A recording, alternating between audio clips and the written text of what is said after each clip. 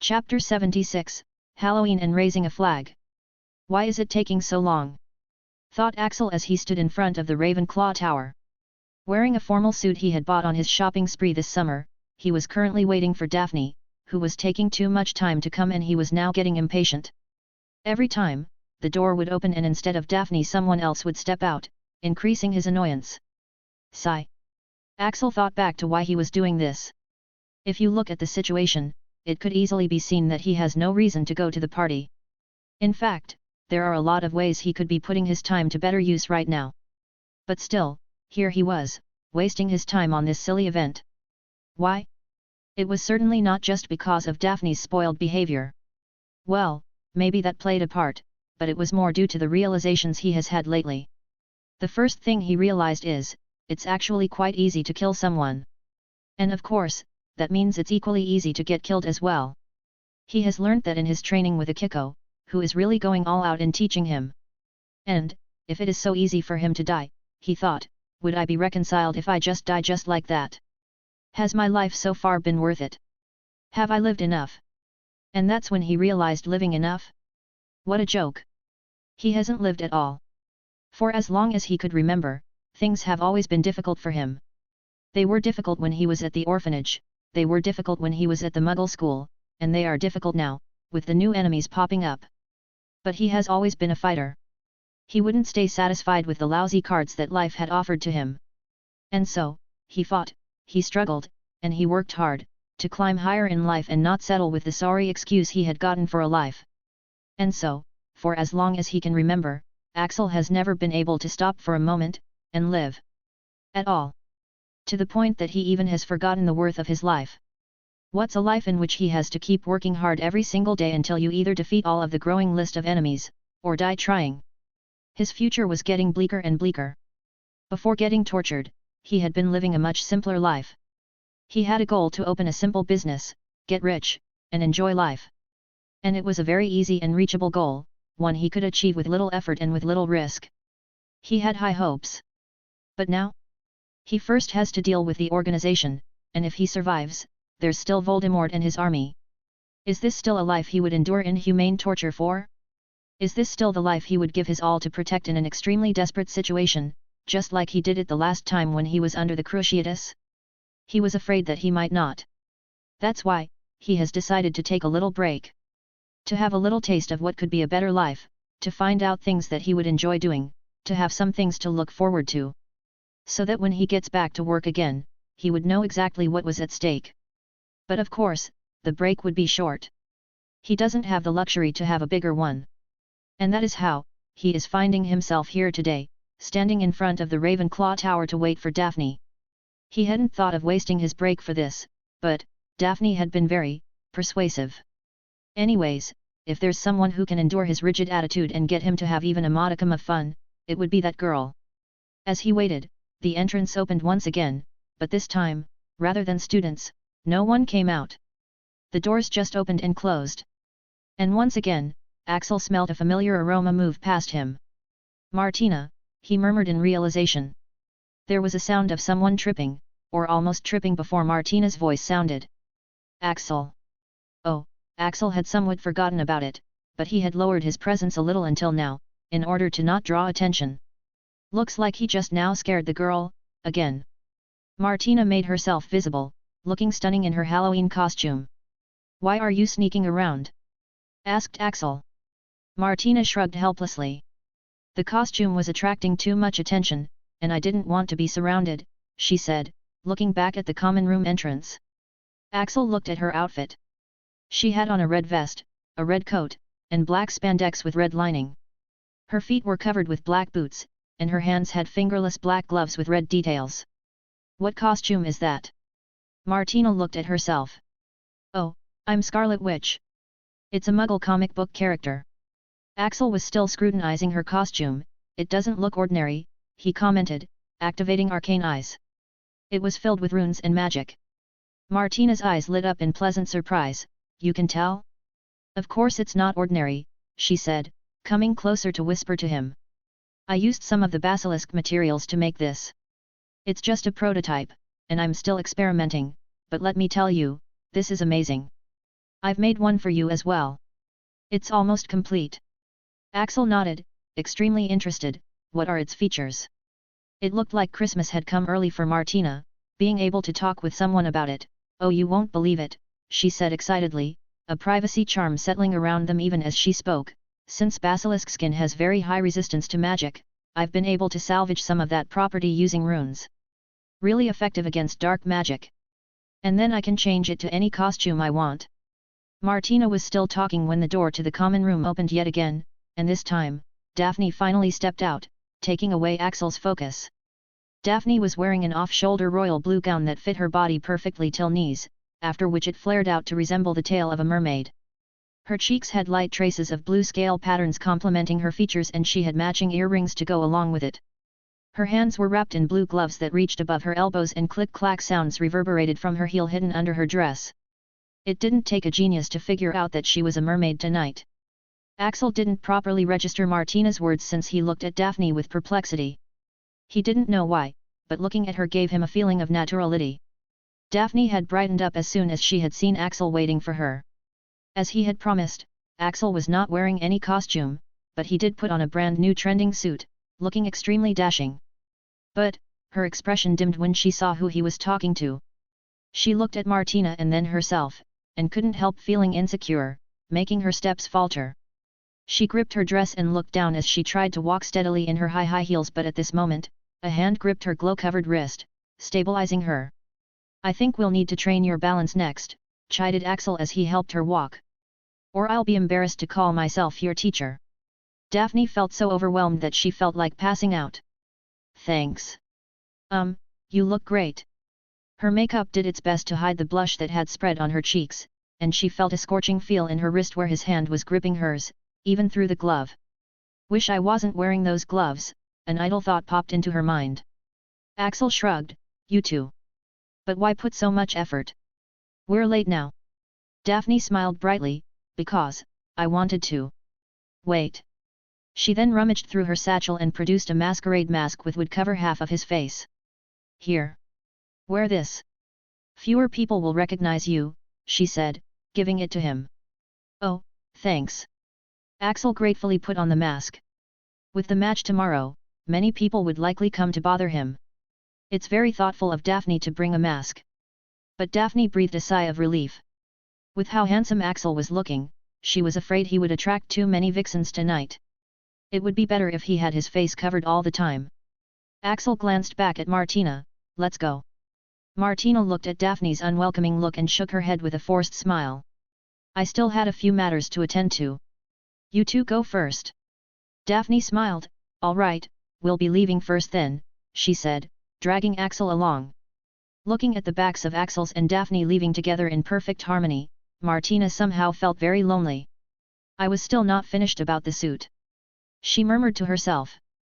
Like always, Hogwarts was really digging the Halloween theme. The Great Hall had undergone a total remodeling. The 4 long tables were replaced by smaller round tables, and the whole place had been festooned with confectionery-filled pumpkins, apples, black cauldrons of big lollipops, carrot cake, bats, orange streamers, goblets of colored sweets, pumpkin juice, and all sorts of Halloween-related decorations.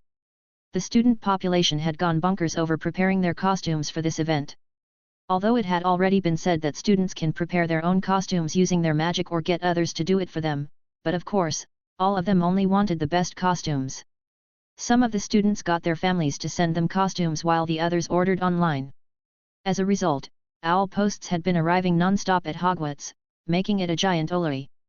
Looks like the party's started, said Susan Bones, who was wearing a pink pixie dress, with 2 delicate little wings attached which were fluttering on their own. Her costume was matching with Hannah, who was wearing a fairy costume, with insect wings fluttering behind her. This is awesome, said Neville in a weird-looking plant outfit, looking around at the Great Hall. And indeed, the party was awesome. Usually, the Great Hall is always illuminated very brightly with the numerous candles that are always floating under the enchanted ceiling. But tonight, the number of candles had been reduced to provide just enough light for everyone to see but also properly bring out the effect of the pumpkin lamps that were also floating around. Music suitable for Halloween played in the background, and sweets of all kinds could be seen everywhere. What was most eye-catching were the students who were wearing all sorts of costumes from scary ones to funny ones. Yeah, it is awesome, said Rose, agreeing with Neville. But Neville, what the hell are you wearing? What? You can't tell? It's Mimbulus Membletonia, said Neville defensively as he looked down at his own bulbous outfit. I could tell, said Hermione, but I can't tell what your costume is, Rose. It's so cute. Rose looked down at her own costume. It was a beautiful dress and she had a pair of rabbit ears on her head which twitched from time to time. Rose was surprised. You don't know? Oh, of course you wouldn't. I'm Babbity Rabbity. It's from a wizard fairy tale. Oh. Wizards also have fairy tales. How have I not read them? Exclaimed Hermione in worry, looking as she was about to rush to the library right now. Hermione herself had opted for a hag costume. With a dark cloak, messy hair, an elongated nose, and necklace of small skulls with glowing eyes, she definitely looked like how she always looked. Susan rolled her eyes. Relax, Hermione. They won't be coming in exams tomorrow, she joked. Now let's get moving. We have to show off our costumes. Who knows? Maybe one of us might win the prize, she said, dragging everyone in. The group made their way into the Great Hall, looking around at everyone's costume. It looked like everyone had gone all out. And why wouldn't they? The event was being broadcasted and there was also a best costume contest as well. While they were looking around, a loud party horn suddenly blared up right behind them, making them all jump. It was Fred and George, dressed as clowns. Hey Fred, it would seem that our Dark Lady has put on a disguise tonight, said George with narrowed eyes. Yes Georgie, and out of everything, she chooses to be the innocent Babbity Rabbity, said Fred in surprise. I say it is a ploy, to make the enemy lower their guard, so that we can destroy them in the war which is tomorrow. Rose was not impressed by the twins' antics. Not when there were already rumors about her being evil. I'm a Dark Lady in disguise? All right, but I see that you two are still clowns. The twins were amused. That we are, said Fred, or was it George? We have always been, said the other. But tonight, we have the excuse to do the things which we have been wanting to do, they finished as they high-fived. At this moment, a few people started looking and pointing at the entrance, making the group also pay attention. Hunt. Rose's teeth clenched at the sight of the masked guy walking in with Daphne. She had read the news, of course. So she knew what people were saying about herself and Axel being secretly in love with each other, and it vexed her to no end. Roxel. Are you fucking kidding me? Oh, this is Axel? Asked the twins together. Then they grinned as they exchanged a glance. Enemy spotted. Fred. Yes George. I know what we're doing today. Wait what? Rose had a bad feeling about this. Really bad. Chapter 77, Special Mission, School in Danger. In the dim lighting, the Great Hall, decorated with various Halloween decorations, coupled with the music blaring in the background, looked completely different from its usual magnificence. At one side, a huge buffet was arranged on a table, with all sorts of Halloween-themed dishes, and on the other, a stage was built with posters of 7 weird people and various musical instruments installed. Walking in with Daphne, Axel looked around the Great Hall. People were wearing all sorts of bizarre costumes, most of which he couldn't even recognize. They were talking, dancing, laughing, eating, scaring each other, or pulling pranks. We're on time. Look, it's the Weird Sisters! Exclaimed Daphne, pointing at the stage where the music was coming from. And indeed, currently, everyone's attention had shifted towards the stage where 7 witches appeared. They were also in Halloween get-up, looking like zombies. Who are they? Asked Axel as a commotion started as soon as they appeared on the stage. Daphne was not surprised that Hermit Axel didn't know about it. They're the most popular musical band. They are going to do a concert here tonight, she explained, dragging him along with the crowd. Are they a big deal? Big deal? They have fans all over the world. Look around. Everyone is here for them, said Daphne, and indeed a huge crowd was now gathering in front of the stage as the students cheered and yelled. Let's go, we have to get to the front spot, exclaimed Daphne, dragging him into the crowd. The concert started soon, and the crowd went wild, screaming and dancing along with the music. Standing in between the crowd of people, Axel looked at Daphne, who was vibing along with the music, and Daphne also looked at him. Daphne shouted something which he couldn't hear. Can't hear you! Yelled Axel, his sense of hearing drastically lowered using super sense. Daphne just grabbed his hand and raised it into the air, making the both of them to move to the beats of music. It was a weird experience, moving along the rhythm in a crowd of people who are all screaming, dancing and jumping like crazy. But it was not unpleasant. After a while, they exited the crowd to take a break with the concert still going on in the background. Wasn't it great? You were going to miss all this, said Daphne, leaning closer to be heard over the music. Was it? Wondered Axel. He didn't know. But it was definitely unsafe. It's quite easy to be attacked in such a crowd. Daphne rolled her eyes at him. Don't give me that look. For once, I'm going to have you live a little, she said as she dragged him towards the stalls. What look? Wondered Axel. He was sure he hadn't done anything. Daphne picked up 2 servings of what looked like eyeballs stuck with a toothpick. Here, try this, she said, picking up one by the toothpick and offering it to his mouth. Whose eyeballs are these? Asked Axel, craning his neck away from the thing. Chuckling softly, Daphne ate the other eyeball to show him. It's not an eyeball, it's a marshmallow. She exclaimed. Axel frowned, looking at the eyeball. How could you tell? Daphne shook her head. That's the thing. You don't find out until you eat it, she said, taking a bite out of a finger dripping with blood next. Oh, fries with ketchup. Nice. Axel sighed. Daphne had already taken his permission to skip the diet for tonight. And since Axel had decided to take a break tonight, he had decided to just go along with whatever for once. But, looking at her eating away freely, he was still getting second-hand diabetes. This is going to mess up all the dieting you've done, he couldn't help but say. Eating another bloody finger, Daphne looked down at herself. Oh fuck it, my tummy has never been so flat before.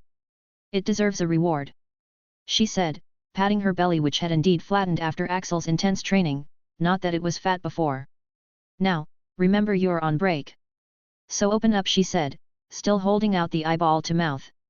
Axel sighed and finally took a bite. It was the first time he was eating something other than his diet in a while. And he has to accept, it was fucking delicious. You're aware you're going to have to train double after this, right? He asked Daphne, who was grinning like a Cheshire cat after feeding him. Daphne sighed blissfully, I leave that to my future self. But this is worth it. Daphne's smile seemed infectious, as a small smile slowly came to Axel's face as well. Well, I guess I'll let go for tonight as well. They started to try different types of foods one after another. Witch's brew, blood splatter cookie platter, treats not tricks, mummy hot dogs, graveyard parfait, things like that. Axel, you're here. While they were still eating, someone called Axel. Axel and Daphne turned to see Patricia walking towards them. She was dressed as an Amazoness tonight, wearing a revealing warrior outfit which was turning a lot of heads. Daphne's smile stiffened as soon as she saw the older girl. How vulgar, she muttered to herself. Though Daphne knew that it was only her jealousy speaking. Patricia seemed to have heard that as she smiled at Daphne, not at all bothered. This is a Princess Diana costume. It's quite normal in Wizarding Brazil. Please don't disrespect our culture. Daphne had nothing to say to that, only cursing the fact that she was only 12, and there were some things she couldn't have right now. Patricia then turned to Axel. Axel, tomorrow's our match. Yeah? So what? Patricia didn't know what to do with this guy. She was dying with trepidation right now just thinking about the millions of ways they could lose tomorrow's match, and the person she had pinned all her hopes on is so nonchalant about the whole thing, making her question her decision yet again. Patricia sighed, the team I have this time is the worst team House Slytherin has ever had. The remaining good players I had recruited have left because I couldn't explain why our seeker doesn't come to practice even though he's never played Quidditch before. So we're left with a bunch of noobs for tomorrow's match. She said, her calm facade slipping. So? Asked Axel, as if he couldn't understand where the problem was. Patricia took in a deep breath, trying not to snap at the guy. He was her only hope now, and she can't afford to have him leaving the team as well. So, I'm wondering what we are supposed to do tomorrow. And should I worry about the match or the aftermath after we lose to Gryffindor under my terrible leadership, she said, barely keeping her composure. Axel smiled, satisfied to see that she had stopped her threats now.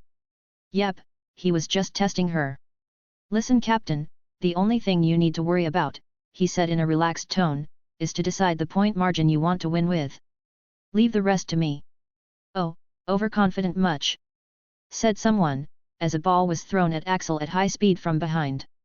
Since Daphne was standing right in front of him, Axel didn't dodge the ball, and it was too late for using magic. So, he could only deflect it. Plop! But unexpectedly, the ball exploded on contact, spraying golden and scarlet color all around. Daphne was saved since she was shielded by Axel, but Axel and Patricia had gotten paint splatter on their outfits, drawing a lot of attention. Witnessing such a scene, gasps were accompanied by sounds of camera flashes, and many people had begun filming it on their Magi mirrors. Yep, people weren't going to miss this opportunity. Honk honk! Happy Halloween! Exclaimed the culprits, the Weasley twins together after blowing the party horns, and many people laughed along with them, finding this funny. People are like this. They find these things funny as long as it doesn't happen to them. Don't kill them, don't kill them, don't kill them, okay maybe later, but not now. Axel slowly removed his mask and shook off its paint as he casually looked at the culprits. Scour Jiffy, he muttered, taking out his wand, removing the paint off himself, and from the still stunned Patricia. The paint came off, but the stains were still there.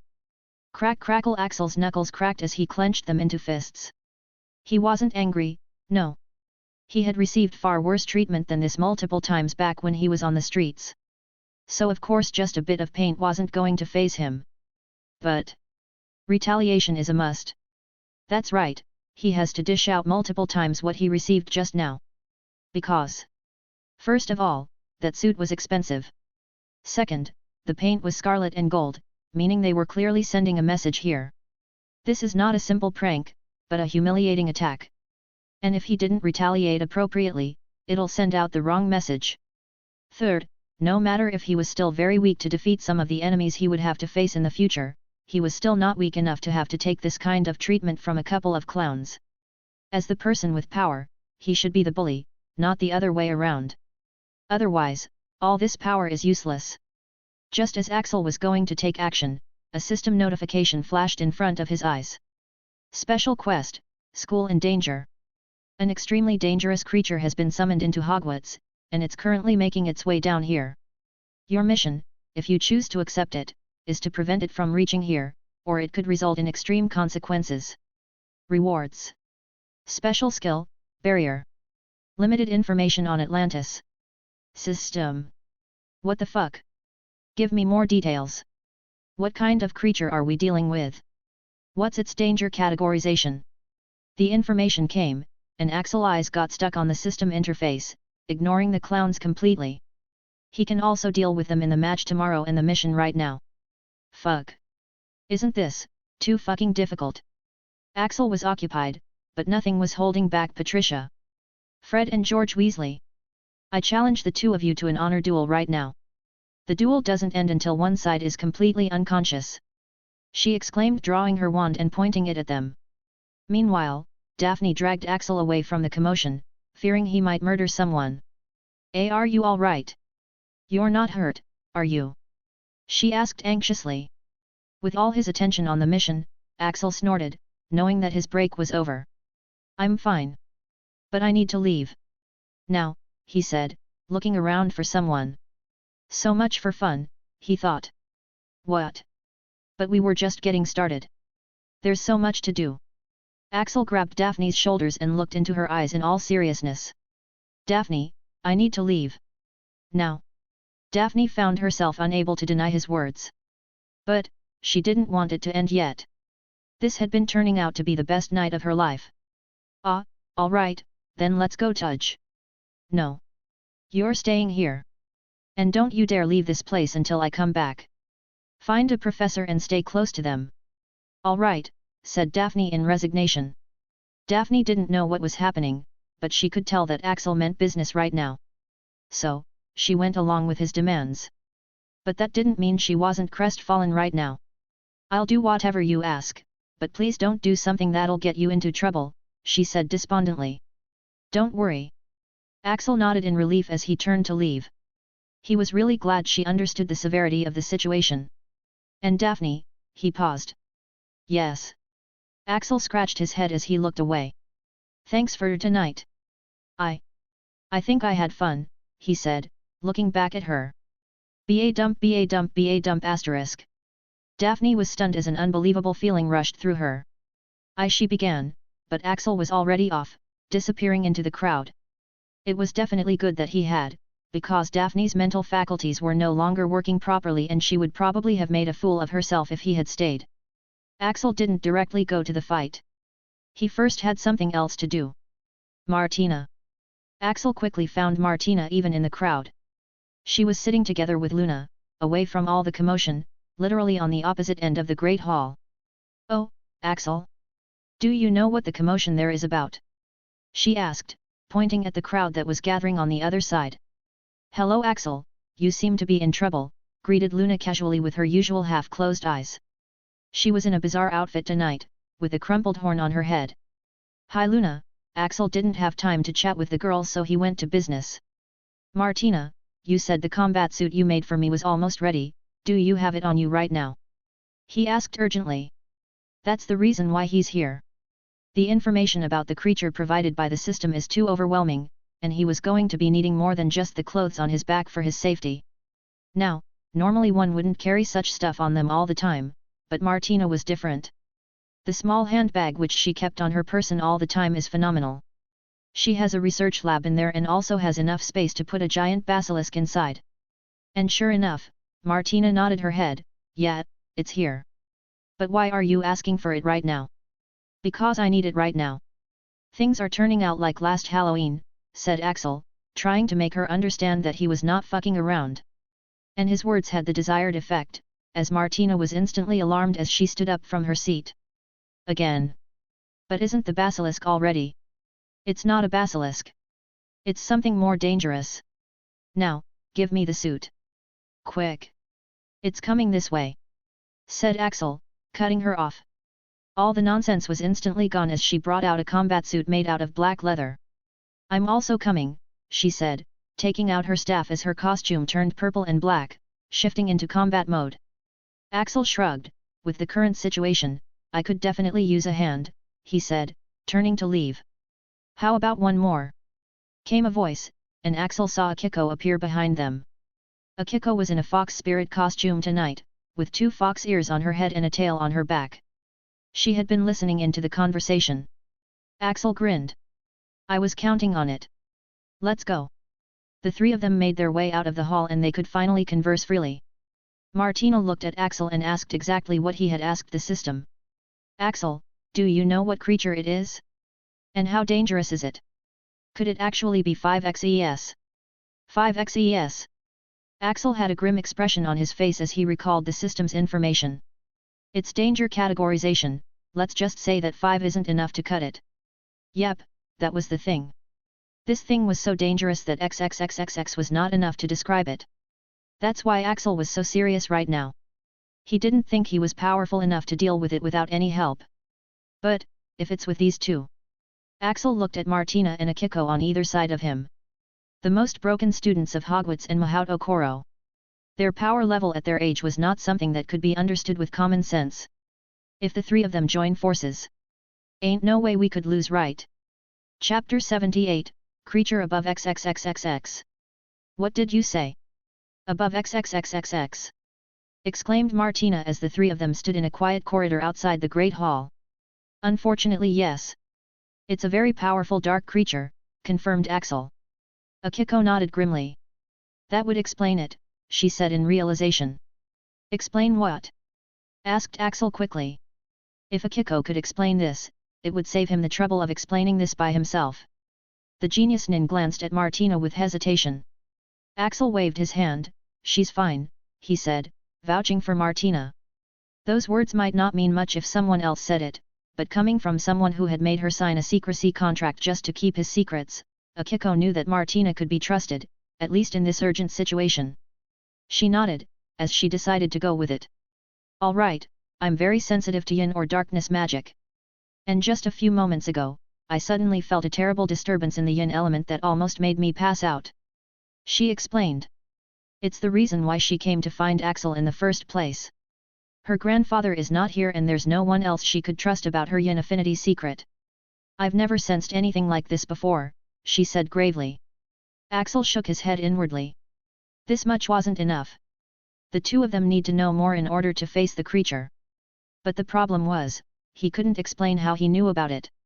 I know a bit more about this creature, he said, drawing everyone's attention. You know? What is it that we're facing? You both already know about Dementors, right? He asked. Akiko and Martina nodded in affirmation. Is it the Dementors again? Asked Martina with some distress. Axel chuckled ironically. If it was only that easy. It's not. It is an evolution of a Dementor. It's called, a Demogorgon. He said, recalling the information he had gotten from the system. What? The two girls were understandably mystified. So, Axel explained to them as quickly as possible. Dementors are actually incomplete creatures. They seek darkness and souls for their completion. And when a sufficient number of souls and dark energy is consumed, under the right circumstances, they can evolve. They become more powerful, more sentient, more corporeal. And more, a lot more dangerous. And that thing, it's actually in school right now. Martina covered her mouth in horror. How did it end up here? Axel shook his head. The situation is beyond improbable, but the priority is how to deal with it before it's too late. Actually, the circumstances of evolution are too difficult to be met on Earth, what with the lack of sufficient dark magic. And since the creature is more corporeal, it loses its ability to travel from the netherworld to here. So, these creatures are only supposed to be found in the netherworld. But somehow, it's here tonight in Hogwarts, about to cause a lot of mayhem. How do we deal with it? Akiko asked the main question. Both the girls at least had enough sense to not ask how Axel knew what he knew. Axel looked into his magi mirror, smoothly hinting at the source of his information. It's a very dangerous creature. Fighting it alone without prior preparations guarantees certain death for each one of us. Now that was a blow that took them by surprise. Each of them was somewhat aware of the other's power. Even all on their own, each of them was a force to be reckoned with different types of skills and specialties. Even XXXXX creatures like dragons weren't impossible for them to deal with, let alone just surviving against one. But here Axel was, guaranteeing certain death in a one-on-one confrontation against this creature. But, since we are going to be facing it together, with such preparations, we have a real shot at this, he said, reigniting their hopes. What do we have to do? Asked Martina, and Akiko nodded. Axel looked at her seriously. How powerful is your patroness? Martina nodded a bit apprehensively. It's quite powerful. But it hadn't properly worked in their last encounter with Dementors on the previous Halloween. She had been too scared and unfocused to cast it in one attempt, almost losing their lives. Don't hesitate. You can do it, said Axel with surety. Even though this girl could be quite unreliable, Axel at least had this much faith in her ability. Axel then looked at Akiko. How many weapons do you have? As the granddaughter of Hiroji Yamazaki and the heiress of two powerful clans? Akiko smirked. A lot. In front of Axel's eyes, the system interface showed him the live location of the Demogorgon as he ran through the corridors in a blur together with Akiko, with Martina actually flying behind them. Of course, all three of them were almost invisible, only showing themselves enough to be able to see each other. Axel was currently wearing a black hoodie with the hood on, black jeans, and black sneakers. His hands had fingerless gloves and his face was covered with a mask, only leaving his eyes visible. Due to necessity, Martina had also lent a suit Akiko, which was one of the prototypes she had made for herself. Since the suits can change into anything, she had turned it into her usual tight ninja clothing that outlined her curves, and like Axel, her face also had a mask on. It's clothes. I can feel it. Axel nodded, it was indeed clothes. And now, even he could feel it. The familiar ominous and hopeless feeling, quite similar to the one he felt in the Dementor's presence, only much more sinister. And judging by the quick intensification of this feeling, it would seem that they were almost there. Martina, it's time, Axel said, glancing back at Martina. It was better to cast the patroness before. With the unreliability of Martina, it's not certain if she would be able to do it after they come closer to the creature. Martina nodded, taking out her staff. She would be lying to say that she wasn't nervous. From what Axel had explained, there were high chances she could die a horrible death just now. But, whether she liked it or not, she was not a runner.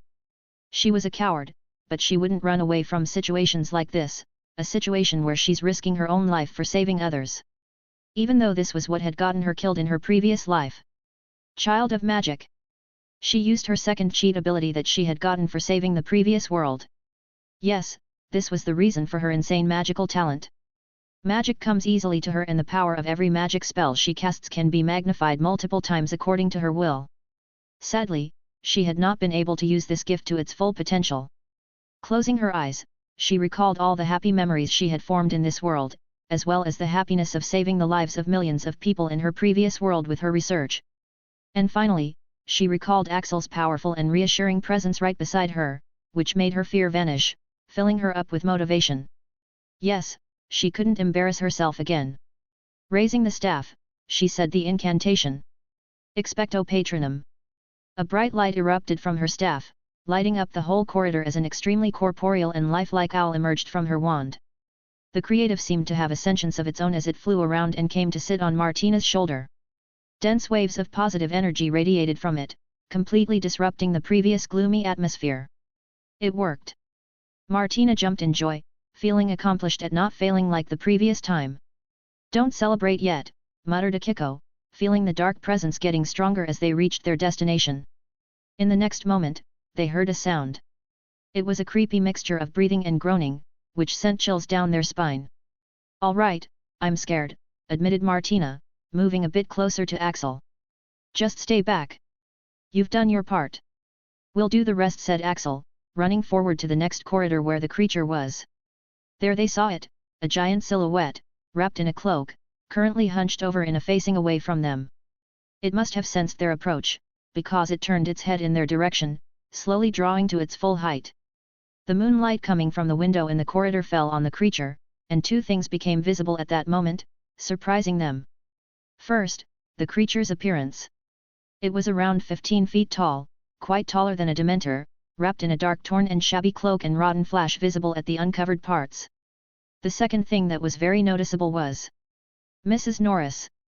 Cried Martina in horror. Blood was clearly dripping from the creature's cloth-covered head that only exposed a mouth. And lying on the ground where the creature was previously hunched over, was the half-eaten body of a cat which used to be Mrs. Norris. More corporeal indeed, thought Axel, truly realizing what that meant. This thing ate more than just souls. The creature sucked in a breath and then scree. It screeched in one of the most sickening sound Axel had heard, which even trumped that of Umbridge's. A wave of its aura hit them, clashing with the aura of Martina's patroness. It's working. Let's proceed with the plan, shouted Axel, infusing his knife with light magic. Martina had truly done her job. The clothes they were wearing, made from the basilisk hide, are highly resistant to magic. That's the reason why their soul wasn't getting sucked out of their bodies right now. Without them, they'd already be dead since the pull is much stronger compared to a Dementor's. And the patroness had prevented Demogorgon's presence from affecting their minds. Otherwise, most of its prey can't even muster the will to escape, let alone fight back. Annoyed by the patroness, the creature screeched again as it extended its hand. A mass of dark magic came out of its hand heading for them. It was the Demogorgon's ability. It could harness dark energy. Akiko! Called out Axel. I've got it! Came her reply as she formed a few hand seals. Yin release, dark shield. A shield formed in front of them, defending them from the corrosive darkness. The creature let out a shriek of frustration as it moved forward. Can't let it come closer! Shouted Axel, backing away along with Martina and Akiko. That was the main problem. The intensity of Demogorgon's pull on the soul increases with the distance. So, it's very risky to get near it. Yin release, chains of hell. Akiko cast another jutsu, and black chains emerged from the ground, wrapping up the creature. Now! Axel nodded as two kunai appeared in his hands. Trackless. Light infusion. Throwing. The kunai in his hands began to flow in with light magic, and Axel threw them out, sticking them straight into the creature's skull. Screech. The creature screeched in agony as it struggled hard, almost breaking off the chains of darkness. But Axel wasn't done yet. He kept throwing out the kunais, knives and swords, piercing the creature every time. Shing shing shing. The creature kept wailing with each attack, but for some reason, there wasn't enough damage. It kept struggling against the chains as the pull on their souls got stronger, causing them to back away. "I can't hold it for much longer," said Akiko through gritted teeth. "We have to hurry. If the others arrive before us they'll die without the protection of the suit," said Martina, firing her own spells, none of which seemed to work. "Damn it! I'm so going to make an offensive patroness spell if I get out of this alive!" she exclaimed helplessly. The pull on their souls intensified, and the creature began to attack them with its dark magic, which Martina had to defend them against. Akiko could see where this was going. "It's too powerful. We should think of evacuation," she said with difficulty. There were barely any ways to deal with a Dementor. And an evolution of that thing? It's a total abomination. "I'm not done yet!" shouted Axel. "Work, damn it!"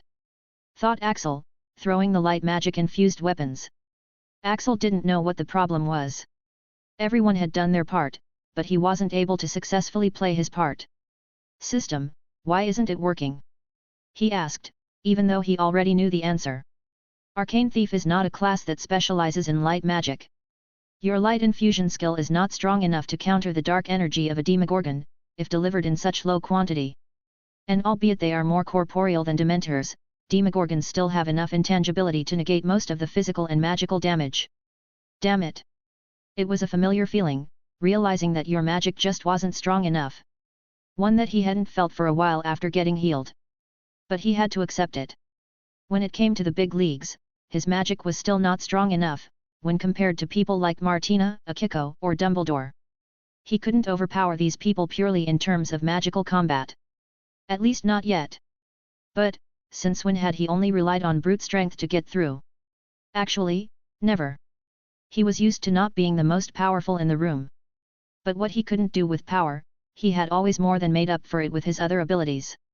Closing his eyes for a moment, Axel went back to the time when his magic was extremely weak, making almost every spell impossible for him. Even at that time, he had managed to use his magic effectively. Repetition. That was the key. "Martina, can you lend me your staff?" he asked. Martina looked extremely regretful as she shook her head. "It's bound to me. No one else can use it." Sigh.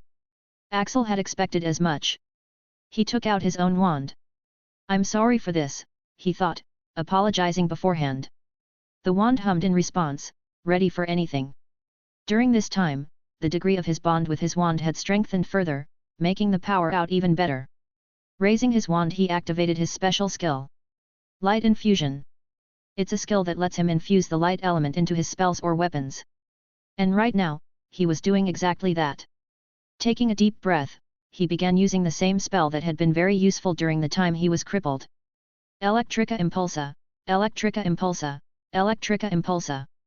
Within a few seconds, he had charged his wand dozens of times, generating an incredible amount of power.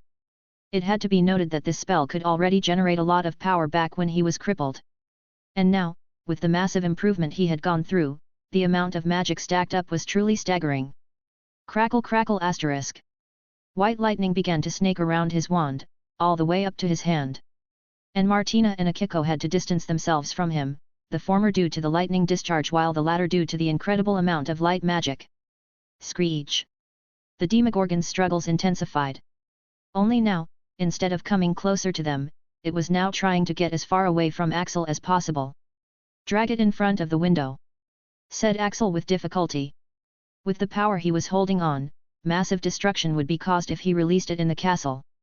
Axel was currently in an incredible amount of pain. He had never felt like this before.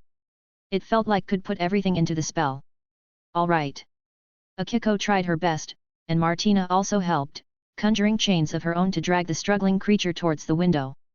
Axel's jaw clenched due to the sheer amount of concentration that was needed to maintain the spell, even with his incredible mental power.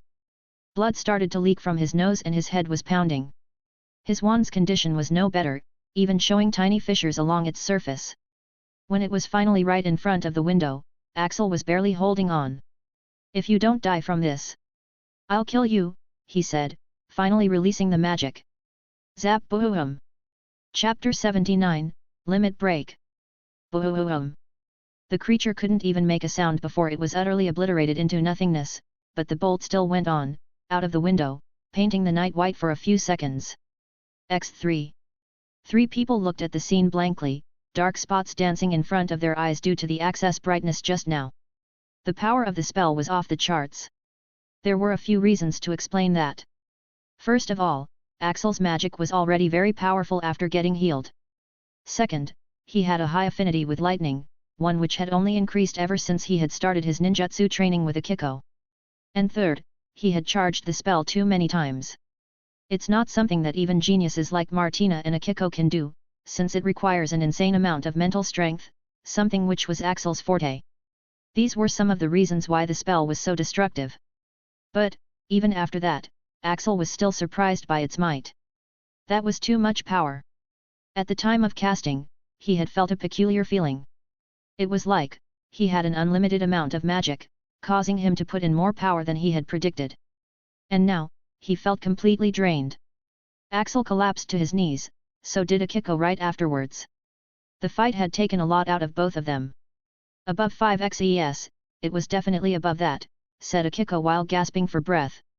Chains of Hell, a yin affinity forbidden jutsu which very few yin users can perform without dying. A spell that could easily hold down dragons. And she couldn't even hold down the creature for more than a few minutes with that spell. The Demogorgon turned out to be much more powerful than they had anticipated. Just a few moments ago, she had already given up on defeating it, instead considering how to stall it and evacuate everyone. Her thought process had even reached the idea of using the portal which the delegation came from to transport everyone at Hogwarts back to Japan. That's how hopeless the situation was. And then Axel suddenly decides to use some extremely powerful magic, one she had never seen before, to completely annihilate the creature. How? She wondered. Martina on the other hand wasn't so surprised by the fact that Axel had managed to save the day once again. She was more surprised by the magic he had just used. How? How in the Rob's name did you do that? She asked Axel, who was lying exhausted on the floor. The spell is only supposed to produce lightning and there's no way it could be charged that many times. Martina's eyes were shining with curiosity as she looked at Axel.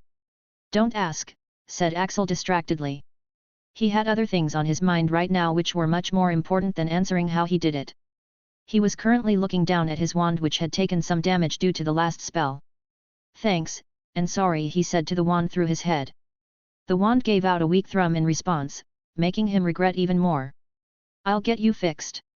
He promised. Axel. Are you all right? Oh my god. You're bleeding from the nose. Exclaimed Martina, bringing him out of his thoughts as she checked his condition. I'll live, said Axel with a nod, slowly getting up on shaky feet.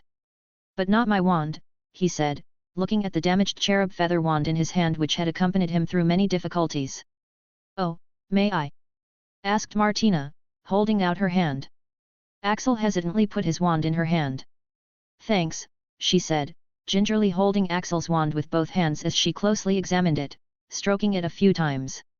Careful, said Axel, a bit apprehensive. Don't worry, I know how to handle a wand. I've been doing this since I was a child. Martina said reassuringly. Meanwhile, Akiko, do I have a dirty mind? Unaware, Martina continued her diagnosis. Let's see, there's critical damage to the wood, and a slight damage to the core as well, but it can be salvaged. Looks like the power output was too much for it. I can help you fix it, she said, giving it back to Axel. Axel raised an eyebrow. You can fix it.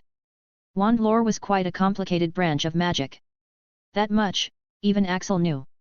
But she's Martina after all, so it shouldn't come out as much of a surprise. Before Martina could reply, Akiko got up. We need to get out of here. Martina nodded in agreement, but Axel had one more thing to do. Wait a section. Traceless. Activating the skill, he quickly removed traces of Akiko and Martina from the scene as well, only leaving the rest of the things undisturbed. Let Dumbledore and others do whatever they want with this. He had done his part, the rest, he minded his own business too much to bother. How did the creature get here? Who brought it? What were they playing at? There were a lot of questions in his head, but Axel's head was still throbbing due to the exertion earlier and he already had enough on his plate. Though, Martina and Akiko had even more questions. How did Axel know the castle was in danger? How did he know that it was a Demogorgon? How did he know exactly what a Demogorgon was? And, How did he do that magic? So, after they were safely out of the area, the two girls turned to look back at Axel to ask questions, but to no one's surprise, the mysterious boy was nowhere to be found, making Akiko click her tongue and Martina to stomp her foot. The only thing he left was a note tucked in each of their pockets which stated, "Thanks for the help. I owe you guys one." Martina crushed the note. "This is so like him," she said in annoyance, and Akiko could only nod in agreement. Though, both the girls were smiling. After Axel had gotten rid of the girls, only then did he look at the system notifications he had received. New skill unlocked. Congratulations! You have unlocked the skill, Limit Break. You can temporarily break past your limits in order to overcome a desperate situation. Son of a... Axel exclaimed in surprise upon seeing the notification. Previously, he had been too concerned about his damaged wand to pay attention. So, a new skill. Axel sighed. Now he can understand how the spell was so powerful. And here he thought, he had finally became powerful. Limit Break. This is a great skill for critical situations. But, it was also quite dangerous. It doesn't give him extra power. The power he is getting is at the expense of damaging his own body. He'll have to use it wisely. Axel checked the other notifications. Congratulations! You have completed the special mission, School in Danger. Rewards. Special skill, Barrier. Limited information on Atlantis. Approval rate. Another special skill. As explained, Arcane Thief is a great class, but it leaves a lot to be desired in terms of skill set. A single class can't have every skill after all. And special skills make up for that. Like now, he has got a barrier skill, something which the Arcane Thief class does not include. It'll definitely come in handy. But, Axel's main focus was on the information he had just gotten installed in his head, and as he laid there on the ground, the elation he had been feeling at completing the mission slowly vanished. Because the limited information he had gotten didn't contain good news. He carefully sifted through the information and his expression grew somber the more he read. Here's the gist of it. Atlantis is the oldest magical civilization, much older than any other. And as one would expect, it used to be very developed in terms of magical technology. But almost everything was destroyed due to internal warfare thousands of years ago, and Atlantis sank underwater. The remnants of the royal family who had won the war, restarted the civilization, having very little left of the previous glory. They decided to start anew and discarded almost all of the previous advanced magical technology, leaving only a few pieces of the advanced technology which are called relics. Now, after thousands of years, the opposing side has risen again, trying to take over, and the royal family is at its weakest right now. It would seem that the organization is going to take over Atlantis very soon. And when it does, it's going to start a war against the world using the relics. So, if Axel has to handle the organization, he has to do it soon, or he'll have another force trying to take over the world. Looks like there's no choice, he thought, slowly picking up his tired body. With his realizations over the past month, he had been having second thoughts about attracting the attention of the organization.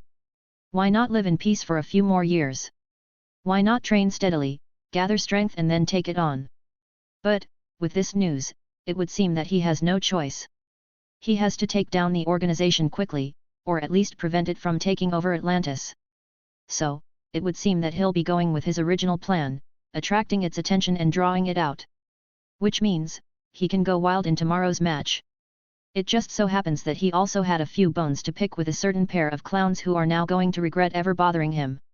Feeling quite drained, Axel went back to the Great Hall after changing to find a very anxious Daphne. Axel dragged her to a secluded corner where no one would bother them. "Merlin's beard, you're bleeding. Are you all right?" asked Daphne, frantically checking for injuries. Axel checked his overexerted body. "I'm fine, just tired." "What happened? Why did you have to leave so suddenly?" she asked anxiously, sitting right beside him. Axel shook his head. "You need more occlumency for that." "But everything's fine now," he said, settling into the chair. Daphne couldn't help it, her eyes grew misty as she gripped his hand with both of hers. "I was so scared. I've never seen you so serious before." Axel didn't shake her off. It was a really close call this time. They had almost lost it due to not being able to damage it. And with its high range, if the creature had reached anywhere near the Great Hall, it would have sucked hundreds of souls at once. And at that moment, Axel had thought of only one person in the Great Hall, which had helped him break past his limits. "Thanks," he said looking at the mermaid in front of him, not really explaining everything. Daphne sighed, "Don't thank me. I couldn't help you make the most of your break. You didn't have that much fun, did you?" Axel shook his head. "No," he said truthfully. "In the first place, he is not even the kind of person who would overly indulge in pleasure. But, his original purpose wasn't having fun, was it? It had been to find something to fight for once again. Something that'll drive him to not give up in a difficult situation and drive him to give it his all. A reason to work hard. And, at that moment, when he had foreseen the creature breaking out of the chains, he had felt it. He didn't know what it was yet, but it was there. And he intended to explore it. So, tonight wasn't meaningless. You did help me," he said, smiling at her. "Just not in the way you wanted." The next day, Axel woke up in the morning feeling quite groggy and tired. His head was still aching from his fight with the Demogorgon. "Is Halloween here cursed or something?" he thought while groaning. "Last year it was something else and this year it's a creature above XXXXX. Axel dragged himself out of bed. It was early morning and he had some training to do. The break was already over, and though he was interrupted, the main thing was Axel had actually felt annoyed at being interrupted, meaning it was definitely something he had enjoyed. Oh, there was a match today as well, right? He realized while doing his training. So, he warmed up some of his skills which would come in handy today. That was it for his preparations. After that, he leisurely made his way into the Great Hall, only to see a lot of eyes turning towards him. Patricia, the captain who looked to be on the verge of pulling her hair out, finally seemed to have hope return to her eyes as soon as she saw him. "Where have you been? I've been trying to find you since last night. You haven't picked up any of my calls, owls can't reach you, and I can't even find your room in the dorms," she asked in harsh whispers after dragging him aside. Axel rolled his eyes. "What is so urgent that you are trying to find me like a crazy stalker?" His Magi mirror is always on silent mode and of course she didn't find his room in the dorms. It's because he has removed his name from the door of his room there, so that no one notices his absence. "Urgent? We have a match in a few minutes. Is that not urgent enough for you?" "So what? I'm still on time. Now let me eat my breakfast," said Axel as he began to leave. "Breakfast? You still have time for breakfast?" Patricia followed him like an angry kitten. Axel ignored her. "Yeah, I need my energy, don't I?" Patricia once again almost pulled her hair out of frustration. "So overconfident. You're giving me anxiety," she said, her hands reaching for her pocket. Axel pushed past her, offering her a potion. "Here." Patricia checked her pocket where the potion was supposed to be moments ago. "Wait, when did you?" But Axel had already left behind. "Just trust me, Captain," said Axel as he went to sit beside Daphne. "What's the news?" Daphne looked furious. "Not good. I so want to kill those brothers right now." Photos and clips of the Seeker and the Captain getting splashed in Gryffindor colors were currently making rounds on the Magi Hive and the Slytherin team was getting unceasingly trolled right now. Some might say that it was just paint, but it was not. 2 Slytherin representatives get painted into Gryffindor colors is extremely humiliating to the whole house and it is a big deal. And the only reason it was just paint and not something more harmful like their other pranks was because the imps didn't want to get disqualified before the match. Other Slytherins are the witnesses of how vicious those two can really be. Axel nodded. The twins will get what's coming for them. Anything else? The twins were dead meat, Daphne already knew that. Don't get into trouble, that's what she was worried about. And also, my mom and sister are here. Come see them after the match if you can. Will do. Axel quickly ate his breakfast and got up, ready to kick some ass. Chapter 80, 1 vs all, the beginning. Yep, it's here. In the stadium, Bellatrix and Andromeda Black appeared one after another in the VVIP room through the fireplace. They were here and not in the VIP box with the other Blacks who were supporting Rose because they wanted to see the match discreetly, without being seen by anyone. "It's been a while since I attended one of these," said Bellatrix nostalgically, looking down at the stadium. And as she removed the cloak, the reason for their discretion became visible. For today, the majestic Minister of Magic persona was gone, replaced by a girl in a black jeans, green silver-green t-shirt that said Go Slytherin. and matching scarf, with the snake insignia on it. In her hands she held a tray containing a big bucket of popcorn and various drinks. Yep, as it can be seen, Bellatrix Black had come fully prepared for the occasion, not as the Minister of Magic, but a hardcore fangirl. She had worked non-stop in the past few days to clear her schedule for today, postponed everything so that nothing can disturb her today, brought popcorn, booked a private VIP room at the stadium, and even wore the Slytherin Quidditch merch that she had always thought was stupid. Why did she do all this?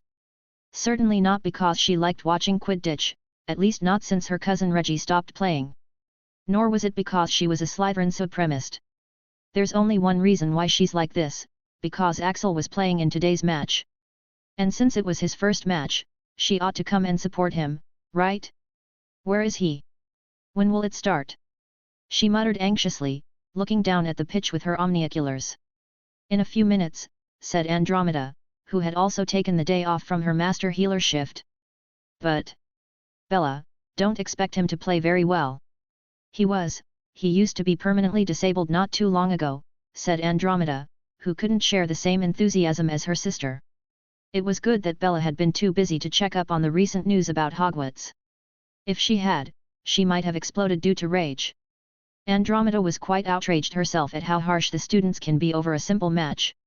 And more importantly, Axel had only recently suffered from severe trauma in all of his nerves. So, even after he's healed now, Merlin knows how, his motor skills might not be as sharp as they used to be. So, she was quite apprehensive about today's match, especially since it's against Rose.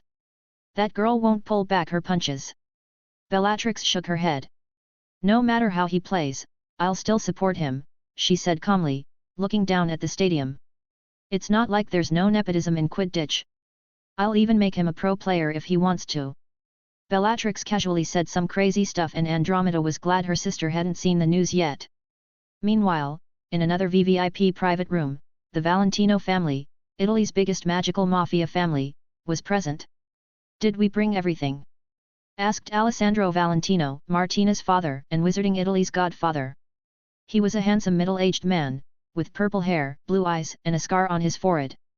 Wearing the suit, hat and accessories like gold chain, watch and rings, he cut an intimidating figure, even though he was soft as a sponge with his family.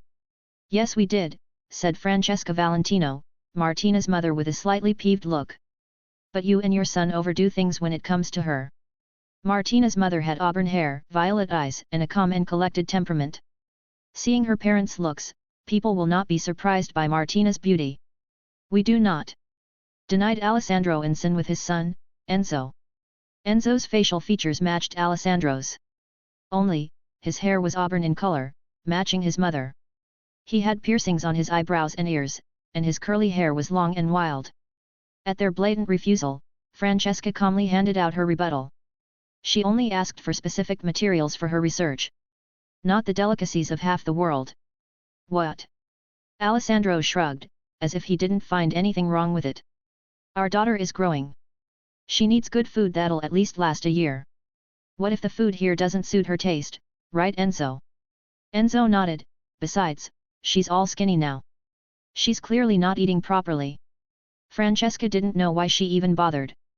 These two were a lost cause when it came to her daughter.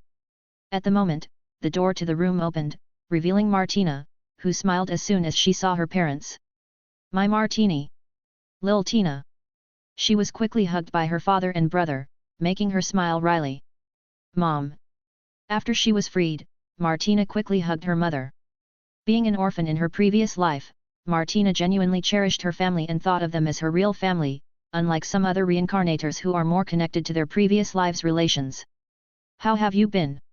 Asked Francesca, her stern eyes softening as she caressed Martina's hair. No matter how much she tried, she could not be her usual strict self with Martina. It helped a lot that Martina didn't need it. Same as always, Martina replied. Even though she was not.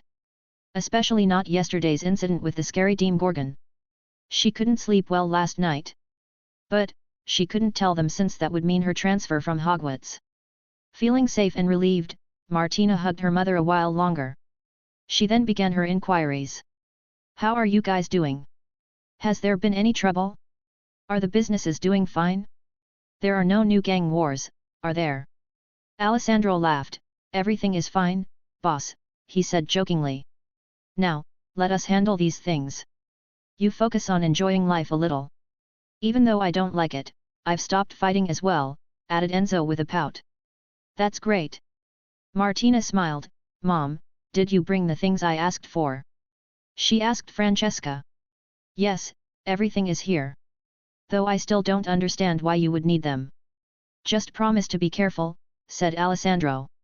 Yeah, I know, said Martina distractedly, checking the contents.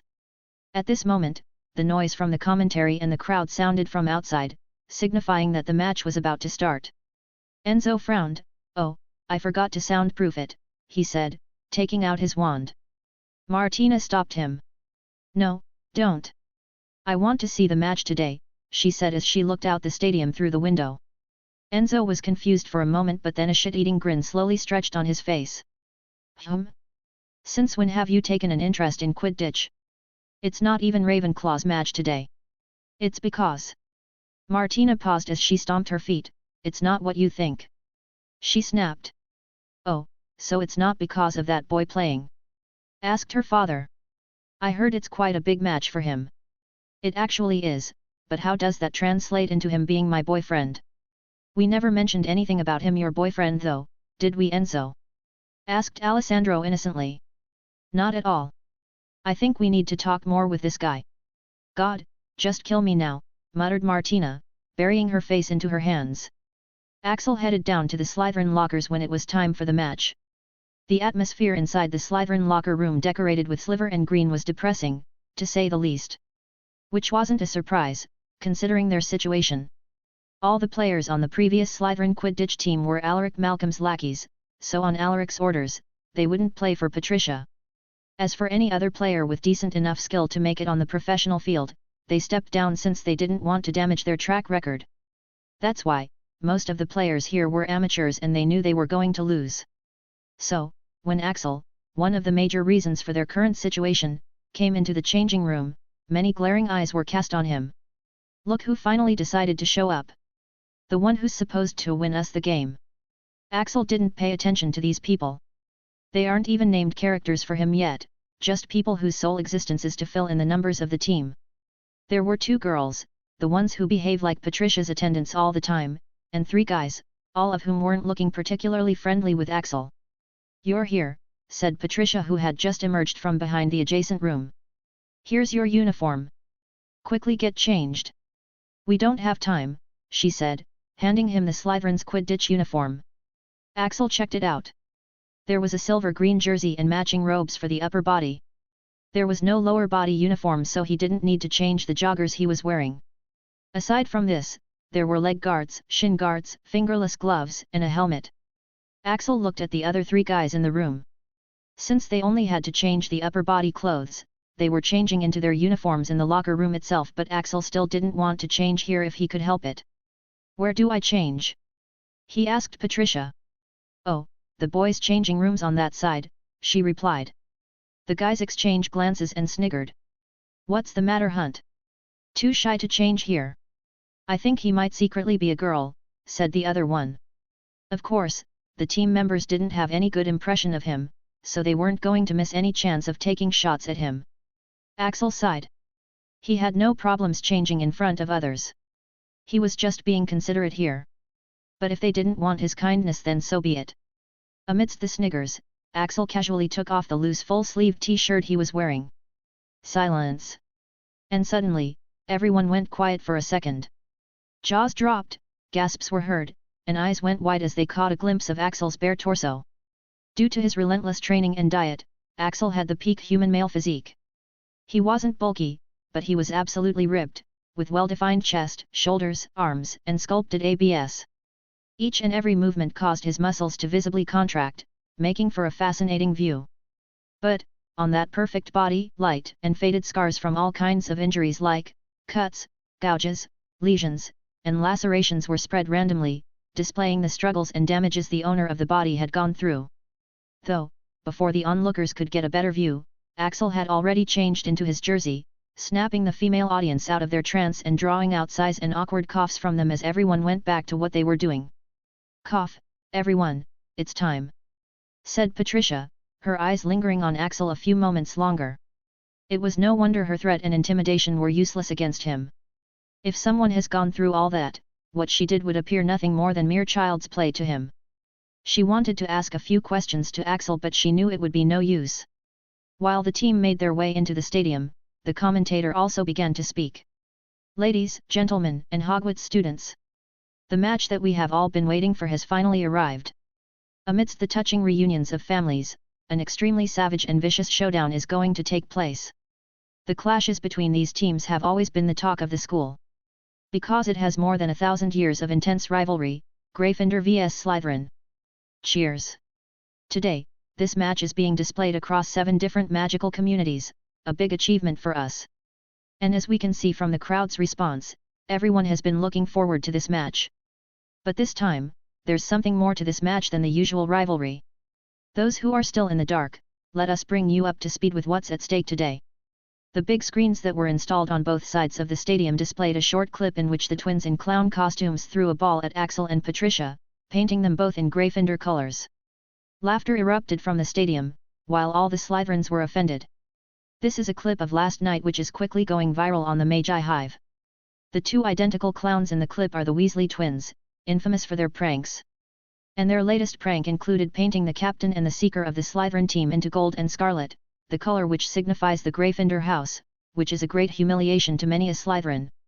And through the match today, the Slytherin team is supposed to take its revenge today. Meanwhile, standing opposite Axel in the middle of the pitch, Rose looked between a mixture of amused and guilty. "I tried to stop them, don't blame me for this," she offered to Axel. She didn't know why, but she had had a bad premonition as soon as the Weasley twins had come up with the idea. She had tried to stop them, but of course, since when had the twins listened to anyone? Facing the humiliation from the crowd and the gloating looks of the twins, Axel remained unmoved. "You should have tried harder. Don't blame me for what I'm going to do next," he replied calmly, making Rose's bad premonition come back in full force. The commentator wasn't done yet, as another clip was shown on the screen next, of Rose and Axel facing each other. And this is a clip of the challenge between seekers of the teams. The new Slytherin seeker, Axel Hunt, has challenged the Gryffindor seeker Rose Potter, the girl who lived herself. The Gryffindor seeker has been reported to be the best and the youngest seeker at Hogwarts, winning Gryffindor the Quidditch Cup and House Trophy in her very first year here. There are talks of her getting offers to play in the major leagues already, which is definitely going to be an unheard of feat. And such a seeker has been challenged by the underdog Axel Hunt. The word is, the losing party will have to do anything the winner asks. So, are you excited to see the outcome? Yet. Axel frowned. The commentator has been in favor of Gryffindor from the beginning, and passive-aggressive towards the Slytherin. Like right now, he is all but stating that Axel is a reckless idiot, while trying to stay neutral to not get into trouble for it since the match is being broadcast internationally.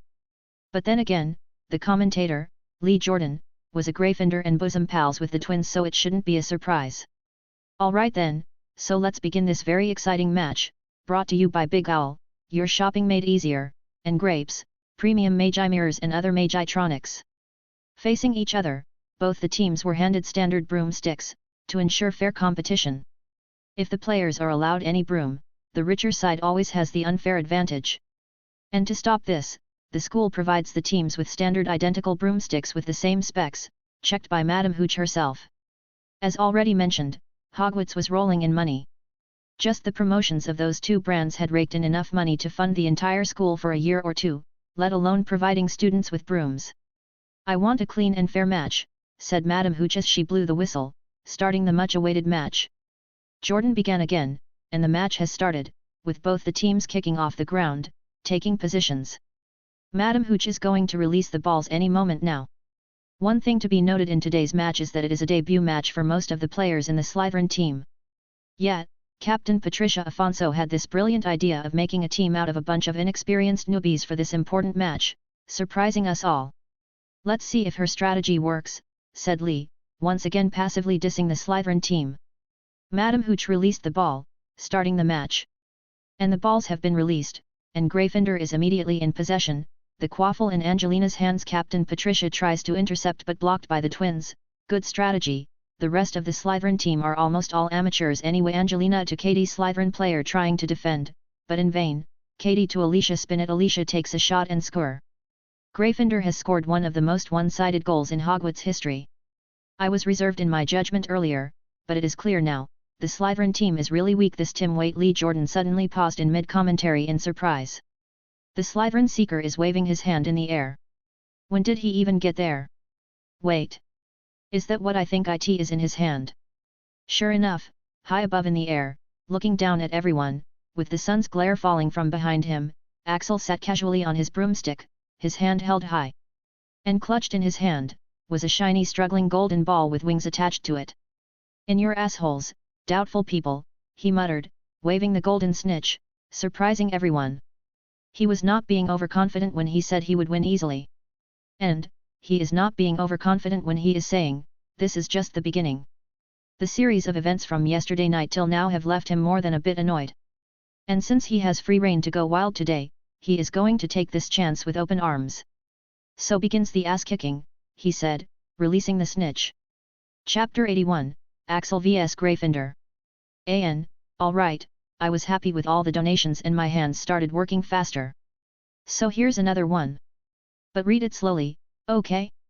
These chapters are 3,000 plus words, almost twice the size of other FICS on this site. And you guys are still complaining about chapters being short. It's not my fault my writing is so good that you don't realize how much you've read.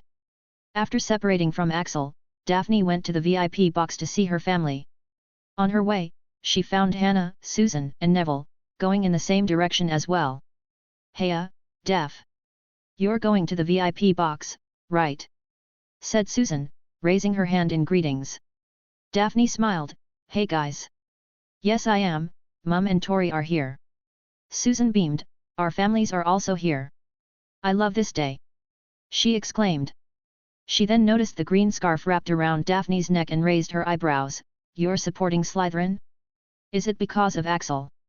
Daphne nodded, not bothering to deny it. Neville snorted. How useless. When everyone knows there's no chance of them winning. I'm so looking forward to Axel's humiliation.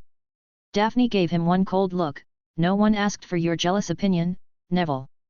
Just learn to accept that you're not the main character outside your home, she snapped. She had been tired of this guy taking every opportunity to talk bad about Axel out of jealousy.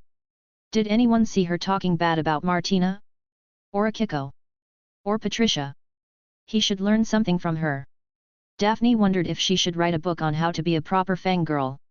Daphne looked at Hannah, who looked a bit intimidated by her outburst, and Susan, who didn't seem to know what to say, and then at Neville, who had obediently shut up, and she suddenly didn't want to stay here any longer. Sus, Han, I'll go ahead. See you guys in the VIP box. With that, she was off. Walking away from the people who once used to be her friends, Daphne sighed. She used to be very close to them. But over the last year, they had just sort of drifted apart. In the first place, she had become friends with them because her father had ordered her to do it and she wasn't given a choice. But her asshole of a father was already dead, so she could be friends with anyone she wanted, and frankly, she no longer wanted to be friends with them. Daphne didn't let this small encounter dampen her mood. She was going to meet Mom and Tori.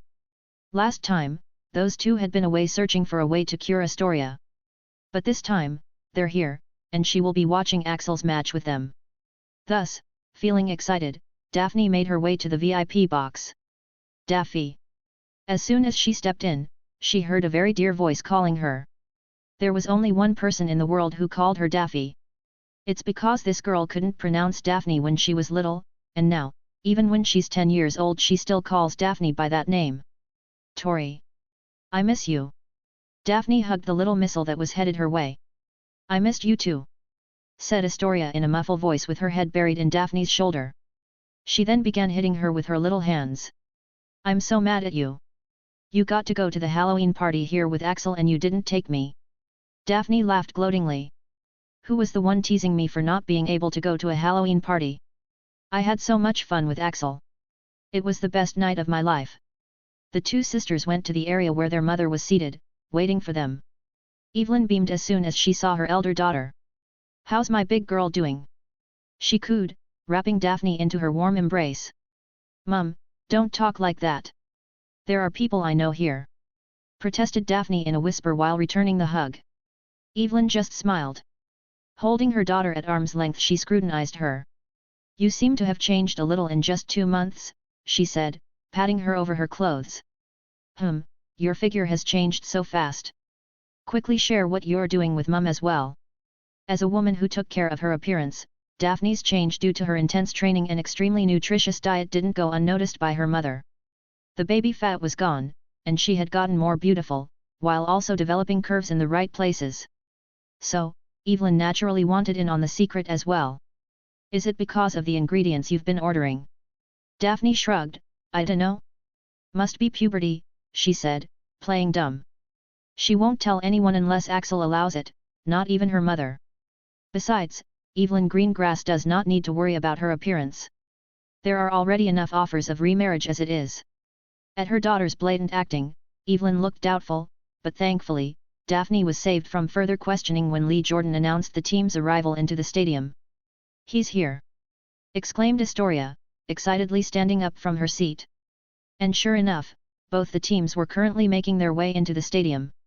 Daphne's eyes were instantly glued on Axel, who looked quite dashing in his Quidditch gear. But just when they thought the match was going to start, Jordan began to show the clip of Axel getting splashed with paint. Daphne once again closed her eyes. She couldn't watch it. And she closed Astoria's eyes as well. But Evelyn did see it quite clearly, and not for the first time. Honey, I do hope you've thanked the boy after this, she said, looking at Daphne. Daphne was puzzled. For coming with me? I did thank him. But her mother shook her head lamentably. You've so much to be thankful for to him. But in this case it's only because of you that he got splashed with all that paint. What? How is this my fault? Asked Daphne disbelievingly. Evelyn opened her Magi mirror and played the clip in slow motion. Look here. He was already dodging the ball as soon as he caught a glimpse of it. The twins' shouts must have alerted him. But then look closely, said Evelyn as the slow motion clip showed Axel turning his head to look at Daphne, who was standing right behind him, and then moving back to his original place. Did you see? He would have moved away if he weren't trying to protect you. How dreamy. Astoria went star-eyed at Axel's display of chivalry. For her, Axel has always been a sort of hero, the person who gave her the magical cure to save her life. Meanwhile, Daphne. He did that, for her. Looking at the boy standing in the distance, Daphne's heart started to beat faster. A feeling of incredible sweetness welled up inside her. He always casually does these kind of things, and doesn't even mention them. She complained. Her mother patted her back understandingly. It's difficult, right? Daphne put a hand on her heart. It is. The debt on her increases yet again. I hope there's nothing more, she murmured, her glistening eyes not looking away from Axel. Evelyn looked at her daughter in pity. This lass still doesn't know the biggest one yet. Who freed them from Cyrus Greengrass? The family of 3 remained in a comfortable silence, until the second clip ended. Only after the match was going to start did Astoria have a worried look on her face. He will not lose, right? She was unwilling to see her hero lose and be a slave to Sister Rose. Daphne shook her head. No way. Astoria looked hopeful. Then, will he punish those bad guys? Daphne nodded. Of course. How do you know for sure? Daphne smirked, because he said so. For her, that was reason enough to be sure. As soon as the match started, everyone else in the VIP box was looking at other players. The only ones paying attention to Axel were the green grasses. Astoria wanted to see Axel play, and Evelyn, like Daphne, was a Quidditch enthusiast. So she wanted to see just how good Axel is for her daughter to have such confidence in him. As soon as the whistle was blown, they saw that while everyone was moving, Axel, on the other hand, remained completely stationary, with only his eyes moving. Then, as if a gun had been fired, Axel shot into a particular direction at a blurring speed. So cool! Exclaimed Astoria. Meanwhile, Evelyn, who knew more about Quidditch, looked at the scene with somewhat widened eyes. Was that? Daphne nodded, her expression mirroring her mother's. Launching boom. That was definitely a launching boom. But, I've never seen one like this before. Launching boom is an incredible technique in which the players somehow manage to keep their brooms at one place while leaning down. They are essentially gathering an incredible amount of potential in their broom, not letting it turn into kinetic energy. And when they finally let go, the result is a launching boom, which launches the player into a particular direction like a bullet. The technique is supposed to be a secret and only a few players are known to be able to perform it. And none of them are able to gather as much momentum as Axel. Evelyn was still surprised, he can actually perform a launching boom. For Merlin's sake, he's only 12. And where and when did he even learn it? She questioned. Daphne's gaze was transfixed on Axel, who was now waving his hand in the air. Honestly, I'm also only finding it out now. But Mom, there is a bigger surprise waiting, she said, pointing at Axel's hand. And by this time, Lee Jordan also noticed it. It's the snitch. Axel Hunt has caught the golden snitch. And I think it was before any of the teams even scored. Oh Merlin! Fastest catch, catching before any goal, smoothest catch, how many records has he broken? Was that real skill? Or was it just a fluke? That is the only question here. Cheers! And just like that, the Slytherin supporters, who had been trying to hide themselves into the crowd, suddenly emerged forth, cheering for Axel in full force. Axel looked at Rose Potter, who was looking at him like the apocalypse had come earlier, and a smile slowly formed on his lips. She saw, he realized. Rose was actually chasing after the snitch at the time. But of course, you can't really catch up to it in the beginning of the match since it usually flies the fastest in the beginning, but since she was paying attention, Rose had actually seen how he had caught the snitch. And judging from the look on her face, it would seem that she didn't like what she saw. You brought this upon yourself, he muttered, even though he knew she couldn't hear him. Swish! In that instant, Axel noticed a bludger that was his way by one of the twins. Not every time, he thought, dodging it with leisure. He might as well have been yawning while doing it. Lee Jordan continued his commentary, is it only me or no one else saw what just happened just now as well? Let's see the replay of the catch. The big screens showed Axel loading up the energy and boosting away in a straight line out of the view of the camera, too fast for it to follow. The view of another camera then showed Axel smoothly catching the snitch in slow motion. And Jordan, also with more than half the audience, went mad. Holy shit! A launching boom! A launching freaking boom! Jordan! Even Professor McGonagall's response to Lee getting using the wrong language on an international broadcast was a bit delayed, showing that she had found his words extremely agreeable until she realized it was still wrong to say those words. But Professor! A launching boom! And one with such speed! And then he was even able to capture the snitch in the middle of it. I am sorry, but I cannot be blamed for my reaction. Axel frowned. He didn't know what he had done was such a big deal. You just need the right balance and dexterity to pull it off. Just don't let the broom move forward, like compressing a spring, and then you let go at once, going at a much higher speed. Easy peasy. Lee Jordan continued. And yes, after watching the replay, it has been confirmed that Axel caught the snitch before any of the teams had scored, and he also caught the snitch in record time, 11.2 seconds. The all-time international record is 65 seconds and Hogwarts record, made by Rose just last year, is 3 minutes 20 seconds. While the crowd was rewatching Axel's first catch and the players had resumed their match, Axel was doing a countdown. 55, 56, 57, 58. There was this annoying rule, that you can only start to re-chase a snitch at least after 1 minute has passed since it was previously caught, you know, to let it properly disappear. So, Axel had been waiting. 60. Boom. And with that, another launching boom was used, this time much better than the previous one. And emerging on the other side, Axel's hand was raised high in the air again. Are you shitting me right now? Another one. Jordan, she really couldn't blame Jordan. Sorry Professor, but Axel Hunt has caught the snitch yet again. Has 1 minute even passed yet since the release of the snitch? How many records did he break this time? It has been confirmed, those catches and skills are no flukes. We might actually be watching the debut of a future Quidditch legend. As Axel released the snitch, a timeout was called by Captain Oliver Woods. A 100-point lead is not small. Gryffindor has essentially lost this match if the 3 Slytherins now protect the 3 rings while the rest try to stop Rose from catching the snitch twice. And that is not even taking into account Axel, who has caught the snitch twice in the first few minutes of the game. If they still want to win, a timeout is the right decision. While the Gryffindor team was still planning, the Slytherin team swarmed Axel like he was their savior, which he kinda was. After Lee's commentary and those clips, it was everyone's ass on the line if they did not win. Especially for Patricia, the captain, who would be the one to take all the blame. This was no longer just a game of Quidditch for her. Her whole career and reputation as a politician was depending on this match now. Axel. So as soon as the whistle for timeout was blown, Patricia was the first to arrive on Axel's side, almost lunging off her broom to hug him, which Axel avoided by backing away. "We have already won the match. I love you so much right now, Axel. I could give you anything you ask," she exclaimed, opting to grip his hands instead. If she couldn't lead the other team members to defend this win that had been handed to them on a silver platter, she didn't deserve to be a captain. The rest of the Slytherin team also agreed. They all seemed satisfied with the situation right now.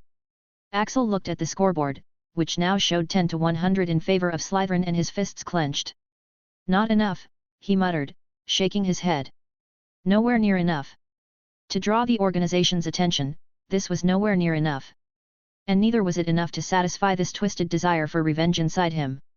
He didn't know what it was like, to be ridiculed and laughed at by thousands of people right to your face. And by even more than that number who were laughing while watching this broadcast. Well, turns out, it's fucking humiliating, and infuriating. Axel had thought that this would not affect him, but it did. And now he feels the need to show everyone exactly who it was they were laughing at. Even though he had this urge, he would suppress it if the situation doesn't allow it, but right now, the situation not only permits him, it actually demands him to go further. To go wild.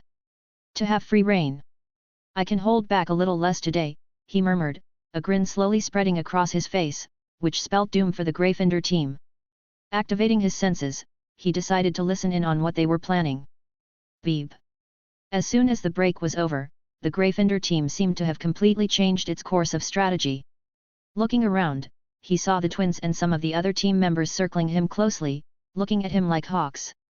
And Rose was circling him in a wider circle. He knew what they were planning. Launching boom requires you to stay facing in a particular direction for a few moments before shooting off. And the direction you'll go is the direction you're facing, no turns possible. So, every time you do it, you are essentially declaring the location you're going to go, and in his case, also the direction of the snitch. So, as soon as he starts loading up the energy to perform it, they would know the direction and one of them would block him, while Rose goes for the snitch. It's impossible to change direction at that speed. No one has been able to do it. So, since it's impossible to change direction, he would inevitably crash into the person who had blocked his path. With a collision at that speed, he won't be able to continue the match, and Rose would get the snitch.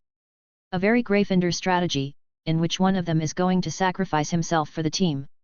Only, who said Axel always needs a launching boom to catch a snitch in the first place? And, who said he can't break their strategy, even while using a launching boom? Arcane Eyes. Activating Arcane Eyes on low burn, Axel quickly caught sight of the snitch. Then, he quickly calculated the speed and direction of his launch while loading up power in his broomstick. "He's doing it! Everyone, follow the plan!" shouted Woods, thinking everything was going according to his kikaku. The guy might as well have been popping an evil smile while at it. With everything done, Axel shot into a particular direction at an incredible speed, and just according to the plan, one of the twins, George Weasley, valiantly came into his path right before the second Axel had launched himself. Boom! For a moment, the Gryffindors thought they had done it, and the Slytherins realized that they had been too late to understand the Gryffindors' strategy. But then, they saw Axel appear on the other side of George, his hand held high in a familiar gesture, with the golden snitch safely held within his grasp. Cheers! What? What just happened? I thought they were going to crash. I need a replay! Exclaimed Jordan, mirroring everyone's thoughts. Meanwhile, casually sitting on his broom, looking at the snitch struggling in his hand, Axel clicked his tongue. Who told them to assume I can't turn at that speed? Chapter 82, R.I.P. Gryffindor. What? What just happened? I thought they were going to crash. I need a replay! Exclaimed Jordan, mirroring everyone's thoughts at witnessing the spectacle just now. Meanwhile, casually sitting on his broom, looking at the snitch struggling in his hand, Axel clicked his tongue. Who told them to assume I can't turn at that speed? he muttered. Amidst the anticipatory gazes of the onlookers, the replay was played in slow motion. And, what it showed managed to baffle the onlookers even further. Merlin's sweaty knickers. Did he just? Jordan. Lee Jordan, along with many others, couldn't believe what they saw. Just when Axel was about to bump into George, he somehow managed to swerve around the twin, missing him by a hair's breadth, blowing George's robes due to the sheer wind force. He actually did it. Axel Hunt has somehow managed to turn himself accurately at that speed. How? I don't know. Ignoring the crowd's cheering, Axel turned his head to look back at George Weasley. How the fuck are only Slytherins called the villains, he thought, knowing exactly what the guy had tried to pull. Others might have missed it, but Axel had not. Just now, when blocking Axel's path, the Weasley twin had slid back on his broomstick and raised the tip to point straight at Axel. In this way, the tip of his broom would hit Axel first in case a collision happened. Since he's far back on his own broomstick while Axel is leaning forward, George would be relatively unharmed. On the other hand, having a broomstick hit right into his helmet or gut at that speed, Axel would have been in trouble. Seriously. First of all, they humiliate him last night for no reason other than the fact that he was in the Slytherin Quidditch team, and now this. In the situation just now, it would have still been understandable if they had tried to stop him by putting themselves at equal risk as him, but George had purposefully tried to injure Axel badly, while also making sure that he himself won't suffer anything more than minor injuries. Axel shook his head in lamentation. You've blown it, you moron, he murmured. Previously, there was still a chance he might have let them off easy. But with the shit he had just tried to pull, Weasley had doomed himself, along with his whole team. Looking at the scoreboard, Axel decided to tilt it completely to one side. He was going to butcher them. In the minutes to come, Axel was like an unstoppable machine, catching the snitch again and again. He even stopped using the launching boom, removing Gryffindor's delusions that they had a chance if they somehow stopped him from using it.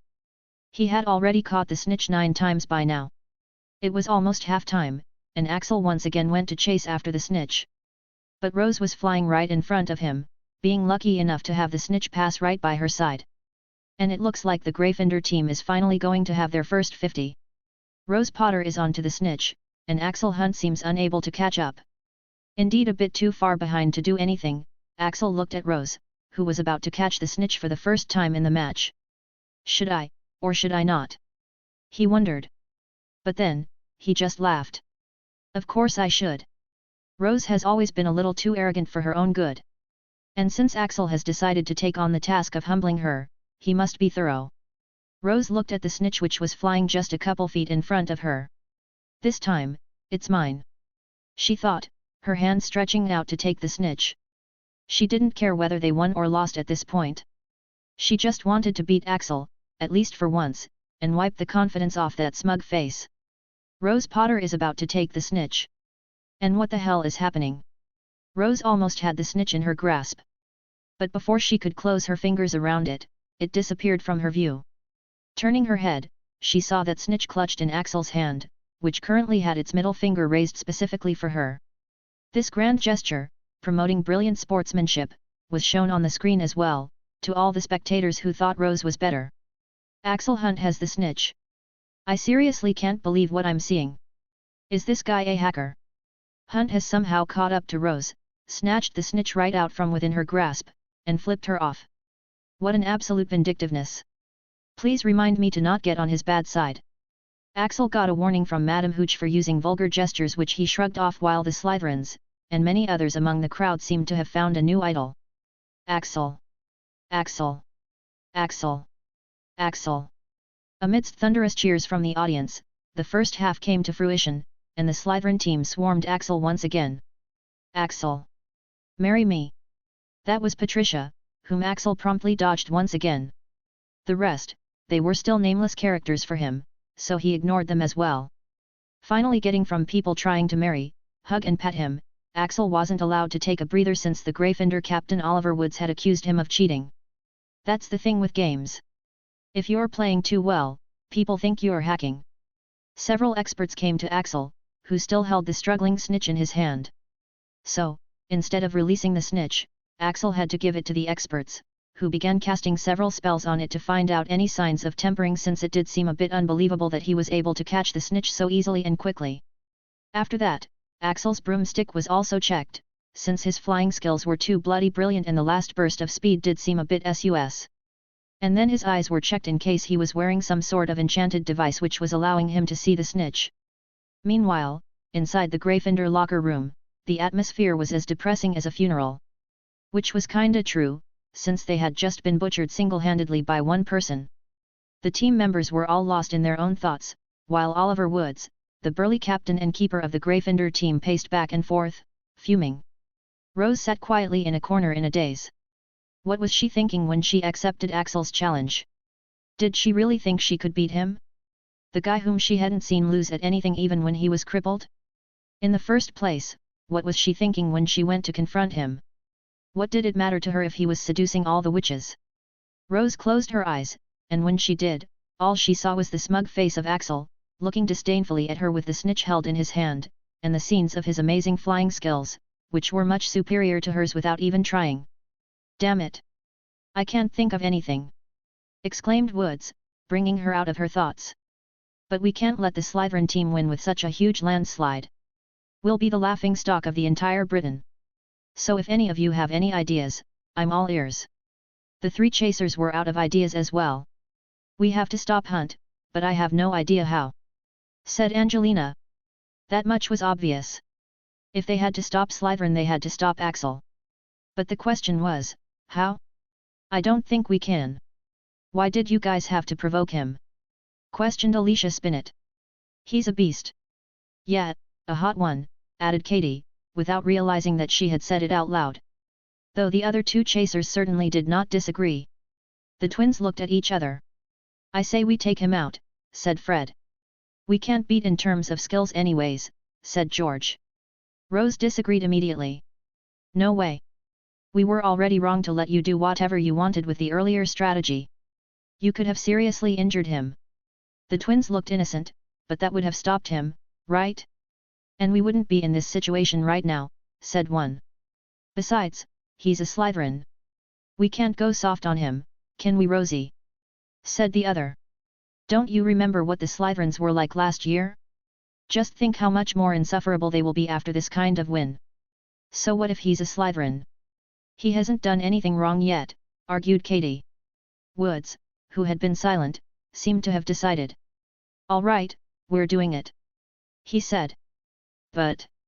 began Rose, but Oliver cut her off. Save it, Rose. I'm the captain, and I've decided. We can't let him disrespect us like that. It's just a little injury. This time, Rose wasn't worried about Axel. She had gotten a glimpse of his real skills.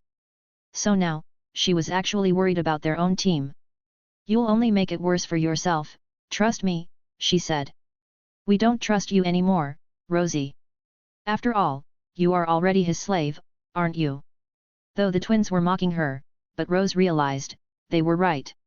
Fuck. I forgot the bet. The examination for whether he was cheating or not resulted in nothing more than pissing Axel further off. Of course the experts couldn't find anything. As soon as the match resumed, Axel spotted the snitch yet again and went after it.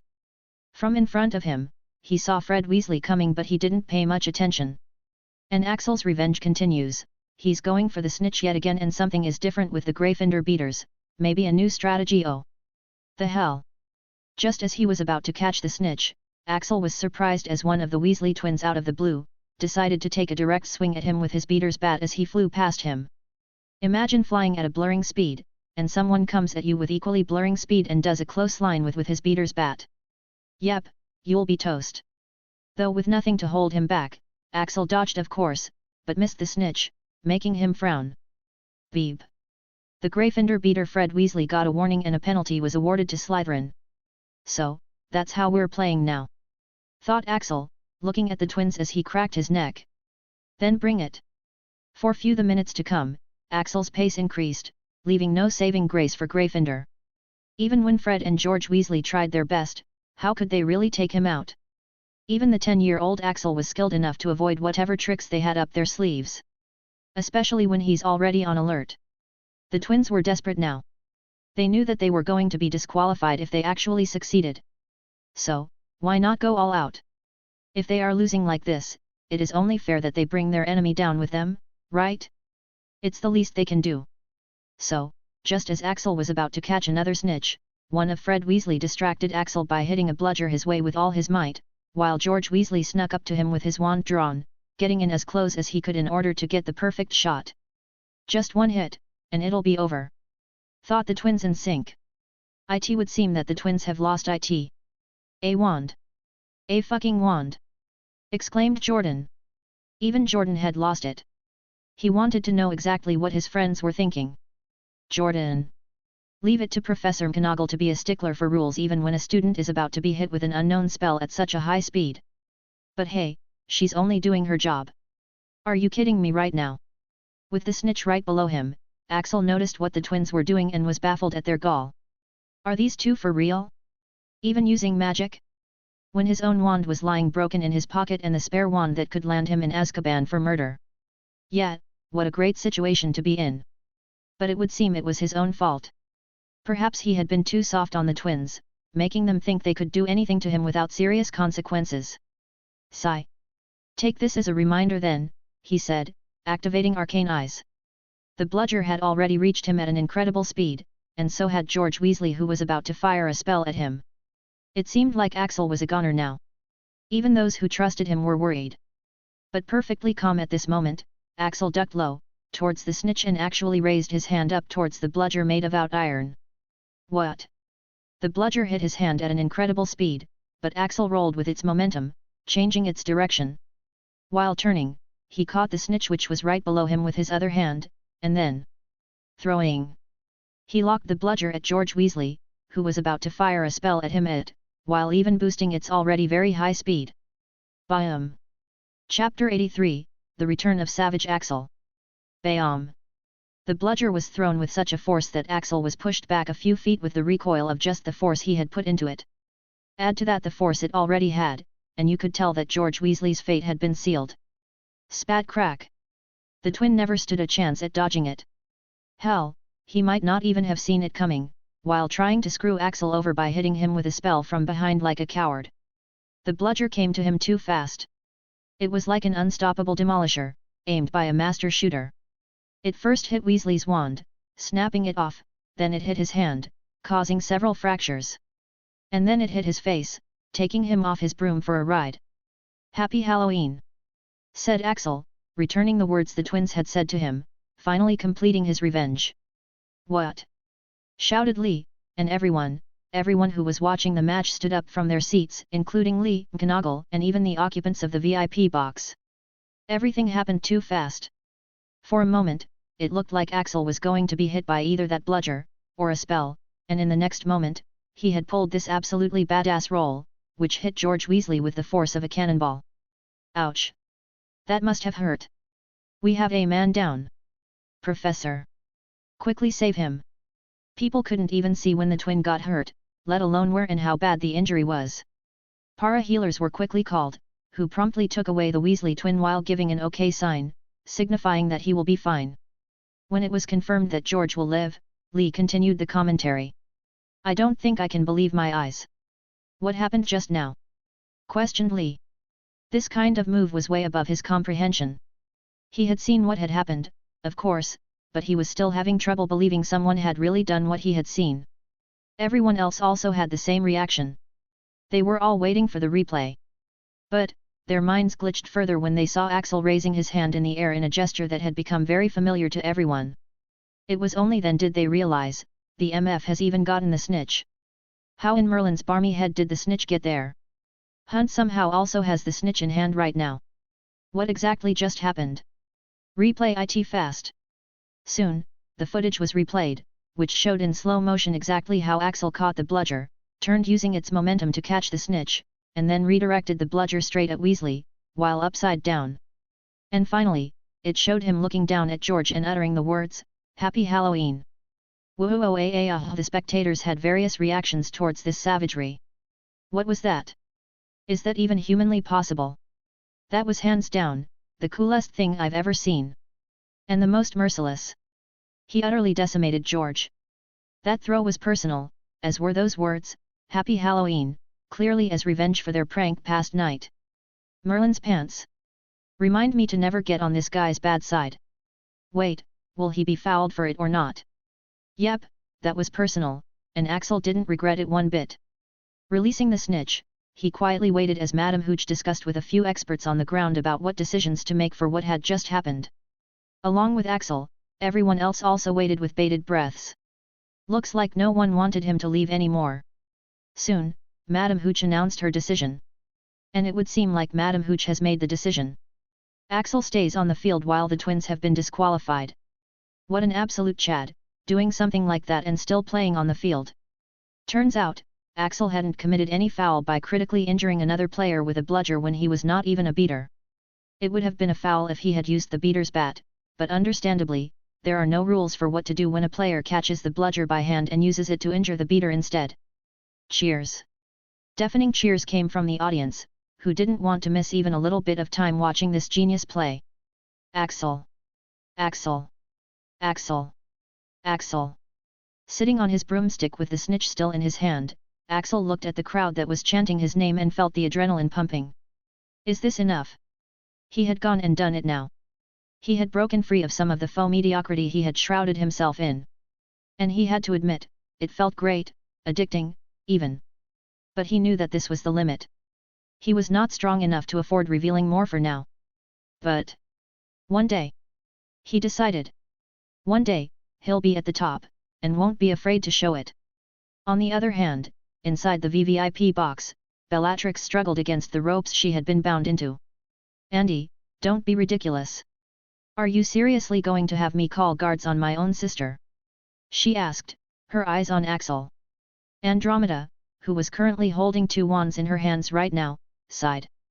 And who forced me to do it? You would have killed those 2 if I hadn't bound you. Not before torturing them to insanity. And those 2 cheeky fuckers would have deserved it. Andromeda winced at the statement, and the ropes around Bellatrix tightened. No one. Absolutely no one deserves getting tortured to insanity, Bella. And I am the one being ridiculous, she said Andromeda, looking at the ceiling. At Andromeda's outburst, Bellatrix bit her tongue, recalling her brother-in-law in St. Mungo's, who had been tortured to insanity.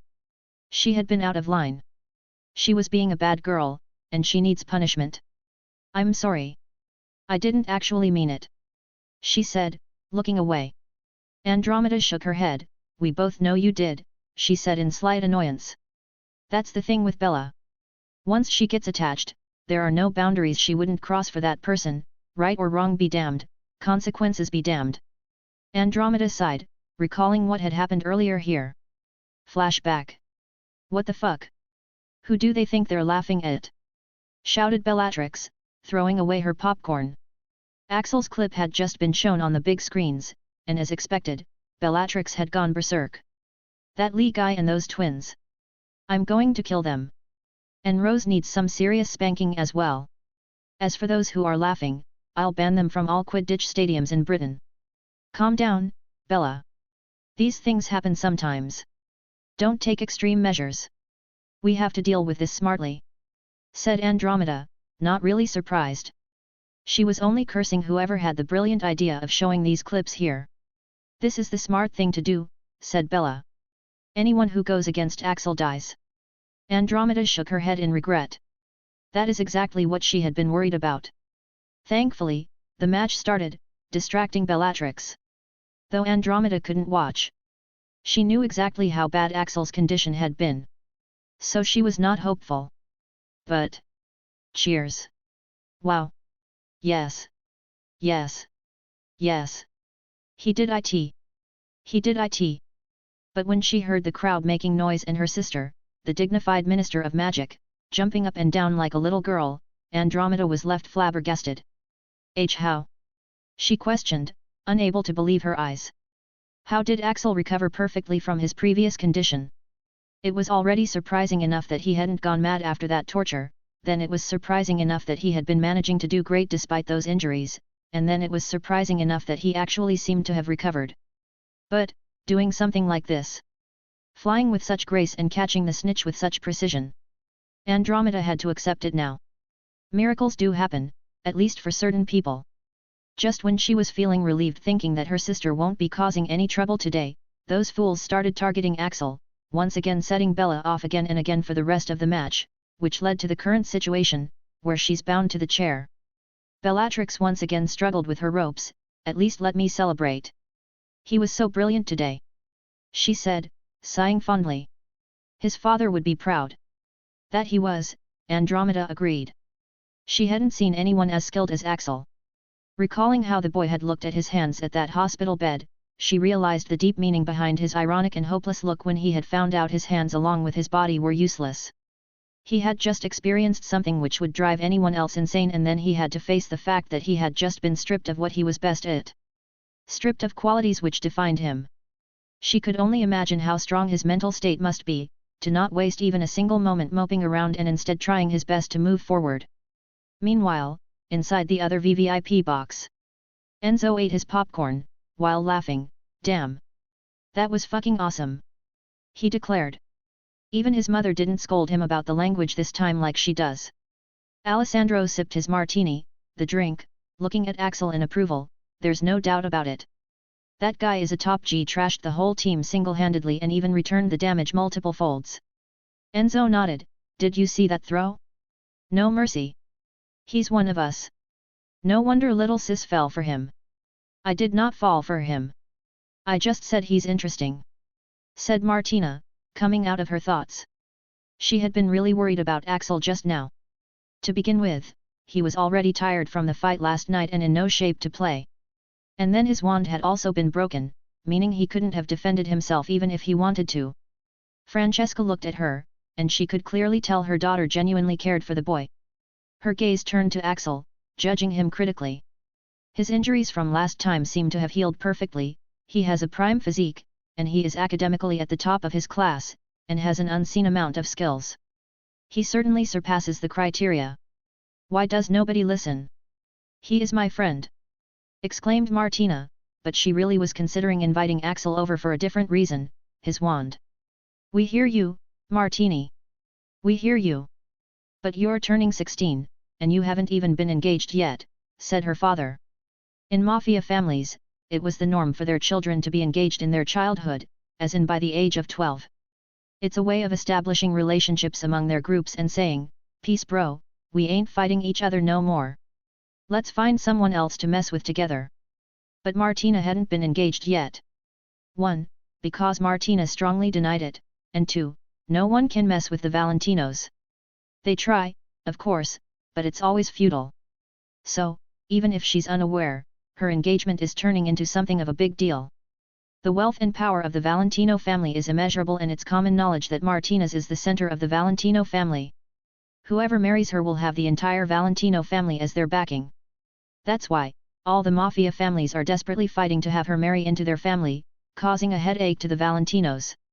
To decrease the competition, they're even spreading all sorts of rumors, like there's something wrong with her and that's why she hasn't been engaged yet, or that she likes girls. So, her family is currently looking for suitable candidates, to fix up the engagement and stop these hyenas who are eyeing their family. Martina, of course, is unaware of all this, lest she forces herself to get engaged to someone. Don't bring up my engagement, Dad. I'm not thinking about it until it's absolutely necessary, said Martina, lost in thought. When his wand had been broken, Axel had seemed really down. It was the first time she had seen him care so much about something. So, she had gotten a bit too ahead of herself when saying that she could help him fix it by mistake, making Axel think that she could fix it. Before she could clarify, they had to run due to Akiko's warning. By the time she had turned around to see Axel, he had already gone. It's not a lie that she's great at making wands and that she could help him fix it, but, wand lore is a subject that can only be learned through time and experience. And fixing his wand, it's a bit risky for her. So, asking for her teacher's help would be for the best since it's guaranteed it will be fixed. There's only one problem, her teacher doesn't do anything for outsiders. So, Martina looked at her mom. Mom, Axel's wand has been damaged. Yep, it's her mom. Her mom's family specializes in magical weapons. This was also the source of Axel's knife. Only, they don't share them with outsiders. Specifications? Asked her mother. beechwood 12 inches and cherub hair as its core. There's critical damage to the wood and slight damage to the cherub core. Her mother raised an eyebrow. Cherub hair? No wonder. But beechwood doesn't seem to suit him. Does he have a problem with his control? Asked her mother, evaluating Axel further based on his wand. Martina scratched her cheek at her mom's no wonder comment. Cherub wand users are usually known to be very charming and charismatic. Even if she said that that is not the reason why she's Axel's friend, it's not like anyone in here is going to believe her. As for the matter of beechwood not suiting him, beechwood focuses on control more than power.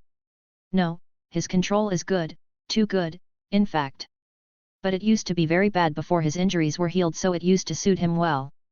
I was thinking we could replace the wood, along with other changes, she replied. Her mom's eyebrows raised further. Even those changes? Martina sighed, knowing what they were going to think, but she had to do this. Axel had saved her life. And just yesterday, saved the school. It's the least she can do. Yes, Mom, I want the best.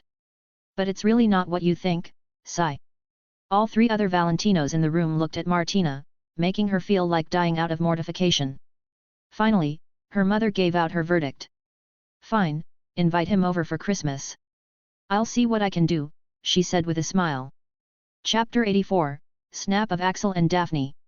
During the amazing Axel vs Gryffindor match, the VIP box had been quite eventful. So much so that it deserves its own chapter. Before the start of the match. Inside the VIP box, the scene was a bit peculiar. Aside from various influential families, there was another group of people present, attracting a lot of attention. They were scouters, the people looking to sign talented prospects into their team. Scouters are here every match, so what's the big deal? Well, the big deal is that, usually, they're from local minor leagues, looking for talent. But today, aside from these, there were the real deal here as well, the big leaguers. And not just one or two from Britain, but from foreign clubs as well, which is quite surprising for a school Quidditch match. And, there's only one reason why they're here, Rose Lily Potter. Usually, the big leaguers don't need to do this kind of grunt work. They can poach whoever they want directly from the minor league teams and even other major league teams quite easily. But this time, the situation is a bit different. The viral clips of Rose were really impressive, which is not surprising considering that she's extraordinarily talented and has been training from an early childhood. She's even suspected to have what these people call a once-in-a-century level talent. Another advantage is her young age. There are no age rules, so most of these people like to have them young, because they're cheaper and they can be taught all the pro techniques, grooming them to perfection. We're talking about Quidditch.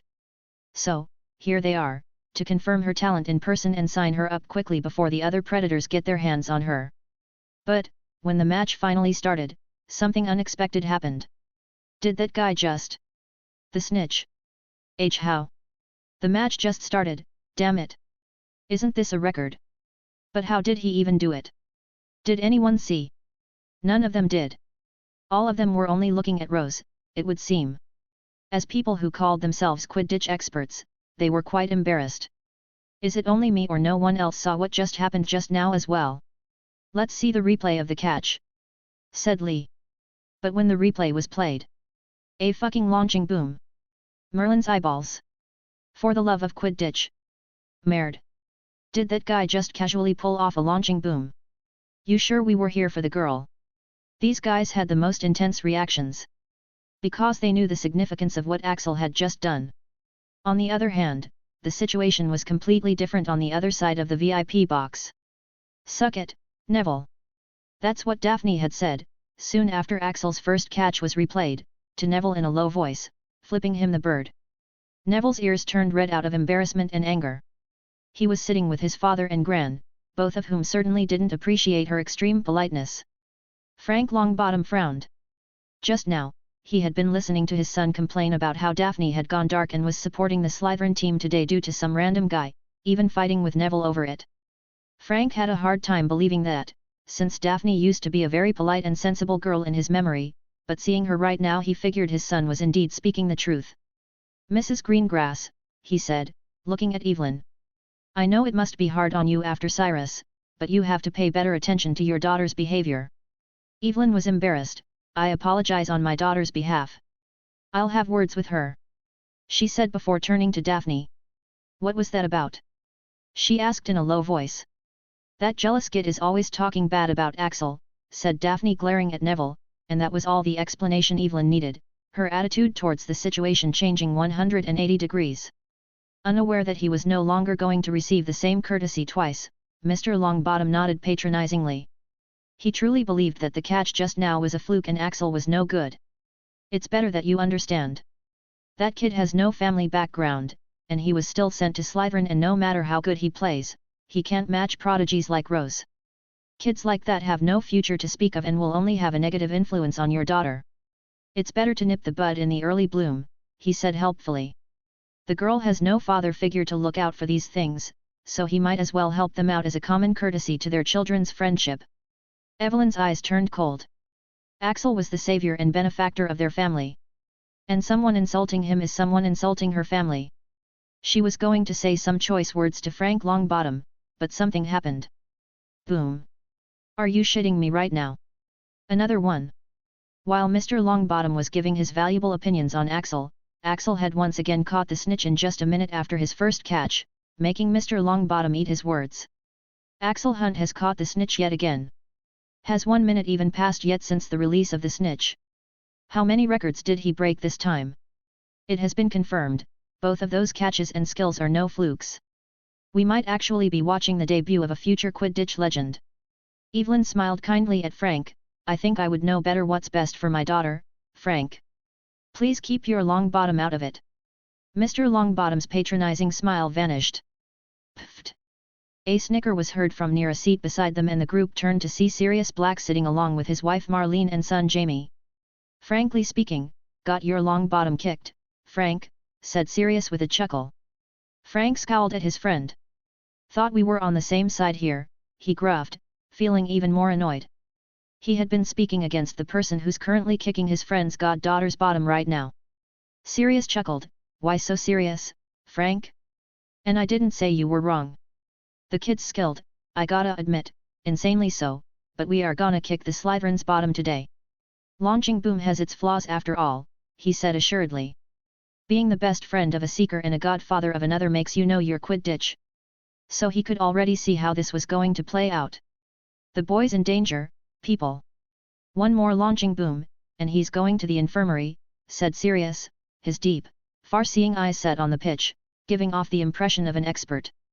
Oh look, it's already starting. He added, and indeed, something had indeed started on the pitch, as the Gryffindor had changed their composition. What? Daphne became worried.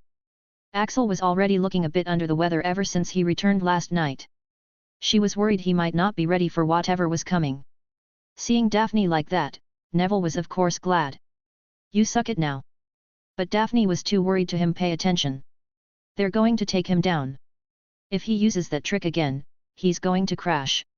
So if he has any sense, he should stop doing it now. Explained Sirius. Oh no, he's doing it again. Sigh, as expected, he's good, but seems like he's still too green, he said, feeling more relieved than he sounded at the knowledge. The Scouters were here, so Rose needed to perform well today. And this Axel was currently stealing her thunder. Sirius's words of wisdom made all the green grasses worried. While in the pitch, Axel had been loading his energy, about to shoot off. Suddenly, they saw George Weasley get in his way and understood what was going to happen. No. Daphne stood up from her seat, but it was too late. Boom. Axel disappeared from their view, and Evelyn had to hold her daughter back to stop her from rushing to the stadium. But then... What? What just happened? Cheers. They saw Axel appear on the other side of George, his hand held high in a familiar gesture, with the golden snitch safely held within his grasp.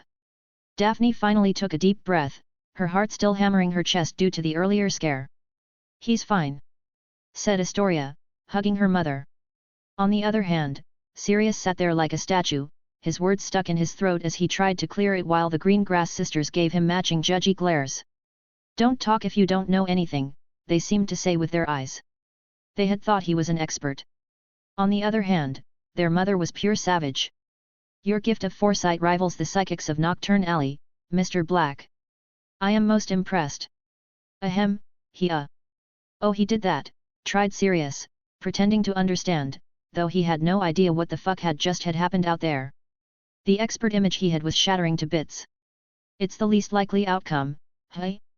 He must be really lucky, he said, nodding his head to himself while his wife Marlene tried to hide her face out of second-hand embarrassment.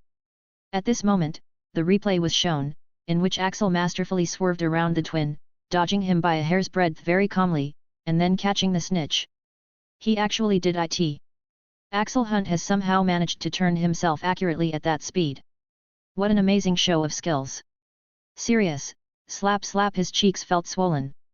Mum, is this person really an expert? Asked Astoria, pointing at Sirius. Evelyn shook her head, no Tori, he's a prankster. He likes to scare and bother people. Don't listen to him. Oh, so he's like those bad twins? Astoria asked, pointing at Fred and George. Evelyn nodded. Exactly. Astoria looked at Sirius with a pouty glare before turning away. Sirius? I really am an expert. You have to believe that. I haven't spent all these years supporting Reggie, James, and Rose in vain. Sirius was seriously hurt. Oh, something must have caught my eyes, he said, rubbing his eyes. He wasn't trying to hide his tears. Nope, not at all. At this point, even Frank pretended he did not know this guy. It's not like he did not have the same thoughts, but at least he did not say them aloud anymore. But, he and his son could really sympathize with the man. These green grass women are brutal with their words. On the other side, the selectors, oh. How? God. I've seen God. Damn. That was smooth as butter. How is he doing this? Hello sir, yes I'm seeing this too, sir. Yes I'll try my best. Offer anything? Even that much sir? Yes sir. And sir, about Rose, forget her? Alright. Every one of these scouts was already out of their seats, their attention focused solely on Axel. Once in a century talent? This was a talent that's never been seen in the history of Quidditch. Screw Rose. They can't miss someone like this. The game continued like that, with these experts not moving their eyes away from Axel. They were already discussing the amount and terms they were going to offer with their bosses. Like this, the halftime arrived, and Sirius got up from his seat. Excuse me. To his credit, he had managed to keep his mouth shut until now with much difficulty, which turned out to be a good thing, since he would have been wrong again with the last catch in which Axel magically outflew Rose. Going out, he took out his Magi mirror and typed a message. Take out the Seeker. At any cost. He sent it to someone he had saved as new marauders. He also sent out a few hundred galleons. This much was like chump change for him. The other side replied instantly, Lord Padfoot has spoken. It shall be done. What? He can't let his daughter be a slave to a Slytherin boy, right? Oh, and these two were his successors. Their pranks are hilarious. Whistling a jolly tune, Sirius pocketed his Magi mirror. Now, to save his expert's image. Returning to his seat, he confidently looked at the green grasses. I have some serious predictions for the second half. And I think it'll be for the best if your hero sits this one out, he said, waiting for them to demand an explanation. But at this point, the green grass women just nodded perfunctorily, giving him a lukewarm glance before turning their attention back to the match. Sirius shrugged. And within the first few minutes of the match, one of the Weasley twins directly took a swing at Axel with his beater's bat. That bloody, yelled Daphne almost at the top of her lungs, but paused mid-curse, realizing she was in the presence of many influential people of the society. Covering her face, she buried herself in her seat, completely mortified. Her perfect pure-blood heiress image was ruined. Axel Hunt. You'll be the death of me. She thought furiously, her cheeks burning. The problem was, she was okay with that. Seriously, what is happening to her? Sirius sipped on his drink leisurely, sitting with his legs crossed. Ladies, is this the part where I say, I told you so? He said calmly, though he was quite surprised, disappointed and annoyed that the boy somehow dodged, similar to how you feel when you smash a cockroach, only for it to spring up and run away without damage. For the next few minutes, the green grasses were constantly on edge, with the twins attempting everything to take him down, and Sirius passing out ominous comments, making them quite anxious. Not too long after, Axel was met with an inescapable situation. A bludger was headed his way and one of the twins had drawn his wand, approaching close to him. Daphne was extremely angry right now. And she didn't even know who. But she knew one thing, this man needs to shut up. She has absolute faith in Axel's ability, but she can't help but worry. And this man's constant predictions aren't helping. Let's see if he can escape this, said Sirius excited. A few moments later, Sirius Black sat with a blackened eye, looking at Axel, who had somehow managed to pull off something incredible. Only now did he wish he had kept his mouth shut the whole time. But today, he had at least learned a few life lessons. Firstly, I'm never betting against that kid again, whatever the situation. He's a monster, and second, that girl packs a serious punch. The match finally ended, with Gryffindor's or any team's worst defeat in the history of Quidditch. The point margin had never been this huge in the history, even back when the rules hadn't changed and the games sometimes had to be stretched for days because the seekers couldn't catch the snitch. Sigh. It's finally over. Axel's head was feeling very heavy towards the end of the match, maybe because he was misophobic and the crowd was just too damn loud. But his headache persisted even after he turned down his hearing using his super sense. When he finally landed on the ground, he wobbled a bit as his feet felt shaky. System, the heck is up with my body? It's not only because of your body, Axel. But the cause is the skill limit break. A long break is necessary to recover from that skill, depending on by how much you have broken past your limit. But you have only pushed your body and senses to work intensively after that, only getting a few hours break. You need immediate rest. While he was still struggling to keep standing, with his vision blurring, Axel felt someone jump on him, almost making him fall as they hung onto him like a koala. Axel. Banaka. I finally got my hands on you. Holy Diana, you were amazing. It was Patricia, who had landed not long after he did. But before he could muster enough strength to push her off, the rest of his team members had arrived, also leaping onto him. Get away from him, you all. Let the guy breathe. Though someone came at the right time, right before he was about to snap, pushing away his team members much to his appreciation. Only, this person wasn't any better. Axel was suddenly dragged into a side hug, as the man seemed to parade him along. And Axel realized who it was. Lockhart. Why this fool of all people? Ladies and gentlemen, my student, Axel Hunt, came to me for some Quidditch tips. He's learned a lot from me. So proud of you, Axel.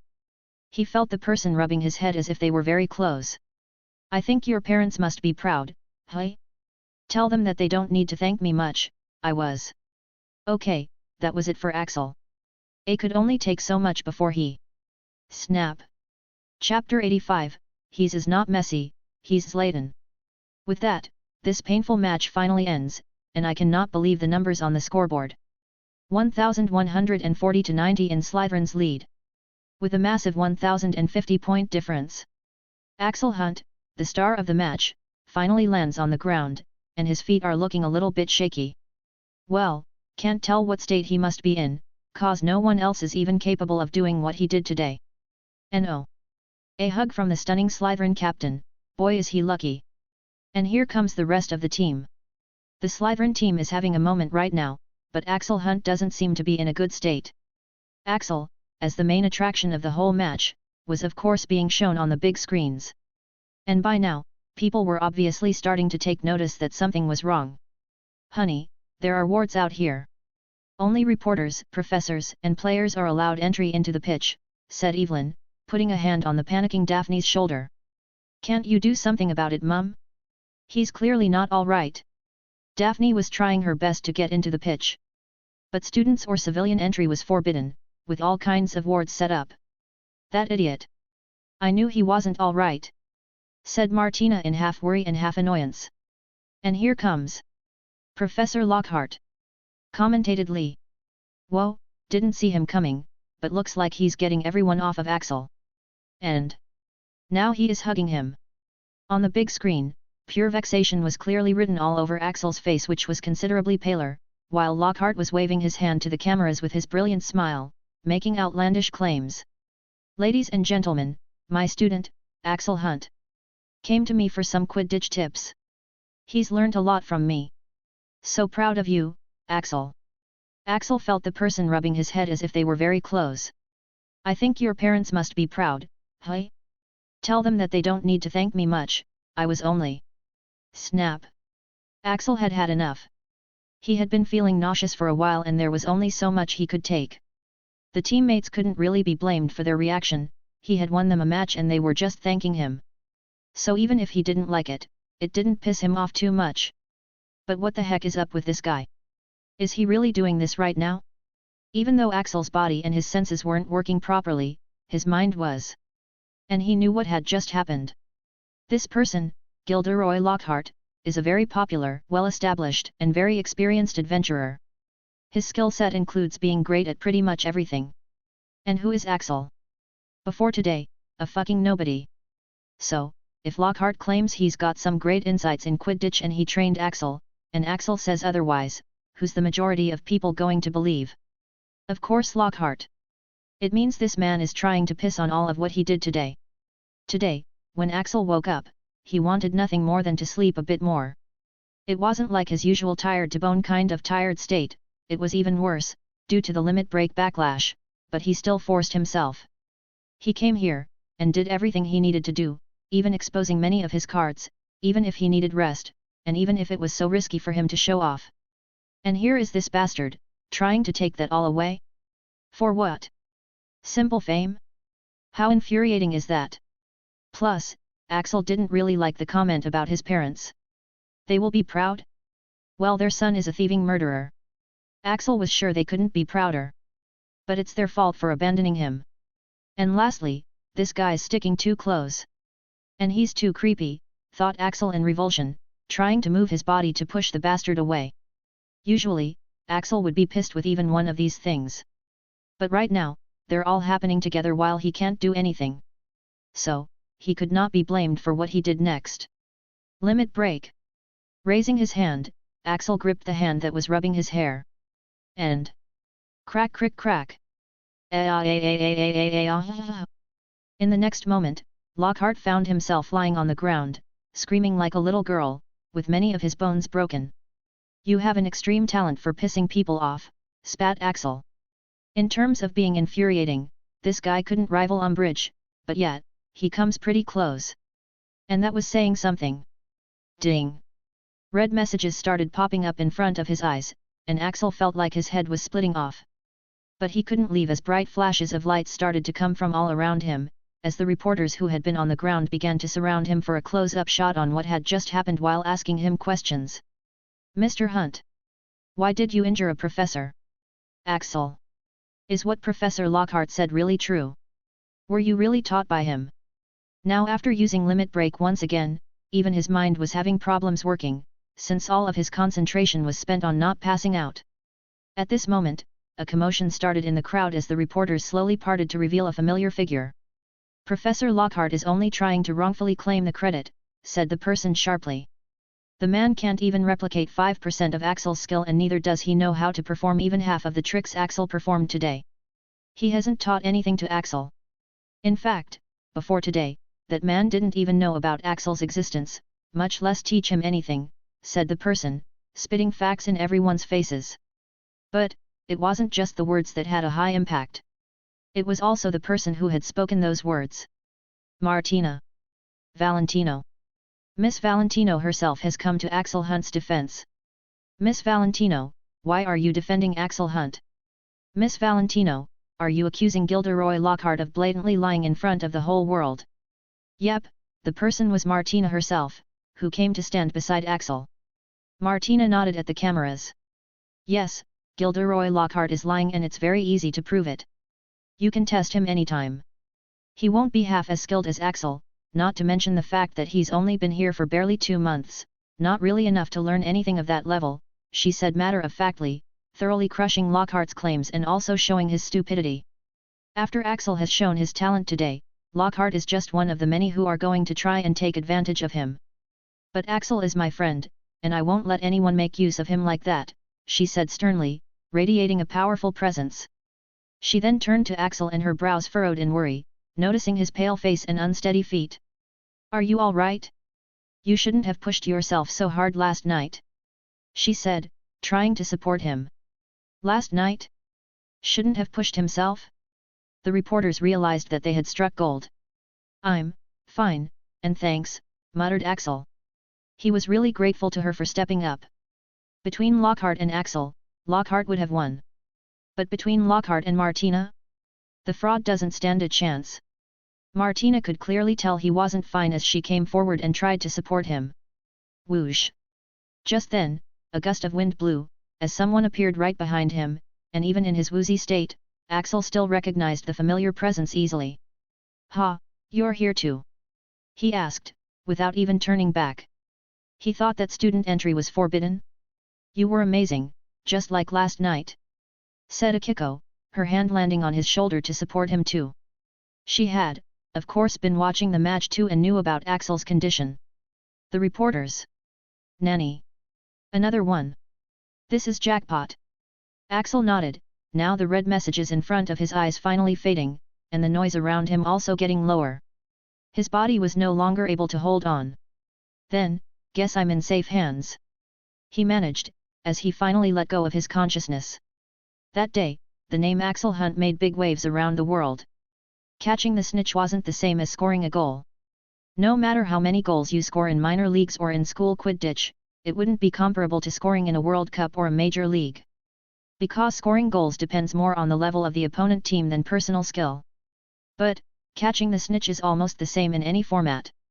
Because the snitch is always difficult to catch. And someone catching the snitch 22 times in a single match, anyone with even a little Quidditch knowledge would be interested. Video and articles, all with colorful titles, began appearing within hours after the ending of the match. Hogwarts student catches the snitch 22 times in a single match. In an inter-house Quidditch match at Hogwarts, a student named Axel Hunt, 13, managed to make history by catching the snitch a total of 22 times in a single match. This is reportedly the highest number of time anyone has ever caught the snitch in a single match, the second highest being a measly number of 8 by another student named Victor Crumb. This was. Click here to continue. The fastest catch in the history of Quidditch. The fastest catch. A player caught the snitch in just 11.2 seconds, creating a world record.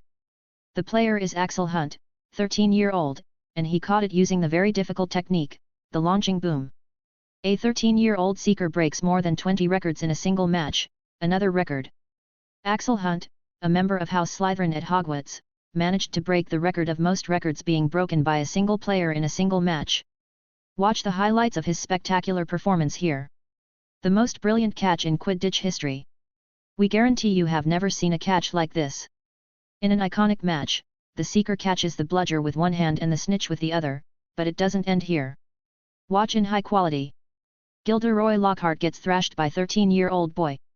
The well-established defender against the dark arts, bestseller author, and famous adventurer and influencer Gilderoy Lockhart, who is currently teaching defense against the dark arts subject at Hogwarts, gets brutally beaten on by 13-year-old student. Reportedly, the student was not in a right state after his match, and Lockhart pushed his buttons further by claiming credit for the boy's achievements, causing the boy to lash out. There were thousands of videos and articles like this started appearing, making Axel's name resound not only in Britain but also in different parts of the world. And various articles of Axel began to come up as well. Who is Axel Hunt? Everything about the Quidditch player Axel Hunt in a nutshell. Suddenly, a name has become very popular by taking the Quidditch world by storm by breaking more than 20 world records in a single game. So naturally, the questions have begun to arise. Who is Axel? What kind of person is he? What is his family background?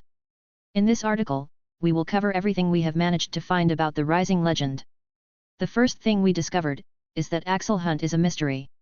His birth is not registered in the Ministry or Hogwarts website like all other students. There's no information about what his life was like before coming to Hogwarts, and neither is there any information about his parents or legal guardian. According to our sources, the boy has always arrived and left the King's Cross station alone, and nor has anyone come to visit him on the visiting days either. In his first year, the boy had come to Hogwarts heavily injured, and his performance at his classes were consequently affected as well, including his performance at Quidditch. He used to fly without gripping the handle. His hands were always all shaky, said one of his anonymous classmates. His spells used to be very weak. And his hands were always shaking. Also, his aiming was horrible, was what another source confirmed. The cause, origins, nature of Hunt's injuries remain undisclosed, but it was something that even Hogwarts' finest medical staff couldn't heal, and it caused him to have problems with his magic casting, dexterity and balance, almost everything a good wizard and Quidditch player needs. But Hunt didn't let this bring him down, as over the year, he made steady improvements in his health and studies, becoming one of the top students at Hogwarts. He finished his Hogwarts first year as the valedictorian, coming first in almost every subject. Click here for more. Most popular boy at Hogwarts. Below were pictures attached of Axel's. One of him being supported by Martina and Akiko, one of him face to face with Rose, one of him being hugged by Rose and one of him and Daphne. Click here to read. While these kinds of articles were appearing all over the internet, unaware of all this, Axel was blissfully asleep in the VIP ward with no disturbances. When he finally woke up, it was already the next day. Looking around, Axel found himself in an empty room with no one present, only a large pile of letters, and various chocolates and other kinds of trinkets. As soon as he sat up, a bell on his bedside began ringing, causing him to try and shut the thing down. While he was still fiddling with the thing, the door opened and Madame Pomfrey entered. "I have to say, Mr. Hunt, you continue to surprise me," she said in exasperation, to his bedside with a writing pad. "How did your crippling injuries from last time get healed?" "It's like, they were never there," she said, slight intrigue and frustration slipping into her tone. Sigh. Axel sighed. He had been planning on avoiding Pomfrey for this exact reason. That was also the reason he learned heal. But oh well, him and dangers are old friends, and he should have known it was inevitable to avoid this place forever. Now that Madame Pomfrey has had time to scan his body, she must have noticed a lot of peculiarities about it. "Professor, I am not telling you.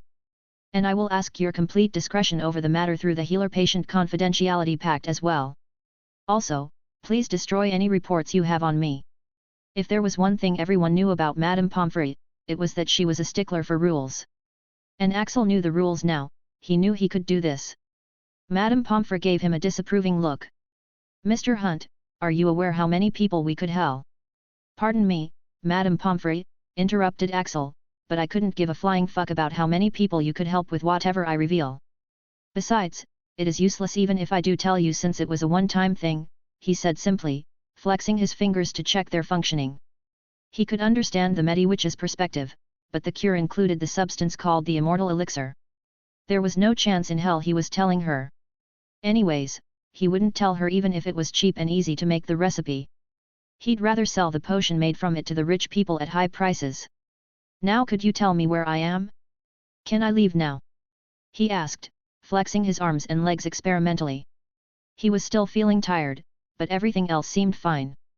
Madame Pomfrey sniffed disapprovingly. "You had half the school coming here to see you, so you had to be shifted in the VIP room. And no, you are not leaving until you've gotten at least 2 more days of rest. Your condition is serious." Axel frowned. "Serious? Isn't it just some fatigue?" Madame Pomfrey seemed to consider hitting the boy. "Fatigue? Your body was refusing to function properly no matter what I tried. I have never seen this level of fatigue, or whatever it is. It is always like this with you," she said in complete exasperation. Before this, he had suffered from extreme torture, to the point his nerves had received permanent damage. Madame Pomfrey gave him a judging look. "You don't enjoy this, do you?" Now Axel considered hitting her instead. "Enjoy? Enjoy your sister." He did not survive all that torture to be humiliated like this. But Madame Pomfrey actually smirked a little, meaning she had said it on purpose, maybe revenge for him being a snob. But Axel's eyes narrowed. "All right, he will remember this." In a much better mood, Madame Pomfrey handed him a list containing various names. "You have quite a few visitors waiting for you. Which one would you like to meet first?" Axel looked at the list. Daphne Greengrasses, Martina Valentino, Akiko Matsushima, Patricia Afonso, Rose Potter. What's with this list? Axel decided to call Martina and Akiko first, since he had to thank them. First they helped him out yesterday and then today as well. "How are you now? And what exactly happened to you?" asked Martina as soon as he entered. Since even he didn't know, Axel checked the system notifications. But he got the chills as soon as he read. "Risk of soul damage. Fuck me sideways." But on the outside, he maintained his casual appearance. "As I said, just a little tired. I'll be fine after a short rest." Akiko looked at him with scrutiny. "That's not it," she declared. "Just tell me if it's serious. I need you to be fine, she said seriously. She really needed him in top condition for her revenge. System, will I be fine? What's this notification about the risk of soul damage? Explain everything. Yes, Axel. The skill limit break does not only draw strength from your body. It also draws strength from your soul. In a way, it's a kind of soul magic, an extremely dangerous and risky branch of magic. And by overusing it, you have put strain on your soul. Thankfully, you stopped before causing any permanent damage, so yes, you will be fine. Axel looked at Akiko. I will be fine. Really? Picking up his wand from the bedside table, he gave it to Martina. Anyways, you said you can fix this, right? That. Martina hesitated, feeling quite nervous for some reason. It was time to invite him over. Chapter 86, Pitiful Daphne. I'll go now. When the topic shifted to his wand, Akiko decided to take her leave now that she was sure Axel was fine. Martina, on the other hand, hesitated. Actually, the thing is, about your wand. I can't actually fix it. She admitted. What? Axel froze, as the sinking feeling he'd been having after his wand had been destroyed came back to him. Martina couldn't fix his wand?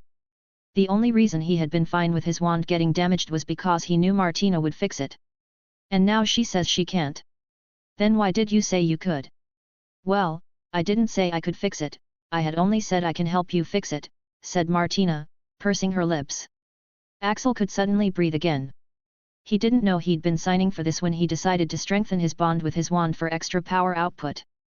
Then, it can be fixed, right?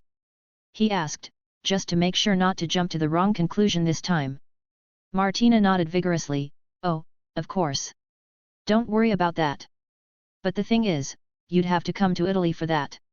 Do you have plans for this Christmas? She asked, looking abnormally nervous. Axel thought about it. Christmas was the nearest date he could leave Hogwarts. At least without breaking the rules.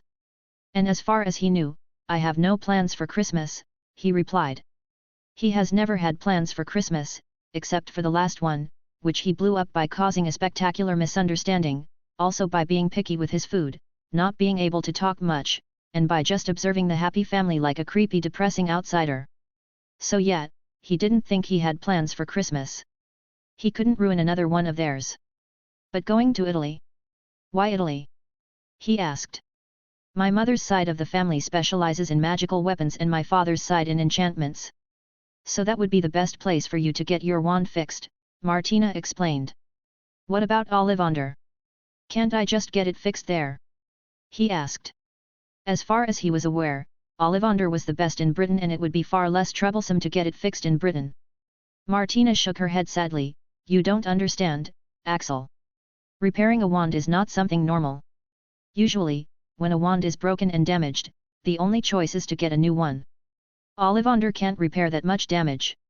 And even if he did, the bond will no longer be there. That last line sold Axel. But he was a bit surprised by what her words implied. So, your family is actually better at wands than Ollivander's. If that was the case, then why hadn't he seen anyone else with a Valentino wand? Martina nodded. It actually is. It's one of the reasons why we're the most powerful family in Italy. But we never make wands for outsiders. Well, that made sense. But, I am also an outsider, aren't I? Martina broke eye contact on that. Well, my parents think you aren't. She murmured in a low voice. What does that mean? Nothing. I meant to say that they can make an exception since we're friends. Oh. Axel was really grateful. Thanks. Well, there's just a small thing. Axel wasn't surprised. Of course there will be a catch, nothing is free in this world, what is it? Don't worry about the money. I can pay any amount. He began but Martina cut him off. No. It's not anything like that. You just have to, come to my home and celebrate Christmas with us. Wait, what? Axel had a bad feeling about this. The last time he had met that family, their idea of greeting him was literally assaulting him, and that was still in Britain, right inside Hogwarts. Who knows what they'll do if they had him in their own home, in a country which they all but rule. So, if it were any other circumstances, he would not, in his right mind, be caught anywhere near their place. But, did he have a choice? Axel gripped his broken wand and felt the weakened connection. He only now realized the significance of its presence. It was like a part of him was absent. All right. I'll be there, he said with a sigh. What's the worst that could happen? Martina smiled, really? That's great. I'll inform my parents then. She said excitedly. It was the first time she was having a friend over. I'll go now. You need rest. All right, said Axel, even though he had no such plans. Also, do I call in Daphne before you rest? Asked Martina, turning while leaving. She's been quite anxious. Axel thought about it for a moment and shook his head with a sigh, no need. Oh, all right then. Daphne. When Axel had won the match, even among the deafening noise of the crowd, Daphne cheered the loudest. She was his #1 supporter after all, and she had a thing for Quidditch. So, she was very deeply affected.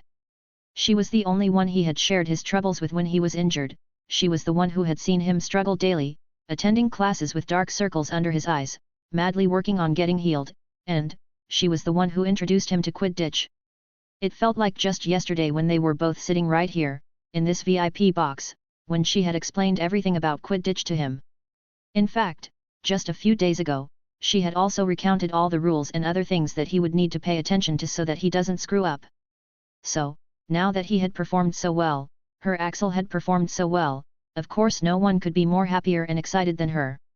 But, with all the happiness, there was also a bitter feeling to accompany it. Now the rest of the world also knows about his brilliance, it felt like she was losing something precious, something like a secret that only the two of them shared. She couldn't help but have this fear that now that the other girls, better girls might try to get between them now that they knew a little bit more about Axel. And, who knows? They might even succeed. Axel is no longer that same rude and closed-off guy who wouldn't trust you no matter what you do. And frankly, she wasn't the best choice he had.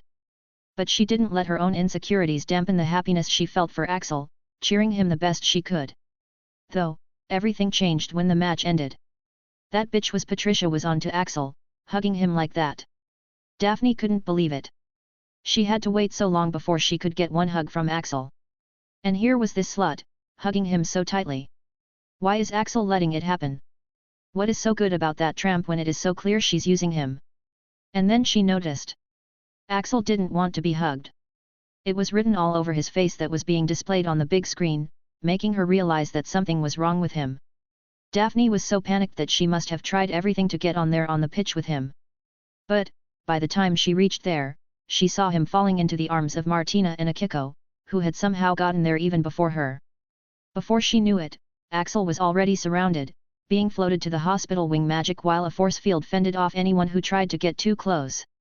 There was nothing Daphne could do that wasn't already being done. What the hell happened to him? And how the hell does Akiko know Axel? Asked Rose from her side, after she was finally able to shrug off the reporters who had been surrounding her. Daphne was quite ashamed to admit it, but, I have no idea, she told Rose. But what do you care? She asked, fuming as they followed the procession, which was getting bigger and bigger. Why are you angry at me? I'm the one who lost today. I'm like, his slave now. Said Rose defensively. You're saying it as if it's a bad thing, muttered Daphne enviously, in a voice Rose couldn't hear as she rushed into the procession. As soon as they were out of the wards, the crowd got even bigger, with everyone following Axel. And Daphne was kicked out at the hospital wing, just like the hundreds of other fangirls who were screaming Axel's name. Only Martina and Akiko were allowed in. When Martina and Akiko came into the waiting room, both of them were swarmed by reporters. How is Axel's condition now? Is Axel unstable? A lot of questions like this were thrown at them, and to the reporters' questions, Martina shook her head, we don't know. Madame Pomfrey said his organs aren't functioning properly. It's a state of extreme fatigue. This caused a commotion among the crowd, and Daphne panicked as well. Is his fatigue related to the activity you guys did with him last night?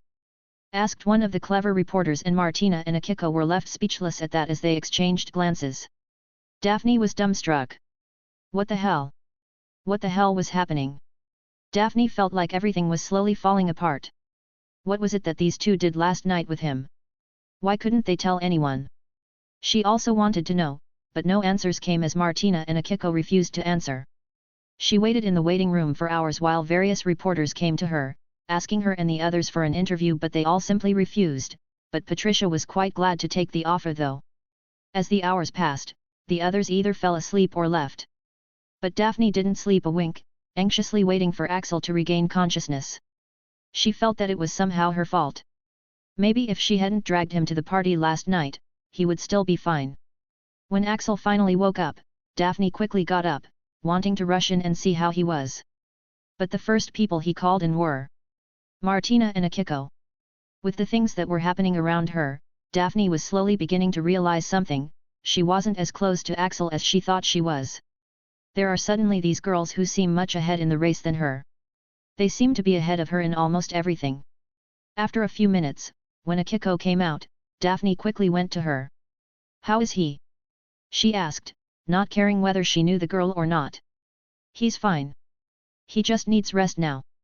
"Did he call me in?" Akiko shook her head. "No." "Anything else?" she asked, looking to be about to leave. Daphne hesitated. "How do you know Axel?" Akiko shrugged. "We trained together." "Okay.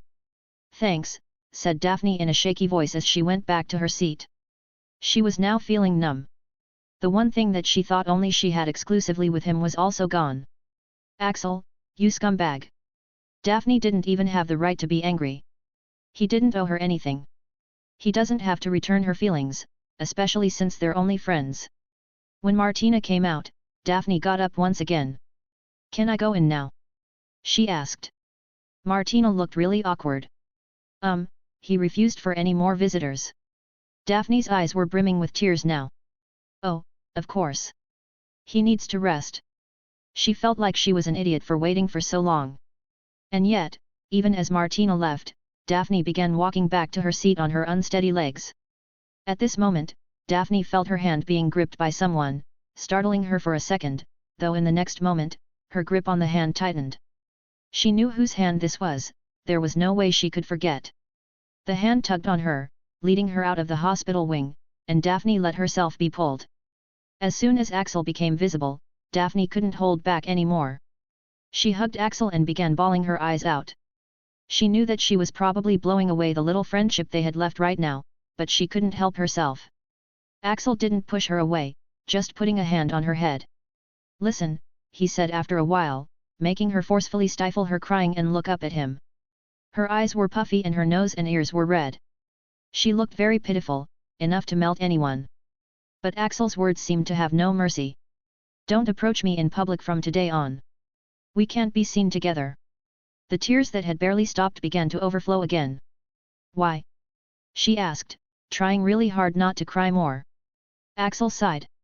He didn't plan on telling her more, because that'll only put her in more danger if her mind was read, but looking at her like this, even he was helpless. "I have some really powerful enemies, and they'll probably know about me after today." Daphne understood the rest. She wasn't stupid. Axel was strong, and clever. Even if his enemies are stronger, it wouldn't be easy for them to get to him at all. And the textbook solution to this is going after the people he cares about. She understood it, of course she did, but it didn't make her feel much better. Then why? She was going to ask why he let Martina and Akiko approach, but stopped immediately. Those two, even 10 Daphnes might not be able to scratch on them. Of course they can take care of themselves. Why what? Nothing. Will you still train me? She asked desperately. The desire for power in her was now burning stronger than ever. If only she had been stronger. Axel nodded readily, even more intensively. Thanks. Daphne hugged him again. Usually, anyone would be devastated at knowing that the hellish training was going to be even more hellish, but Daphne only felt blissful. She could feel the gap between them widening. She felt that if she didn't quickly gain strength, it would only widen. Anyways, I couldn't meet your family. Sorry for that, said Axel. He had been unconscious for around a day, so of course the visiting day was over. Daphne shook her head. It's all right. You'll see them at Christmas, right? Axel paused. What? Daphne looked up at him confused. What do you mean what? Aren't you coming home for Christmas? Daphne felt it was only normal that he came. She and her family had much planned for him. I was invited. Daphne frowned. Of course you are. You're coming, right? Mom and Tori would kill me if I didn't bring you. Axel seemed at a loss for words. I'm sorry. I have to go to Martina's home this Christmas. Shatter. Daphne felt the distance widening once again. Seeing Daphne's hopeless look, Axel sighed as he slowly took out his damaged wand. Look at this. Your wand what? Daphne let out a gasp as she looked at the wand. Is this? Axel nodded. Yep, it's broken. Oh Merlin, I am so sorry Axel. She said, holding his hand between hers. She knew how much that wand meant to him. In fact, she had found herself jealous of that wand many times, that's how much Axel cared for it. And now seeing it broken, she could only imagine how bad he must be feeling. It's not surprising, really, said Axel, emotionlessly looking at his wand. Good things don't last long in my life, they never have. That's why. He paused. That's why? Asked Daphne. Axel shook his head. Nothing, just make sure to not appear with me in public. And, I'm going to the Valentinos to get it fixed. Otherwise I'd have come. Oh. Daphne understood now. The Valentino wands were famous in the upper society. It would make sense that he couldn't come for Christmas. But, no outsider was allowed their services. What does that say about Axel and Martina? 2 days passed, and the popularity of Axel's match only increased. And on the Wednesday morning, when Madame Pomfrey finally let Axel officially leave the hospital wing, he went to the Great Hall for breakfast like usual. But as soon as he went past those double doors, he realized something. Every pair of eyes turned towards him and the bustling atmosphere quieted down for a moment, before bursting again with even more noise. Students began pointing at him and many were rushing towards him for autographs and selfies. Fuck. This thing had slipped his mind. Somehow, the concept of people actually treating him like a celebrity seemed quite absurd to him. But, it was happening, and Axel was hating every second of it. He wanted so much to share an eye roll with Daphne, but he resisted the urge. Looking at the crowd surrounding him, Axel sighed, knowing that his quiet life had forever changed. Chapter 87, Axel Hunt, the most powerful wizard. 2 days passed, and Axel's popularity only increased. On the Wednesday morning, when Madame Pomfrey finally let Axel officially leave the hospital wing, he went to the Great Hall for breakfast like usual. But as soon as he went past those double doors, he realized something. Every pair of eyes turned towards him and the bustling atmosphere quieted down for a moment, before bursting again with even more noise. Students began pointing at him and many were rushing towards him for autographs and selfies, and a few reporters who had been waiting for him also came forward. Fuck.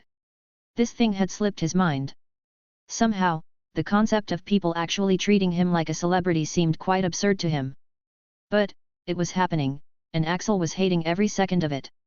He wanted so much to share an eye roll with Daphne, but he resisted the urge. Cheers. Axel turned his head to see the whole Slytherin house standing up from their seats, clapping and cheering for him, with Patricia standing in front. Savig Axel! Savig Axel! Savig Axel! Then the Slytherins began chanting this new title which he had apparently been given after displaying his exceptional savagery. Axel had no words for it. What the fuck was going on with these students? And that title? He didn't know if he was being praised or insulted here. But he supposed it was at least better than some cringe song like Axel is our king, he can catch a snitch by its wing, that's why Slytherins all sing, Axel is our king. Truly, that would be a disaster. His team members came and started pushing away the crowd and the reporters, making way for him to go towards the table, at the leader's position, right beside Patricia. A bit weirded out, Axel sat down, with his teammates sitting all around him. What's all this about? He asked Patricia in an undertone. The Brazilian captain tilted her head as she peered at him. What do you mean? It's a celebration, of course. We're celebrating your glorious achievements, she said excitedly. Axel was confused. It wasn't a big deal. Doesn't this seem a little too much? Not a big deal. Patricia had to squint at him to confirm he wasn't just joking or being humble. Of course it's a huge deal. Slytherins are a bunch of egoists and supremacists. And they were really aggravated by Gryffindor after the insult on Halloween night and on the internet, especially since there was little to no chances of them actually winning. And, most of us have already been the victims of the twins' pranks. But then you pop out of nowhere, and maul the Gryffindors in that savage and satisfying fashion, you should have seen yourself out there. The moment you caught the snitch while throwing that bludger at Weasley, it was thrilling, it was electrifying. She said with a somewhat intoxicated look, her legs clenching together as she looked at Axel. Okay, I get it, said Axel scooting a bit further away from the girl, but can you make them stop now? It's causing me a headache. It really was, and so was Patricia's perfume due to her closeness. Axel risked a glance towards Daphne, only to see her stabbing her fork into her plate, while glaring in his direction. He had a feeling that she was going to be grumpy in today's training session. But then from a few seats beside Daphne, Axel saw another glare directed his way. But this time, it wasn't from a girl. It was a student from Mahout Okoro. It was the wind guy dueled Martina. Looking around, Axel noticed more unfriendly gazes from many other guys, making him frown. Have I done anything against Mahout Okoro? He asked Patricia. Who else could he ask? There was no Daphne here. Patricia coughed. Well, Akiko is an unreachable existence among the students of Mahout Okoro. And she personally came to rescue you, so. Great. More enemies, Axel sighed, looking at the ceiling. Looks like his life is changed forever. From that day onwards, Axel stopped appearing at meal times at the Great Hall, and the number of classes he was skipping increased. A few professors complained, but his head of house, Professor Snape, couldn't care less, letting him get away with it. Just like this, the days passed, with Axel becoming a reclusive star of Hogwarts. Every day, he'd first practice his own skills, then train with Akiko, and then train Daphne. During this time, with their daily interactions discontinued by Axel, Daphne seemed to have gained even more motivation, making rapid improvements in her training. She even learned a few ice-related spells which Axel had asked for from Akiko. Patricia didn't let a peep anymore, even if he didn't show up for training even once. On the other hand, the Hufflepuffs were under a lot of pressure, due to their upcoming match against the Slytherins. Axel was living the thug life, with the Slytherins worshipping him whenever he showed up at the dorms or the house table and skipping classes as he pleased. Even the students from Mahout Okoro wouldn't bother him without a reason. After all, he had Akiko's protection. They could be jealous and outraged, but they couldn't really do shit. Overall, anyone would think he must be very happy, right? He was not. In his quiet training room, Axel looked at the damaged wand in his hands.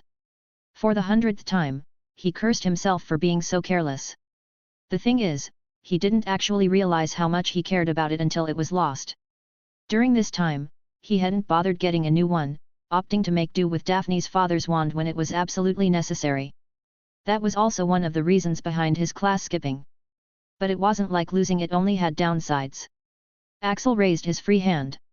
Magic hands. Proficiency, 52%. Incendio. His hand suddenly began to feel hot, before gradually, a very tiny flame lit up on the tip of his finger. Looking at the flame, a crooked grin stretched across Axel's face. Finally wandless, hey. After losing his wand, Axel realized his dependence on it. Take a wand away from a wizard and he's suddenly more fucking useless than a muggle. So, he had been training his skill, Magic Hands, a lot lately. Magic Hands increases his hand's dexterity. By training it, he can get absolute control over his hands. When you have absolute control over your hands, you can do very awesome things with them, which everyone thought were impossible. But still, he's a long way off before this actually becomes useful, and it might never be comparable to his output with his wand. So, fixing his wand was a must. Pocketing his wand, Axel sighed. Fortunately, the wait was finally over. Going down towards the Great Hall, he noticed the changes from the usual mornings. The hall was decorated in Christmas decorations, and students could be seen lugging various types bags. Yep, the Christmas holidays were here, and as decided, Axel was going to the Valentinos to get his wand fixed. As Axel arrived into the Great Hall, many eyes were drawn to him, of course. But no one really came to bother him. It is already known how much he hates crowds. Only Patricia seemed to break the rule. "Merry Christmas, my Estrella," she said, coming to walk alongside him. "What do you want?" asked Axel. "How hurtful. Can't I approach you just to wish you?" "No, you can't, Patricia. Get to the point." Patricia sighed as she got serious. The interview. Have you thought about it yet? Axel shook his head. I already told you. It's not my thing. Patricia didn't agree, not letting him leave. But you have to understand, it's for the best. There's literally little to no information about you out there. Right now, you are just a blank canvas. And if you don't fill it, people are going to fill it the way they want. Axel stared at her for a moment then scoffed. You're making a big deal out of it. No, I'm not, said Patricia, coming to stand in his way as she fished out her magi mirror. Look here. She said, showing him an article in her magi mirror. It was an article titled, Most Popular Boy at Hogwarts. Below were Axel's various pictures attached. One of him being supported by Martina and Akiko, one of him face to face with Rose, one of him being hugged by Patricia and one of him and Daphne. Looking at the article, Axel's brows furrowed as he gave it a read. Hogwarts seems to have gained a new most popular student. And the escapades of this particular student are so extraordinary that we feel compelled to write this article. The name of the student in the picture is Axel Hunt, an unseen Quidditch prodigy and a valedictorian. And as can be noticed from the pictures, it seems that not only in Quidditch, he is also an amazing player in terms of wooing beauties as well. But the most astonishing detail here is not the jaw-dropping beauties of these girls. It is their identities. Here's a detailed review of the identities of these beauties and their relations with Axel. It will truly boggle your mind. Martina Valentino. Here's a picture. Do not have any thoughts about this beauty, because this is Martina Valentino, the little princess of the extremely powerful Valentino family. The Valentinos is the most dangerous and influential family of Italy, with its businesses spread in many fields, running in many parts of the wizarding world. And Martina is the one and only extremely doted princess of this family. Not only that, she is also an exceptional prodigy in magic and enchanting, owning patents to various magical inventions. It is also suspected that she might have a hand in the invention of various other patents registered under the Valentino family. According to our sources, this prodigy has long taken a liking to Mr. Hunt, even before he had started to show any talents.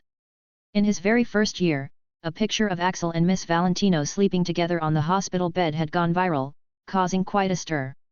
With the school belle apparently getting together with a weak boy of unknown origin, her suitors were outraged at Axel, to which, Miss Valentino herself came forward, announcing that anyone daring to bother Axel Hunt will have to face the wrath of the full Valentino family. And this year, the two were seen going in and coming out of a broom closet, with evidences of some suspicious activities. The response of the rest of the family to their precious daughter's wild actions is yet to be noticed, but the speculations are, it might not be positive, given Hunt's relations with other women. Regardless of the outcome, everyone is looking forward to how the relationship develops. Click here to see more on this. Rose Potter. Here's a picture. The next in the list is Rose Potter, none other than the girl who lived herself. Rose Potter is said to be the girl who vanquished Britain's one of the most fearsome Dark Lords, Lord Voldemort, and also a very talented Quidditch player. She's the heir to the ancient Potter family and adoptive daughter of the Black family, which is currently the most influential in Britain. So, something is going on between this vanquisher of the Dark Lord and the Quidditch prodigy Axel Hunt. And the fans are loving it. Axel and Rose have this love and hate relationship that many have come to adore. According to our sources, their first meeting had occurred even before the two arrived at Hogwarts and they were on friendly terms. But then the sorting happened and they were sorted into rival houses, Gryffindor and Slytherin. And before they knew it, the friendship turned into rivalry, with the two often seen being at odds with each other. And during this time, our witch charmer began to make friends with other witches. At the end of the year, Axel went to be the valedictorian of first years while Rose went on to win her house the Quidditch Cup and House Cup, beaten Slytherin to the punch. In their next year, in order to settle the scores, Hunt managed to get himself into the Slytherin Quidditch team, also as a seeker, the same position as Rose, while he continued his relations with other girls. Unable to take it anymore, Rose confronted Axel, calling him to stop his wickedness. To which, Hunt, also thoroughly irritated, proposed a wager that whoever loses will do whatever the winner says.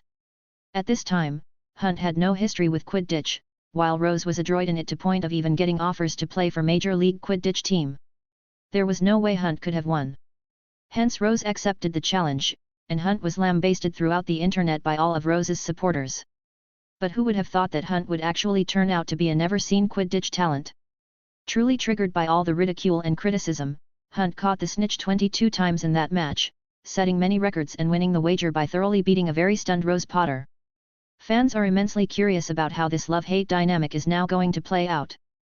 Click here to see more on this. Patricia Afonso. Here's a picture. The stunning beauty you see in Slytherin colors is Patricia Afonso, a 6th-year Slytherin prefect and the current captain of the Slytherin Quidditch team. She is the only daughter of Pedro Afonso, the head of the very influential Afonso family and the current Minister of Magic of Brazil. Axel seems to have had no interactions with Patricia in his first year, but in his second year, he managed to get the Slytherin captain to hire him into the team without even a trial. The Slytherin team was already pretty weak at the time, with most of the players graduating just last year, and there was a lot of pressure on her as the captain and de facto leader of House Slytherin. But she went against everyone's expectations and selected Axel without a trial. From our sources, it is known that Patricia had started to approach Axel on a daily basis, asking him for something, and it wasn't until Axel got himself the seeker position did he agree for whatever demand she had. But Patricia might have never thought that selecting Axel could be such a significant risk to her, as the Seeker and Captain were both humiliated in a prank by Gryffindor team's beaters right before the match, getting covered in Gryffindor colors in front of the whole school.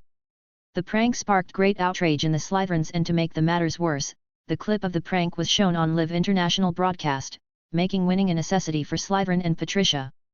With Patricia at her wits' end to save her political career, our dream boy Axel came to not only save the day, but also win Slytherin's honor back by defeating Gryffindor by more than a 1,000-point margin.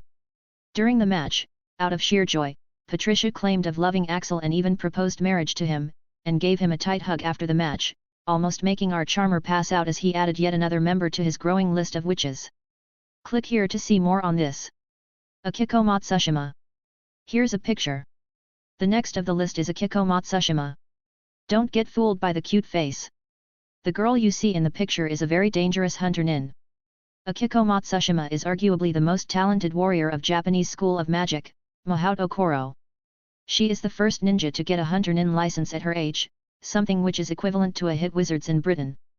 Her talent can estimated by the fact that she defeated Martina, the Hogwarts undefeated prodigy, in a duel. Akiko is also the granddaughter of Hiroshi Yamazaki, the current headmaster of Mahout Okoro and the inheritor of the powerful Matsushima clan. Currently, it is quite unclear exactly how and when Axel and Akiko have known each other, but when he was about to fall unconscious after his Akiko came to his rescue, with the two exchanging words smilingly before Axel passed in her embrace. This behavior is quite uncharacteristic of the cold hunter nin who has never cared for anyone. Akiko's only comment on the matter has been, "We're good friends. I'll help him out whenever he needs." Which is already enough to state to the magnitude of significance coming from someone like her. See more on this here. Daphne Greengrass. Here's a picture. The adorable witch in the picture and the last in the list is Daphne Greengrass, the heiress of the Greengrass family, one of the sacred 28 in Britain. She has been known to be quite a good friend to Axel, and she is reportedly the one who forced Rose to confront Axel. The two of them even went to the Halloween party together like a couple. But it would seem that the only purpose of this relation was to make Rose jealous, as Axel has completely cut off all contacts with Daphne after the match. See more of this here.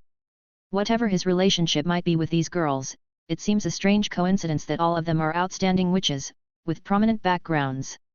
And to be able to win over all of these with no background, Axel's charm cannot be underestimated. Many are curious to find out how he's doing this, and there are many men out there who are willing to become his steward. Axel stopped himself from reading more of this nonsense now that he was sure nothing sensitive about Daphne was written, but he did get Patricia's point. These guys had dug up his whole history and made him out to be some kind of witch charmer who is going for witches with powerful background. But, giving an interview? That's just not his thing. Did you see?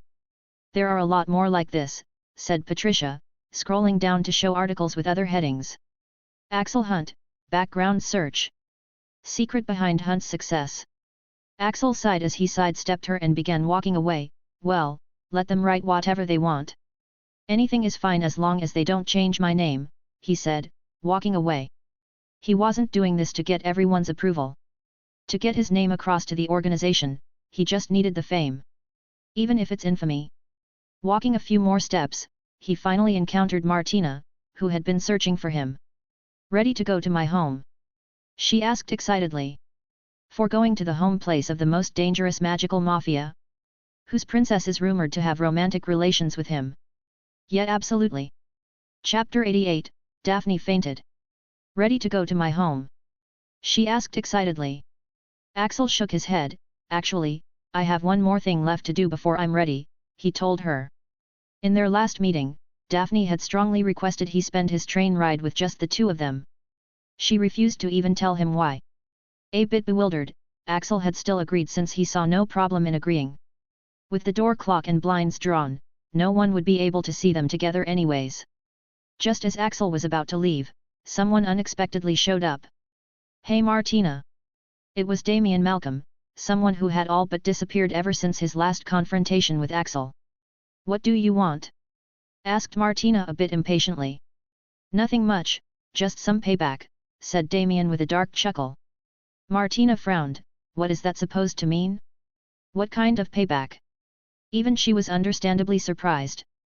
Damien had never been so openly rude to her before. Damien shook his head. I was sincere, Martina. You are younger and yet I treated you with respect. Time and time again, I expressed my love to you. But you never gave me a second glance. You just had to go ahead and choose this bastard instead, he said, glaring at Axel hatefully. Martina took out her wand. I'm warning you, Malcolm. You'll regret it if you ever involve Axel. Damien chuckled darkly. I'm also warning you, Martina. Merry Christmas. He said as he left. Axel sighed, shaking his head. He had beaten up the guy a few times under stealth and even emptied his room several times before, and Malcolm had stopped bothering him altogether. But it seems people just can't change, huh? Any ideas what he was talking about? He asked Martina. Martina only shook her head, no idea. But don't take him too seriously. He's always overly dramatic. Axel shrugged, whatever. I'll go now. Oh, all right, let's meet at the station then, said Martina. After separating, Axel activated his stealth as he joined the crowd of students heading out of the school, picking a carriage to the Hogsmeade station. After boarding the Hogwarts Express, he activated Arcane Eyes and began searching for Daphne. He found her sleeping inside a compartment locked with a charm. Opening the door with just a little of his lock-picking, he quietly closed the door behind him. Axel sat down beside her, observing her sleeping form. Strands of blonde hair covered some of her face, her hands were hugging herself, maybe due to the cold, and she had a bit of drool leaking from the corner of her mouth. It was the first time he was seeing her sleep since usually it's the other way around. Daphne has always been the one taking care of him. But she's been pretty tired and stressed lately, working really hard to improve. Axel is afraid she might burn herself out. Even now, dark circles were visible under her eyes due to the lack of sleep. Axel casually removed the strands of hair off her face. He felt quite sorry for her. She's been going through all this due to him. Daphne shifted uncomfortably in her seat, trying to get into a better position. Shaking his head, Axel gently lowered her head to let it rest on his lap. But, the movement woke her up. Her eyes flew open as she tried to sit up. Oh no! I slept. She asked in a half-asleep state as she saw him, not even realizing she was lying in his lap. I needed to spend the last few hours with you. I need to refill my Axel energy before the holidays. She said dazedly with sleepy eyes. Axel raised an eyebrow at her behavior. He made a mental note to himself that Daphne can talk nonsense in her half-asleep state. He pushed her rising head back down, using his jacket as a pillow. His ripped thighs cannot be the best pillow. Stay asleep. You need rest, he told her. Spend time with him? They meet daily in her training sessions. Daphne should instead save her energy to spend it with her family, whom she only meets occasionally. In her half-asleep state, Daphne took a deep breath, burying her head back in his lap as she fell asleep once again. Hours passed, and Daphne seemed to have found the best sleeping posture as she slept like a baby. And from the way she'd smile and snuggle further up to him, it seemed that she was having pleasant dreams. Axel didn't wake her up. Who knows how little the girl must have slept in the last month, always looking tired. And the less time she wastes here the more time she'll be able to spend with her family. Only when they had almost arrived did Daphne stir. I love you. Murmuring incoherently, her eyes slowly opened. And she saw Axel reading a book, making her realize that she was actually lying in his lap. Daphne smiled blissfully. What a dream! She mumbled, before snuggling back into his lap. With her head buried in his jacket, she took a deep breath, inhaling his scent. It's almost real. It's good that you woke up. We're almost at King's Cross, said Axel, closing his book. Daphne froze and her eyes opened as her mind came out of the sleepy haze. Her head mechanically rose from his jacket as she took in everything around her. One of her hands touched the slight traces of drool at the corner of her mouth while the other hand touched her hair, which was a mess. Her eyes went back to Axel before looking back at her position, her head unable to properly comprehend the situation.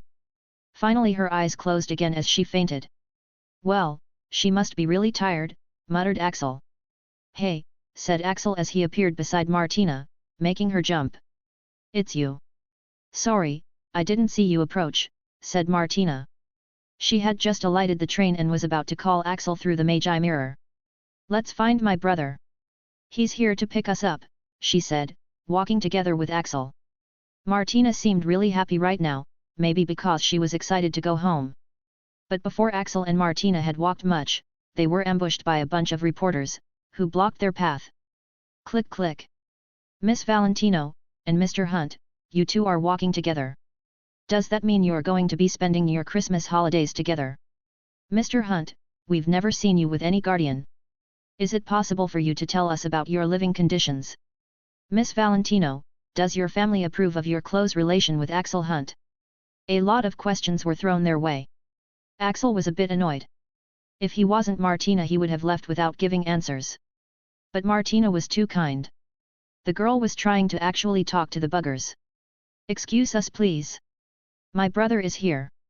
It'll be good if you guys leave before he comes. Of course, the reporters wouldn't listen if you're so nice to them. The crowd only increased.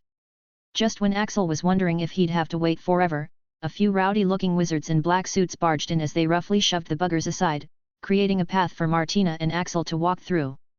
And leading these men was of course, none other than Enzo, Martina's brother. Lil sis, he said spreading his arms. Martina smiled, hugging him. You have a bruise on your cheek, she couldn't help but point out. Oh no, don't make wrong assumptions here. I haven't been in any fights.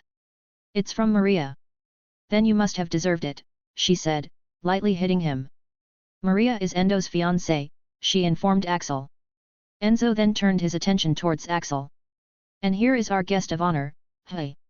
He said, offering his hand. Axel Hunt, said Axel, shaking his hand. Enzo looked down at Axel's hand, no longer injured.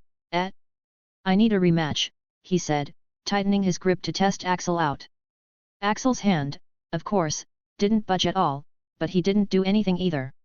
He still needs to get his wand fixed after all. Martina, who had seen him fight XXXXX level creatures, and exacting vicious revenge on those messing with him, quickly separated their hands for her brother's sake. Enzo, can you please behave? He is our guest. Enzo laughed, releasing Axel's hand. Relax sis, I know what I'm doing, he said as he grinned at Axel. You already passed the first test. Axel furrowed his brow. What test? Nothing, said Martina, giving Enzo a warning glare. Enzo likes to play around. Now, can we go already? Enzo nodded, grinning teasingly at Martina. Right, let's go. Mom and Dad are waiting, he said, taking out a ring from his pocket that expanded in size. Grab on. Martina turned to look at Axel. You still have the Valentino knife, right? She asked. Axel nodded. The knife is always in his pocket.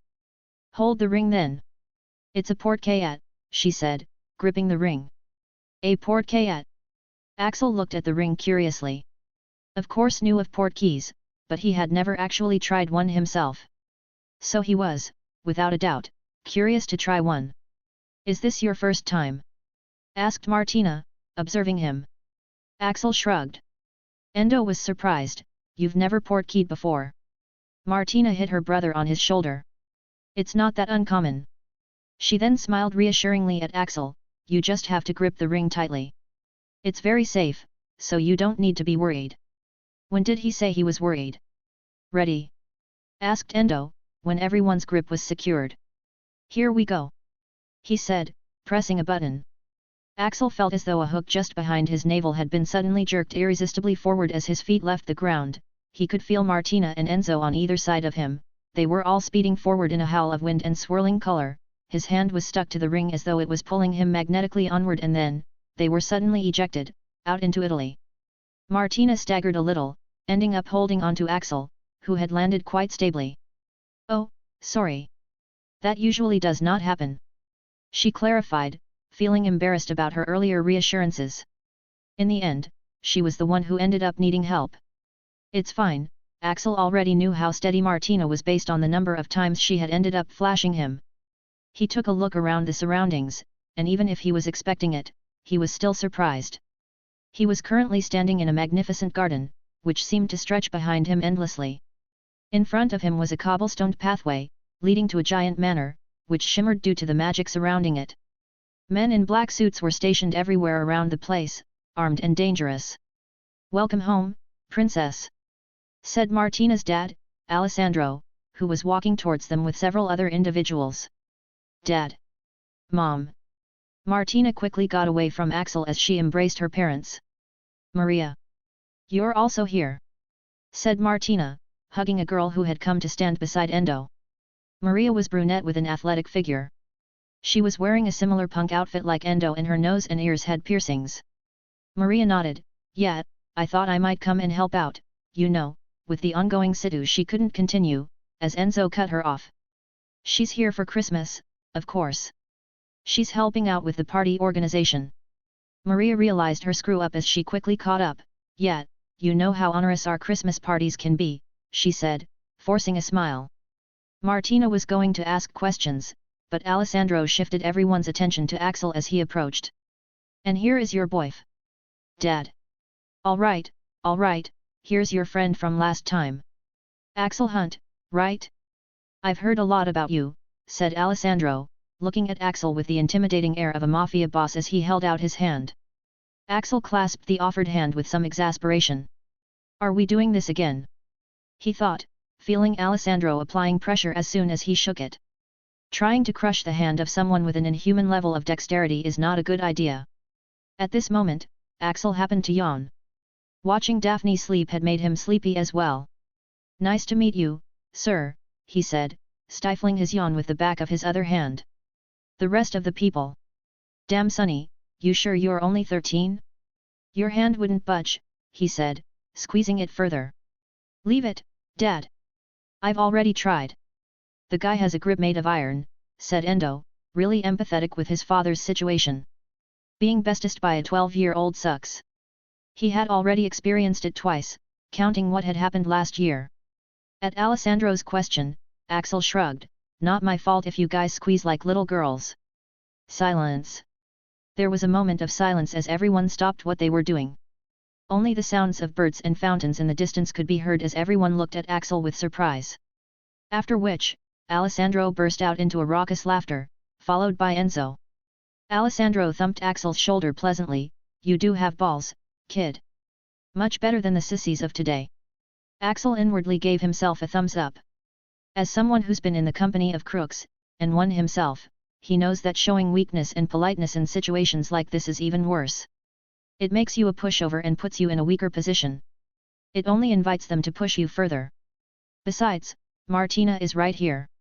She wouldn't let her father hurt their enemies, let alone her friend Axel who saved her life. Axel turned towards Francesca, Martina's mother, who had been observing the whole scene, and bowed slightly. "Thanks for inviting me, ma'am," he said politely. "Different people need different treatment." From what he knows from Martina and what he has observed, Martina's mother is a very uptight woman. And she's one who's going to help him out with his wand, so of course he has to behave. Francesca nodded in approval. "It is our pleasure. I've long wanted to know more about Martina's first friend," she said, studying Axel with a critical eye. "Mom. I have many friends. I've just never invited them." "Exactly my point, dear."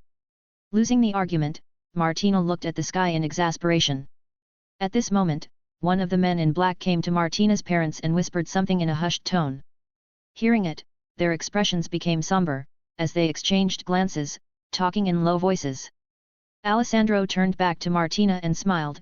"Martini, you show Axel around. We have some work to do, okay?" Martina scowled at her parents.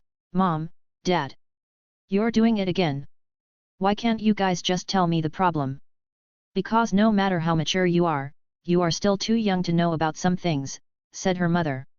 Martina's further protests fell on deaf ears as everyone left to deal with whatever problem they were facing. Left alone with Axel, Martina stomped her feet. They always do this. She whined. Axel shrugged, why would you even want to know? He was just fine that they had left. Now if only they deal with the problem quickly and get around to fixing his wand, he'll be relieved. Martina shook her head, you don't understand. They think of you as a child? While you think yourself far more mature. Tell me about it, said Axel with a scoff. You how? Martina sputtered but she sighed as she sat down on the bed of lush grass and small flowers beneath her. You wouldn't understand. I have always had a very high IQ. But in other things, I've always struggled. And my family's overprotection and deciding everything for me hasn't helped me at all. Axel sat down beside her. Parents making decisions for you, that's gotta suck, accepted Axel. But you are still quite lucky. Her parents decided for her to have an easy, struggle-free life, and a happy life.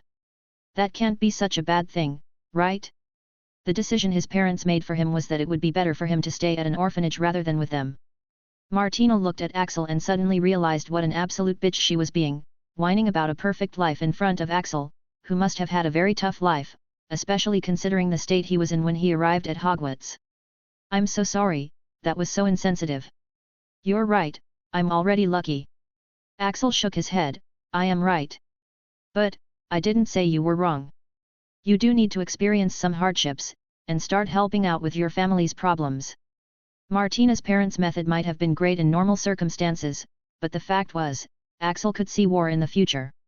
And Martina as his ally, having so much power without knowing how to properly wield it, was a huge waste of war potential.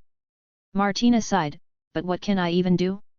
My parents wouldn't tell me anything. I've never seen them so tense in ages. It has to be something really bad, she said worriedly. Axel put his hands in his pocket. Well, I might have heard a little of what they were talking about. Martina looked at him in surprise. You did? What did you hear? Axel nodded but instead of replying, he asked his own question. You guys are the most powerful magical mafia in Italy, right? Martina nodded. Well, then what do you know about the Russian magical mafia? Martina's eyes widened. It's them. Chapter 89, The Russian Mafia, Martina flashed again. The Russian Mafia. Martina's eyes widened. What else did you hear? Axel nodded, yet. I also managed to hear something like Mikhailov from them. Hearing that, Martina paled as her fears came true. Oh my god, it is them. No wonder Mom and Dad were tense. What is it? Asked Axel, not liking her reaction. Martina sighed as she explained, when it comes to the magical underworld, it is most active in two countries, Italy and Russia. These are the countries where the mafia gangs are so strong that even the local governments can't do anything to stop them. So, in each of these countries, there needs to be one overlord, someone who would stop the mafia gangs from running rampant and rein them in. Italy has the Valentino family and Russia has the Mikhailov family, finished Axel, to which Martina nodded. So, how is this Mikhailov family? And what business could they have with your family that's gotten them looking so troubled? Asked Axel. Martina shook her head. Until now, both the families have left each other alone, so I have no idea what they might want. But I do know one thing for sure, those Mikhailovs are no good. While we mainly deal with maintaining order and keeping the crimes in the country to a minimum, the Mikhailovs manage the Russian mafia by running all the syndicates themselves. Drug cartels, prostitution, slavery, smuggling, arms dealing, nothing is beneath them. Axel had to sigh at that. This Russian mafia, it couldn't have waited till his wand was fixed, could it? He just wanted to leave as soon as possible. It was getting dark, and the lights began to get lit up in the whole estate, making the scenery even more beautiful. Catching Axel looking around, Martina shook her head vigorously, temporarily removing all the worries. But forget about all that. You're here for the first time. I can't have all this spoil your visit, she said with a smile as she got up and patted the grass off her jeans. She then began pulling Axel up forcefully, who seemed to have no thoughts of getting up. Come on, let me show you around the house. Axel couldn't understand her. Aren't you worried about the Mikhailovs? What if a gang war begins? Martina shook her head. Oh, trust me, you'd know if there were chances of a gang war, she said, looking around. These men would be celebrating if that were the case. And even if something does happen, we just happen to have a lot of weapons and countermeasures ready. Come on now, I can show you. At that, Axel was suddenly very cooperative about having a tour. Since Martina had never had a friend over before, she was naturally very excited to show him a lot of things. She first showed him around the outside. The grounds around the estate were like a township itself, and there were portals installed to move between places. You've never tried a portal either, right? Axel shook his head. I didn't know they even existed before they got one at Hogwarts. That's normal. Portals are a relatively new concept, so not many places have them, said Martina understandingly. It's an interesting concept, really. Think of it as apparition. Only, the very thin tube is widened a lot. Axel had no idea what she was talking about. I have never experienced apparition either. It's just not something he could learn at Hogwarts due to the wards. Well, then let me help you experience your first time, she said, flashing him a smile, but she then paused. Wait, that came out a bit inappropriate. I didn't mean it that way. Let's go already, said Axel, dragging her along. They both stepped in front of the portal. It was a gateway of sorts, and since it wasn't active right now, you could see through it. Martina waved her hand and the wards around the thing disappeared. She then pressed a button at the side. To the front wall. The portal got activated as magic filled the gateway, making the other side translucent. Martina tugged at Axel's hand. Let's go. Axel's void travel skill hadn't been progressing very well, so he also wanted to experience it. Thus, with some hesitation and curiosity, he stepped through the portal. Zzzzz. As his body passed through the translucent layer, he felt this fizz sensation buzzing on his body, followed by another fizz sensation as he emerged from the other side. It was quite surreal. Looking around, he found himself on top of a high wall overlooking the entire estate.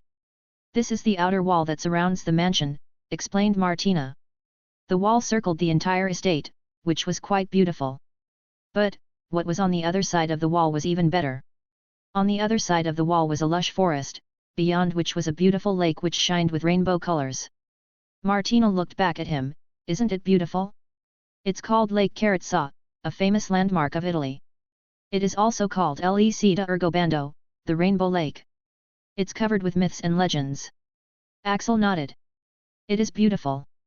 The lake was magical, it almost seemed to call onto him. That isn't all, said Martina, raising her hand, casting out waves of magic. How do you even do that? Asked Axel. He knew firsthand how difficult wandless magic was. Martina smiled mischievously at him. You're not the only one with secrets, young man. Axel stared at her. Just now, it almost actually felt like she was older. Martina turned her back to look at the magic she had been casting. It's done, she said, and in the next moment a ripple became visible in front of them, followed by another, and another, until hundreds of them were visible. Axel's jaw dropped. Are those all? Martina nodded. Yeah, they're the wards. Like every other wizarding estate, the Valentino Manor was also protected with wards. But, the wards here were... Fuck! Swore Axel.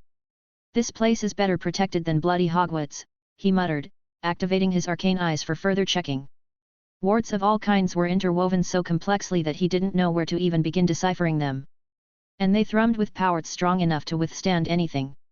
His ward-breaking skill, which had advanced quite a lot after last year, was still coming short in front of this elaborate piece of work.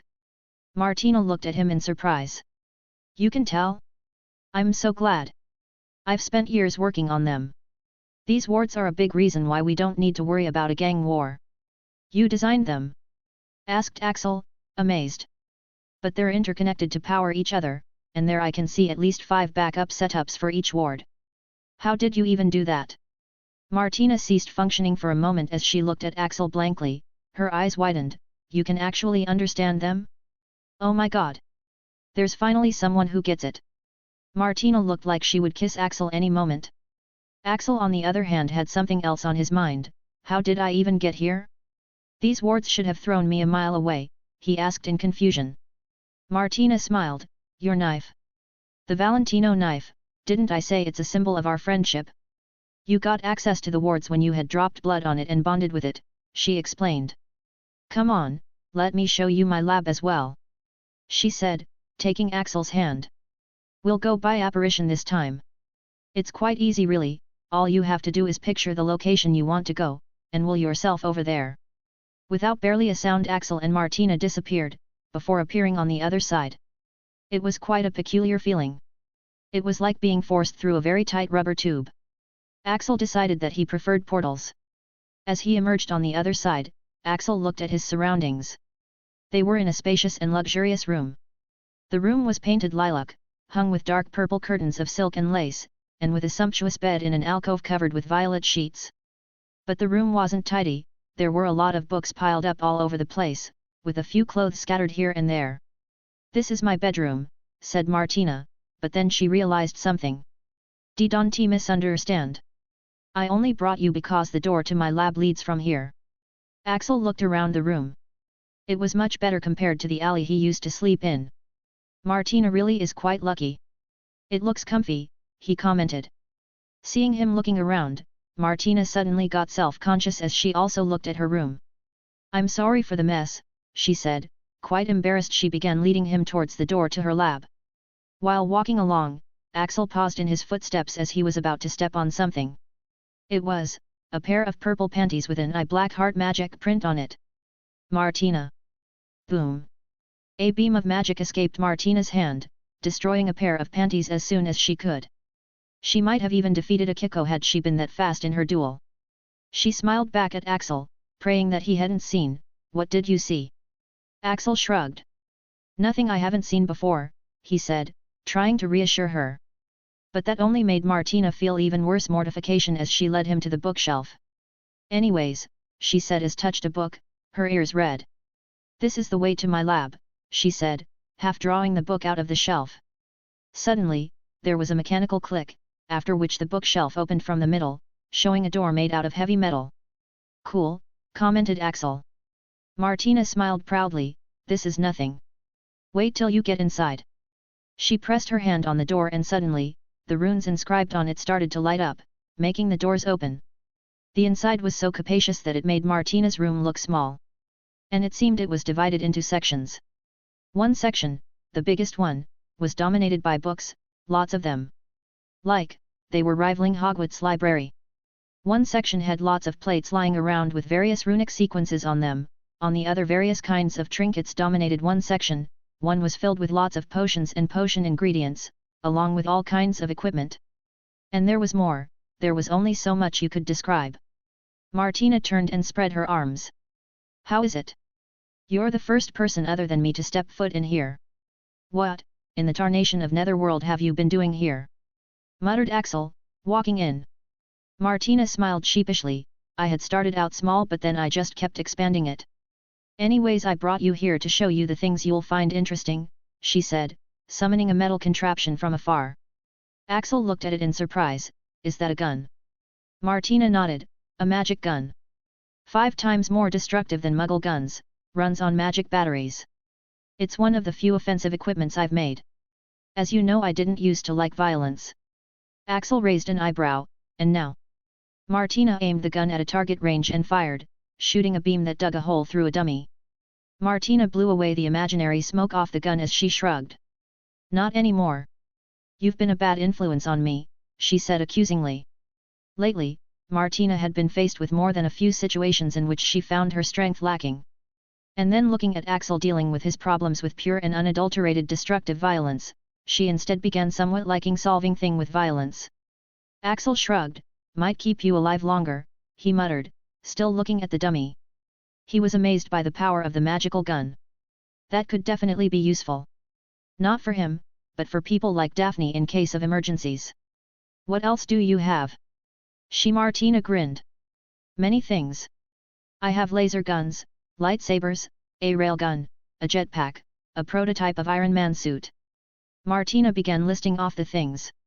Hiding away in this basement for years, she had of course been fulfilling her nerd fantasies, building one thing after another. And now that she had to go to the violent route, a lot more things were to come. Well, let's see them then. Axel grinned. This was definitely turning out to be quite a fruitful visit. Meanwhile, in a meeting room, the Valentinos were in the middle of a very important discussion. They had dismissed even all their trusted men, leaving just the family members including Maria. I hope it was just a war. It would have been much simpler, said Alessandro, Enzo nodding along with him. Francesca sighed, even I have to agree. It is clear that Makhailovs have been eyeing our power for a long time. But this approach is a bit difficult to deal with. Maria also shook her head, asking Martina's hand for marriage. It is really fucking insane, finished Endo. Do they really think we'll ever accept? It is also a smart move. They are already here, we can't reject them outright. And they're also coming to the party tomorrow, said Francesca, feeling a headache coming. We have to fix up Martina's engagement quickly, she decided. But, who will it be? Can it be that boy? Doesn't he have no family background? Asked Maria curiously. We don't need a family background as long as there are no red flags. And we aren't sure about how she feels about the boy yet. But it will be whoever who can keep her happy, said Alessandro. We can't, and God knows we've tried. What does that mean? Isn't Martina quite happy? Asked Maria in confusion. Francesca sighed. No, she's not. Martina has always been different, distant. It's not that she doesn't care about us or loves us, it's just that she has always kept some boundaries with us, no matter how close we are. She's always locked away in her room, doing who knows what, said Enzo. The Valentinos are quite distressed about the future of this daughter of theirs. It is very difficult to find someone with whom Martina would be happy with. On the other side, it took a while for Axel and Martina to go through her inventions. Before they knew it, it was already dinner time and Martina and Axel were feeling much more comfortable around each other's company, their initial awkwardness gone. Martina was no longer feeling nervous at having a friend over and Axel was feeling less tense at being in a magical mafia home. You could say they had bonded over destructive geeky toys. At dinner time, they emerged from Martina's room with their clothes disheveled. Martina's face was brimming with jubilation and her eyes were shining. Even Axel's usual bored and broody expression was gone, and his face looked almost neutral now. But, when they emerged, the rest of the family, who were just coming back from their meeting happened to catch the two of them coming out, with their clothes disheveled and Martina beaming with joy. Alessandro, Francesca, and Enzo, all three of them stopped to look at the scene in surprise as they exchanged glances. They hadn't seen Martina this happy in a long time. But more importantly, all three of them had one question. He just came out of her bedroom, right? There was no doubt about it. Both had emerged from her bedroom. And with the state of their clothes and the difference in their expressions, they were either tumbling on the bed or they were doing something in the room further in. Either of the options was a huge shock. Francesca was the first one to recover. It is good you guys are out. It's dinner time. Come on, you two must be tired. Martina realized that her parents might be misunderstanding her. But there was nothing she could do or say that wouldn't make the situation worse, so she just sighed and went to the dining room. In the dining room, as Axel sat on his seat beside Martina, he found that everyone was looking at him and Martina for some reason, making him uncomfortable. As the first course was served, Francesca finally spoke up, looking at Axel. So, Axel. How old are you exactly? Is it still 12 or is it 13? She began her interrogation, looking at Axel with even more critical eyes. It was the eyes of a mother looking at her prospective son-in-law. Axel was stumped on the very first question. I don't know. Chapter 90, Avoid sleeping with our daughter from now on. So, Axel. How old are you exactly? Is it still 12 or is it 13? She began her interrogation, looking at Axel with even more critical eyes. It was the eyes of a mother looking at her prospective son-in-law. Axel was stumped on the very first question. I don't know. Everyone on the table paused, surprised at Axel's answer. How can you not know your own age? You don't know. At this absurd situation, Francesca couldn't draw conclusions on her own. So she asked. Could it be that you have forgotten or? Axel shook his head. No, I've never known when I was born. Oh. Francesca's line of natural conversation that she had planned beforehand was completely broken after this answer. How can someone not even know their birthday? Asked Enzo insensitively, getting a kick from Maria from under the table. Ouch. Francesca continued, ignoring Enzo's question. What about your family? Who is your guardian? She asked the main question, hitting two birds with one stone. First, it was important to know about his family background before deciding anything, and second, she wanted to know what kind of guardians he had who hadn't even told him his date of birth. Axel almost laughed in derision. Family? Guardian? Him? Hell no. But he was once again stumped at what to say. With all eyes fixed on him, he couldn't help but feel uncomfortable. Everyone other than Martina was looking at him with some sort of calculating, judging eyes, as if wondering how much he would sell for. Axel hadn't forgotten that he was currently in the house of a mafia family. Martina was good, but the rest of her family could not be trusted. They seemed like good people, but you cannot really know for sure in such a short time. Axel coughed. I'm sorry, but I'd rather not talk about my family, he said, trying to look apologetic. This lady here is going to fix his wand and he'd rather not disappoint her. But really, openly saying that, I have no one to look after me, so making me disappear will not create any waves, in front of a mafia family is just not a wise decision. Yes, Mom, he doesn't like to talk about his past, said Martina, shooting a warning look at her mother which said, knock it off. She had already guessed what was going on here. Her mother was interrogating Axel. There was a good reason why Axel doesn't talk about his past. In their second meeting, Martina had tried to read Axel's surface thoughts, but by accident, she had ended up getting glimpses of Axel's worst, most horrific memories. She had already broken down when the scar part had come, forcefully breaking the connection. With such a past, it is already a surprise he isn't going all Voldemort mode until now. Thus she has always respected Axel's boundaries, making sure not to push them. And now her mother is just insensitively asking Axel uncomfortable questions just because she has delusions of engaging the two of them? Not on her watch. Francesca inwardly heaved a sigh. The duo's response had already broken away any possible route for her to inquire further without making Axel uncomfortable and drawing Martina's ire. She looked a bit taken aback and apologetic. Oh, is that so? I'm sorry if my question made you uncomfortable, she said naturally. But whether you are 12 or 13, I'm just glad that you are getting along so well with Martina. Alessandro nodded, I know, right? Usually, she doesn't even let us into her room. Martina looked into her plate, not speaking. A girl needs her space, right? Her family is just clingy and overprotective. Back when they were allowed entry, at least one of them would always be in her room. If it stayed like this, then how was she supposed to do her research all the time, which also involves dangerous accidents, explosions, and other risks in front of them? Yet. And I haven't seen her this happy in a while, added Enzo, to which everyone agreed. The moment Martina and Axel had come out of that room, Martina had the brightest, most relaxed and genuine smile on her face. It was almost as if Francesca put on a serious look. You two, I know it might be difficult to control it since you're at that age, but you need to show restraint on what you do in the bedroom. I don't want my daughter to be pregnant this early, said Francesca, dropping a bomb. What? Enzo, what the hell? Alessandro, there was sound of cutlery dropping. Cough. Cough cough. Martina choked on the juice she had been drinking. Mom. What are you talking about? Yet. Was Tina doing that? My daughter is already grown so much. Both father and son couldn't accept it, and Axel suddenly got two piercing glares directed at him. Good thing I didn't reveal my background, or the lack thereof, thought Axel as Alessandro and Enzo looked at him like he had, well, fucked their daughter and sister respectively. Francesca rolled her eyes, oh come on. What might the two of you be doing if not making out, with your clothes and hair in a mess and your face practically glowing? She asked in exasperation. That was because we were testing out dangerous magical weapons and blowing off one dummy after another? No way she could say that. Playing, she finished lamely. The reason why she was so happy was that, with Axel, she didn't need to hide anything. She was able to finally freely show someone the things she had been working on her entire life, and he liked it. How could she not be happy?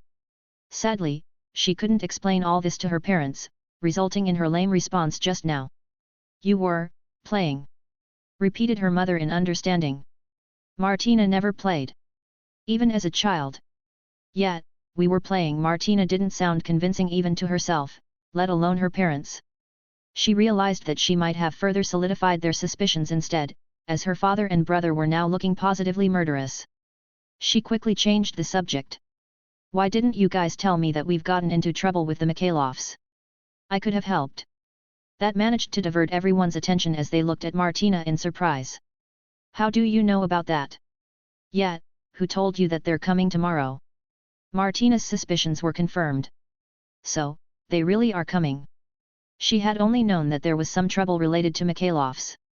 But them coming over? For tomorrow's party? It's much worse. Why? Will that guy Maximilian also be coming? Her family exchanged glances.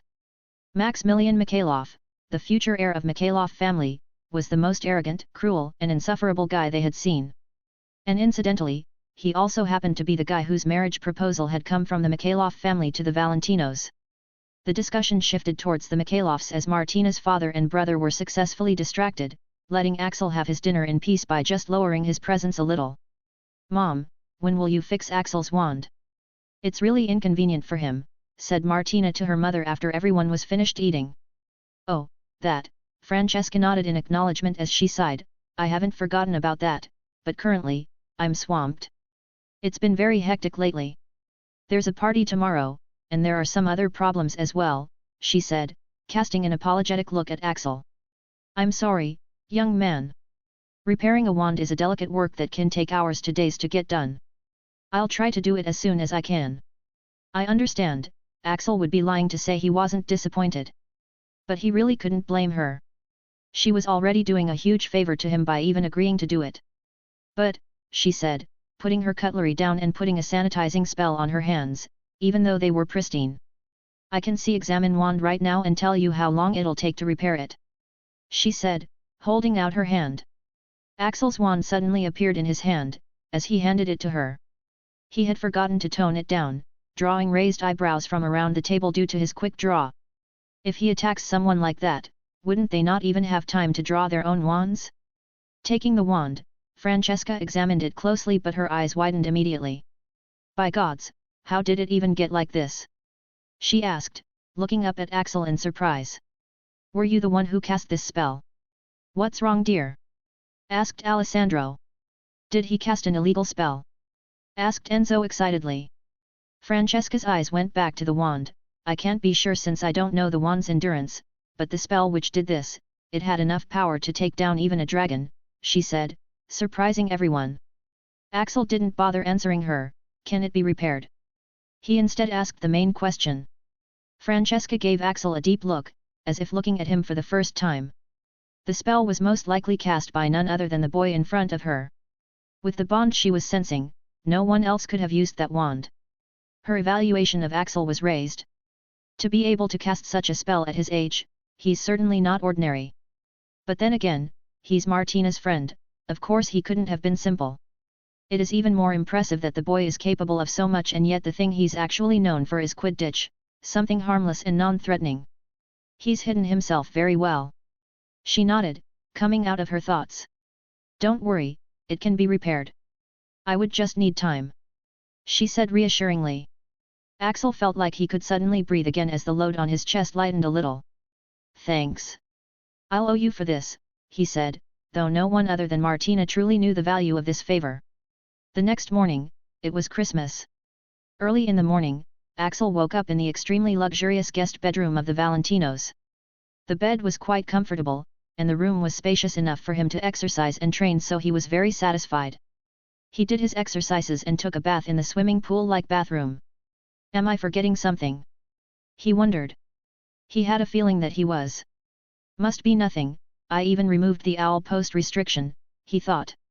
He had removed the magic that had been blocking the owl posts so that he could receive the few gifts he was going to get from the few people he had managed to know in the last 2 years.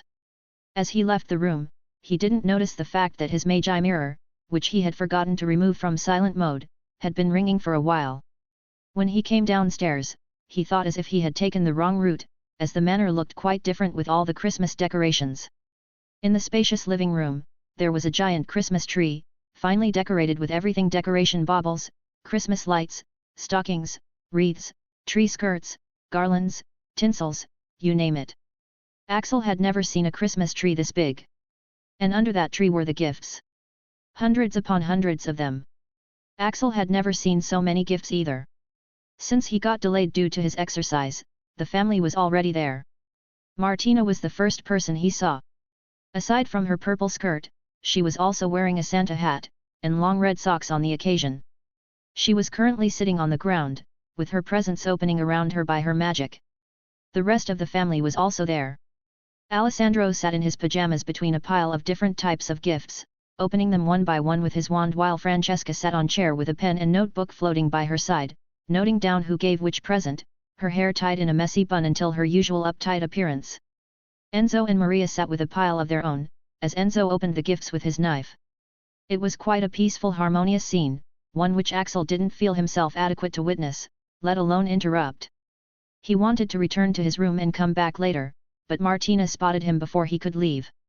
"Oh, you're awake? Merry Christmas!" she said, turning her attention away from the gifts she had been opening. "Come fast. You have a lot of gifts to open," she said, beckoning him excitedly. The rest of the family, who had seen him by now, also welcomed him warmly, giving him Christmas greetings. As Axel looked at his pile under the tree, he doubted his eyes. "Are those?" Martina nodded, looking at the hundreds of gifts and letters he had received. "Yep, everything that is addressed to us has been passed down to the wards and stored here in different piles. The harmful ones have already been removed so you can open them." Axel randomly picked one. "Dear Axel. Merry Christmas. I'm your biggest fan. Let me have your babies. Love. XXXXXXXXX. What the heck?" Sifted through at the pile and found that a lot of letters were like that. But, he suddenly ignored everything as he found the gift he had been unconsciously looking for. From Daphne Greengrass. It was a neatly wrapped box with a ribbon on top. Opening it, he found a letter, a card, a rolled-up piece of paper and a strange box. He first opened the letter. "Dear Axel. Meeting you has been the best thing that has ever happened to me, or my family. Thank you for being you. Here are gifts from me and my family. There's a gift card that we didn't have much use for from my mother. You can order any ingredient from Big Owl for free for a year. The rolled-up piece of paper is a drawing Astoria made for you, and lastly, the strange box is from me. It has some wood that's been lying in our family treasury forever. It has quite powerful magical properties. It's been used for wand making in the past, but then the method was lost, so it's just been lying for centuries. Ask Mrs. Valentino if she can use it in your wand. They are, after all, the best at wand lore. Hope your wand is successfully repaired. So, these are the gifts. If they seem excessive or annoying, please just take it as us being bothersome. You've already given us a lot. The only thing we want in return is that you remember us. Love. Daphne. P.S. Can you be back by New Year? Please drop by if you can, we had something planned for you." He had just closed the letter when Francesca and Alessandro came over. "Axel, here's a small gift from us," she said, passing him a delicate wooden box. Axel was surprised. "You don't need to. Helping me out with my wand is already too much," he said, trying to decline. But the Valentinos wouldn't have it. "Just take it already, boy." "It's for Martina," said Alessandro. He still seemed a bit gloomy after last night's misunderstanding. Axel thought it would be better to just accept it, lest this mafia boss flips out. Francesca opened the box as she offered it to him, and inside was a beautiful wand which had a V engraved on it. "This?" he asked in confusion, picking up the wand. "It's a substitute wand. You can't just rely on one wand. It'll also prove to be useful till I repair your original wand. Put a drop of your blood on it," Francesca told him. "Thanks. It's a welcome present," said Axel as he did as he was told, dripping some of his blood onto the wand. The result was immediate. He felt a click, signifying that the connection had been established, and a powerful shockwave erupted from it, blowing back everyone's hair as Axel's eyes widened from the power he felt. What the? Axel could feel that this wand was different. Not in terms of bond, but in terms of power. "This wand?" he began, completely taken aback. He had been expecting just some ordinary wand, something you can get for quite cheap at Ollivanders. But this thing? It's quite powerful. asked Francesca understandingly. It is. I especially handpicked it from amongst our finest collections, after considering what would be the best fit for you. It's 12 inches, the wood made from the manna ash tree, exclusive to Italy, and a hybrid core made using our family's secrets. There is no trace, and the Valentino crest, that grants you special privileges in 10 magical countries including Britain. But, your original wand will be even better, she said, casting a glance at Martina. The girl was going all out for the boy's wand. Even Francesca couldn't understand why. What magical had the boy cast on her daughter to make her fall so deep? She just hoped that this will all be worth it. It should be a good substitute while I'm fixing your original wand. It is a great wand, said Axel in agreement, waving the wand experimentally, but, I don't think I can accept it. It's too precious, and you're already doing a lot for me, he said, offering it back with much reluctance. It really was a great wand and it was certainly a much better alternative to Cyrus Greengrass's wand that he was using right now.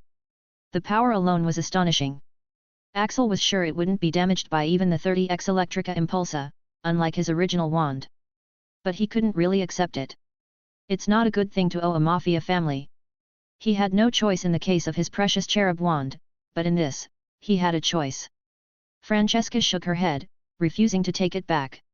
It's already bonded to you, Axel. And it won't work for others once it's bonded to someone, just like most Valentino weapons.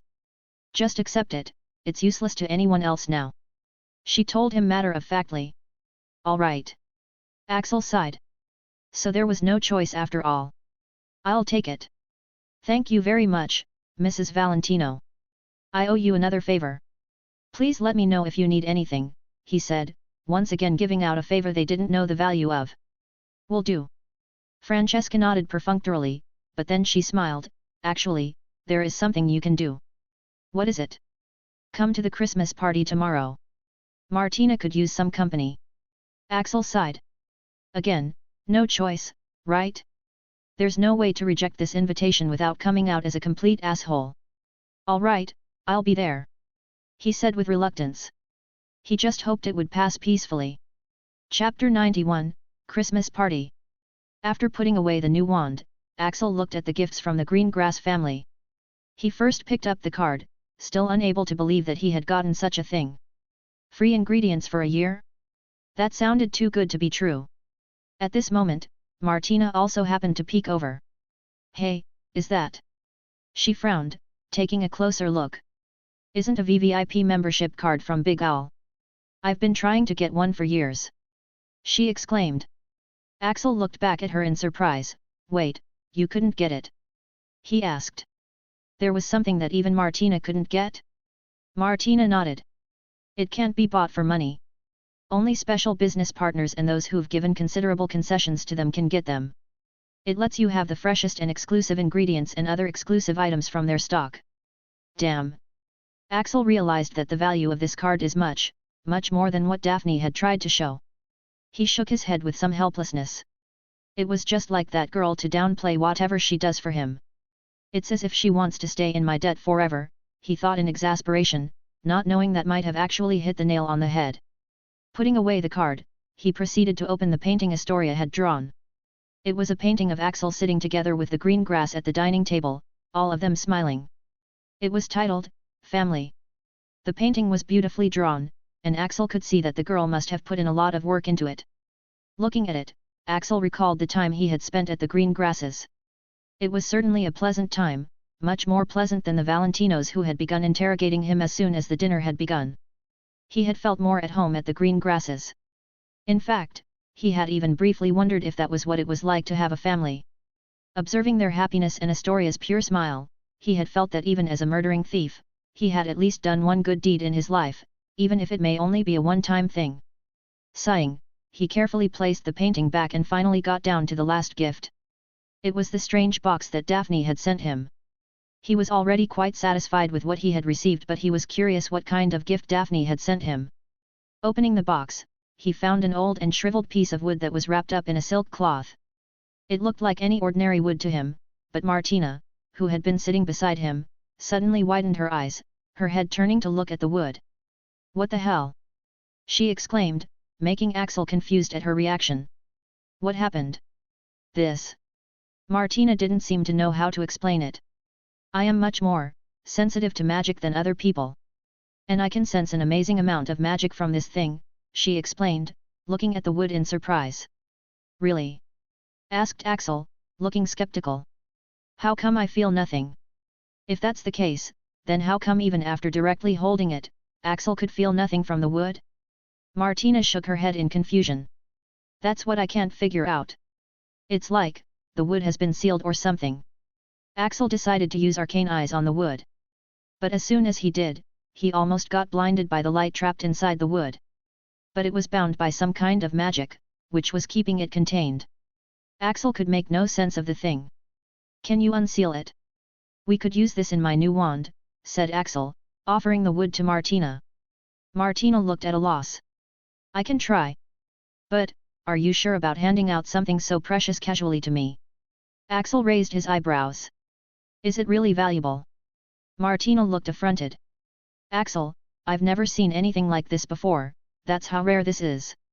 Its value can't be estimated, but I would be willing to spend a lot to get my hands on this thing, she said, shaking her head in wonder. Who is giving you all these gifts? She asked enviously. Axel was at a loss of words. What did Daphne say? Here's some wood that's been lying in our treasury since forever. The girl is casually handing out precious family heirlooms to him like this.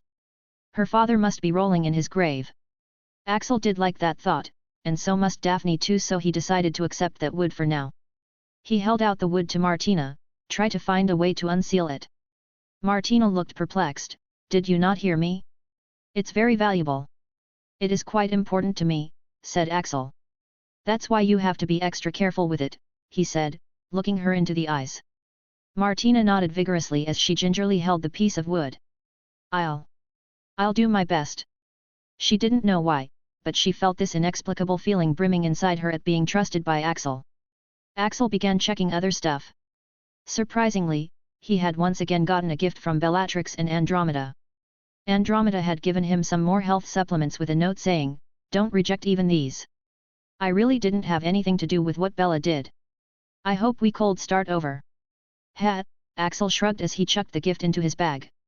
At least she knew not to give something too precious this time, because it would have been returned anyway. But Axel was tired of being angry with this lady. Whether or not she wanted to look into his mind to find out how he had survived, the fact of the matter is, she didn't harm him personally. She could have just broken into his mind forcefully, gotten the information, and simply left him to fend for himself. Instead, she introduced him to the wizarding world, bought him nice things, got him a haircut, and even took him to dinner with her family to introduce him to Rose in hopes of getting him a friend. And even if that was all just to get information from him, it was only to cure her husband. So yes, Axel could no longer be bothered to stay angry at her. He guessed he had matured that way by now. But this bitch, he thought, looking at Bellatrix's gift. No matter what, Axel would take revenge on her one day. Opening Bellatrix's gift, he found a vial and portrait of what looked to be an older version of himself, minus the scars. The note attached with it said, "Dear Axel, I am in the life debt of your father, so harming you is the last thing I'll ever do. Please forgive me, I didn't know your identity back then. I didn't mean anything I said. I've sent the proof. It's his portrait which I painted myself and the memory of him saving me. Bellatrix Black. Who is this?" Martina couldn't help but ask, but then she quickly clamped her mouth shut.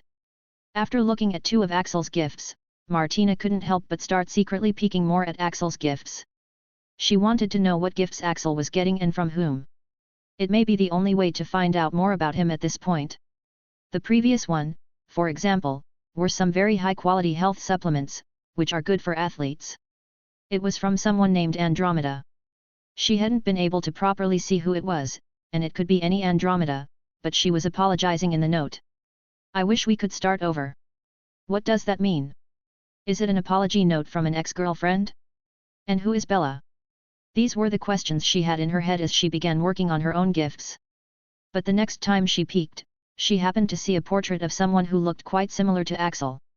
There were differences, of course, but the resemblance was uncanny. "Who is this?" she had blurted out before she could control. Axel, who had been reading the note, was annoyed to know that she had seen it. "Nobody," he replied, taking out his brand new wand. He figured it was time to test it out. Martina couldn't understand. It was clearly someone related to Axel, most likely his father. You two look quite alike. Is it your father? She blurted out, her curiosity getting the better of her. I have no father, snapped Axel, pointing his new wand at the portrait. Reducto. Boom. A very powerful beam of light hit the portrait, causing a huge explosion. Axel was surprised by the power of the wand. He hadn't used much power, just enough to destroy the portrait and not the floor below. But his wand turned out to be much more powerful than he had anticipated, resulting in this situation. But, what was more surprising, was that the portrait was unharmed even after that attack. Mystified, Axel looked at the rest of the note. P.S. I made the portrait indestructible so you can also use it as a shield when you're in danger. Bellatrix Black, fuck you. The explosion attracted a lot of attention, and the rest of the family also saw the portrait, making Axel curse inwardly. If things weren't bad enough, a deep, austere voice sounded at this moment, making him freeze. It is good to finally see you, son. You're quite powerful. Oh great, it speaks. That's it, he'd had it now. Having no other choice, Axel chucked the portrait in his bag. Looking around, he saw all eyes focused on him.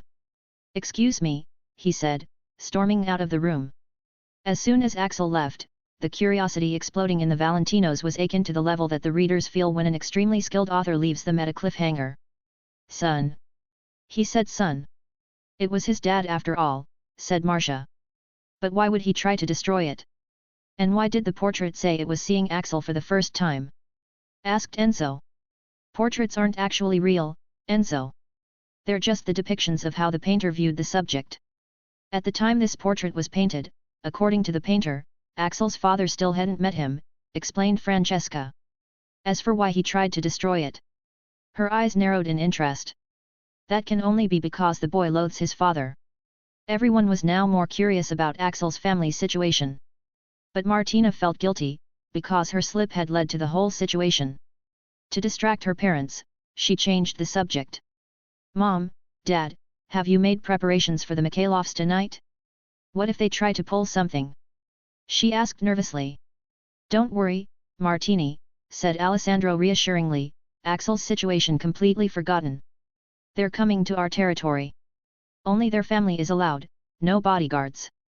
They can't do anything here. Martina sighed. That's what I'm actually worried about. Why would they risk coming here for no reason? They must have some sort of plan, right? Enzo shrugged. What can they even do? Aren't our wards the strongest in the whole fucking world? He asked. Francesca sighed, well, technically, they aren't the strongest, but yes, our wards are indeed quite strong, she agreed. But inwardly, she was also thinking what Martina was thinking. Even proposing marriage wasn't a good enough reason for them to come personally. The Mikhailovs aren't that simple. After all, they're running the most powerful crime syndicate in Russia. What are they playing at? She wondered. In a dark meeting room, a man with a bald head and a cigar in his hand sat at the head of the meeting table. Even in the dark environment, he was wearing dark shades over his eyes. Sitting around the table were various rowdy men, looking a bit subdued while looking at the man. This man was Andrei Mikhailov, the boss of the Russian magical mafia. Are all preparations done?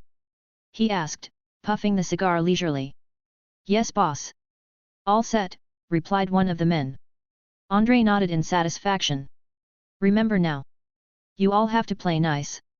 Their daughter is the key to the Valentino family. If they agree to the marriage, we don't need to go to plan B. After all, we just have to control the daughter. One of the men raised his hand, but brother, what if she refuses to be controlled?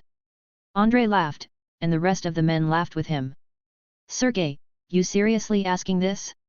We have more than 100 ways of making bitches listen. He said, taking another puff. Besides, Max can handle her, right son? He asked, turning his attention to his son and heir, Maximilian Mikhailov. Maximilian nodded. Unlike his bald father, he had light brown hair and he could be quite handsome if not for the sleazy smile on his face. Don't worry, Dad. Leave her to me. Axel had stayed in his room for the rest of the day training and he was glad that the Valentinos had given him his space. He was just not ready to answer the buttload of questions they must have had after seeing the portrait. Currently, there was a potion vial in his bag containing a memory of his father, and his portrait as well. Axel would be lying to say he wasn't curious. But, at the same time, he had a feeling of strong repulsion as well. The portrait was nothing. It was just a depiction of what Bellatrix knew of his father, which couldn't have been much, considering the fact that she didn't even know his father had a son. As for the memory, well, he didn't have a pensieve, and there was not much to gain in watching a memory of a person who's already dead. Besides, though he didn't know why, but his parents had left him at an orphanage, of all places. Who does that? Certainly not good parents and certainly not people who deserve his attention. So, Axel had just spent his time training his skills. Later that evening, Axel was in his room, wearing a black tuxedo that the Valentinos had sent to his room this afternoon, ready to go to the party, as he had promised. Just as he was putting on his velvet loafers, there was a timid knock on his door. "It's open," he called out. He kinda knew who it was just from the knock. Martina opened the door. "I'm really sorry," she was saying, but she paused as she actually caught sight of him. Finished putting on his shoes, Axel straightened up, looking at Martina. She was wearing a purple cocktail dress, with the sleeves and shoulders made out of translucent gauze, displaying her fair skin. "You look nice." "What were you saying?" asked Axel. Martina shook her head, as if to clear her thoughts. "I wanted to apologize for what happened this morning. If I hadn't been so nosy, the situation could have been avoided. But don't worry, my parents won't be anything about your situation anymore." Axel shrugged. "Then, it's all right I guess," he said, accepting the apology. Her behavior earlier was a bit irritating but he couldn't really fault her for it. Martina is a girl who can't hide her curiosity. In fact, she must still be quite curious to know more. It's already a punishment for her to try not to ask more. "Is it time to go already?" he asked. "Thanks," Martina was relieved. "Yes, are you ready? Mom told me to pick you up." On his nod, Martina looked at Axel's neck. "You aren't going to wear the bow tie?" Axel shrugged. "I don't really know how to," he accepted. Tie, he still knew from his time at school, but bow tie? That never came up. "Well, let me help," said Martina, picking the tie. While Axel was thinking of how to reject without coming across as rude, Martina had already bridged the gap.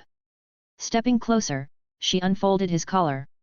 As she put the tie around his neck, Martina suddenly realized that Axel was now taller than her. His figure is also much better than anyone she had seen, making him look quite dashing in the slim-fit tux. She also got a closer look at the two scars on his face. They were quite light, almost faded, but they were jagged, making you wonder how he got them. Martina wanted to run her fingers over them. At this moment, Axel cleared his throat, making her realize that she had gotten distracted. "FBI. Open up."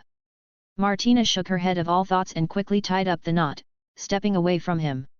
In retrospect, she wondered why it didn't occur to her to tie it using her magic.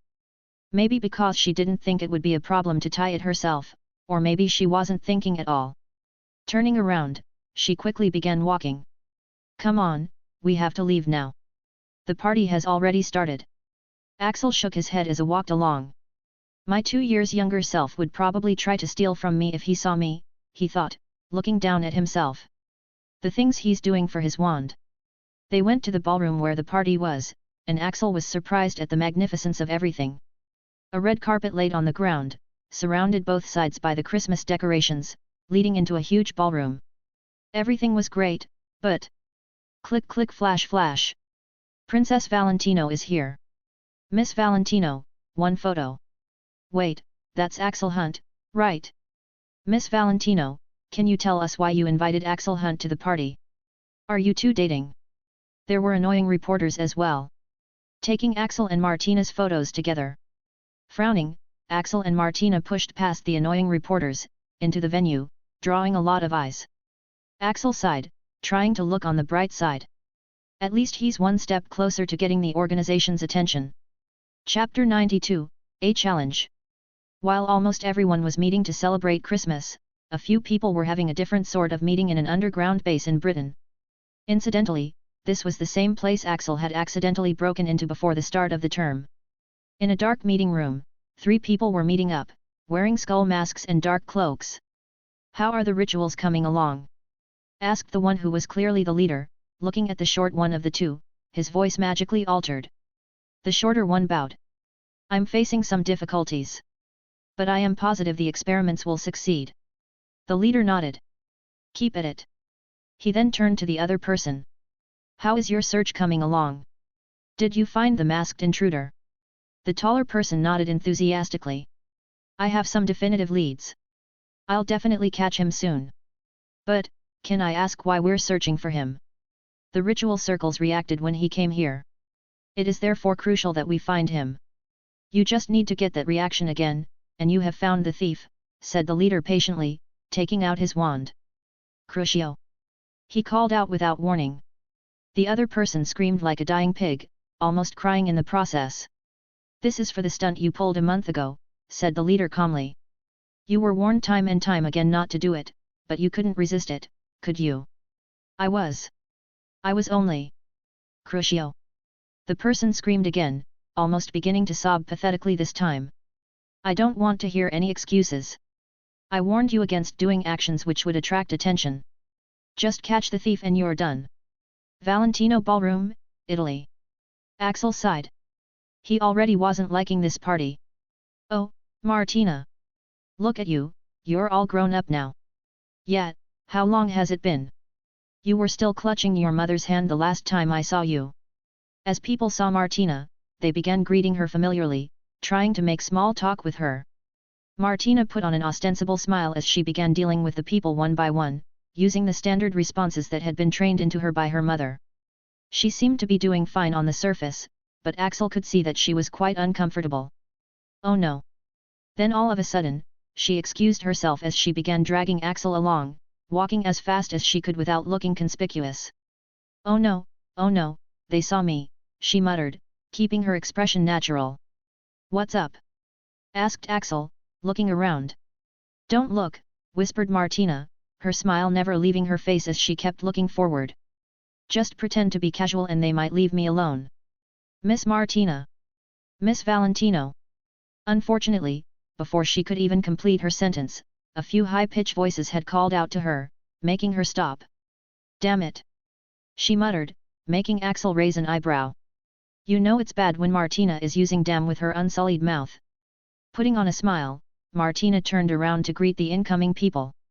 They were a group of girls, all dressed gaudily in expensive clothes and accessories. Oh, it's you guys. Merry Christmas!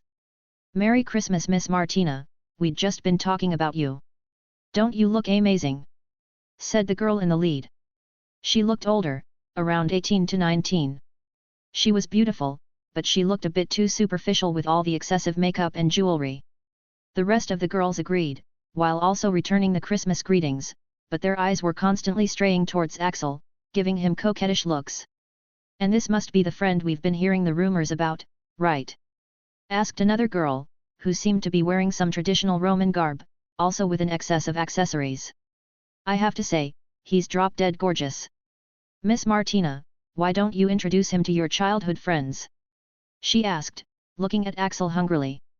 He is Axel Hunt, my close friend, Martina said while looking warily at the girls. She then turned her back to look at Axel.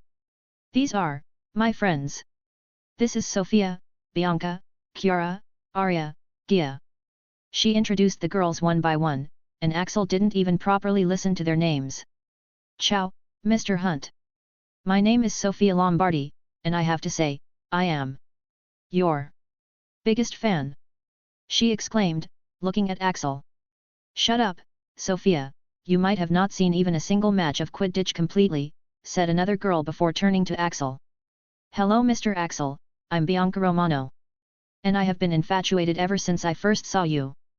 Would you like to dance with me? She asked, offering her hand and leaning forward a little to show her cleavage. Hey, that's not fair Bianca. Yeah, get in line. The girls began arguing over who was going to dance with Axel. At the Halloween party, he was wearing a mask, and he hadn't been standing beside the host of the party. It also helped that he was still relatively anonymous back then. But in this party, with his mask off, dressed in a highest quality tux, standing beside Martina, and after making history in Quidditch, he was attracting just too much attention. A frown came upon Martina's always docile face. "Excuse me, but he is with me," she said, coming to stand in front of Axel. The girls were surprised, to say the least. They had never seen Martina like this. "Why, Miss Martina, I didn't know you two were dating," said Sophia, putting on a confused expression. "Yeah, especially after the rumors that have been circulating around lately," said Bianca, lowering her voice to emphasize the gravity of the news. Martina sighed. "No, we're not dating. And no, the rumors aren't true, I do not prefer girls," she clarified. She had heard some of the rumors spread around by the families to lower the competition for her marriage. "Oh no, you misunderstand, Miss Valentino," said another girl. "That's not the rumor Bianca was referring to." "Yeah, it's the latest one," said another girl. "Great, another one." Martina just gave up dealing with these girls as she grabbed Axel's hand and began to leave. "Just leave us alone."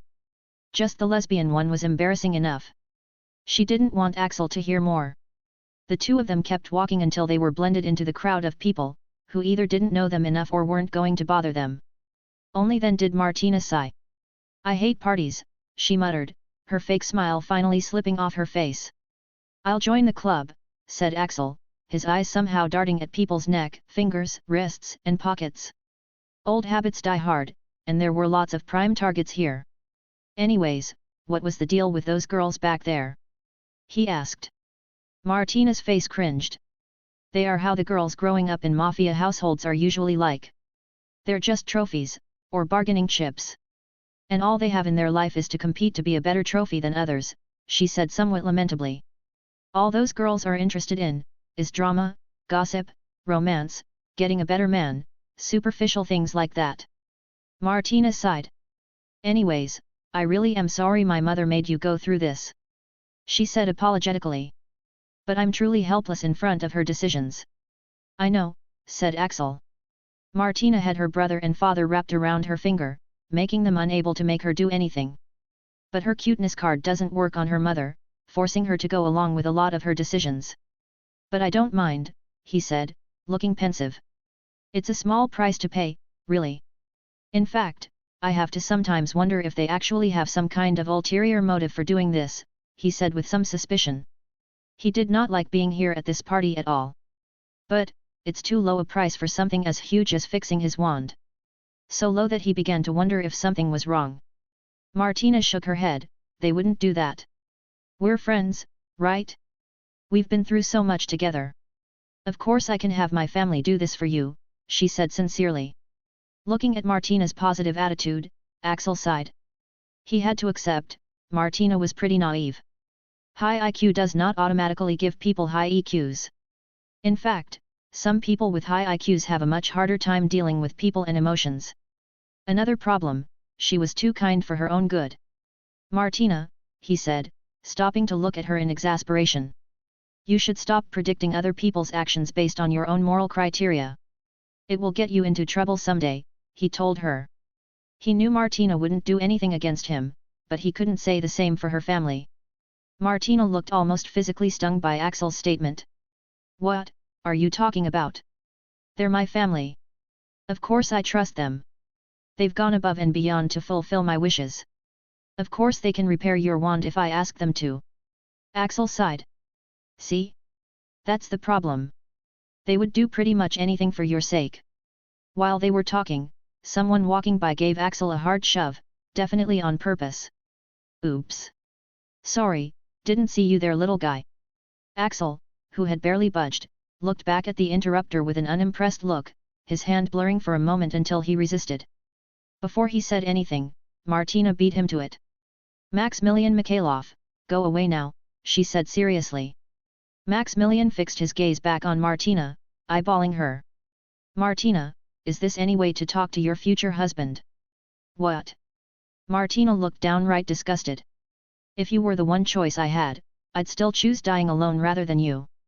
The smirk faded off Maximilian's face as his anger began to show. "So it's true? You're actually going to reject a marriage proposal with the heir of the Mikhailov family? And for someone like him?" he asked, pointing at Axel. "What the hell are you talking about? What marriage proposal? Asked Martina, and Axel suddenly had a sinking feeling as he slowly processed what he had just heard. The douche right in front of him, the one whom he was just going to teach a lesson to, turned out to be the heir to the Mikhailov family. And where the hell did a marriage proposal suddenly pop into the conversation? Maximilian looked at Martina ludicrously. What? Are you going to pretend to be ignorant now? Your parents rejected the proposal without telling you. He asked, pointing at the elevated platform where the Valentinos and Mikhailovs were, seemingly in a debate. So it's like this. There was a click in Axel's head as he figured out what was going on here. Suddenly, everything made more sense. Why the Valentinos invited him, why they were extra courteous to him, and why they agreed to fix his wand and also gave him a new powerful one when the privilege is only reserved for the members of the family, and why he was invited to this party with Martina. It all made sense now. Why am I not surprised? He muttered, smiling sardonically. Maximilian turned his attention to Axel. And you? I've had my men look into your background, he said, shoving him back. You absolute nobody, how dare you even dream of being with her, hey? He asked, his voice rising with every word as he shoved him again. The commotion caused was attracting a lot of attention, causing people to gather around, and Martina finally came out of her shock as she came to stand in front of Axel. Hey! Don't get him involved. He has nothing to do with this. She exclaimed as she turned to look at Axel. You were right, Axel, I am so sorry I didn't believe you. I promise I'll make things right again. She said, feeling mortified. She still couldn't believe her family would do this. But as Axel had said, they would do anything for her, which includes doing even this, if they think it's good for her. Mikhailov laughed at Axel. Hiding behind a woman? That's the kind of person you are? I am seriously disappointed in your choice, Martina. He said, trying to shove Axel again through Martina. Axel had to push the girl aside before Mikhailov's hand landed on her. He sighed. You've done enough damage already, Martina. Don't make things worse, he said in extreme exasperation, his voice still calm. And you, he said, finally speaking to Mikhailov for the first time as he looked at him like looking at an ant. As it happens, I'm already having a bad day. Don't test my patience. He said, his calm voice containing a hint of danger. That only made Maximilian more infuriated. Laughing out of anger, he stepped forward to look down at Axel. At 13, Axel couldn't be expected to grow taller than an 18-year-old with tall jeans. You? He said, shoving Axel again. Just who do you think you are, hey? Shove, you think you're a big shot if you can play Quidditch? Shove, let me tell you, it makes you an absolute nobody. You think a nobody like you deserves someone like her?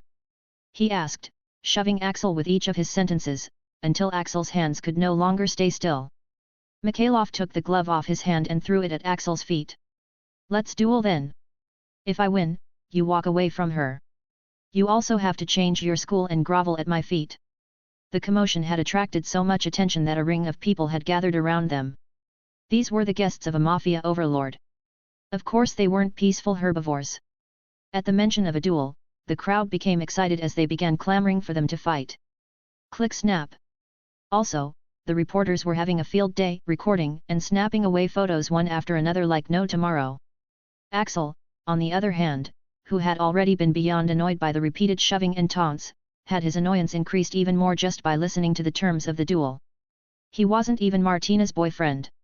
He had just been set up to be the scapegoat so that all the blame for the rejection of the proposal would be placed on him, leaving no chance of friction between the two overlord families. Francesca, he reckoned, must be the one who thought of this. And now he's stuck with some bullshit dueling proposal which he should have no business dueling. Fight. Fight. Fight. Fight. Fight. Fight. The crowd would, of course, not let this chance of watching drama and action stop, so they began making noise. Axel had to admit, this Mikhailov at least had some brains. Since he's in the enemy territory with no fighting force of their own, the guy is playing this game carefully. If they were outside, he'd have Axel blasted off before he even said anything. Instead, he's initiating a duel, with the terms achieving his purposes. He hasn't even drawn his wand at Axel yet, since Martina is standing right beside him, and if he pulls his wand on Axel, he'll also be pulling it on Martina, which is a justified reason for at least a dozen stunners along with a few bone breakers by the men guarding her. Only when Axel accepts the duel would the guy be able to take out his wand and attack him like he's been itching to. So overall, he's played his cards smartly, almost being successful at being legitimately drawing his wand on Axel. But that's what makes the situation so funny. Axel grinned, deciding to just go along with it. What choice does he have at this point? Back out of it? In such a situation? Nah, he's not capable of it. Besides, backing out won't prevent these people from coming after him since according to them, he's already Martina's boyfriend. But oh well, he already has too many enemies now. Adding one more to the list isn't going to change anything. Alright. I'll accept, he said, cracking his knuckles. Since he was already screwed whether this guy proposed the duel or not, he was grateful to him for the opportunity to relieve some of his anger. Chapter 93, Axel Hunt, Super Savage Mode. What do you mean you're not going to accept the proposal? Why? Did we not show enough sincerity? We personally came to Italy all the way from Russia, we put ourselves in danger by coming right in the middle of your territory, we offer you so many benefits along with the marriage, and you're rejecting the proposal. Do you think my son and our family are not good enough for you? Standing on the elevated platform, Andrei Mikhailov stood along with his son Maximilian, his brother Sergei, and a few other of his men, while the Valentinos stood on the other side. Alessandro and Francesca exchanged glances. It was as they had feared. The Mikhailovs were forcing them into a corner. If they reject, they're threatening them with business wars and gang wars, leaving them with the only option to accept. It is also worth wondering just where the Mikhailovs are getting this confidence from. It can't be a bluff, right? The Mikhailovs definitely have a few cards up their sleeves. That's why, they have no choice but to make a sacrifice. Francesca shook her head regretfully.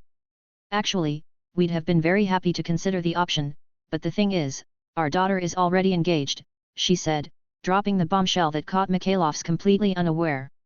What? What the fuck? Exclaimed Maximilian. What? Is this a joke or something? Asked Andrei in rage. Alessandro shook his head, pretending to look helpless. You know how she is, always doing whatever the hell she wants, he said, pointing into the distance where Axel and Martina were talking to each other, looking like a couple. Axel Hunt, said Francesca, also looking at the young couple along with everyone else. Apparently, she fell for him during their time together at Hogwarts. I trust you must have already heard about the rumors concerning the two of them? Asked Francesca. No, don't you dare deceive us. Those are just rumors about their friendship and the brat has no background. Said Sergei, shaking his head furiously. If what you said is true then why haven't we ever heard about the engagement? Alessandro sighed. Andrei, she was already 16 and not engaged, and since there was someone she was finally liking, we didn't oppose it. We've just kept it under wraps for now while Hunt proves himself to be worthy for Martina, he said with some pain, some of which was actually real. Looking at her walking together with Axel made him realize just how much his little girl has grown up. She really does like him, Enzo pitched in. We can't do anything now. Andrei took a long look at the family of liars and shook his head in anger. Fine. You wanna play like this? Then that's how we'll play. He said, bringing Maximilian off, along with the rest of their men. Listen Max, here's what you'll do. Valentinos didn't know what the father and son were talking about, but the two of them had vicious grins on their faces by the time they were done. What are they planning? Endo asked his parents. Alessandro shrugged. Beats me. But I've my man to remain at guard. As soon as they touch their wands, they're going down. Pretty soon, Maximilian went off as he began confronting Axel and Martina. Are we doing the right thing? Getting the kid involved in all this? Murmured Maria, Enzo's fiancée, as she looked at the scene, making the Valentinos feel guilty. Francesca sighed. No option is right at this point. We're choosing one of the lesser evils. The alternative options would have resulted in loss of multiple lives and assets. She said, looking at Axel in pity. He's a good boy, and a great match for Martina. We've decided to accept him as her fiancé. He'll be under our protection from now on, she said with a complicated expression. Accepting the proposal was never an option. For some reason, Martina has an immense hatred for the Mikhailovs. So, Francesca would never let her daughter marry into that family. The other option left would be war. So yes, making Axel take the fall is the only choice. Alessandro nodded. Overall, I'd say he's one lucky bastard. From now on, he'll have the full backing of the Valentino family and the chance to marry Martina, he said, emphasizing his daughter's name. How great is that? Facing a little friction from the Mikhailovs is nothing in comparison. Damn straight, Dad.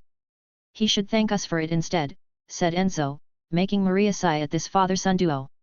But at this moment, a commotion attracted her attention. Guys, what's happening there? Asked Maria, pointing into the distance.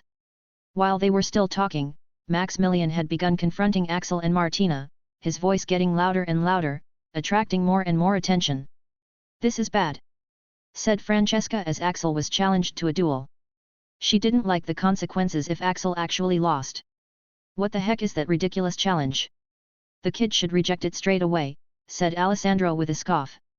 It was a totally one-sided deal, one which Axel should definitely reject. There's still time. Hunt hasn't picked up the glove yet. Why can't we just let the guards take the Mikhailov brat down? Suggested Enzo hopefully. It'll solve the problem and also give that guy some much-needed beating. Francesca shook her head with a sigh. We can't, Enzo, as tempting as that might sound. He's technically not breaking any rules. He's only challenging Axel to a duel. A very unfair one, but it's still a duel, proposed formally by throwing the glove. So, what do we do now? Maximilian is older and has been fighting and training for years.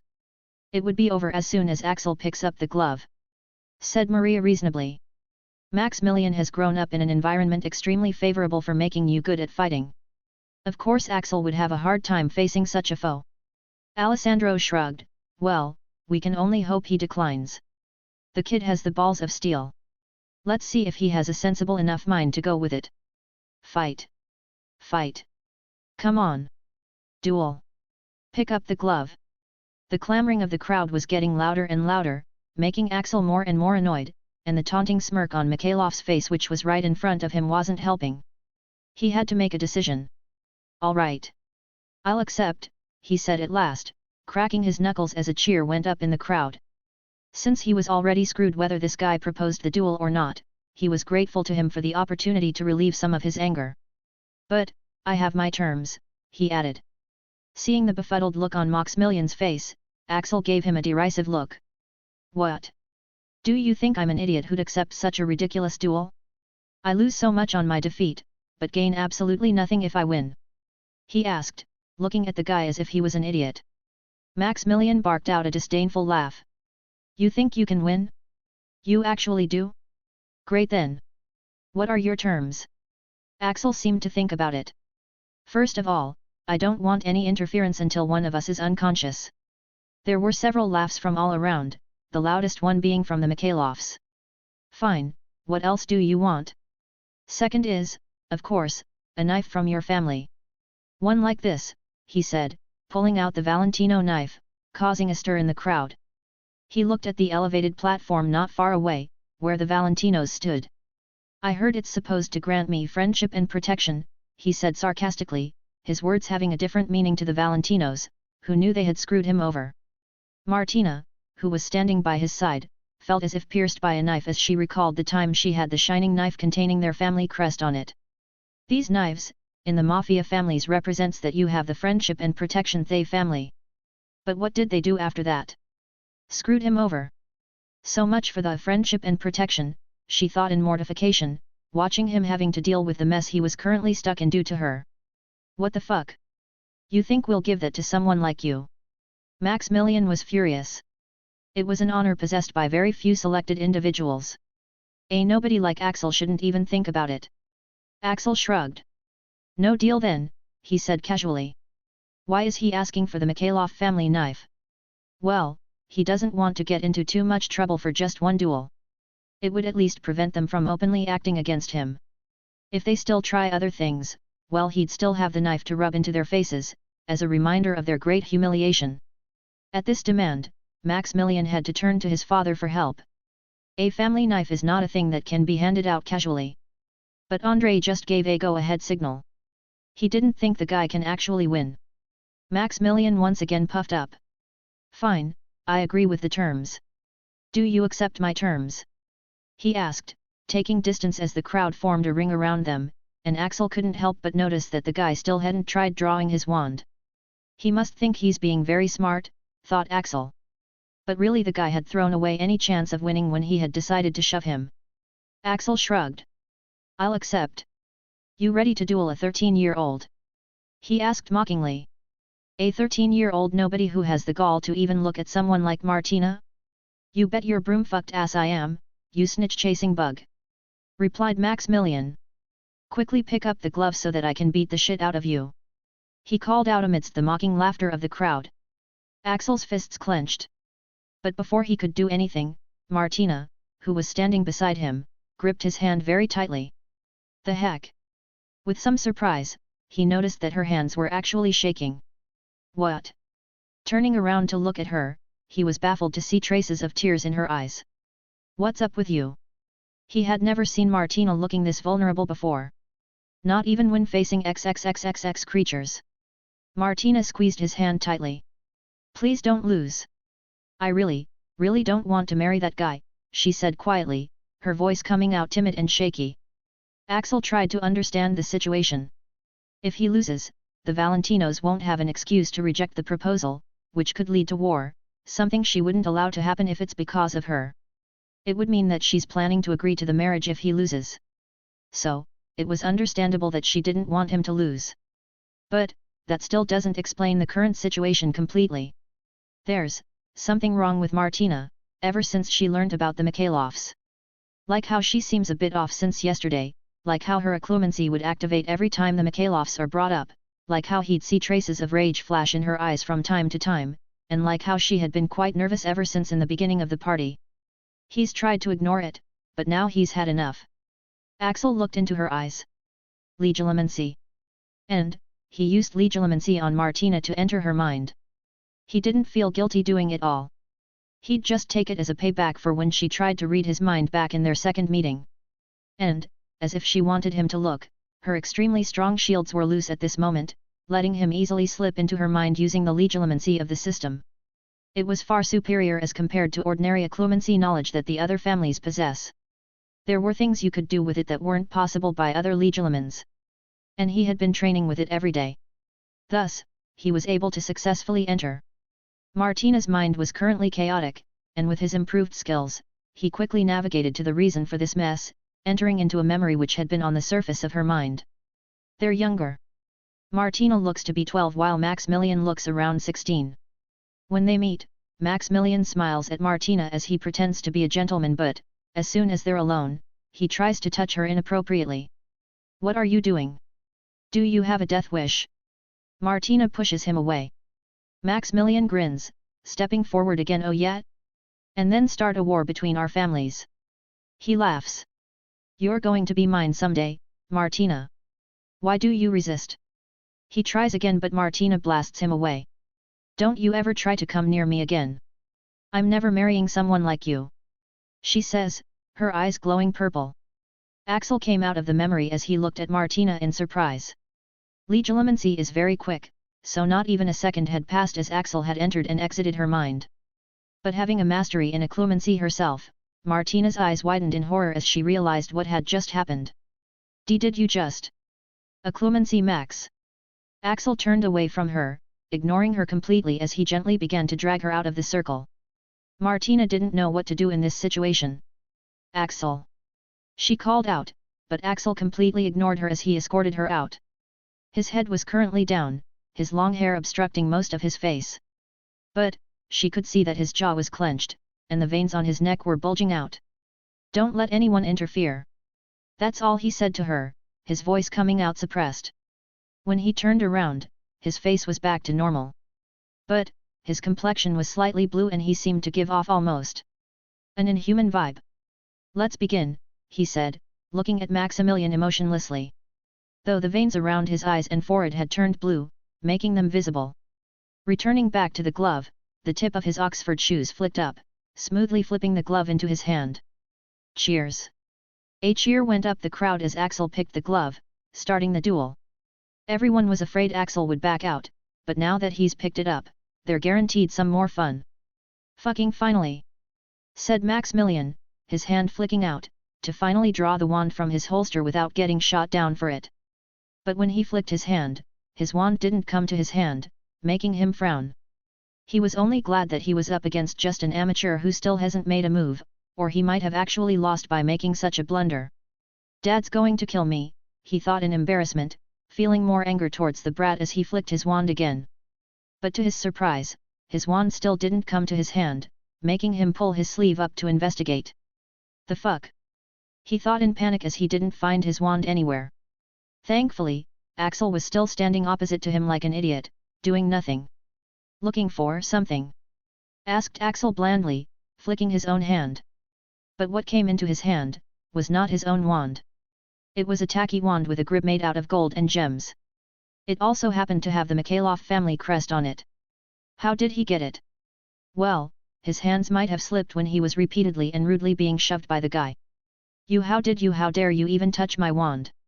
I'm going to kill you tonight, he said, putting his hand in his pocket to draw out his other wand. But alas, he was once again met with disappointment as Axel flicked his other hand. Don't bother, he said, twirling the other wand in his hand. There was no joy and no triumph on his face. He was just looking at Mikhailov with his face completely devoid of emotions. You don't have more, I suppose? He asked Mikhailov, who was currently beginning to find Axel's expression a bit unnerving.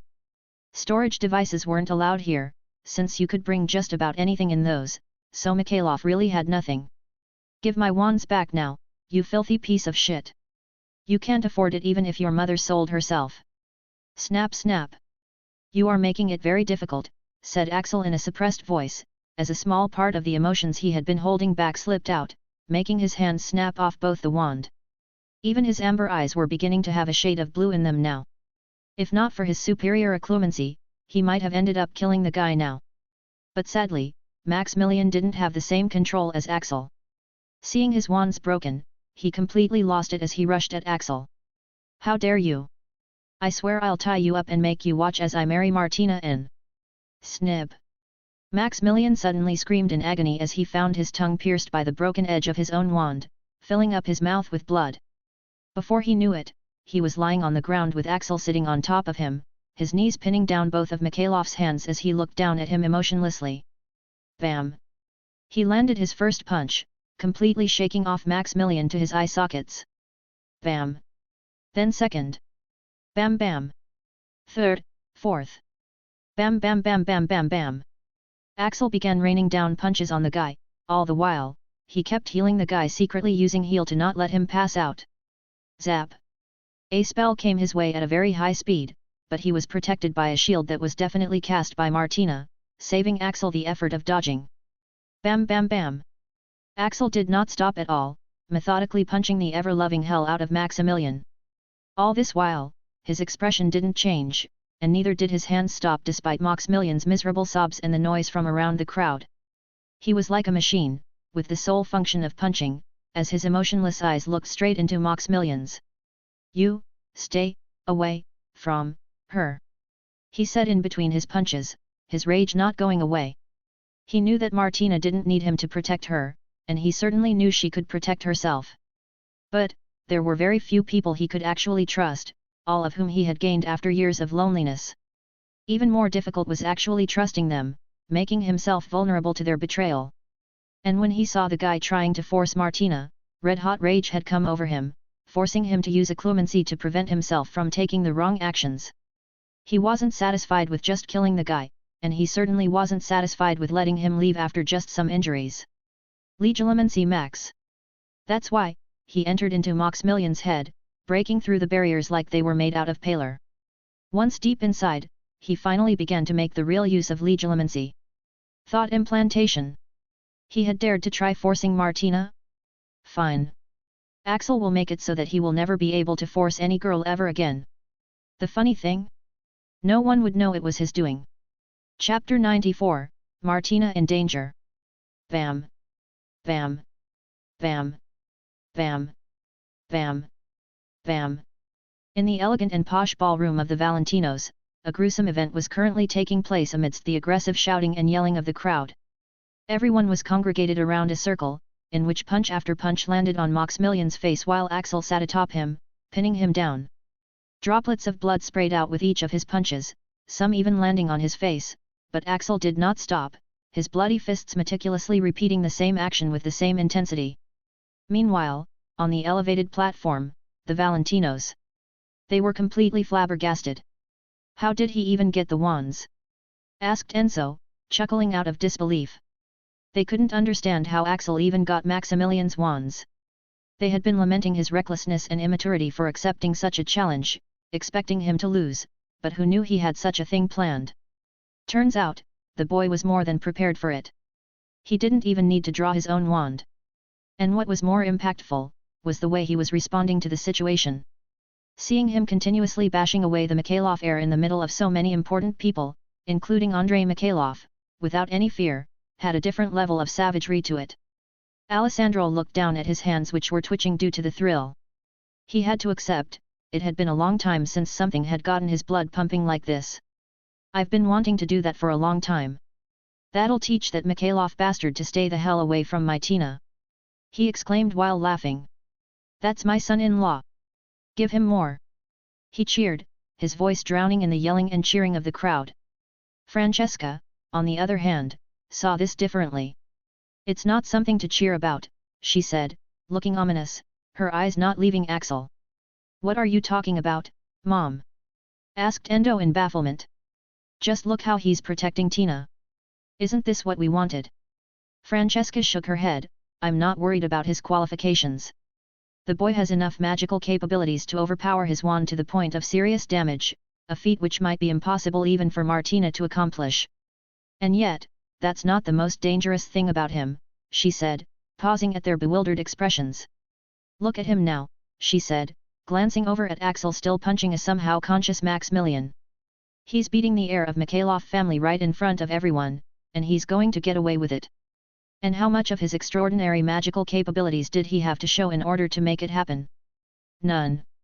No matter how much he was provoked, he waited until the start of the duel to attack. His terms were, no interference, and a Mikhailov knife. So, the Mikhailovs, the most dangerous Russian mafia family, can't do anything while their heir is getting egregiously beaten right in front of them. Not only that, to rub salt on the wound, they also have to grant their family's protection to the boy.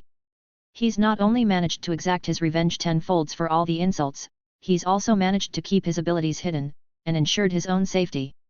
How many 13-year-olds can do that? Maria had a look of awe on her face. I didn't think of it that way. He really is extraordinary. Yeah, agreed Enzo, but how is that a bad thing? He asked in bewilderment. Francesca sighed. From this, and from his past feats, which include taking Enzo hostage while he himself was still crippled, and shattering his enemy's skull with a bludger and getting away with it, it can be seen that he can hold grudges, and he's not someone you would want on your bad side. Yeah, that's R.I. Oh. Then it suddenly dawned on them. And now as they looked at Axel still bashing Maximilian's bloody face which had turned beyond recognizable, the scene suddenly looked more spine-chilling to witness. We screwed up, didn't we? Asked Enzo, his jolly expression going away. They had just screwed him over to avoid the confrontation with the Mikhailovs. He'll definitely hold a grudge for this, right? Asked Maria, now finding Axel scary. With what they've done, they've definitely pissed him off. Alessandro shrugged. You worry too much. This is just a small matter compared to what we're offering him. Sure, we might have estranged him to us, but I think that's well worth it if we're avoiding a war, he said dismissively. Francesca shook her head. You might still be underestimating him, dear.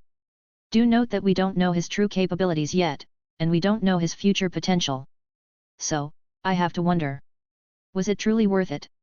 Meanwhile, Axel had already entered Maximilian's mind. But before he got down to business, he decided to take a quick scan of the guy's brain, to get some useful information about his new potential enemies. And he had to admit, it was a bad decision. A lot of information rushed into his head at once, and the content of the information. Fuck. Axel almost broke the connection. This guy was messed up. Truly messed up. His thoughts and the things he had done, he deserved to be tortured to insanity. For one, he liked forcing himself on women. He would rape them in a variety of ways, each more messed up than the other, and most of them ending in the death of the woman, and sometimes it doesn't end even after their death. And then there were other scenes as well, things that can't be mentioned. Ugh, good thing I haven't had dinner yet, thought Axel in absolute disgust. And to think this guy wanted to marry Martina. Axel had just wanted to get some useful information before he started, but he decided to seal away the information and get right to the business in order to quickly get out of this degenerate's mind. Thought implantation. Going deep inside Maximilian's head, Axel found the part that controlled Maximilian's sexual and violent urges, and started changing his current thoughts and implanting new ones. This was true legilimency. To have the ability to alter the other person's mind. But, since he was still not proficient in doing this, it was only temporary, and he couldn't change the victim's nature. Meaning if they are evil, they will stay evil. He can only make them direct the evil towards other things. Let's see, instead of women, let's direct his urges towards evil men, and instead of children, let's make it animals like acromanchulas and grindylows. Also, some of the urges should be directed towards family members as well. Axel exited the guy's mind with bile rising in his throat, his ears suddenly once again ringing with the crowd's noise. He stopped channeling heal and gave Maximilian one final punch, shattering the guy's jaw and knocking him out. Cheers! Deafening cheers went up in the crowd, and Axel slowly got up and flicked his hair back with his bloody hand, revealing his face spattered with small droplets of blood, a testament to how brutal his punches truly were. He glanced at Andrei, the godfather of the Russian mafia, and twirled the Valentino knife in his hand, gesturing to quickly fulfill the wager and give him a Mikhailov knife. The knife. Give it to him. Yet. Knife. Knife. Knife. Knife. Boss, are we really going to? Asked one of Andrei's men as the crowd began clamoring. Andrei cursed. You think we have a choice? It's not our territory. Give him the knife already. With the cheers of the crowd, a shining knife was presented to Axel, who now had a knife in each hand, one from the Valentino family and one from the Mikhailov family. Pocketing both the knives, he stormed out of the banquet hall, Martina rushing right after him. Let's get out of here. Start Plan B, said Andrei after he created a noise cancellation ward around him and his men. Unable to take the humiliation, he had decided to implement their alternate plan. Plan B, boss? Is it really the right time to do it? Asked one of his men. Andrei had a vicious smirk as he looked at the exit. With most of the guards inside? Yeah, you bet your ass it's the right time. Think it over again, Andrei. It means war, said Sergei, his brother. Not to mention we'll have to help them if we go with it. Plan B was very risky, it would definitely start a war between the two families. And to implement it, they were also borrowing help from some very dangerous people. If they really did it, they would also have to return the favor. Andrei scoffed. We've already borrowed the relics, we'll have to help them either way. With this humiliation, I don't mind a war at all. We have their help this time, and if the plan succeeds, we'll be at a huge advantage. Sergei knew that there was no convincing his brother now. Sighing, he just decided that he'll try to keep the damage to the minimum. Saying their goodbyes, the Mikhailovs quickly left using the porte-caitte, taking an unconscious and deviant Maximilian along with them. On the other hand, walking out of the hall, Axel clutched at his head, which felt like it was splitting in half. The high-level legilimency he had performed back-to-back had turned out to be more taxing than he had imagined. Axel! Wait! Axel! Martina tried chasing after him, but Axel wasn't really in the mood to face her right now. Activating stealth and arcane footwork, he quickly lost her, randomly wandering around on his own. Only after he was around a mile away from all the noise did he stop. His headache wasn't going away, and the cursed content which had entered his head due to Maximilian wasn't helping. Something had been bugging his head ever since he had decided to use legilimency on Maximilian. And Axel needed some quiet to figure out what. Reaching a quiet place, he quickly began thinking about the information his brain had already processed. Axel wanted nothing more than to erase this from his mind, but he had a feeling that he had missed something important, forcing him to recall just what it was that he had seen. Damn it, he swore as his mind flashed yet another piece of cursed information. The sick fucker Maximilian was truly evil. As long as he performed well in his training and education, the Mikhailovs had allowed him to do anything he desired since his childhood, leading him to be more and more disgusting as he grew. It had been almost half an hour, and all Axel had managed to glean after accessing almost half the information was how much of a degenerate Mikhailov was. And to think he was so sure he would marry Martina, thought Axel, recalling the memories of the guy's fantasies. Wait, Axel paused at that thought as he realized what was wrong. That bastard was so sure about it because, they're going to kidnap Martina. Axel's eyes widened as he finally accessed the right information. But, he quickly calmed himself down. This place is surrounded by unbreachable wards. There's no way they could succeed. Digging further, he found almost nothing more in the bunch of random information he had managed to glean. Must be a false alarm, he thought, going through the last bit of information. But then, his eyes almost popped out due to the sheer surprise he felt as a familiar name came up in the memories. Arcane. A sudden feeling of foreboding came over him as he turned around to look for Martina. But of course, he couldn't see her. He had left her behind on his own. But then... Ding! Special mission received. What the? As if to make his fears come true, the system handed out a new quest. Protect Martina. Martina Valentino, your valuable ally, might be kidnapped by her enemies. Stop the kidnappers before they succeed. Axel disappeared from his location. Arcane eyes, max. Arcane footwork, max. Arcane acrobatics, max. He didn't even read the rewards before he had rushed off at his top speed, quickly making his way back to the way he had come. But alas, Martina was nowhere to be found. System. Where is she? I can't directly help you in missions, Axel. Fuck I know. But would it kill you to just so it this once? He asked, his eyes scanning all places as he ran. There was no response from the system, and Axel calmed himself, knowing that his panic wasn't helping the situation. He made his mind concentrate. Closing his eyes, he activated another skill. Super Sense, Max. His senses heightened to a terrifying degree, and all of a sudden, he could perceive everything to the extreme. His eyes weren't of much use here due to the abundance of trees and infrastructure here, but, his nose caught the familiar lavender scent, making him open his eyes. But along with the pleasant scent, there was also, the coppery scent of, blood. Limit break. Axel instantly activated the skill which he had decided not to use unless in an absolutely desperate situation. You had better not be hurt, he muttered, rushing off at the highest possible speed. Damien Malcolm's blood was boiling right now. His family, the Malcolms, was not an ordinary family.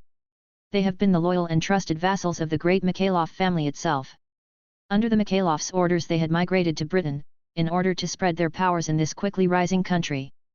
They had flourished, bringing their family's position even higher and further solidifying their loyalty by the benefits they provided to the Mikhailovs.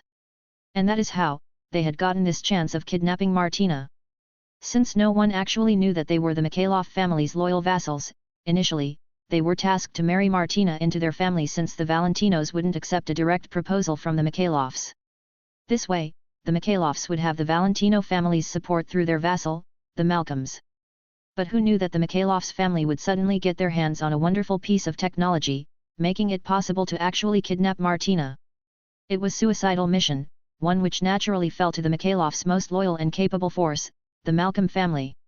When he came to know about it, Damien was, at first, devastated. His Martina was going to be married to that bastard Maximilian. But then, he decided to volunteer to lead the operation himself. He figured that since Martina was doomed already, he might as well give her a last goodbye. He wanted payback for all the times the bitch had rejected him. And in the end, who did she choose? Someone like that bastard Axel. How could let the bitch get away with it? So, during the kidnapping, there could be a few accidents, but they could fix her right up before he presents her to the Mikhailovs. Which was exactly why, his blood was currently boiling as wandered the Valentino estate in search of Martina. He and his men were currently hidden in some sort of invisible bubble, allowing them to bypass all kinds of wards. Only a limited amount of men could fit in this thing, so he had brought his family's very best. They had breached the wards using this mysterious technology after receiving the news that Martina was currently outside, without any significant protection. As for his involvement, it wasn't difficult. Someone was needed to lead these men, and he was a second son, not exactly the most important person in the family. He might be killed by his brother in the future anyway. If he tries to fight for the succession, why not allow him to go on this mission? So, where is she? Are we there yet? he asked, hurrying along with all the men. They had been running for more than half hour, tracking her. Their spy from the party had been secretly following her, reporting her real-time information to them. Her location is constantly changing, boss. She's trying to find someone. But we've almost reached her now, reported his underling. So, everyone knows the plan? He asked. We quickly capture her and kill any witnesses. After that, do as I say, he said, his voice shaking slightly due to excitement. Finally, he was finally going to have Martina. Just recalling that beautiful face, his heart started racing. I'm going to have a lot of fun before I return you, Martina. Chapter 95, Axel on a hunt. Going forward for a few more turns, they quickly found the girl in question, and Damien held his breath as he saw Martina. In the woods of the Valentino estate, the girl wandered around aimlessly, seemingly in search of someone. The dim moonlight illuminated the purple cocktail dress she was wearing, and there were slight traces of tears in her violet eyes, which only enhanced her beauty. March. Tina. Damien almost forgot all of his anger, all his thoughts of revenge starting to vanish. Even though she never reciprocated, and even though it was a task given to him by his family, the fact was, he did have feelings for her. If he saved her from all this mess, maybe, just maybe, she might also start to. Axel. Called out Martina, completely disrupting Damien's thoughts. Where did you go? I really need to talk to you about what you saw. And I need to thank you. Look, I'm sorry for what my parents did, okay? I'll do anything to make up for it. This bitch. Damien's anger returned with a vengeance. Here he is, thinking about having a life with her, and there she is, having a hide-and-seek game with her boy toy. Why? Just why couldn't she see how much he had loved her? That how better an option he was, compared to that guy with no background, who treats her horribly, and who is openly fooling around with other girls as well. There was no other explanation to it. Martina was just another shallow bitch, who likes going after low-life rogues, just like other shallow bitches. She'll only understand how wrong she is after her heart is broken. He was the fool here, idolizing her as some sort of pure goddess who wouldn't look at mere mortals like him. But as it turned out, she was no better than the two nut whores of the Nocturne Alley, choosing someone like Axel. Damien decided he had had enough. He had enough of simping, he had had enough of the groveling, and he had had enough of being a nice guy. All he wanted now, was payback. She's beautiful, boss, said his second-in-command Dmitri, also scanning Martina with a lustful gaze. He was holding the device which had created the bubble around them. It prevented them from being seen or heard, so there was no problem. Damien gave the guy a warning look. You pay attention to your job, Dmitri. She's mine, he said, dead serious. The device was complicated, and if Dmitri pressed the wrong button, the invisibility might disabled, exposing them, or worse, the bubble might deactivate and they'll be exposed to the Valentino wards. Damien seriously looked at his men. Nobody touches her. She's mine. He declared, his men giving out their reluctant agreement. But, if you do your job well, you might get a show, he said with an evil smirk, getting perverse grins from his men. So boss, do we make a move? Damien took a deep breath, looking at Martina still searching for Axel. And then, he gave out the order, knowing that there was no going back now. Take her down. Instantly, red beams of stunning spells shot out, catching Martina completely by surprise. And despite all her genius, Martina was helpless against such an assault as she crumpled to the ground. Princess! The few guards who were still guarding her were alarmed, but multiple beams were already headed their way to take care of them. And this time, they weren't non-lethal. Zap! Zap zip zip zap zip! Good one! Bloody hell! Hey! Who fired the eviscerating one? Don't know, mine was eye-gouging. The men went completely on town, not holding back like they were with Martina. The guards never stood a chance, their bodies being hit by multiple spells, all intended for lethal damage. Too many spells came out of nowhere, and there was no sound since it was blocked by the bubble. Most didn't even see it coming, while the one or two shields that were conjured were rendered pretty useless. Within a few seconds, the poor guards were nothing more than a gory mess. Hey! Didn't I say killing curses were enough? Damien was more than a bit unnerved by the scene of violence. Though, he kind of knew he had it coming. These men were the most powerful force of the Malcolm family, each of them extremely skilled. But, along with that, they were extremely violent as well. Fortunately, in the face of what he was just about to accomplish, all the unnecessary thoughts about all the blood and gore quickly went out of his head. Come on, let's take her in. Under his men's control, Martina was levitated into the bubble and brought to the ground in front of his feet. Not so high and mighty now, are you? Damien muttered, kicking her unconscious form viciously. And this is for ignoring me while pining for that scum. He said, kicking her again. But he felt it wasn't good enough without her being conscious.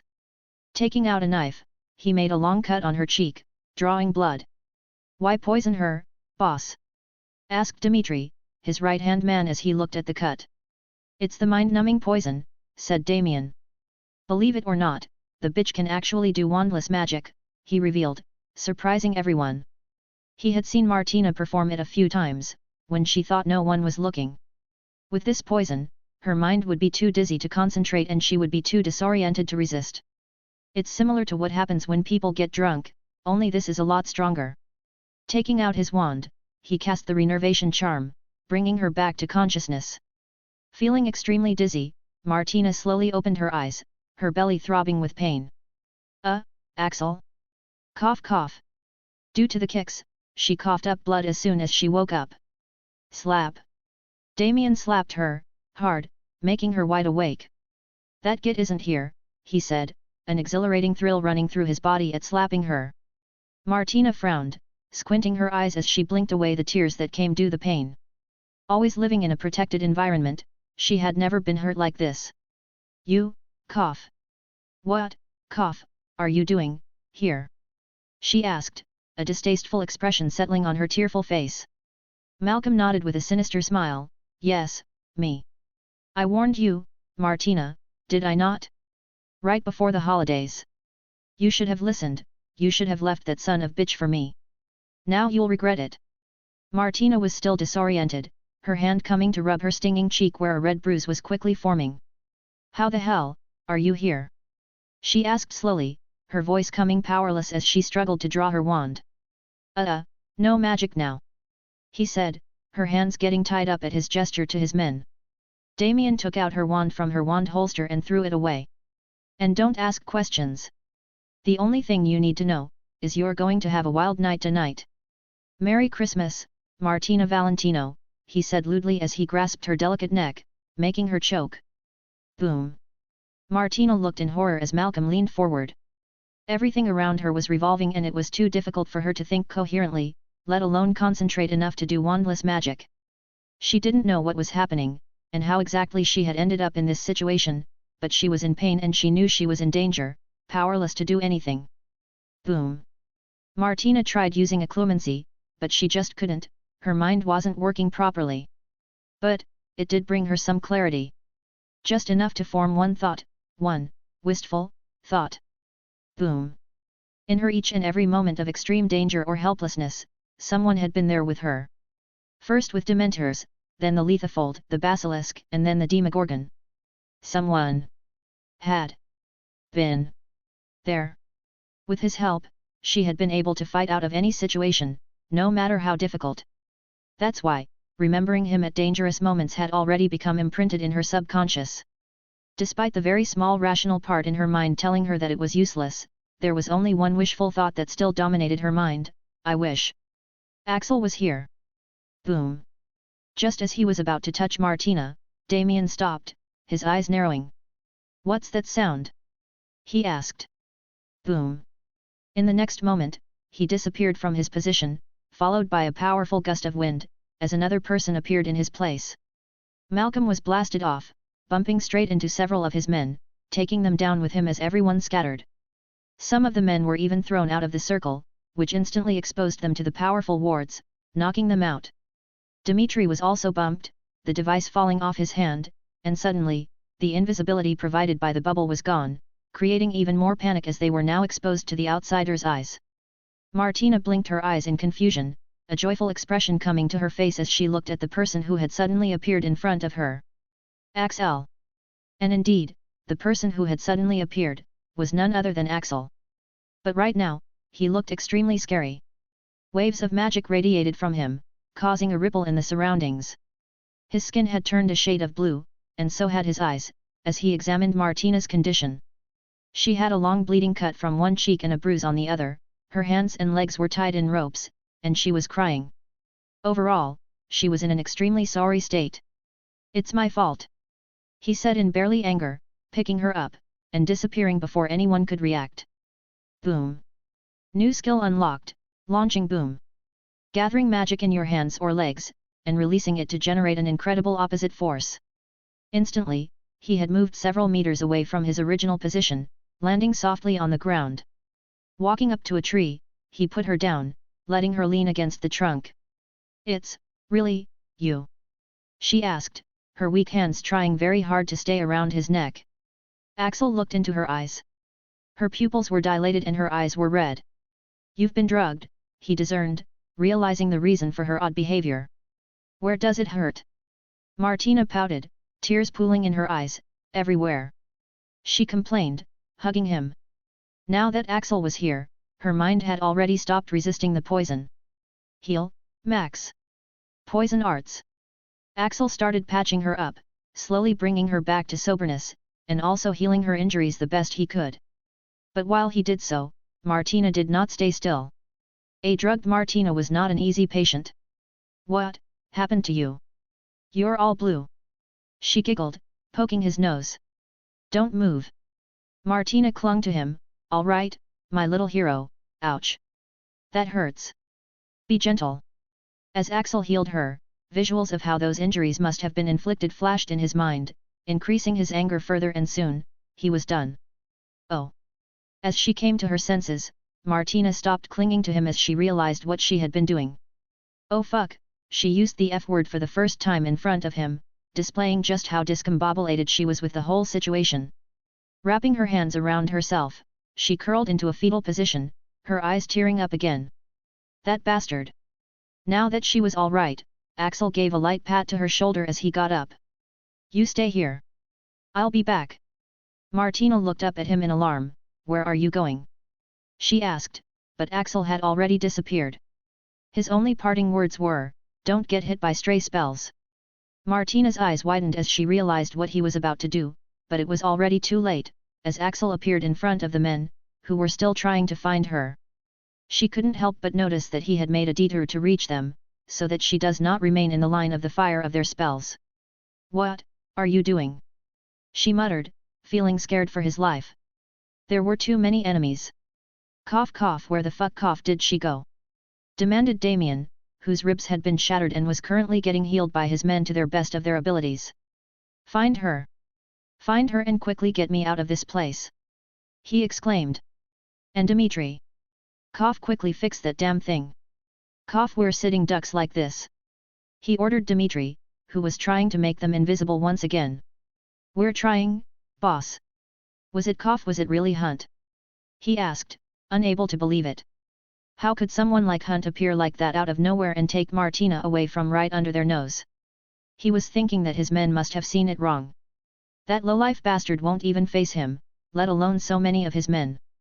But, as if to prove him wrong, the guy in question himself suddenly appeared in front of them, alarming everyone. Damien's eyes widened. "So? Cough, it really was you, you bastard!" he said in anger. "You've pissed me off." Cough. Axel veins almost burst out. "Pissed? You?" He would have laughed if he wasn't boiling with anger right now. His anger had already been plenty high because of the party. And after this incident, it was really taxing for him to restrain himself. There was so much anger inside him that it was difficult to hold it back even with clemency. And he wanted an outlet.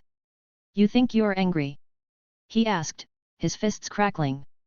"I'll show what it is like to be truly angry," he said, lifting off his occlumency shields. Vroom. With the restraints holding him back vanishing, a magical shockwave erupted, with Axel as the center. His eyes disappeared, hidden under the overflow of magic, and two knives appeared in his hand. Damien almost bricked himself as somehow, real terror st4ruck him upon seeing Axel right now. "Kill him!" he shouted at the top of his lungs, his men already shooting out their best even without his instructions. "Too late," said Axel, grinning like the devil as he disappeared from his place, reappearing right in their midst. Chapter 96, The Massacre. Rage. Blinding, maddening, rage. That's what Axel was feeling right now. Martina was a friend. An ally. Someone he could trust. And someone he had come to care for. He was already quite pissed when that Mikhailov guy had tried to force her and make her feel uncomfortable. So, imagine his anger, when he finds out that this aunt, someone with no actual ability to harm her, had actually hurt her so badly to the point of crying and swearing.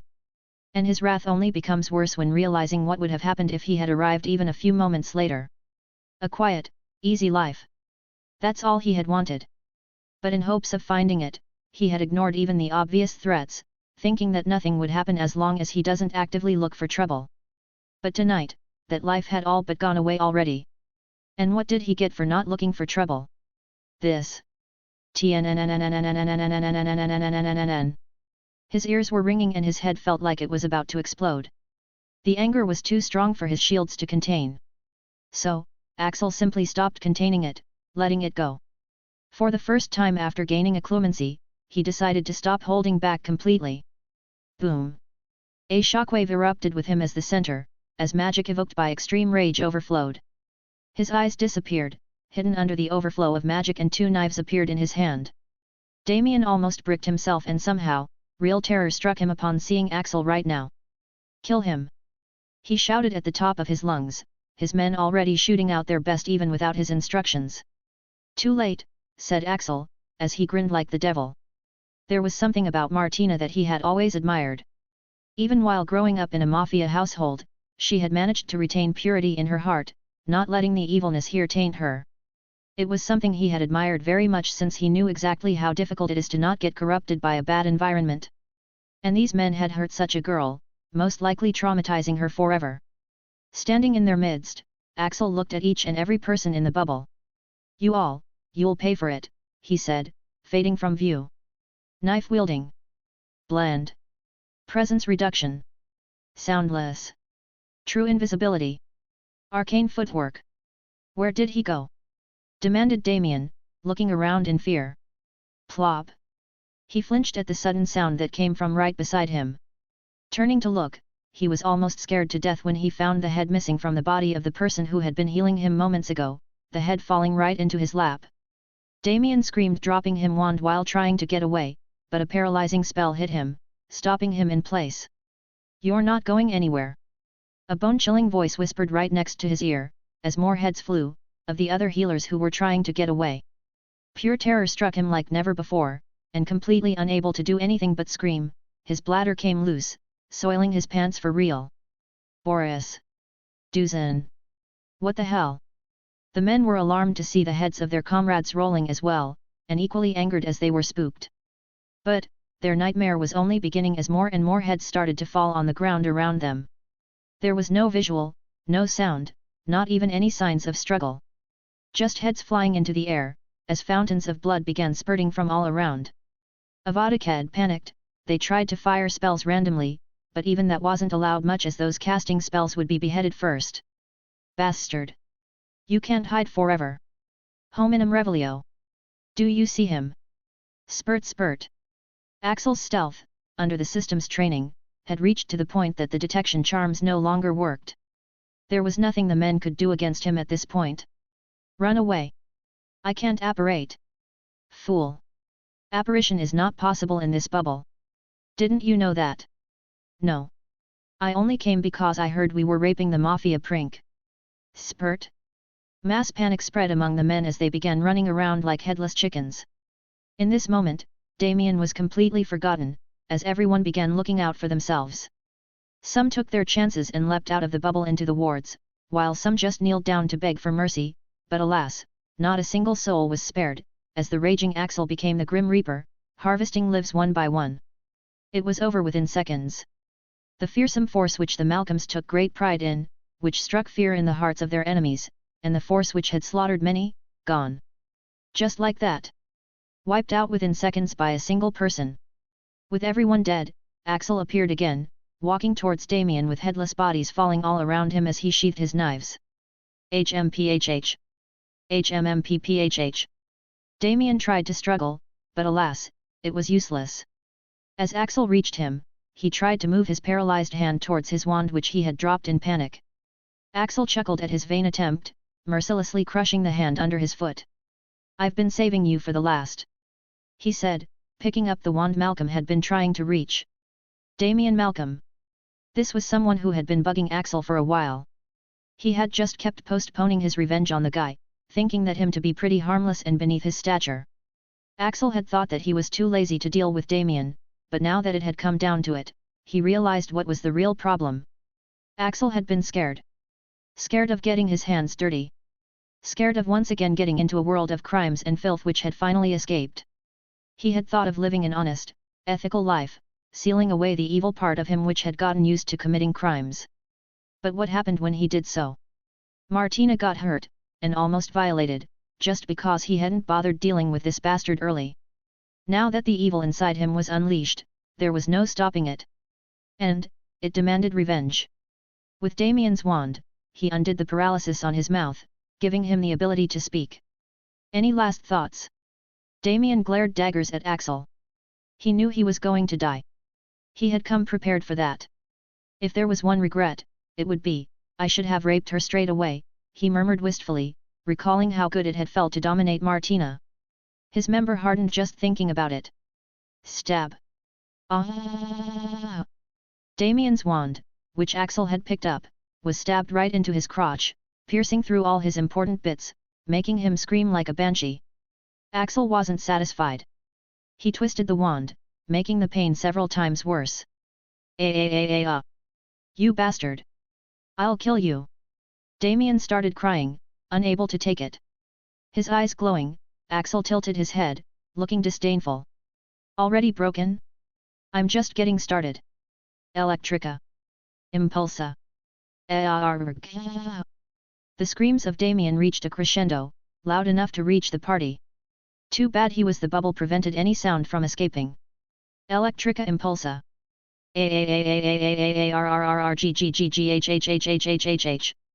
Axel nodded, unmoved.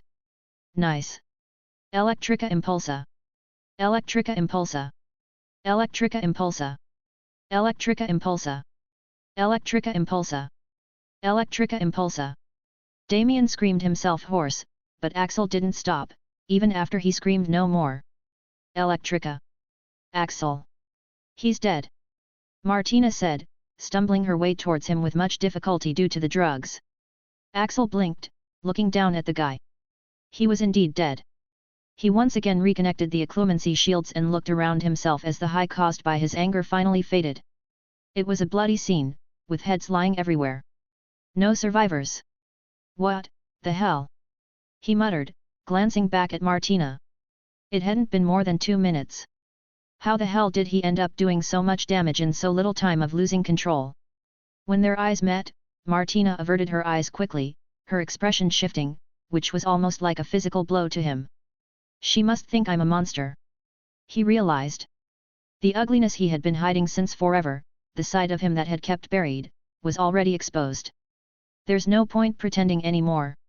Axel got up on shaky feet, his face becoming blank. I'll go now, he said, disappearing from her view. On his way, he killed one last person, the spy who had been tracking Martina and had witnessed the whole scene. If he was able to get into the party, he must be an important person, but Axel really couldn't care less. If he had gone this far, he might as well be thorough, right?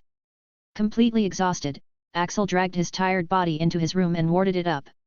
Laying on the bed, he checked the system notifications he had been ignoring for a while. Special mission complete, protect Martina. Congratulations! You have saved Martina from the danger. Rewards. Plus approval rate, total, 35%. Special skill, Unshackle. Information. Axel frowned, opening the details about the new skill. Unshackle, grants the ability to get rid of all kinds of shackles. Current progress, 0.3%. Axel was surprised. This new skill was tricky. He only had a 0.3% proficiency in it. That is unusual. Well, something to dwell on later. Right now, he just felt like shit. Sigh. Martina's family's betrayal was not something he had not already expected. But what was unexpected was how badly it had hit him. He had been stabbed in the back many times by now, and he had been expecting it anyway since he was in a very vulnerable and exploitable position this time due to not having any alternative. His wand needed to be fixed after all. And, the Valentinos could honestly not be faulted for what they did. They were trying to protect their daughter, and save the lives of a lot of their men by trying to prevent a war. Of course they couldn't be expected to choose him over all that. So, Axel wasn't really ruffled by that. What actually gutted him, was that there really wasn't anyone who would choose him over everything else. Not even Daphne. When it comes to family, outsiders are, in the end, just outsiders. So, he can't truly trust anyone. And then there's the second problem, Axel himself. In actuality, he felt no remorse for the lives he had harvested just now. Any normal person in his place, one who has people whom they can 100% trust, wouldn't have been able to even look at the scene without feeling disgusted, let alone actually committing it. So, it makes him wonder, does he actually deserve to have people caring about him? For example, Martina really seemed to care for him, and look what he did. She must be feeling pretty scared and disgusted with him. How is she supposed to trust and care for a mass-murdering psycho? Someone who could make her head roll before she even finds something amiss? Any sane person would run. So, isn't it time he started to stop blaming other people and looked in the mirror? He is broken. He is damaged. He has trust issues. The little few people he actually trusts and cares for, he might create a massacre for them. He can take certain lives without any guilt. Plus, he can't really tell people everything about himself. There are too many things that he just can't reveal. His bad attitude doesn't help either. And the main thing, he prefers himself the way he is. Meaning, he doesn't want to change much for others. Would anyone really choose such a person over other things? He doesn't think so. Heck, even his own family abandoned him, let alone outsiders. The same thing happened with the orphanage as well. They chose to abandon him as well, and the cycle repeats. So, maybe it's time he accepted it. That he's just going to have to look out for himself. He should mind his own business, and stop having all these expectations and hopes that are never going to be fulfilled. At least no one would be able to screw him, right? Martina had just experienced the most traumatic thing in her life. When Malcolm was hurting her, and was going to violate her, she had been struck with fear like never before. Her mind, the one thing that she had always counted on, was compromised, and she wasn't even able to think properly. In comparison to such a situation, she would have even preferred death, just to escape, that's how strangled she had felt. And in her dazed state, when Martina had seen Axel appear out of nowhere and save her, the feeling she had felt at that moment was, simply euphoric. Never in her life had she been so happy to see someone. And in her drugged state, all she wanted to do was to hug the hell out of him. While in the state, she had done more than a few silly things in front of Axel, which made her want to die out of mortification as soon as she gained some of her consciousness back. And more importantly, she had wanted to really hurt that brat Damien, due to whom all this had happened in the first place. That bastard! She had cursed. But, as it turned out, Axel wasn't done yet. He was actually angry for her, and wanted to punish those who had hurt her as well. In her previous life, she was an orphan, and there was no one to truly care for her. So, in this life, she was glad to have someone like that outside her family. But, that's why Martina couldn't afford for him to get hurt. He had just saved her, twice, and he was going to be in danger while she hadn't even been able to thank him. She wanted to stop him. Alas, the poison was still quite active enough to not let her stop him, nor help him. All she could do, was watch as Axel risked his life for her. But then... what? She got to see the true abilities of Axel Hunt. She had known he had stealth, she had known he could be quiet, she had known he was skilled with knives. But, she had never expected him to be this good at each of them, and she had never expected the combination of all of his skills to be so absolutely beautiful and deadly. And scary. In her previous life, maybe. But after dying for doing something good and growing up in a mafia household, she was no longer a stickler for morality, if the other party deserved it. She had come to find that the world wasn't just black and white. Her family, for all their faults, truly loved her, and they tried to do their best in their own way. She had learned to love and accept them the way they were. And, after getting killed for doing the right and witness a lot of unavoidable deaths, she wasn't really the sanest person around anymore, nor the most moral one. She just tried to be one. So, when she saw Axel torture Damien, even though she was scared, she was also rather grateful. Because, the guy truly deserved it and she didn't have the guts to do it herself. By the time she reached Axel, Damien was already dead, and her family was on their way. Since Axel had too much electrical discharge around him, she kept her distance from him as she called out to him. But, when their eyes met, Martina flinched. There were two reasons for that. Firstly, she found herself very flustered and ashamed of her behavior. She had wanted to show him that she was someone strong and dependable. But instead, what had happened? She had come off as some weak and pathetic damsel who can't even fight her own battles. First, she had needed him to fight a duel for her, then she had to be saved from another tragedy. She was especially mortified about her behavior when he was trying to heal her. So, she couldn't really look at him without drowning in shame. The other reason, her damned past life. She has been trying to get rid of it, and she has, for the most part, but there are still a few remnants of her personality made her flinch. And, she instantly regretted it. When she did look back at Axel, she saw the briefest flicker of hurt in those eyes, before it was covered up. She realized that something had gone terribly wrong, but, as she tried to stop him, the world started to spin, and she fell to the ground, unable to even keep standing. It was the after effect of drug, heavy hangover and exhaustion. Martina wanted to stop Axel, she wanted to thank him, she wanted to hug him, but all she could do was raise her hand towards Axel, but he never turned back. Snap! Snap snap! Then the sound's apparition filled her ears, as help finally arrived. Only to see Martina sitting in a scene of carnage. Chapter 97, Ideal Son-in-Law but no medicine for regret. When they had received the news of Martina being in danger, the Valentinos had rushed here at their fastest speed, leaving the guest without a second thought.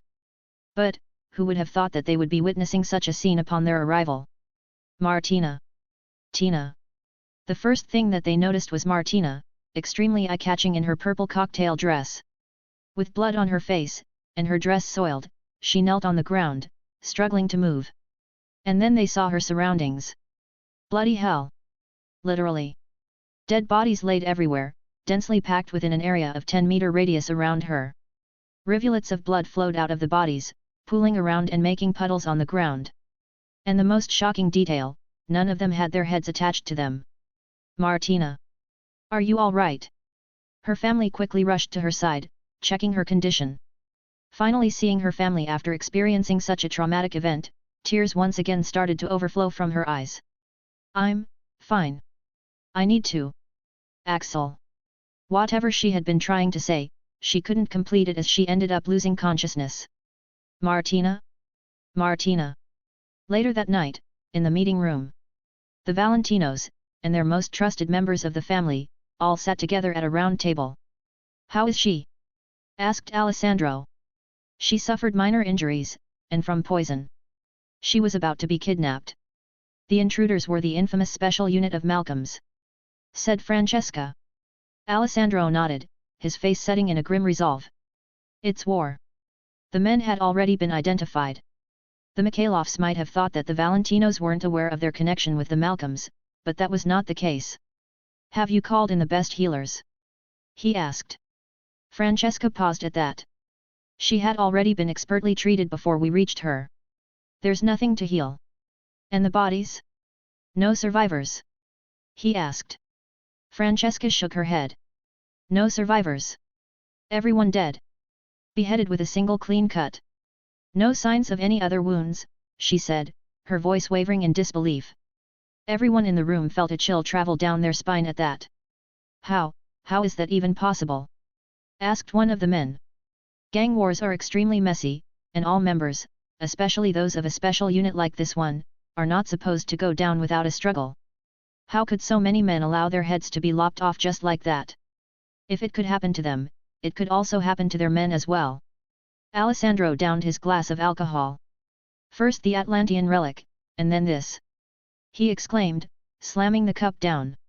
It was enough of a surprise that the Mikhailov had somehow gotten their hands on Atlantean relics, but there's also someone who is capable of easily taking down an elite squad just wandering around in their place. The person took down the elite squad, saved Martina, and patched her up within minutes, before disappearing. This was not a small matter. If a person capable of doing this joins one side, it would change the outcome of the whole war. That's how big of a matter this was. Dad, do you think it's the boy? Asked Endo, raising the million-dollar question. Everything pointed towards the person being Axel, including the fact the cuts on the necks were identified to be made by a Valentino, and a Mikhailov knife. Just how many people possess the knives of both of the opposing families at the same time? Alessandro sighed. Most likely. But we can't say for certain, he muttered, resting his forehead on his fingers. He was certain, but he just didn't want to believe it. Why don't we call him here and ask him ourselves? Enzo asked. Francesca gave him a severe look. You think that's possible? After what we did, he's going to be hostile towards us. If he really is the person who did this, do you think it's a good idea to annoy him further? Not to mention saving Martina. We're in a great debt to whoever killed those men. She said as she sighed. We might have just made the worst decision by offending him, she admitted lamentably. She had, of course, suspected that he had been hiding his power, but, to this extent? She had never dreamt of it. This was definitely a terrible decision. The war which they tried to avoid was going to happen anyway, and they had just lost the favor of someone who was capable of doing that at the age of 13. Alessandro poured himself another glass. What's done is done. Nothing can be done mulling over it. The question is, what do we do now? Francesca pursed her lips. There's not much we can do really. We can only do our best to make up for it. To start with, I'll be giving his wand the best possible treatment. Dirty mind, dirty mind. Alessandro nodded unwillingly. Everything aside, I truly am grateful. From what we can gather, the Malcolm brat was trying to. His fist clenched as powerful magical fluctuations filled the room. If Axel hadn't gotten there in time, or didn't have the abilities he has, the unthinkable would have happened to Tina, he said, downing another glass. Everyone had to agree to that. That bastard, to Princess, it's so damn infuriating. Yet, if something had happened. There were enraged murmurs from all around. Martina was the heart of the Valentino family. Everything had changed after her arrival, and it was for the better. If anything were to happen to her, the whole family would not only go back to its previous darkness, it would have done everything in its power to take down those responsible for it. Endo also nodded. Gotta appreciate what Axel did to them. Especially that Malcolm brat, he said, a grim smile coming to his face. My only regret is he didn't leave him alive so that we could torture him more. Yet, I heard he suffered a brutal death. What exactly happened to him? All I saw was a charred corpse. I hope it was painful. Francesca looked at the report in her hand. Well, he was stabbed through his crotch, piercing through his penis and testicles, with his own wand. The wand was rough and jagged, and it was long as well, increasing the damage and pain several folds. Everyone, hoo-hoo. But Francesca wasn't done yet. I don't know if it was on purpose, but the wand was pierced at the place and at an angle that hit the most nerves. It couldn't have been stabbed more painfully, if we're talking about the general area. Everyone, hoo-hoo-hoo-hoo-hoo. But, Francesca still wasn't done yet. After he was stabbed, the wand was repeatedly twisted, and a spell was cast, causing an electrical discharge to travel into his body, intensity of which was gradually increased. The pain caused was so intense that the victim was brain dead even before dying from excessive electrical discharge. Everyone, the electrical discharge was continued well after he was dead. Ha ha ha ha ha ha ha ha ha. Perfect son-in-law. I could kiss him. Said Alessandro, laughing maniacally, his men joining him. That he is. Heck, I would have given him my daughter if he wasn't already taken by the princess. Same with me, if I had a daughter. Same with me. Dude, your daughter is 5. Daphne Greengrass has been very anxious lately. Her holidays had started well enough. It was a great start, in fact. A lap pillow from Axel. She could cry out of happiness. Too bad she wasn't able to remember it. First, it had been so damn comfortable and she had been so tired that she slept through almost all of it, and when she woke up, she had been so overwhelmed that she had fainted. But, could she be blamed? She had found out that she had been resting on Axel's lap, her one hand looped around his waist, and her head buried in his cloak. How overwhelming is that to process? To make the matter more difficult, her eyes were all groggy, her hair was like a bird's nest, in a complete mess, and she had drool leaking from the corner of her mouth. For someone who had tried her absolute best to look presentable in front of him even while going through all that hellish training, this was definitely a lot to process. When she gained consciousness, it was only because Axel had to wake her up since they had already reached King's Cross. While she fumbled to fix her appearance, he was already leaving, saying he had to meet with Martina. And hence the reason for her anxiousness. He was living at Martina's place. 4 days. He had come to the Green Grass Manor only for a few hours, and had to leave wrongly misunderstood. And then she finds out he's going to stay at that wench's place for such a long period of time. Who knows what could happen while they're living under the same roof? She has always suspected Martina's intentions.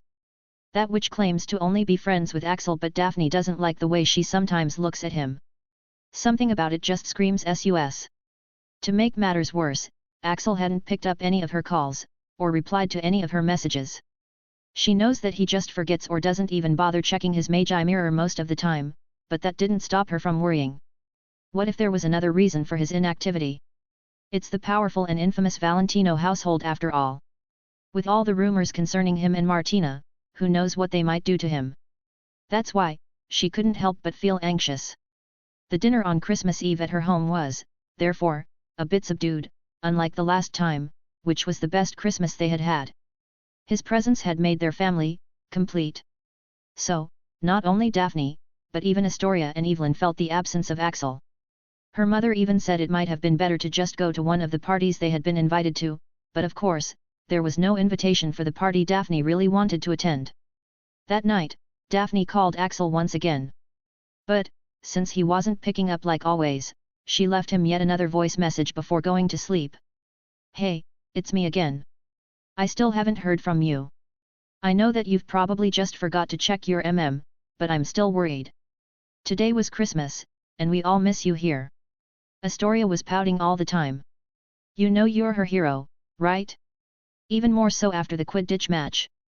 Her voice was all hoarse due to all the cheering she did for you, and so was mine. She smiled a bit recalling that. She couldn't meet you at the match too. So she was quite upset to know you weren't coming. Mom also seems to be quite fond of you. She's asked me 3 times if you're coming for the new year or not. Last Christmas, it was the best Christmas we had. This one, well, not so good, but it was still better since we didn't have to go to one of my father's boring parties and pretend to be all prim and proper. Only your presence was lacking. Just, try to come, all right? You're part of this family now. And, please give me a sign that you're all right, okay? I worry." Ending the message, Daphne sighed as she laid on her bed. Maybe, I'll know by tomorrow, she thought. She didn't know just how right she was. No. Martina's eyes flew open as she woke up with a start. She had been having a nightmare. But, the reason for her nightmare wasn't Damien, or Maximilian. It was Axel. In her dream, Axel was angry, with his eyes glowing with magic and his skin blue, and he was murdering everyone indiscriminately. Nothing Martina did could stop him. And she was scared, so scared as she called out his name repeatedly. And then, he fixed those eyes on her, and she woke up. Martina shook her head. Was she really scared of Axel? No. That can't be. He just saved her life. Again. And as for violence, wasn't her family the same? How could she be scared of him? "Martina, are you all right?" Martina realized that she was back in her room. Her mother sat by her side in her nightgown, seemingly also waking up now. "Mom." Still scared and quite reassured with her presence, Martina hugged her mother tightly, her eyes blurring with tears. Francesca hugged her daughter comfortingly, gently patting her back. "It's all right, Martina. It's over now.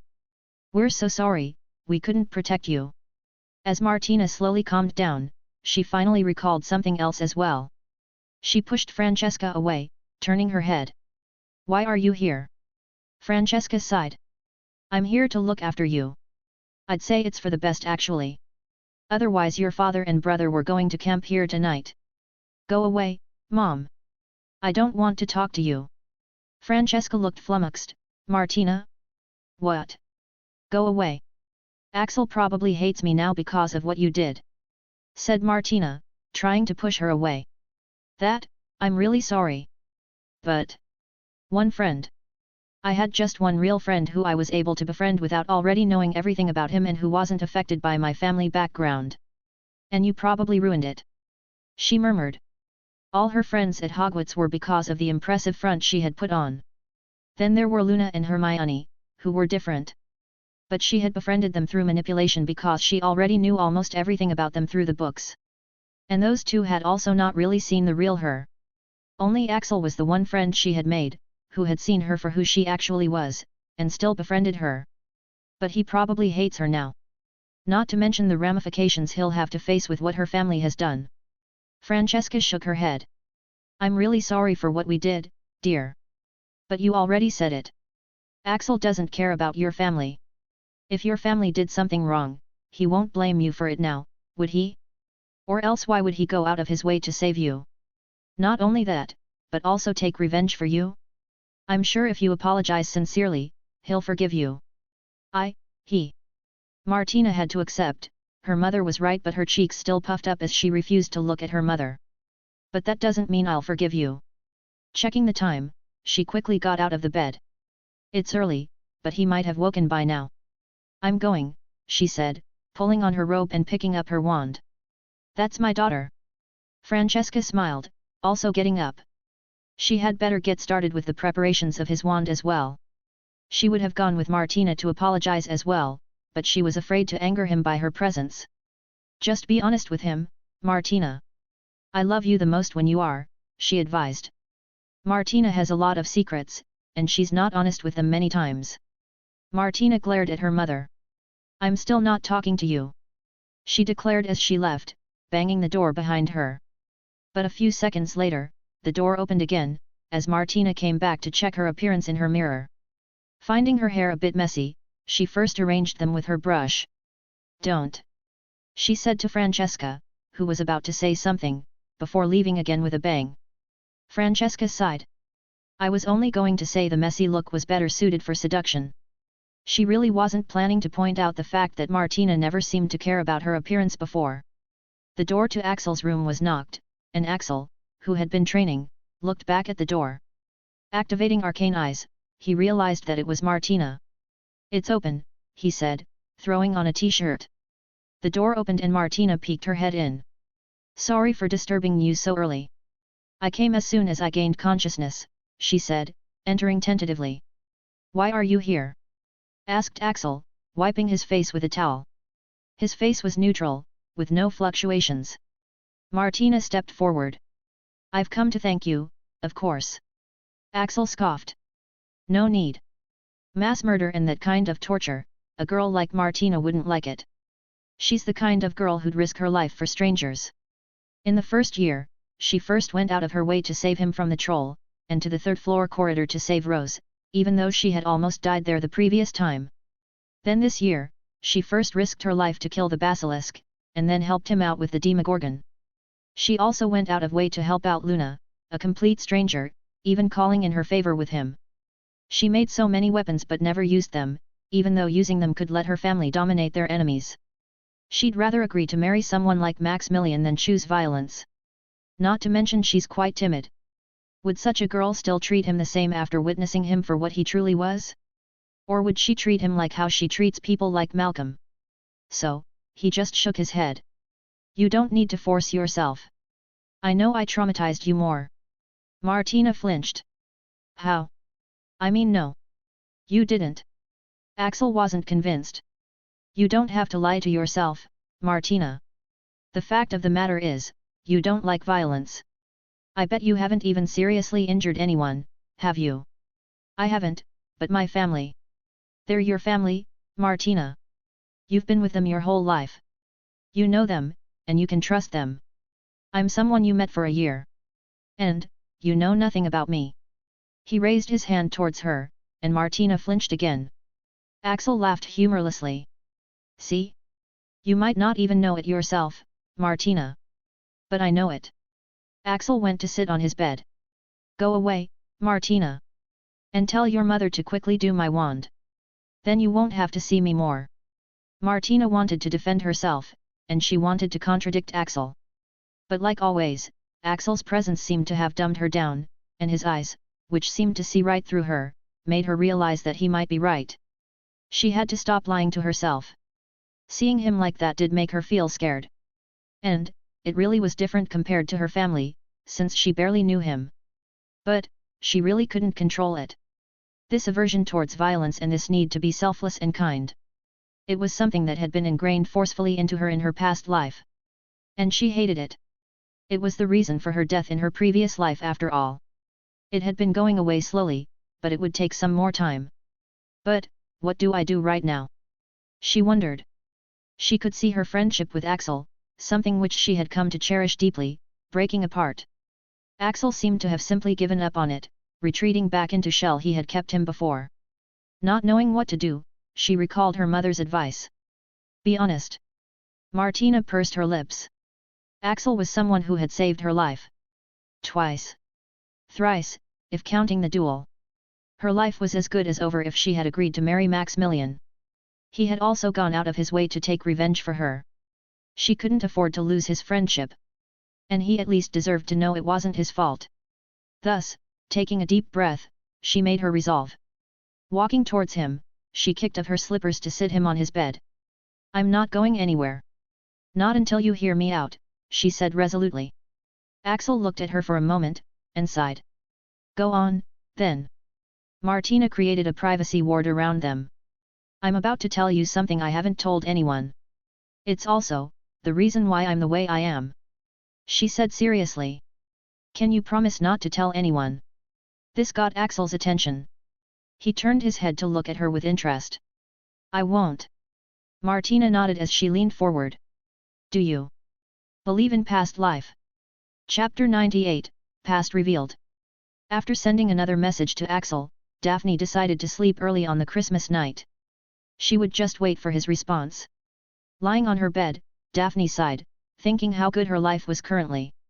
With that man dead, and Astoria cured, and her mother finally happy, there was very little she had left to complain. Especially since Astoria's condition could have been much more fatal in a different situation. After all, the family's curse is not actually blood malediction. That's just a cover-up. So, I should be happy with what I have. No need to worry too much about Axel. Thinking so, she went to sleep, hoping to dream of him. Daffy. Daffy. This is bad. Late into the night, the door to Daphne's room burst open, as Astoria ran in and made a dive for Daphne, who was sleeping in peace in her bed. Since she wasn't in a particularly merry mood, Daphne had turned in early right after dinner. But right now, her night owl of a sister jumped on her out of nowhere, rudely waking her up. What the F, Astoria? You seriously have to stop waking me up like this? She grumbled, covering herself in sheets again. Astoria shook her head, pulling on the sheets. No. It's really an emergency this time. It's about Axel. That woke her up all right. The sheets were thrown off as Daphne sat up, looking at Astoria sharply. What happened? In a different situation, Astoria would have had a few words to say about this behavior of her sister, but right now, she simply passed on the in her hand to Daphne. Axel is engaged, she said, making Daphne's eyes widen. Tori, if this is some sort of sick prank, she began to say as she checked the Magi mirror, but paused when she saw the news headlines on the screen. Brutal violence at the Valentino Christmas party. The Valentinos announce the engagement of Princess Martina. Axel Hunt engaged. Maximilian Mikhailov challenges Axel Hunt to a duel. Savage Axel strikes again. Axel Tina ship sails. Daphne's heart sank and her throat dried up, causing her to swallow. She blinked her eyes repeatedly, desperately hoping that this was not what she was thinking it was. It's either wrong or she's dreaming. But, as she opened one of the articles, her hopes were quickly shattered. The Christmas party at the Valentinos this time was anticipated to be an exceptionally big event. Because this party was going to be attended by the Mikhailov family, the equally mighty and influential rival of the Valentinos from Russia. But, no one expected the event to be blown so out of proportions. The Mikhailov family actually proposed marriage to the Valentino family, possibly offering to make what would have been the biggest political alliance in existence. Maximilian Mikhailov, 19, and Martina Valentino, 15, are certainly very good matches, and the talk of a possible relation between the two has always been a popular topic among the gossipers. This was certainly a very huge event. Valentino and Mikhailov are two tycoons of the wizarding world which everyone steers clear from. With a successful alliance, the two families might have turned out to be an unrivaled magical superpower, save for, perhaps, Atlantis, our sea neighbors. But when it was about to become a reality, things suddenly took a turn as the Valentino family rejected the proposal because they had already engaged Martina with someone else. Yes, dear readers, Martina Valentino, the most eligible female bachelorette, and the dream of uncountable young men, is officially taken. And the lucky man who is actually the one to win her heart is Axel Hunt, a fellow student at Hogwarts, more than 2 years her junior. Reading until here Daphne began to hyperventilate, as her hands holding the shook uncontrollably. She couldn't believe it. But the article was from a trusted website, and the pictures were all real, in which Axel looked extremely dazzling, standing along with Martina. The two really looked like couples. And here she thought he would only go to parties with her. Her eyes blurred, big droplets of her tears dripping on the screen as Astoria hugged her from the side. Axel was engaged. With Martina. With fucking Martina. Daphne knew she should have done something about the girl. Stop, there's nothing more, Astoria said, trying to take away the screen. She had just thought that her sister might want to know about this, so she quickly came to her. But she had no idea that Daphne would be so deeply affected. Astoria felt like she made a mistake. Don't. Daphne dabbed at her eyes with her sheets. Yes. The headlines were saying a lot more than this. There was blood mentioned as well. Axel might be hurt. Sniffing while stifling another sob, she continued to read. The said fiancé, Axel Hunt, has quickly risen to fame recently, after his legendary Quidditch match in which he broke 22 world records at once, showing an unseen amount of skills and talent for the sport. There's no information available about Hunt's history or his background even after his legendary debut at Quidditch, which is definitely a surprise. But after this incident, that is certainly going to have to change, since he has caused too big an incident to remain anonymous anymore. Yes, at the party, he did something which blew the event out of proportions. When Maximilian Mikhailov, the heir to the Mikhailov family and the ex-soon-to-be fiancé of Martina, found out that the girl he had accepted to marry was already engaged to someone else. Like any man in love, he was devastated. In his resentment, he challenged Hunt to a duel, all the while calling him with provocative terms. If there's one thing to be known about Hunt from his very little available history, it's that even though he stays out of trouble for the most part, he doesn't take lightly to provocations. Whoever has provoked him in the past, Hunt has managed to deal them with an excessively brutal revenge without fail, even getting himself the nickname Savage Hunt in the process. So, when Maximilian provoked Axel by saying vulgarities about him and his fiancée and challenged him to a duel, he must have known what he was getting into, since the stakes were Axel would have to leave Martina forever and also grovel at Maximilian's feet if he loses. It has to be noted that Maximilian is a known duelist, possibly the best in his age group, and Hunt being more than 6 years younger couldn't have stood a chance. But contrary to what everyone expected, instead of rejecting the proposal, Hunt instead accepted it, adding his own terms: no interference until one of them is unconscious, and the Mikhailov knife, the highest honor that can be given to outsiders.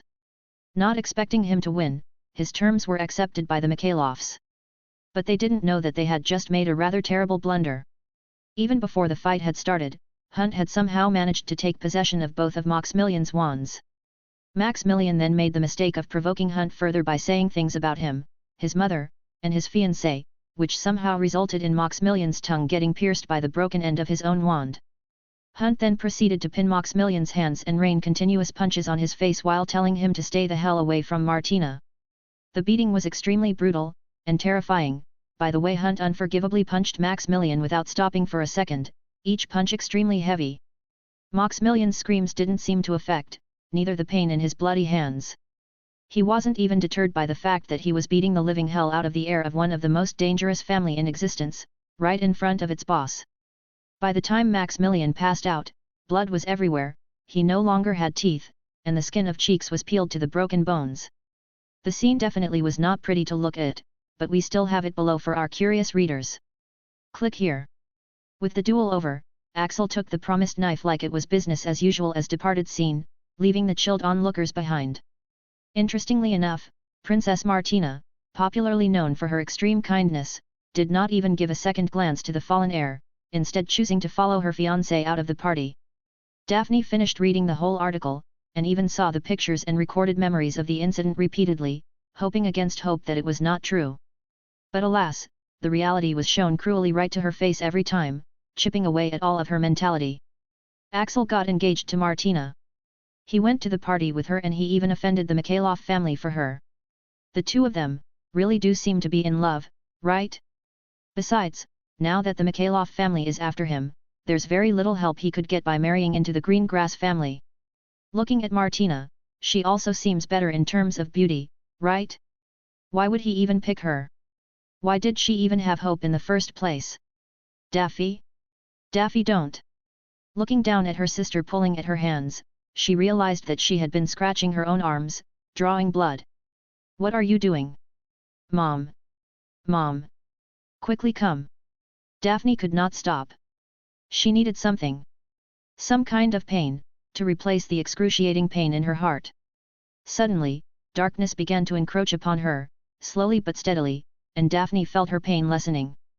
Before she knew it, she was already swallowed, unable to put up resistance. In the guest bedroom of the Valentino Manor, Axel and Martina laid side by side on the bed, with their backs resting against the headrest as Axel processed what he had just been told by Martina. So, you're saying that you are actually a person from a different world? And you have been able to retain your memories and personality? Martina nodded, her eyes tightly shut as she processed she was finally telling this to someone. Yes, it's the reason how I've invented those things in my lab, and the reason why I have so much magical knowledge at my age. Axel sighed. He had come into contact with quite a lot of crazy stuff in the past 2 years, like magic being real, a talking system in his head, a whole wizarding world hidden from muggles, and 2 other worlds which he knew very little about. So, his boundaries for crazy are quite loose. But, this is still quite difficult to process. How is that even possible? Martina shrugged as well. I'm not too sure myself, but it's like this: when we die, our souls are reset, wiping away everything including our memories and personalities. But, that did not happen in my case. My soul is the same one that I had in my previous life. Axel thought about it. Everything was a bit unbelievable, but if he put it into Martina's case, it would really explain a lot. Plus, he didn't think she was lying. So, you've been an adult since your childhood, and you're from another world. Martina, that's quite a dangerous secret. Axel looked at Martina with confusion. Why are you telling me this? He had thought Martina was just hiding an embarrassing secret, but this? It was a secret that could cause a lot of waves if fallen into the wrong hands. He was freaking out for Martina for revealing it to him so casually. For fuck's sake, they hadn't even signed a contract. Martina just looked at him as she relaxed into the bed, a serene smile coming to her face upon finally being able to lift off the burden she had been holding back since forever. It's to show you that I trust you, Axel. And to explain why I got scared, she said, looking at his hands that were stained in blood for her not long ago. For that, I have to tell you the story of my previous life. Axel still thought it was quite stupid of Martina to reveal such a big secret only based on trust. But, he was just too curious to back down now. All right.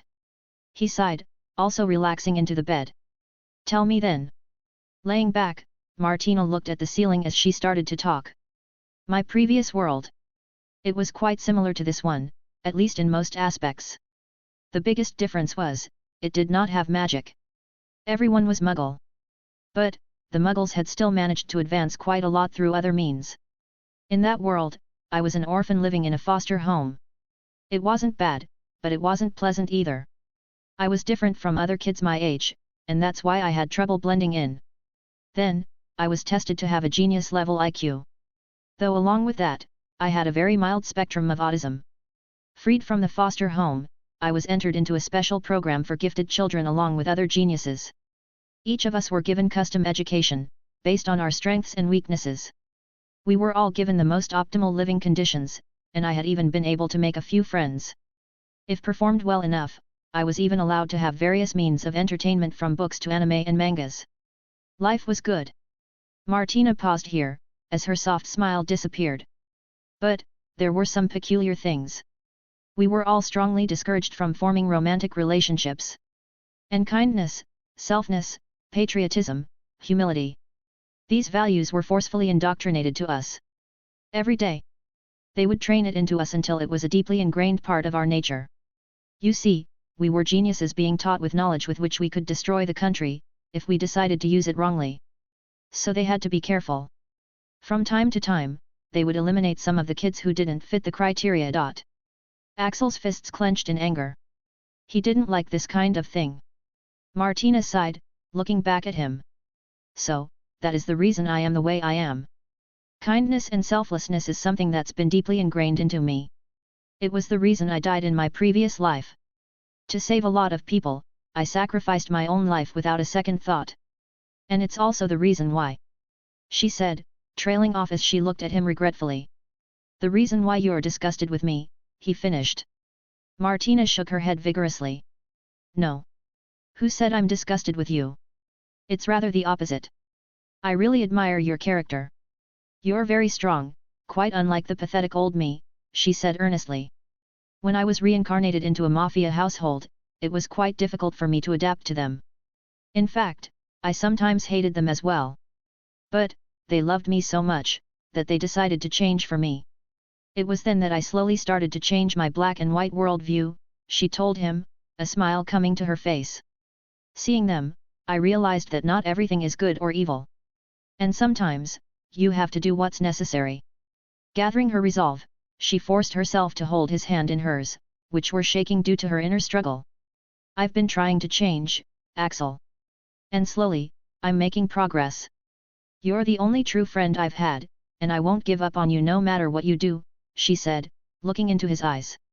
Can you please also, not give up on me? She asked sincerely. Her mother wanted her to be truthful. Well, this was her being truthful. And turns out, it really wasn't as scary as she had thought.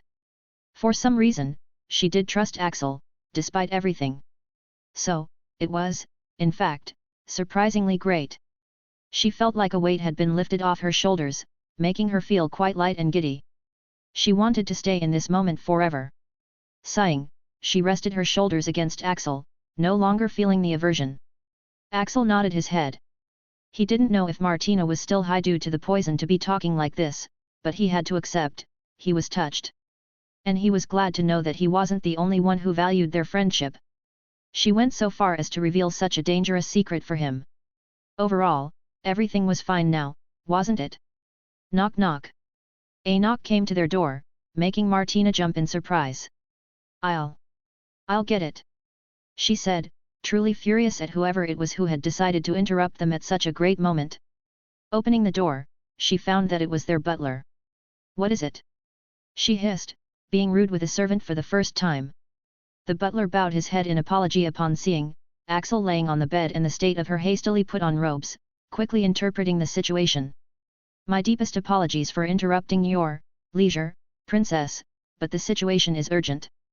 The mistress has asked for you to check your Magi mirror. The Mikhailovs have begun their retaliation. Our side is currently trying to minimize the damage as we speak. What? What did they do? Did they attack us? I apologize, princess. But I must go. Everything will be clear to you once you check the hive. The butler then looked at Axel and bowed deeply. The mistress sends her deepest regret and apologies over the situation. She'll be personally servicing your wand as soon as she's dealt with the situations. And with that, the butler was gone, leaving a panicking and frustrated Martina, the moment she had been cherishing ruined. I don't even have my Magi mirror on me. She complained to no one in particular. She had only brought her wand. Just as she was about to apparate, Axel called out to her. Even though I don't use it, I still have one, you know, he said, digging out his own Magi mirror from the depths of his pouch. Oh, of course. Martina was embarrassed. Just what was happening to her? She quickly took her original place on bed at Axel's side as Axel handed her his Magi mirror. Opening it, she found a lot of notifications piled up. Daphne. 100 plus calls, 100 plus messages. Patricia. 2 calls, 12 messages. Akiko. 3 messages. Unknown. 100 plus calls, 100 plus messages. Unknown. 20 calls, 23 messages. Axel realized what he had forgotten. Checking his phone. It's always on silent mode to avoid distractions. Martina's finger paused briefly upon seeing them, but then she quickly swiped up to get to business. She was curious what these girls wanted to talk to him about, but right now she was in a bit of an emergency. Her thumbs worked fast on the Magi mirror, and within seconds, they found out the main reason for all the fuss. The Magi hive was filled with various types of news about the party, like their engagement and all the other stuff about the duel, but Martina went to the latest news. And what they saw, managed to surprise the hell out of the both of them. Breaking news. Axel Hunt, past revealed. Axel Hunt, a Muggle orphan? The Wonder Boy with surprisingly humble beginnings. Chapter 99, Breaking News, Axel Hunt exposed. Breaking news. Axel Hunt, past revealed. Axel Hunt, a Muggle orphan? The Wonder Boy with surprisingly humble beginnings. What the fuck? The titles of the articles made Axel take a deep breath while Martina immediately understood what had happened. To deal with all the humiliation they had suffered today, the Mikhailovs had decided to target Axel. She took his hand, feeling extremely remorseful. I'm so sorry Axel, if I hadn't gotten you involved. Axel shook his head, stopping her from speaking further. What's done is done, and he can't really blame Martina for it anyway. Right now, there were more pressing matters to worry about. Taking the in his hand, he began reading the articles. Axel Hunt, past revealed. Dear readers, the moment we had all been waiting for has arrived. The past of Axel Hunt, the genius Quidditch player, and the newly announced son-in-law of the Valentino family, has been revealed. Ever since his meteoric rise in fame, the curiosity of the wizarding world towards this young prodigy has been increasing day by day, but curiously enough, there had been no news of his life before Hogwarts, nor his family background. It was as if Axel Hunt came out of nowhere. People have always wanted to know, how did he become so good at Quidditch? What were his living conditions? Was he professionally trained from birth? Did he receive some kind of prior tutoring, so that he's in the top of his class without even studying? And, what kind of family background does he have, that he became the son-in-law of the Valentino family? However, the reality was revealed to be quite shocking. Here's a picture of Axel Hunt as a child. Click to see the image. Below was an image of a 6 to 7-year-old Axel, in torn and shabby clothes. He was quite scrawny and malnourished, and he looked like he had just come out of a fight, since he had a light bruising on his cheek and a grimy appearance. Overall, he seemed like the kid you would steer away from out of caution and disgust if you saw him on the streets. How the fuck did they get that? Axel couldn't help but mutter. The picture looked legit, it was definitely him, but, it was in a very high definition, fully colored, and moving, since he was blinking his eyes and wiping his cheek with the back of his hand. No way it could have been taken using a Muggle camera, and he didn't think a random-ass wizard had enough time to take his individual image so long ago. Martina, who had been too absorbed into looking at the younger version of Axel, came out of her thoughts as she answered Axel's question. It's a picture generated from a memory, Axel. They're called pensieved images. Since a memory can be viewed in a pensieve, you can also generate an image through it using modern magical technology, she explained, still looking at the image in fascination. Fuck! Muttered Axel, as he realized the implications of that. If this image is a memory, then they must have gotten the details about his childhood. Fuck, fuck, fuck. Axel. Martina looked at him in worry, but Axel just continued reading the article, already knowing what to expect, Martina also following his lead. As hard as it is to believe, that is the picture of a 6-year-old Axel Hunt. Quite different from most of the expectations, Axel Hunt did not have the ideal childhood, nor did he have the powerful background everyone believed he did. His childhood was actually spent at a Muggle orphanage. Yes, Axel Hunt, the genius prodigy and the son-in-law of the Valentino family, is actually from a Muggle orphanage, where he spent his childhood being severely ostracized. Young Axel had a quick temper, and he was prone to accidental magic. Every time he lashed out, people were hurt, which led to the worsening of his treatment at the orphanage. At the age of 7, he got into a fight with the son of a rich and influential Muggle, resulting in him getting dropped out from the scholarship program of the school. The very next day, he left the orphanage, never to return again. The image you see is the last time he was seen at the place. How he went from this, to being declared the son-in-law of the Valentino family, is what everyone is curious about. but a lot can be deduced from his background. Axel Hunt, a Muggle? Is the genius Quidditch player and the newly declared finance of the famous mafia princess Martina Valentino is actually a Muggle-born? As absurd as this statement might sound, it might, in fact, be true. Through our sources, it has been confirmed that Axel Hunt has actually spent his childhood in a Muggle orphanage. Now, in case the child of a registered wizarding family is orphaned, we have our own wizarding orphanages for such children. And Hunt not being there could only mean that either his parents were unregistered, which is unlikely, or not even one of them was magical, meaning they were Muggles. Whatever the case, there has been a sudden increase in people speaking against Hunt's engagement. People are questioning his qualifications for marrying the beautiful and kind Princess Martina with his rough background, and number of young men cursing him are increasing every minute. Subscribe to our channel and we'll keep you updated about further news on this matter. Bell subscribe. The forums were no good either. Is Axel Hunt good for Martina? Started by Bewitcher69, at Bewitch69. I just found out that Axel Hunt is actually a Muggle born with no family background. And he's had mental issues since childhood. Is he really a good match for Goddess Martina? Anonymous. No way. Fuck you, Axel. You filthy mudblood shit. Stay away from my goddess. Rapid_cast12, at RapidCast12. Isn't this the same gold digger guy who seduced a lot of heiresses? I thought he was dead for sure for messing with a Valentino, but became the son-in-law instead? Well, serves him right. He's dead for this time, for hiding such information from the Valentino family. No way they'd keep a son-in-law of who has no status. Anonymous. At RapidCast12 rightly spoken, brother. Die at Axel Hunt. Martina Simp 467, at Simpin4 Martina 467. Fellow cultists, we've been tricked. And so was our goddess. The lowly Hunt dared to trick our goddess. He has committed blasphemy. Anonymous. Yes. We can't remain silent. Hunt must face the consequences. Quidditch Princess, at Quidditch Princess 99. Shut up, you all.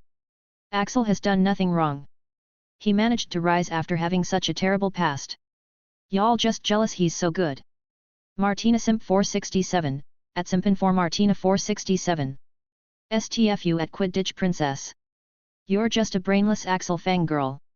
Girl's opinion can never be believed when judging that fiend. Justice_for_Rose, at Justice4Rose. Yet, he's just a scumbag who's always trying to get in rich girls' panties. He leaves them after having his fun with them. He made Rose Potter his slave for Merlin's sake. How can someone marry their daughter to such a scumbag? Axel discarded the Magi mirror away as he sighed, plopping himself back into the bed. Funny how he thought his Christmas would be passed peacefully. This situation is so far fucking from peaceful that most people can't achieve it even after trying their best. And yet Axel, somehow managed to get it without even trying. Martina went back to look at Axel's childhood pictures. The one in the article wasn't the one leaked. So, are these real? She asked, a look of heartache on her face. Axel sighed. There was no point in hiding his background now.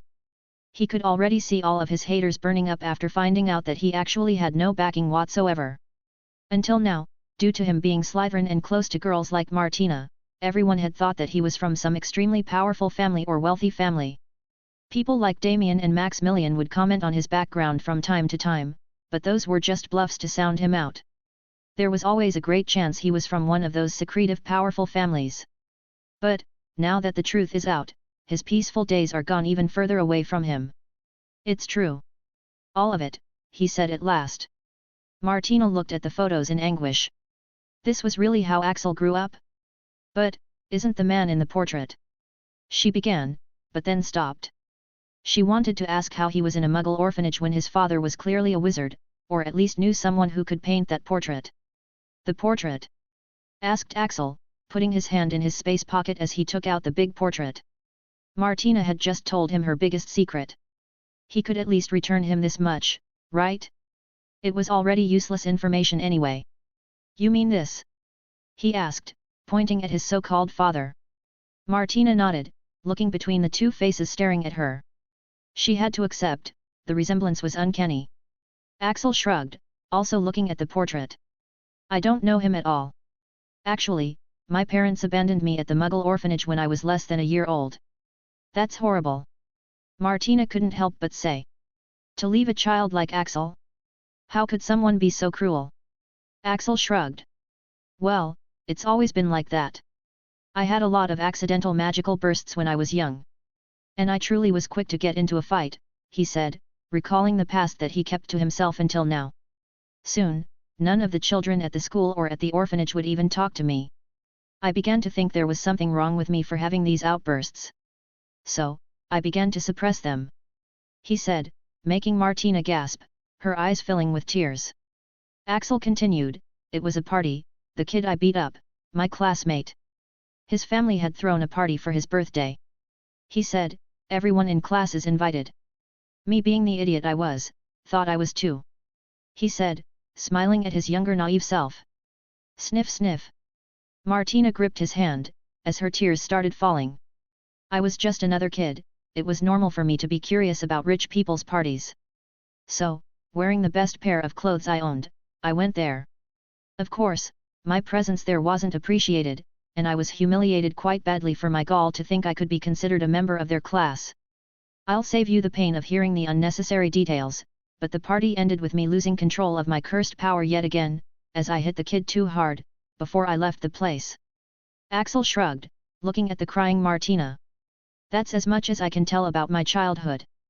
Hope this also explains why I don't like parties. Martina couldn't take it anymore, as she tightly hugged Axel and began sobbing. I'm so sorry Axel, it's not your fault. None of it is your fault. She said in between her sobs. Axel felt a bit perplexed. He wasn't used to being comforted like this. And he thought that he had already lost Martina. You're not disgusted anymore? He asked, raising his hand that was being gripped by her. Martina shook her head vigorously. You've saved my life. Thrice. How could I? She asked, looking offended. Martina would be the most ungrateful bitch to turn away from Axel after all he had done for her. She just needed some time to adjust her flawed mentality. You saved her life? 3 times at that. The man in the portrait, who had been silent throughout the conversation, couldn't help but be surprised at that piece of information, looking between Axel and Martina. You really are my son, he said at last, shaking his head. You don't know what trouble you've gotten yourself into, son. He muttered, looking at Axel with some pity. You keep your mouth shut, painting. Tell Bellatrix I said sent a fuck you, said Axel, throwing the portrait back into his pouch. He was quite certain there was another portrait of this man with Bellatrix, which he could travel between and report his findings. I'm really sorry for what the real me the portrait was saying, but it was cut off as Axel closed the pouch. Martina's eyes widened. Bellatrix? Bellatrix Black. But at this moment, the door was knocked, saving Axel the trouble to explain. Opening the door, he found that it was Martina's mother. Francesca bowed as soon as she saw him. Axel, Francesca Valentino, sincerely apologize on behalf of the Valentino family for what we did. But I can swear on my magic that Martina had no hand in it. Due to us, now the Mikhailovs are targeting you. We promise to make it to you in any way we can, she said sincerely, while bowing. Axel shrugged, still impassive. He was quite desensitized to it all by now. I'll hold on to that. He said simply. He hasn't forgiven, but he won't throw a tantrum either. He'll just remember what they did, and if they don't remember it well, someday he might return the favor. Francesca nodded, that's all I can ask. And for what you did for Martina, saying so, she then bent down and planted a kiss on Axel's forehead. We are forever in your debt. We'll do anything within our power for you, she said, her fingers grazing his cheek and her eyes close to his. Axel stepped away, wiping his forehead. Well, you didn't need to do that. Francesca looked at her daughter, who was safe and sound, and her eyes filled with gratitude. Yes, I did. Axel shrugged, what you did yesterday? I'm just going to say I'll remember it, he told her up front. These words, coming from him after knowing what he had done just a few hours ago, made Francesca feel the true impact of them. But she nodded solemnly. Please do not. We have a lot to make up for and we'll do our best to help you out from now on, she said, bowing again. Axel didn't feel comfortable having Martina's mother bow to him right in front of her. Anyways, what exactly is the situation? He asked, changing the topic. Straightening up, Francesca sighed at that. Somehow, they got the memories of the manager of your orphanage. And they decided to send the memories to all the media companies.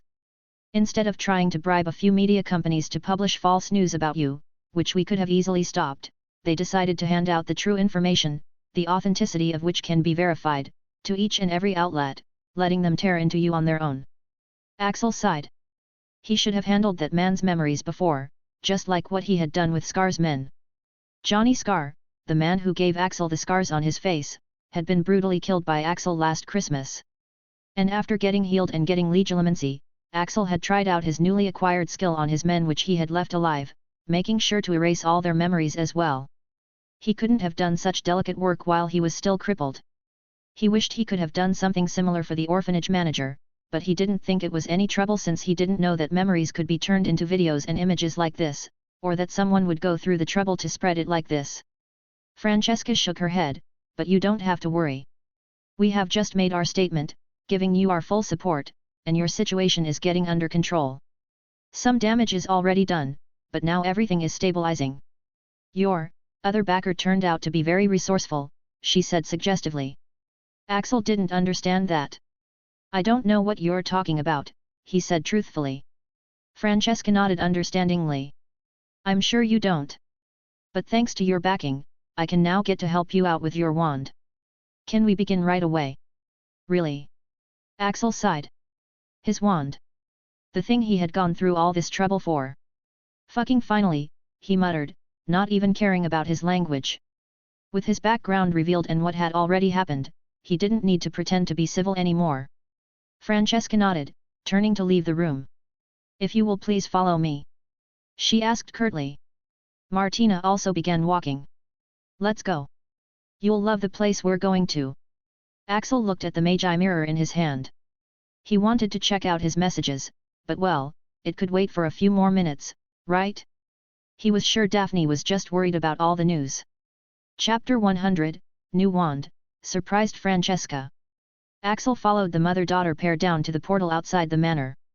Drawing her wand, Francesca tapped it a few times with her wand, making it whirl to life. Come along, she said, stepping through. As he walked through to the other side, Axel was stunned by the scenery. In front of him was a huge hall, filled with heat. The place resembled a smithy, with forges of all kinds set up everywhere. Loud sounds of metals being hammered were being produced by the men working, making the place quite lively. Upon seeing them, workers were surprised at first, but then continued to work after a gesture from Francesca. This is the Valentino weapon factory, first level, said Martina over the noise. The magic weapons produced here are used for commercial purposes, one of the things our family is famous for, she said as they walked, pointing at the rows of different kinds of weapons on their side. Axel looked at the neatly organized row of shiny weapons. There were all kinds of them, from swords and knives to bows and arrows. Picking one up at random, Axel found it to be quite good. All of them are enchanted with various enchantments like unbreakable, no rust, self-sharpening, said the woman upon seeing his interest. You can take as many as you want, she offered generously. Don't mind if I do then, said Axel, taking out his wand. A puno totalis, he murmured. Instantly, more than 100 weapons floated out of the racks, making the Valentino women widen their eyes. Ignoring their surprise, Axel opened his magical pouch and held it up. How, is your brain not exploding right now? Asked Martina in utter confusion. The spell had already been deciphered by her, and she had realized just impossibly difficult it was to do what Axel was doing so casually. Axel shrugged, his mind fully concentrated on the weapons. Talent and practice, he muttered, jerking the wand in his direction. Swish swish swish swish wish. One by one, the weapons began going inside the pouch at an incredible speed, enough to pierce through someone. The only safety net was that they were all sheathed with protective covers. Within seconds, the whole rack was empty, as Axel closed his pouch. Thanks. They'll be of use in the future. It would make things a lot faster. He said, not specifying the purpose. But, looking at what he just did, it was quite clear what it was going to be used for. Hopefully, not against us. Wished Francesca, feeling a chill recalling their foolish blunder of offending this person. Well, we can only do our best to make up for it. Putting on a smile, she began walking again. Let's go. What we need is in the custom section, she said behind her back. The custom section is the restricted area. It's packed full of secrets and extremely rare resources, so only family members can access it, explained Martina as they walked past the wand section. Well, let's get this over with quickly, he said, recalling the messages on his He was just needed for some tests. Then he'll be free to do whatever he wants while Francesca works hard on his wand. After going through a few security checks, they reached a large pair of double doors, seemingly made out of gold.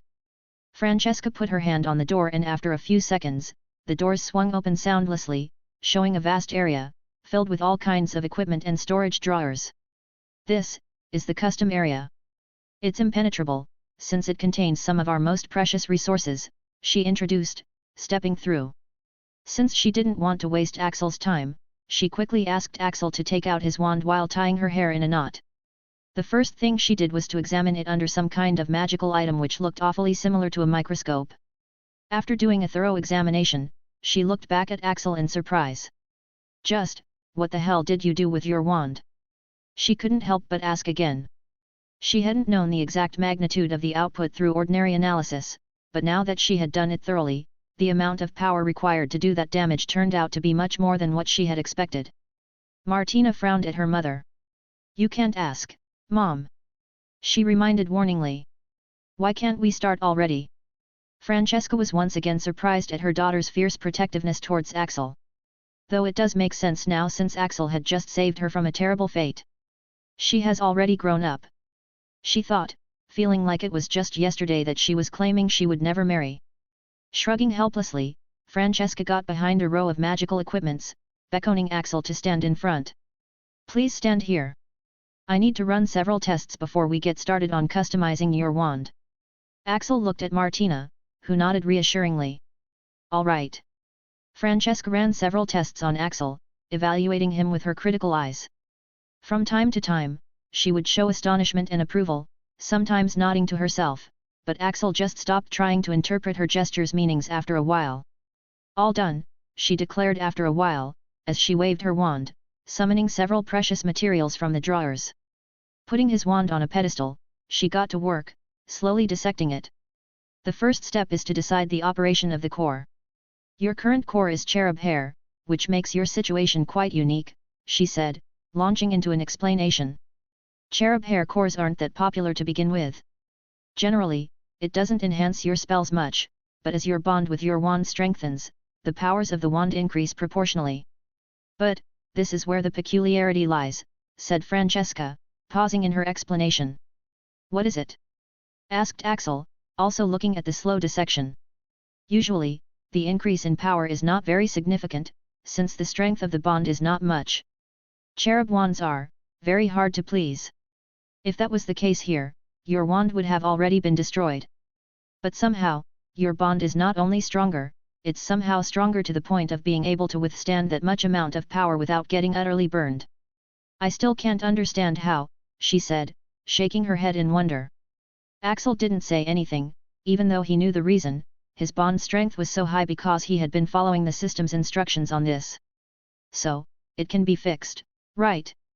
He asked for confirmation. Francesca smiled, as she gave him a nod.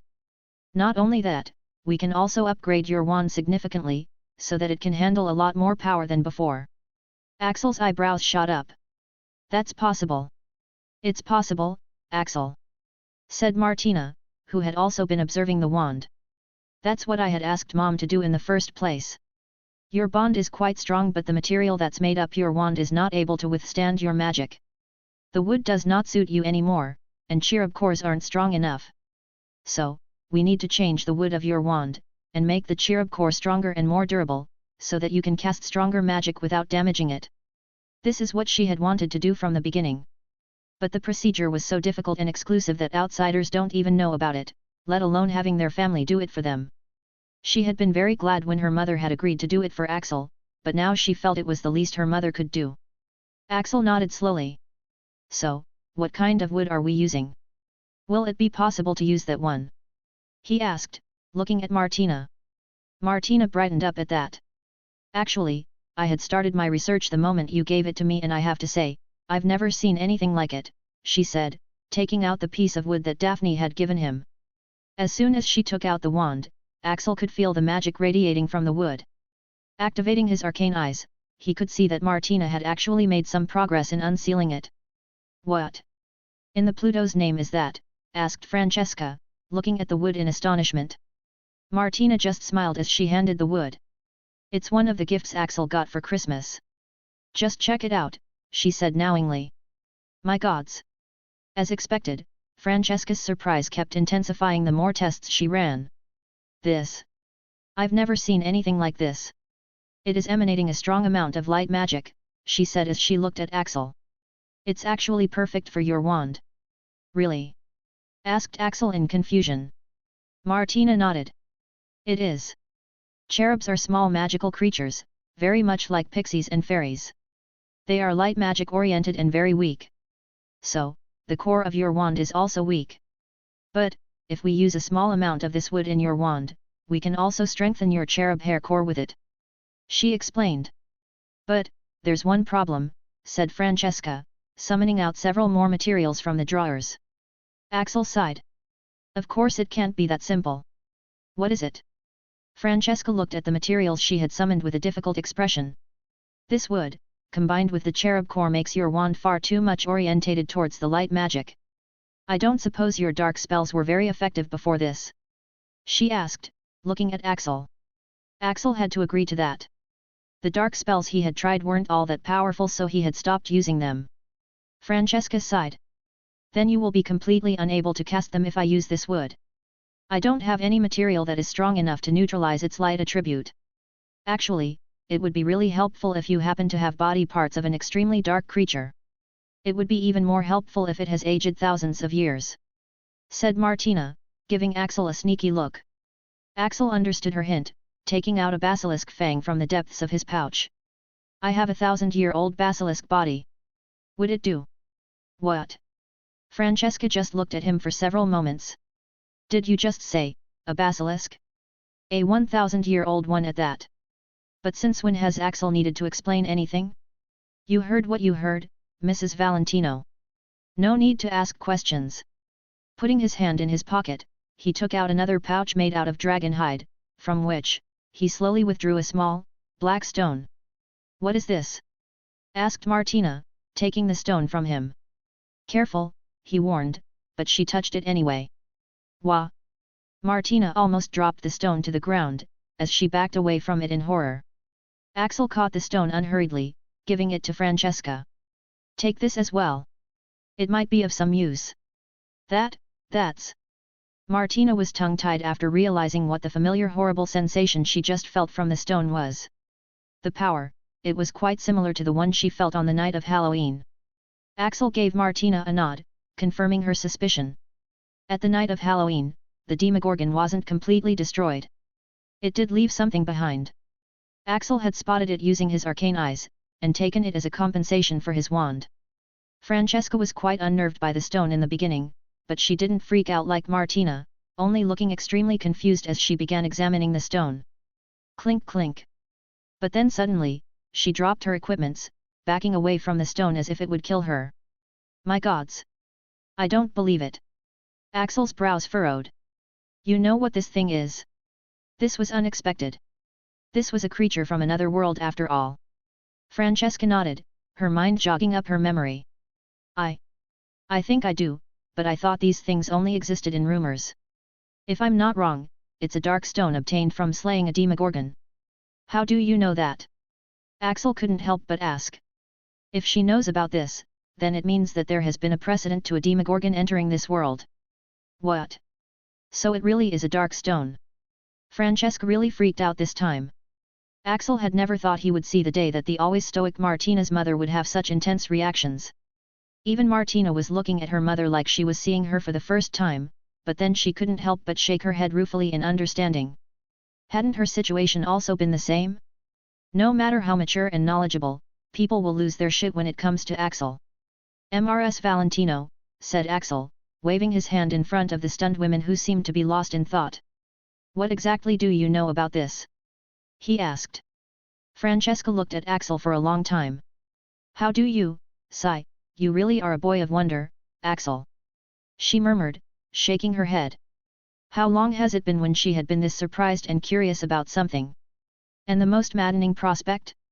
She can't even satiate her curiosity. Activating her occlumency, she regained her original look. I'm not feeling very inclined to share the details, but suffice it to say it has happened long in the past, and you don't have to worry about a Demogorgon showing up anywhere in this age, she said tersely, getting back to working on his wand. You. Seeing her mom being so petty, Martina looked at Axel with a look of worship. You actually managed to piss off Mom. She murmured in wonder, letting out a giggle. That hasn't happened since forever. Axel wasn't so pleased with the situation. Is there anything else you need me for? Quickly get it done. I have something to do. He said, taking out his magi mirror. He wasn't going to wait more to read the messages.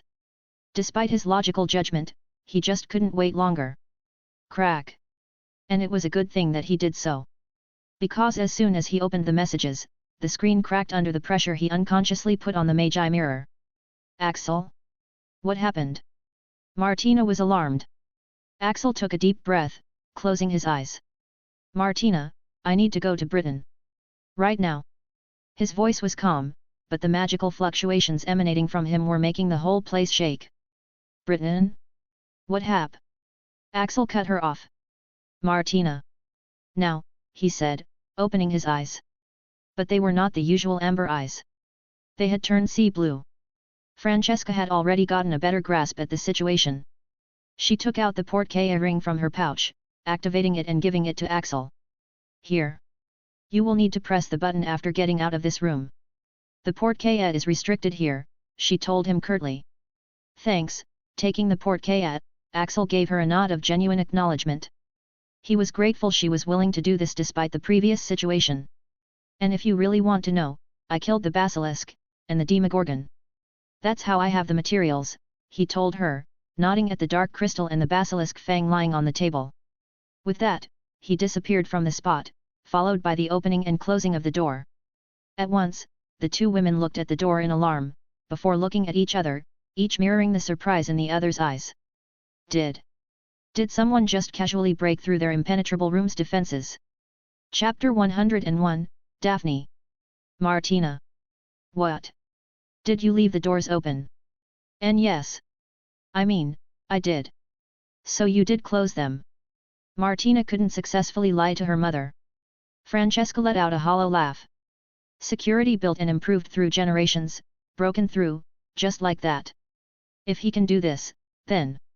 that boy, he can single-handedly destroy the Mikhailovs on a whim, or us for that matter. And we chose Mikhailovs over him. She muttered, regretting her decision in the truest sense.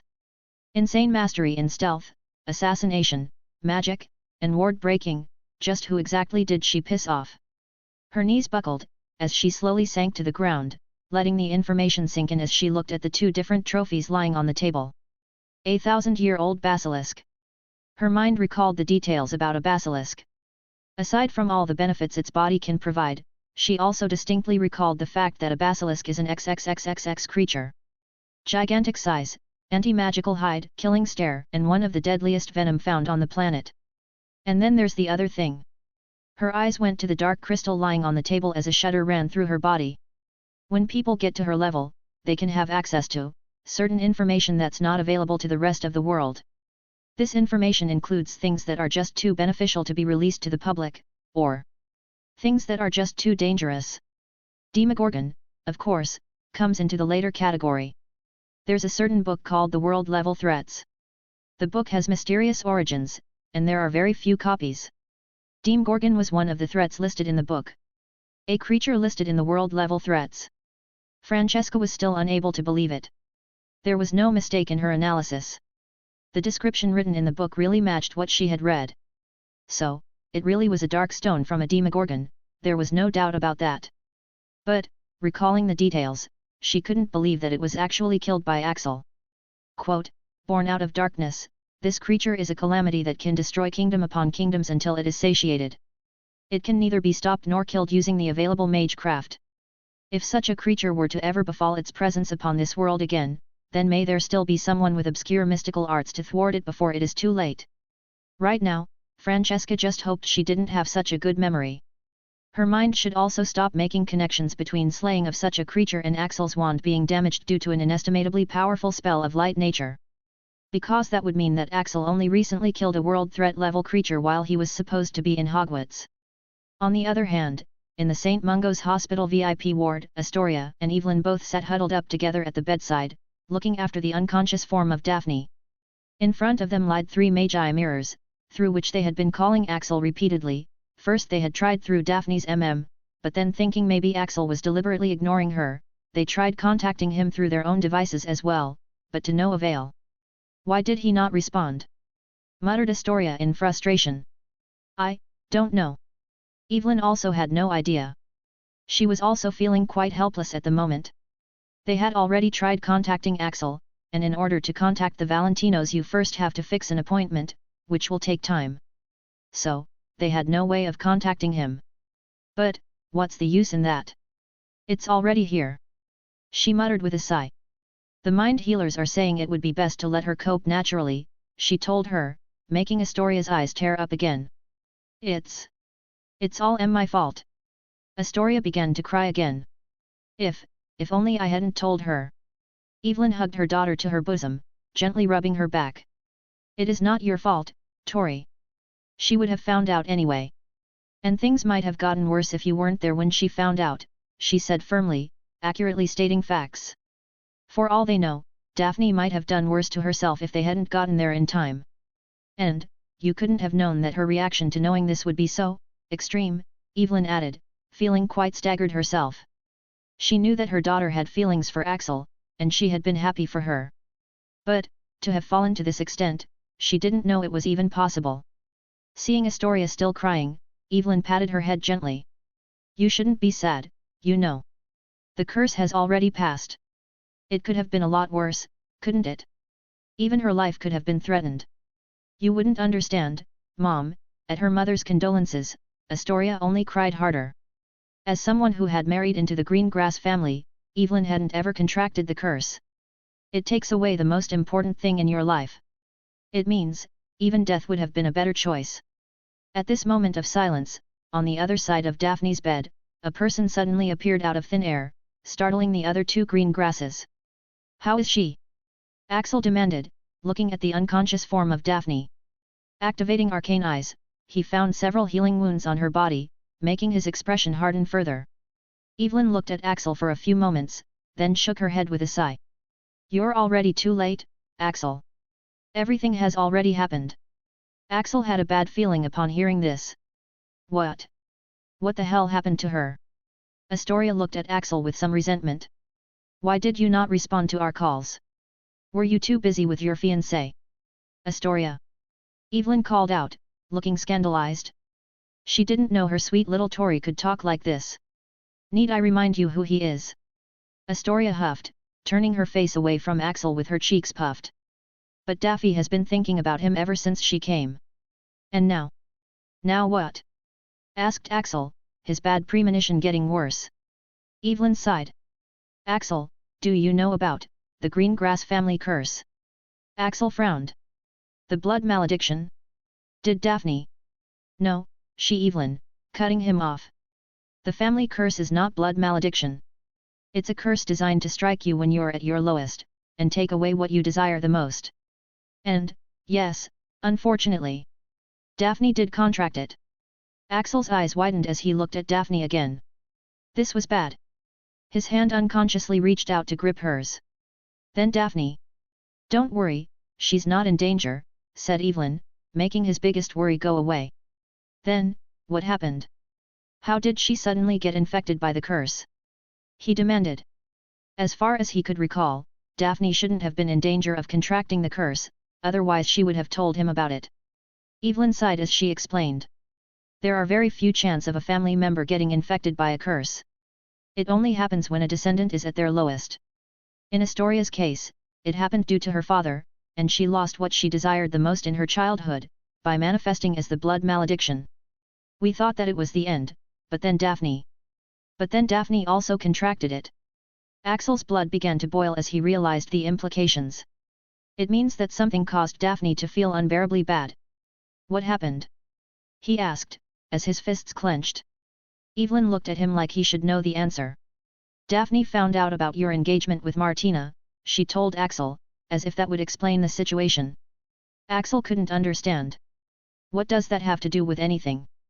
Evelyn studied Axel for a few moments in bafflement. Holy Morgana, you don't know, do you? Axel was getting frustrated now. Evelyn, are you incapable of answering my questions in a way I can understand? Evelyn sighed. She only now saw the situation from Axel's point of view. He has grown up on his own. How could he have known about things like this? I shouldn't be telling you this, but I guess it doesn't matter anymore, said Evelyn with a sigh. Axel, Daphne was deeply in love with you. So deep that she couldn't bear the thought of you getting engaged to someone else. When she came to know about your engagement, she was devastated to the point of self-harm. That's the reason why the curse manifested. Axel looked at Evelyn blankly. He knew that it was possible for someone to be extremely hurt when seeing the person they love getting together with someone else. But would Daphne love him like that? He shook his head right away. That's not possible, he declared. Evelyn looked at Axel in bafflement. Why not? Axel shook his head again, unable to accept it. Evelyn, have you not seen the news about my past?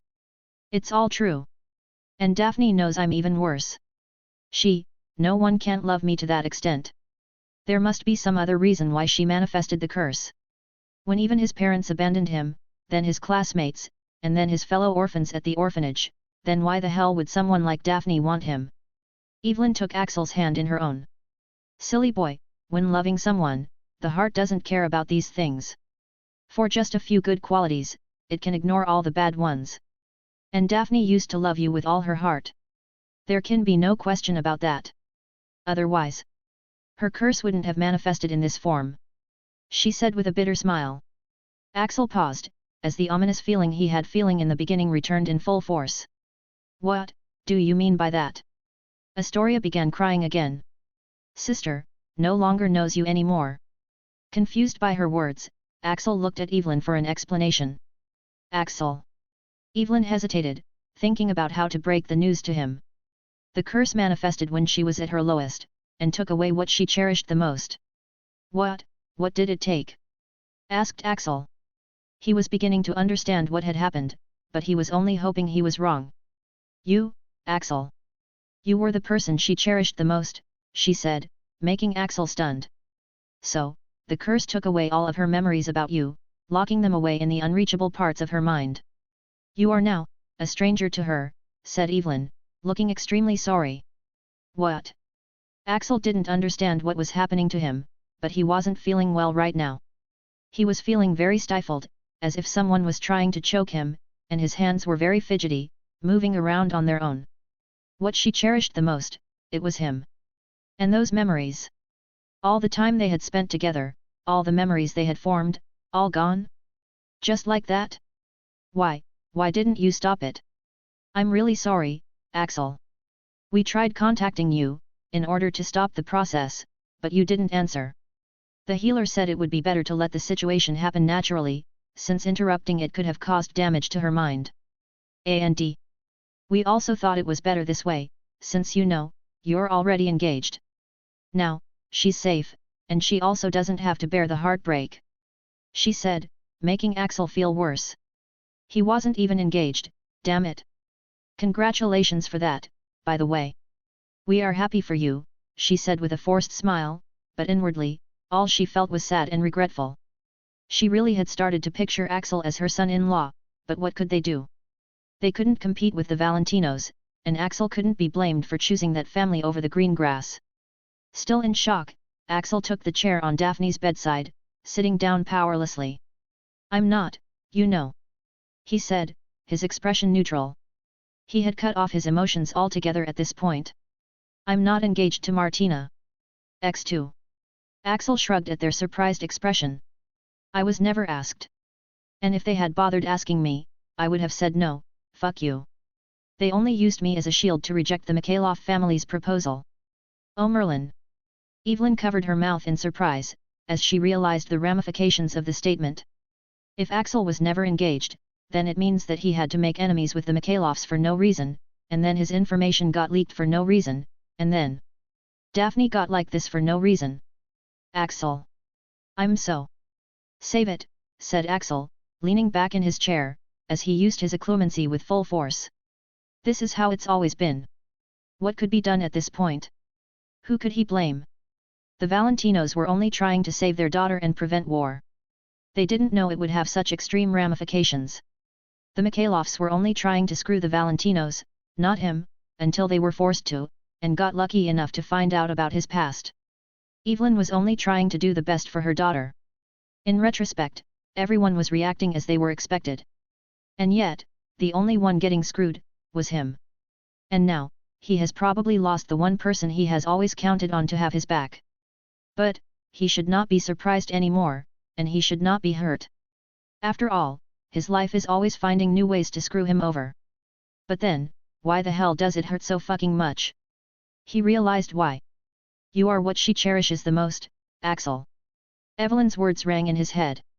Someone who cherishes him the most. Someone who would put him above everything. Someone who would never betray him. And, someone he could trust wholeheartedly. He actually had such a person too. And yet, by the time he came to know about it, it was already too late, wasn't it? Axel looked at Daphne's peacefully sleeping form and felt a surge. No way. He muttered.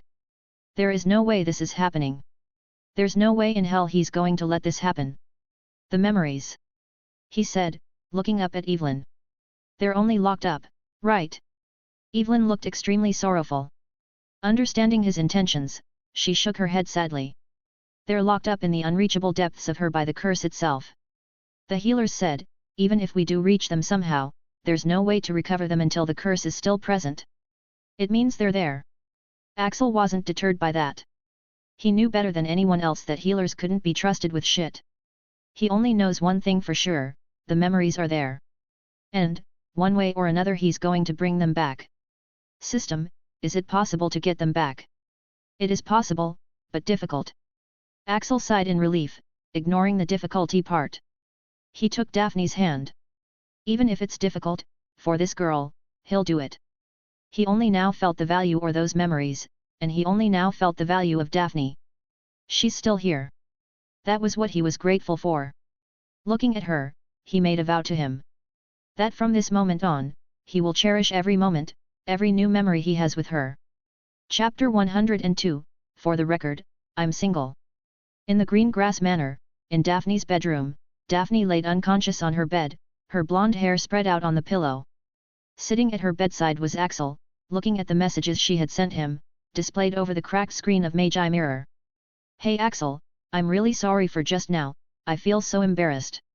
I didn't know that I was so tired, I slept through the whole ride. And your cloak? I might have drooled on it, arg. I'm so sorry. I asked to go back together so that we could have fun together, you know, like we used to all the time. Lately we haven't even been able to sit together in our classes. So I thought, well, at least we can have the ride back to ourselves. But then I went and slept through it all, on your lap. I can already see you rolling your eyes in annoyance at me. Sorry, okay? I'll behave next time. Anyways, I hope you enjoy your Christmas, at Valentino's, with Martina. Hey, just checking in. How is your first experience with the infamous Valentino family? You haven't started a fight with them, have you? And how is Martina treating you? Is she a good hostess? I don't really think so. I've been observing her, you know, I haven't seen her speak more than 5 words to anyone other than you. I think she either has social problems or she thinks everyone is just beneath her. Anyways, I'm home now. Mom and Astoria are super disappointed they couldn't see you, again. Anyways, I'm just sending out messages since I really don't have anything to do. It's not because I'm already missing you or anything. We just separated after all. Anyways, take care. And, keep your doors closed during the night, okay? Don't let Martina in. Hey, I'm sending out another message. My Christmas must have reached you by now. Did you see it? How was it? I know you might now even read these messages, but there's a chance you might want to reply about what I asked in my letter. So, are you coming or not? Any time after Christmas. But I know it will take time for your wand to be repaired, so I'd understand if you can't make it. Anyways, that was it. I'll wait for you. And, you know, about Martina, try not to get too friendly with her. She might take advantage of you. Hey, it's me again. I still haven't heard from you. I know that you've probably just forgotten to check your but I'm still worried. Today was Christmas, and we all miss you here. Astoria was pouting all the time. You know you're her hero, right? Even more so after the Quidditch match. Her voice was all hoarse due to all the cheering she did for you, and so was mine. She couldn't meet you at the match too. So she was quite upset to know you weren't coming. Mom also seems to be quite fond of you. She's asked me 3 times if you're coming before the holidays end or not. I hope your wand is ready soon, since we can't wait. Last Christmas, it was the best Christmas we had. This one, well, not so good, but it was still better since we didn't have to go to one of my father's boring parties and pretend to be all prim and proper. Only your presence was lacking. Just, try to come, alright? You're part of this family now. And, please give me a sign that you're alright, okay? I worry. Reading all the messages Daphne had sent him, Axel sighed. This girl. In the beginning, he had been ready to spend his life alone, not willing to put his trust in anyone. He was just there, observing the world safely from within the walls he had built around himself. For all he cared, the shitty world, and all the shitty people inside could go fuck themselves. Then she came out of nowhere, with her cynical humor and eager to be corrupted personality, and began knocking on the walls, disturbing the stability he had created around himself in his monotonous days of training and enduring pain of his injuries. They were both quite different, but there was definitely one thing they had in common: both of them hated her dad with a vengeance. So he thought, why not guide her a little? Let her do things that would make her an asshole of a dad roll in his grave? So, that's what he did, and to his surprise, he actually enjoyed it. They started to hang out, sitting together in classes, as he taught her things a proper pure-blood heiress would definitely not do, like learning curse swear words, making an absolute mockery of manners and customs, skipping classes, etc. And Daphne happily came for the ride, willingly getting corrupted by his crooked ways, and even helping him out in his homework. To him, spending time with her was just a distraction from his painful healing process. A momentary escape from all the stress. He had not wanted anything more from her. He truly had not. After all, he had known very well that the two of them were from different worlds. She had grown up in wealth, and would belong with people of similar status and upbringing. He was comfortable with the way things were. But not Daphne. She was not satisfied with just cracking the surface of the walls. She wanted them gone. So she began doing her best to make it happen. And she succeeded. Axel realized that he had truly begun to care about this stubborn girl, who would not give up chasing after him no matter what. He had come to truly enjoy the time they spent together, and he had come to like her snarky yet sweet personality. The only thing he couldn't understand was, why the hell? Why the hell does she do so much for him? Why the hell does she try so hard? Why the hell would she be wasting so much time with someone like him? Daphne was quite popular. She had many other friends who were much better company than him. So, he couldn't understand why she chose someone like him over all others. But, the answer had always been there, wasn't it? He was just in too much denial to see it. He had refused to think of that possibility. He had refused to even entertain such a wishful and unlikely notion. Daphne had always been trying to show him her love, and her sincerity. He was just too much in denial to see it. Just what the hell did she see in me? He wondered, looking at her, feeling quite surreal. Though she has always tried to remain low-key, Daphne is also quite popular in the school. Axel has seen dozens of boys try to approach her on a daily basis, but she wouldn't give anyone else the time of her day. He had just thought that she must not care about this stuff, just like him. That's why she didn't pay anyone else any attention. But, as it turned out, she did in fact, pay attention. A lot. The reason she didn't pay anyone else any attention was because, all of her attention was on him. As unbelievable as it may seem. He thought, shaking his head. It's not that much of a surprise, you know. Axel turned his head to look at Evelyn, who had seemingly picked up on what Axel was thinking. What? I was talking about your surprise reaction earlier. I don't know why you would be so surprised that she loves you, she explained. The way I see it, I'm not at all wrong to be surprised. Not with all the shit I've had to go through, said Axel with a shrug, recalling his past. Ever since the very beginning, no one had accepted him. But aside from that, even after he had left the orphanage, the impression people had of him only got worse. When he'd walk by, people would distance themselves from him. Parents would hide their children behind them who would look at him like he was a weird animal. He would be called with things like the scarhead, little rat, or simply the ugly kid. No one would even treat him like a human being, let alone care about him. And then there were people like Bellatrix, who would throw a bucket of cold water on him from time to time, waking him up from any delusions or hopes he might have developed, and cruelly crushing him under their feet. So yet, with this kind of past, he would say he was plenty justified in having trouble believing that Daphne was actually in love with him. Evelyn studied him for several moments. She then shook her head. You can't keep thinking that, Axel. She said seriously. Why not? Well, first of all, your looks are extremely appealing. Frankly speaking, you look like some sort of royalty and your physique is already better than athletes. Merely this much is enough to sway most girls. But Daphne is not that shallow, said Evelyn, shaking her head. This is just to say you should be more confident about your appeal. What Daphne used to like the most, was you, your whole being.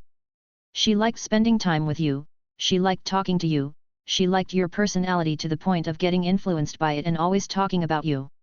She was obsessed with you. Aside from this, you were full of mysteries she wanted to unravel, and most importantly, you saved Astoria, fulfilling her deepest desire. Not to mention Daphne, this much is enough to make even a grown woman fall in love, said Evelyn earnestly, her words moving Axel. It's here. At this moment, Astoria barged into the room, personally carrying a large tray. Evelyn smiled at her daughter, getting up to help her. You didn't have to bring it yourself, honey. It must be heavy. Astoria shook her head stubbornly. No way, Daffy didn't take help, so I shouldn't either. Astoria carried the big tray with difficulty and set it on the bed, between the sleeping Daphne and Axel. But the contents of the tray were hidden by a dome-shaped lid that is usually put over foods, so Axel couldn't see what was inside. What is it? Asked Axel. Evelyn smiled, coming to stand beside Axel. Another proof to remove your doubt. It's something Daphne had planned for you in preparation if you came here. Axel looked at the lid once again, really curious this time. Daphne had been asking him to come here after he was done with his wand, but she never told him the reason. Now that he was actually here, he wanted to know just what was in there. Astoria put her hands on the lid, looking at Axel with what she tried was a smile, but she looked more like she had been holding back tears. Daffy made this for you. By her own hands. She wouldn't even let me help, she said, opening the lid. Inside, Axel saw a beautifully decorated cake, on which, the words "Happy Birthday Axel" could be seen neatly written in Daphne's handwriting. Axel blinked his eyes in surprise. This? Evelyn explained. Axel, as far as I'm told, you don't know the date of your birth and you don't celebrate your birthday. So, Daphne came up with the idea of holding a small birthday celebration for you, with just the four of us. Axel's eyes remained fixed on the cake, which had Daphne written all over it. She had even cleverly hidden a heart in it, probably thinking that he would just take it as decoration. Axel sighed, recalling a conversation he had had with her in the past. You missed my birthday. It was during the summer holidays, said Daphne, bumping his shoulder as they walked along the corridors to attend their next class. It had only been a few days since the holidays were over. Axel rolled his eyes. So? What's the big deal? It was only a birthday. Daphne frowned at him. It is a big deal, Mr. Insensitive. A birthday is the day you celebrate with your family and close friends. As my close friend, you didn't even give me a call. Tell me when your birthday is. I'll ignore you that day, said Daphne with a pout. Axel shrugged. I wouldn't know. I don't remember the date. Oh. I'm so sorry. I shouldn't have asked that. It's all right. That was the end of the conversation. Daphne had gone silent after that, and Axel had not provided further explanation on the matter. He had never celebrated a birthday before, and he didn't want one either. Birthdays were for people like Daphne, not him. But, it looks like Daphne wouldn't accept that. This stubborn girl, muttered Axel, looking at the cake she had made for him. Evelyn put a hand on his shoulder. A birthday is celebrated with family and close friends, that's what she said. Daphne wanted you to celebrate it with us, as your family, Axel. Whether your relationship with Daphne rebuilds or not, please remember that you will always have me and Astoria as your family. Axel, I don't know about your past, and I don't know what you've experienced. But, you are turning out to be a fine young man, and Daphne loved you.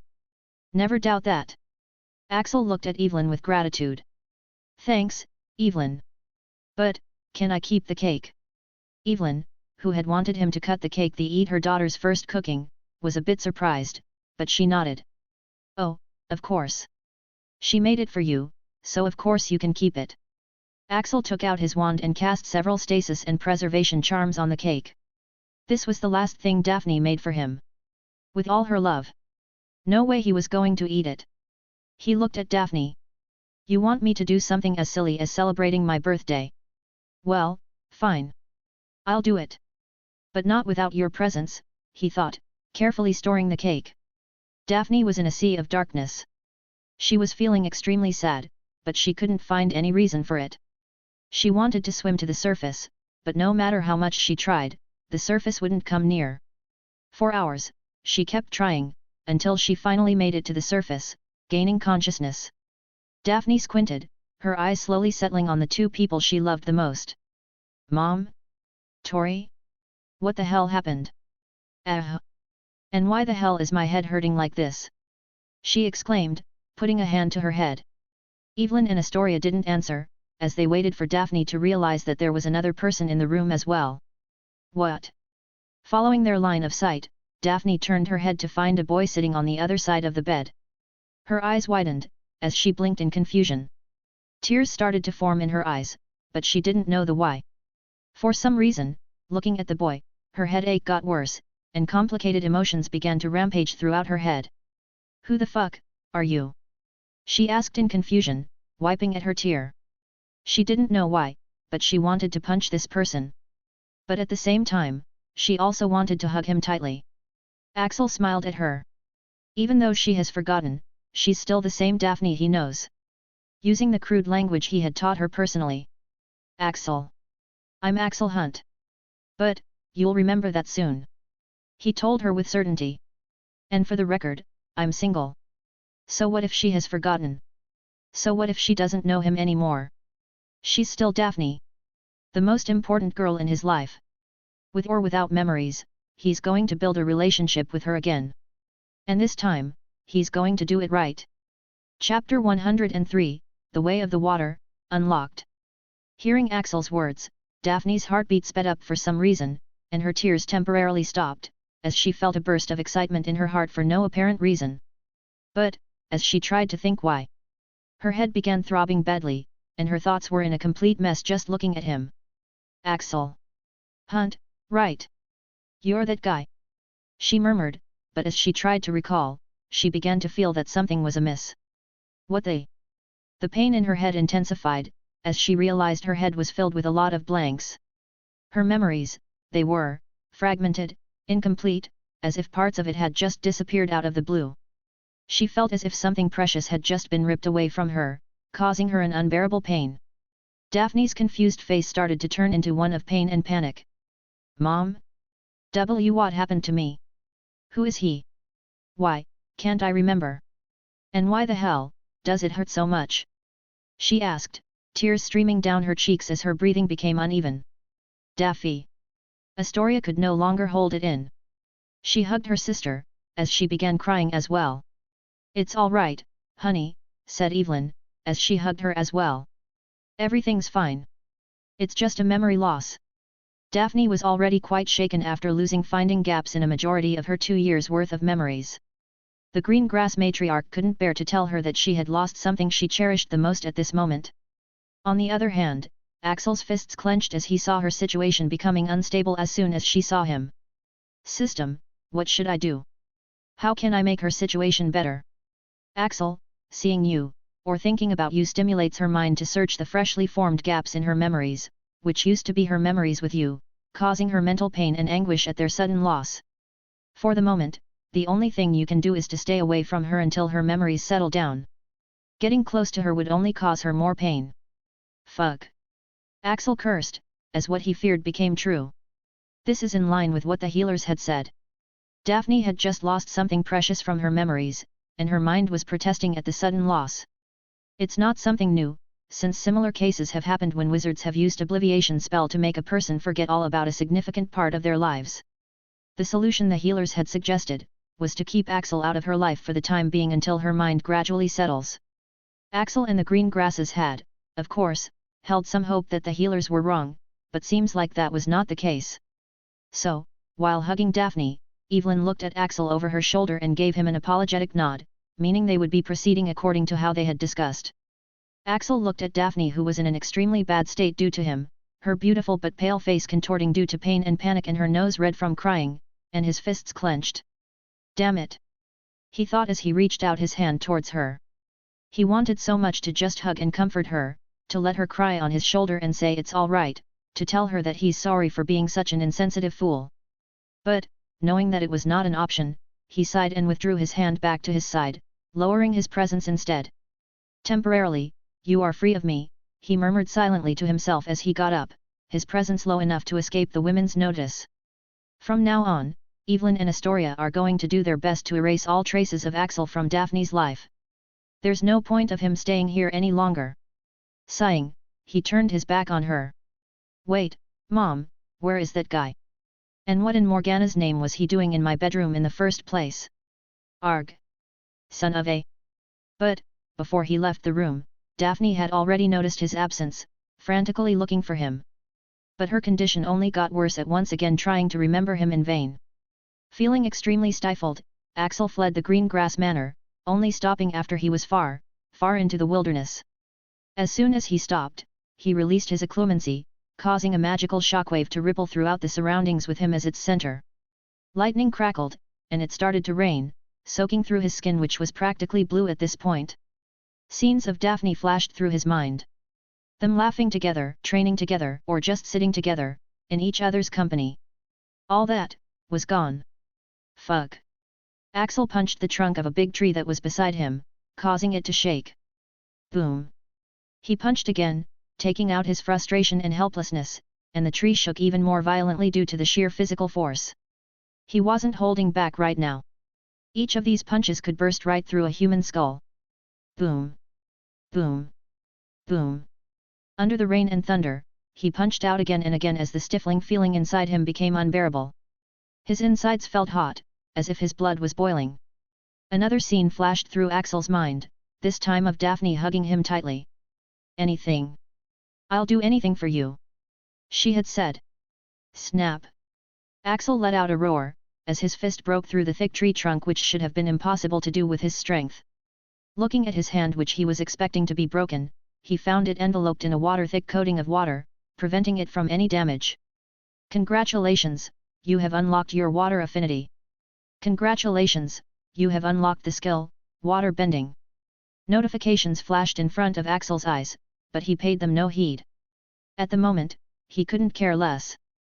But at least the stifling feeling he had been feeling was now gone, and he was now feeling relieved, energized, and stable. System, how do I bring back her memories? He demanded. Axel, it's possible, but the information cannot be directly disclosed to you. Cut the bullshit, and tell me. He exclaimed.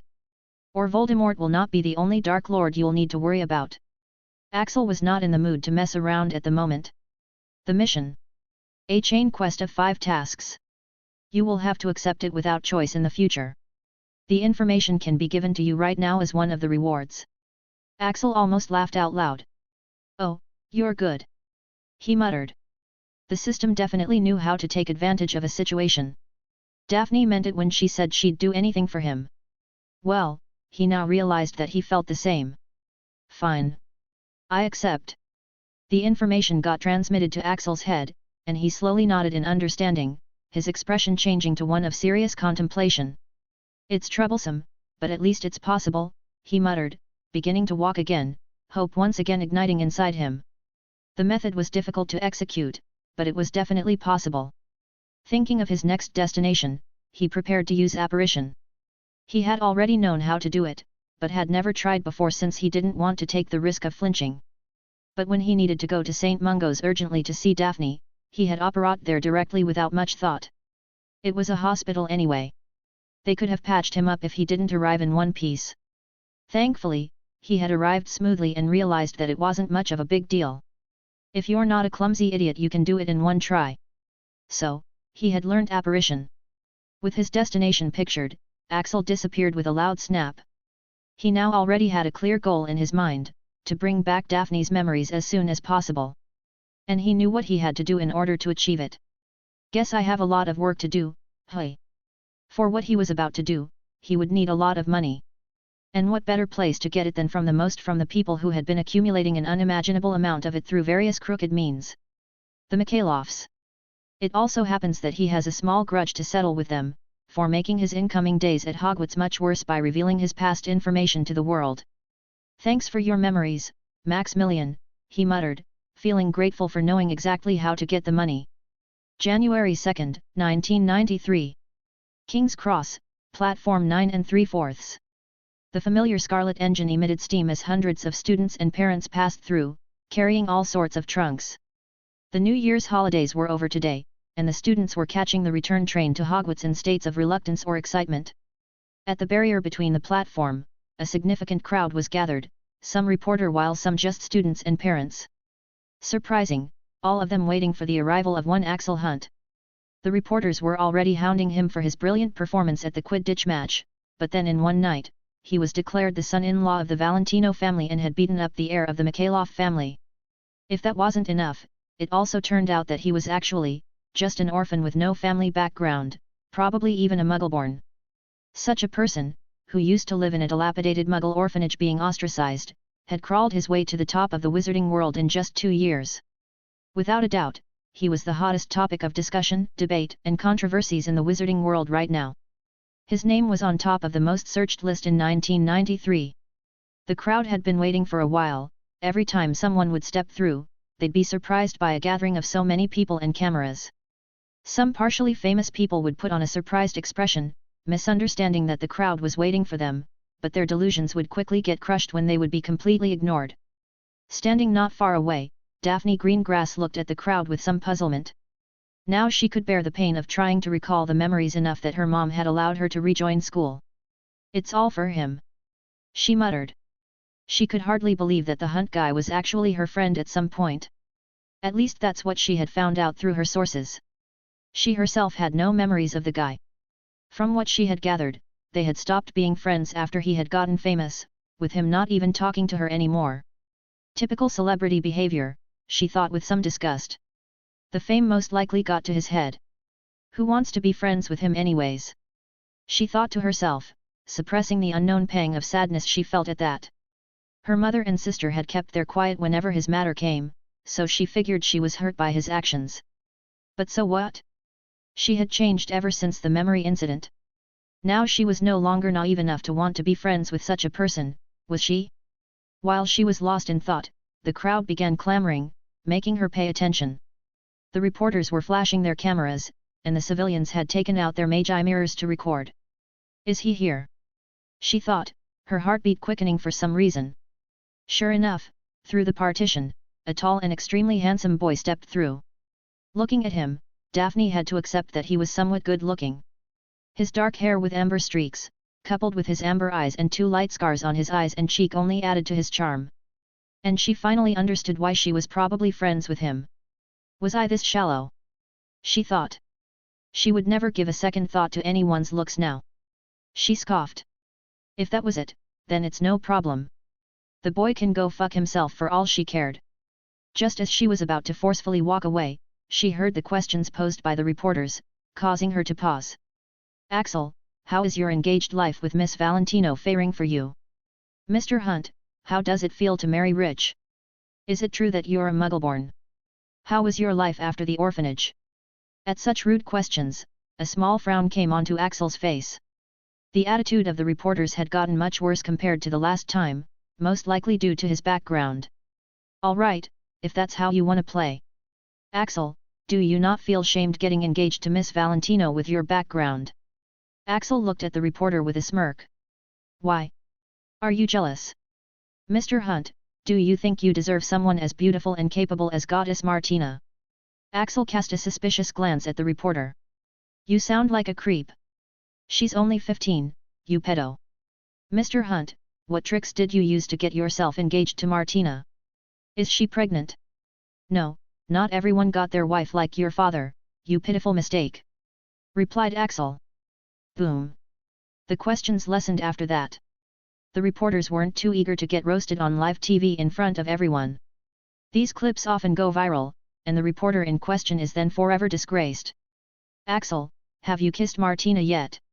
Another one dared, but it might be the worst mistake of his life. No, but I've definitely kissed your mother. Boom. Oh. Axel looked around, daring the reporters to ask more questions, but after the last, the reporters were really scared.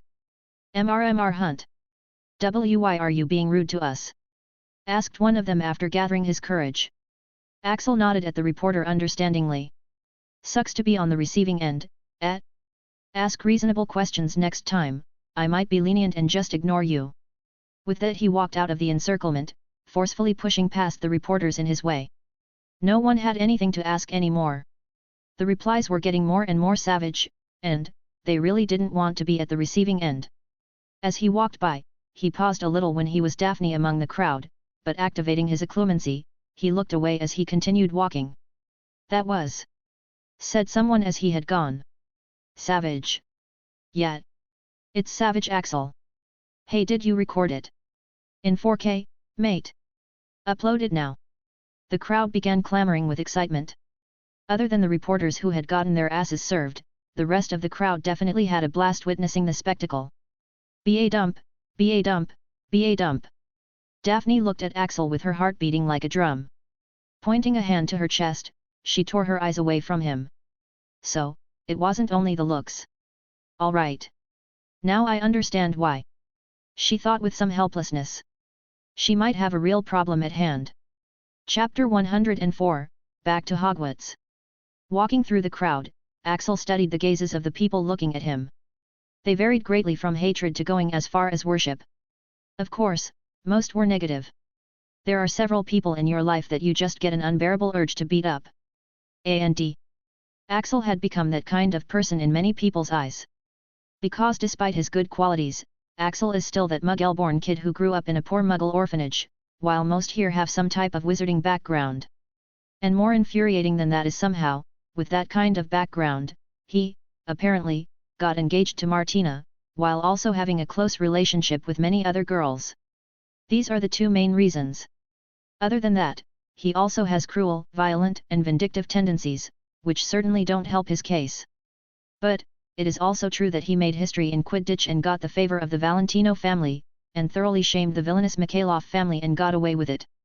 That is why his name is now in the most searched list of this year, and countless debates and discussions concerning him are taking place throughout the wizarding world, some criticizing him while some in his defense. It would be safe to say that Axel is currently the most controversial person in the world. This should be enough, right? He thought, heaving a weary sigh. His goal has always been to make his news reach the organization without showing off too much of his real capabilities. And this should be enough to achieve that, right? He should be able to take a break and disappear now, right? Axel. At this moment, a familiar voice called out his name, interrupting his thoughts. Axel turned his head to find Patricia approaching him. You nearly gave me a heart attack when I read the news about you. She said, grabbing hold of his hands. She tried to come closer but Axel kept her at arm's length. What do you want, Patricia? He asked in exasperation. Patricia flicked her raven hair back, looking at him with a faux hurt expression. What I want, is an explanation. I proposed to you first, didn't I? But you rejected me so cruelly. And now you're engaged to Martina. You broke my heart. Axel was quite annoyed with her fake acting. The one who truly had her heart broken was someone else. Yeah, so leave me the hell alone now, will you? He said, stepping past her. Patricia stopped him, not letting go. Actually, not at all. You're not getting rid of me now, she said, shaking her head. Why the hell not? He asked in bafflement. Patricia Afonso was a politician bitch who would only hang out with those with the highest status. He had thought that at least Patricia would stop bothering him now that she knew that he was just a muggle born with no family background. Patricia laughed.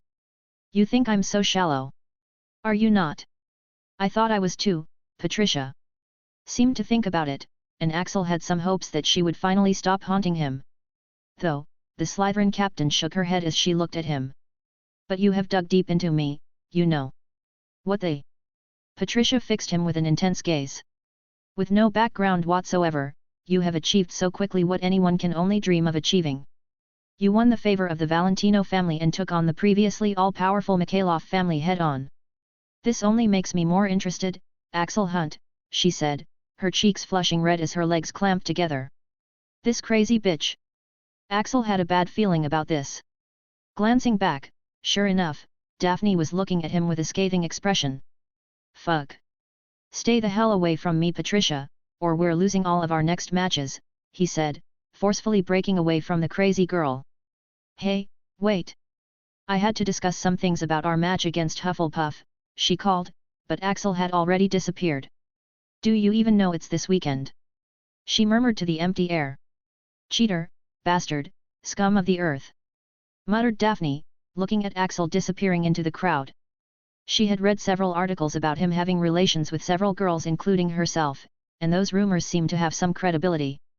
Did I not know better than to be involved with such a guy, she thought, trying to recall, but once again, an intense pain struck her, causing her to stagger. Her magi mirror rang at this moment as she picked it up. Yet. Daffy, where are you? You said you're going to the bathroom but you're not in here. I checked. Tori, Daphne suppressed the groan that was going to escape her mouth due to pain, as she began rushing back. I went to buy some good snacks. The trolley lady only sells a trolley full of unhealthiness, she said, patting her well-defined abs. This was true.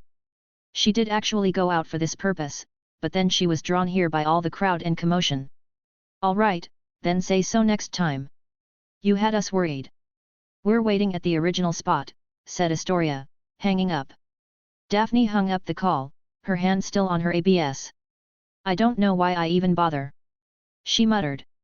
She didn't know how or why, but she had begun exercising and training these unknown exercises, and paying a lot of attention to her diet. She still sometimes has trouble recognizing her body when she stands naked in front of the mirror.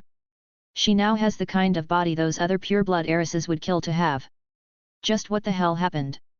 She muttered, but she controlled her mind to not think about it to avoid pain using her occlumency. Yeah, that's another thing she has no idea how she has. This amazing occlumency knowledge. It's so detailed and advanced. The occlumency knowledge of her family is nowhere near this perfect, nor is the occlumency knowledge of other families for that matter. If she keeps practicing this, she can even surpass her dad soon. Large chunks of her memories of the last 2 years of her life were gone. But somehow, in these last 2 years, her life has changed completely. Astoria had healed, her asshole dad was forever 6 feet underground, she had become a badass bitch rocking a killer body, and she had a ton of invaluable knowledge. It was as if her life had become perfect. She has everything she had dreamt of having 2 years ago. Then, why the hell? She murmured, putting a hand on her heart. Why the hell does she feel more miserable and hollow than she used to feel 2 years ago? Walking through the corridor between the compartments under stealth, Axel opened a particular door in which his so-called fiancé was sitting. Axel. Upon seeing him, Martina stood up immediately. Are you really all right? In the past few days, Martina had contacted him numerous times to ask about his emergency exit, but Axel didn't really want to explain, so he had just told her he was fine to stop her from worrying. Axel sighed as he sat down. Didn't I already say, it's fine, he repeated yet again. But Martina wasn't convinced. You don't look fine at all. You look like you haven't rested in days. Axel, can you tell me what happened? Is there anything I can do to help? Axel shook his head. It's nothing. How is the progress with the wand? At his casual dismissal, Martina looked at him with a hint of helplessness. It's going well. Since the materials are far above the normal level, it's taking longer, but Mom said it will be done in a week. It's going to be really great, you know, she said, making Axel sigh in relief. But Martina was not relieved. The head of Mikhailov family is rumored to have collapsed a few days ago, she mentioned, observing his reaction as she cast a noise cancellation spell around them for privacy. Is that so? Asked Axel casually, peering through the window. Yes, it is also said that all the higher-ups in the malicious faction were also killed and Sergio Mikhailov, Andrei's brother who is much kinder, took over. Oh, Axel nodded, still looking out of the window. Good for you, I guess. Martina gripped both of Axel's shoulders, shaking him to get his attention. Axel, I am serious. Did you have anything to do with this? Axel looked into Martina's eyes. His eyes were soulless, devoid of any fluctuations. You already know, he said simply, but Martina knew that something was wrong with him. Just as she was about to inquire further, the compartment door was opened, making them both turn their heads in unison, to see a stunned Hermione Granger and clueless Luna Lovegood. Oh. I'm so sorry. I didn't know you two were. I didn't mean to interrupt. No. It's not like that. Said Martina, her face going red as she saw some other students also peeking in. Someone did a wolf whistle, and someone said something like the engaged couple, causing Martina to die out of embarrassment. Removing her hands from shoulders and distancing herself from him, she quickly dragged the two girls in as she shut the door and drew the blinds. I'm really sorry to interrupt. You told me to bring Luna, and I didn't know the blinds were drawn because you two were. We weren't doing anything. Martina felt like her face would burst into flames any moment. Hermione nodded her head quickly. Of course you weren't. I saw nothing, she said reassuringly, making Martina sigh at her understanding look. Anyways, congratulations for your engagement. I'm happy for you guys. She said, trying to change the subject. You got engaged? Asked Luna, looking between Axel and Martina. Does that mean Martina's stomach will get very big soon, and you will have a baby? She asked with a smile with her usual dreamy expression, making all three people in the compartment sweat. Martina had had enough of the embarrassment. We're not engaged, she declared. It was a false announcement. What? Asked Hermione, her eyes wide, causing Martina to launch into an explanation. It's all my parents' fault, said as she began her explanation. At least she stopped hounding me, thought Axel, looking at the completely distracted Martina. But Martina gave him a look that said it's not over yet. Axel sighed. But, a small smile came to his face, knowing that at least she was still with him. Axel sighed as he remembered his small adventure. Casually walking through the crowd at the airport, Axel looked around himself. Why was he here? To take a flight to Russia, of course. Cross-country apparition is not something he's too keen on attempting when he's recently learned to apparate. The required degree of proficiency increases with the increase in distance.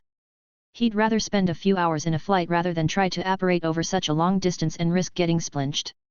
He still hasn't been able to perfect his void travel, and Portkaya is also not an option since he doesn't know how to create one and he wants to keep his visit discreet so he can't ask for help. In the end, flight was the easiest option. Standing in the middle of the crowded terminal, he saw non-magical people bustling about, most of their problems being things as basic as aerophobia, missing their flights, and checking their passports and tickets. Not long ago, the 2 years younger version of himself would have been using the very watered-down version of his arcane eyes, trying to pick out wealthy targets, figuring out the best way to keep himself inconspicuous and take away the target's prized possessions.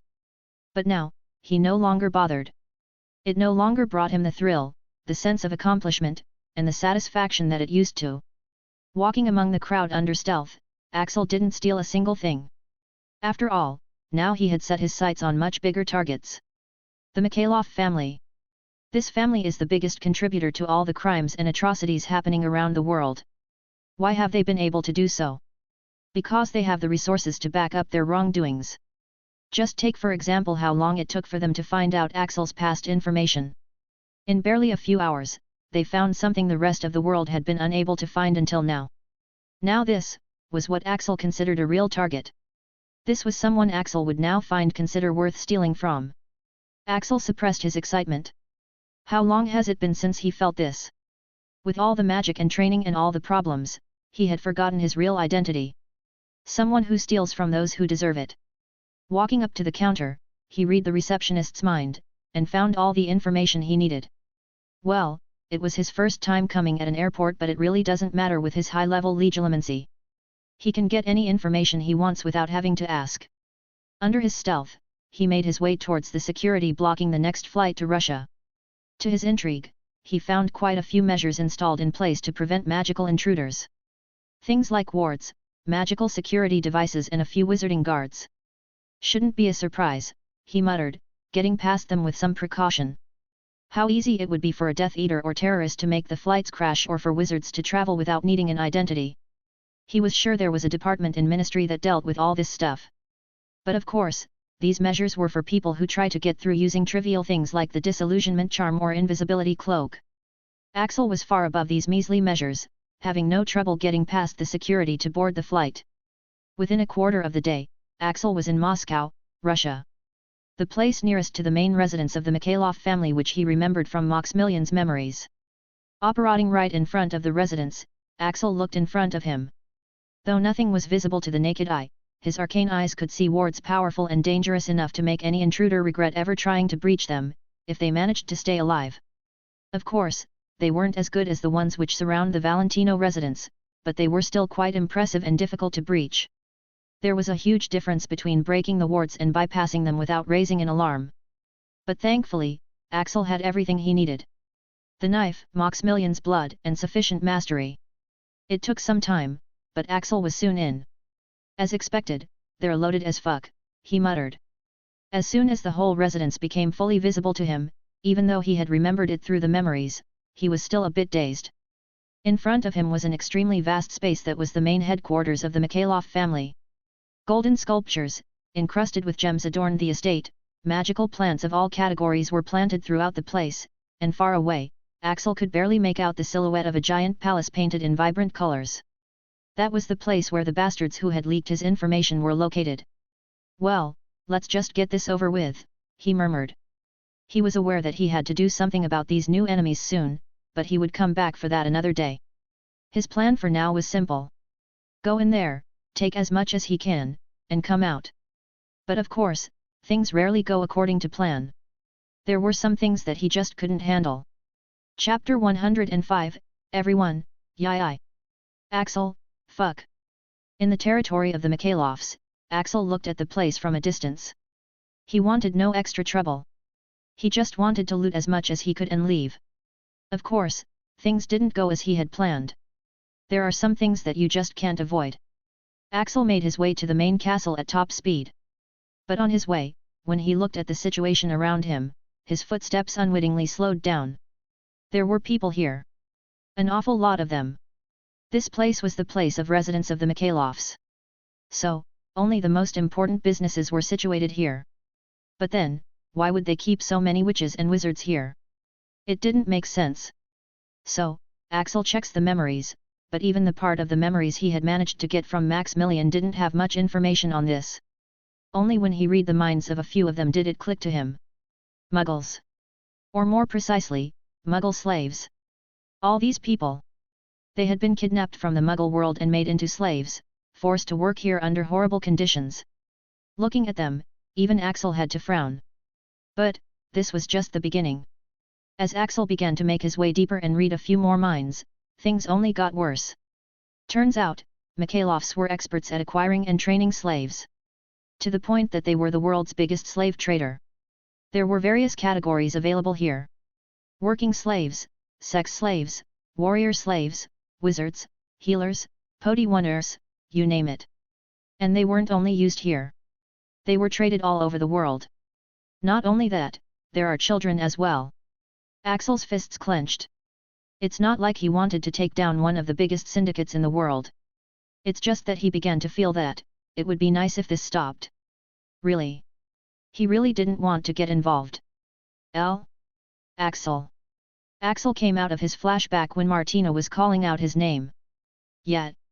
I'm sorry to wake you up, but we're here, said Martina, pointing out of the window. Looking out, Axel observed that the sun had already set, and he could make the faint lights from buildings outside, meaning they had reached Hogsmeade. Axel took in a deep breath. He realized that he had dozed off at some point, because he was covered in a fluffy violet blanket which smelled like lilac. He hadn't gotten a proper rest after using the limit break when saving Martina, and his exhaustion had finally caught up to him. You seem much better now, observed Luna, waving her hand above his head while sitting beside him. The nargles are less. You do, agreed Martina. You were looking awfully tired earlier. I guess I was. Axel agreed as he straightened, stretching his sore muscles. Taking off the blanket, he cast a few cleaning spells and returned it to Martina after neatly folding it. Thanks. Martina looked at him in confusion. How do you know it's mine? How can I not know? Axel raised his eyebrows at her, asking why she was asking dumb questions. It was so obviously hers to the point she might as well have written her name on it. Oh, of course, Martina also recalled how observant Axel was and looked embarrassed at her question. Though, Hermione, who had been quietly watching the scene unfold, was startled. How would it be obvious? Did the two of them already, together, in the blanket? Her face turned scarlet. Having a smart brain can be a problem sometimes. Hermione ended up drawing the most likely assumption based on the information presented to her. Alighting the Hogwarts Express, Axel separated from Martina. There are already enough rumors about the two of them. He didn't want to increase them further. In the crowd, his eyes quickly found Daphne, who had been reunited with her old Ravenclaw friends, walking in the middle of them like a queen. Looking at her, Axel sighed. Even though he hated it, she was probably better off without him. Her life could have been in danger because of him. The Greengrass family curse activated due to him after all. So, before he tries to bring back her memories, there was something else he had to do, get rid of that curse once and for all. And that is the reason why he has been running around lately. The things needed to achieve that aren't something he can get with resources he had. Not anymore though, he thought with a sigh, looking at his new storage space. He was now filthy rich right now. Axel reached the Great Hall seeing the usual bustling atmosphere. Students were reuniting with their housemates after the Christmas break, talking and gossiping freely. But, as soon as he arrived, the hall began to quieten down. Students began pointing at him, talking in hushed voices. Most of their expressions weren't welcoming. He's here. The lucky guy. Yeah, the chap who got engaged to Martina. I really wanna kill right now. Darn it, why is the world so unfair? He's just a muggle-born orphan with no background. Another mudblood. The engagement needs to be broken or my heart will be broken. SHH. Keep it low. You don't know what he'll do if he heard you. He didn't even stop when the opponent was the Mikhailov heir. Yeah, he's dead meat anyways, offending that family. These people thought Axel couldn't hear them, but he could hear everything loud and clear. He just couldn't be bothered to give enough fuck about their opinions. Axel sighed. It's just for this one night that he's going to be seen here anyway. He was only here to observe the general reactions of everyone and mark down those he might need to watch out for.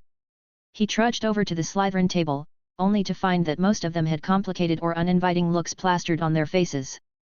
The table was full since of the students had spread themselves, as if to not make room for him. Yep, that's another problem. Now that it's been revealed that he's probably a mudblood with no family background who's been fooling them, most of them are going to be like this, the ungrateful bigots. No matter he got them a historical victory over Gryffindor. Everything is null and void after his past has been revealed.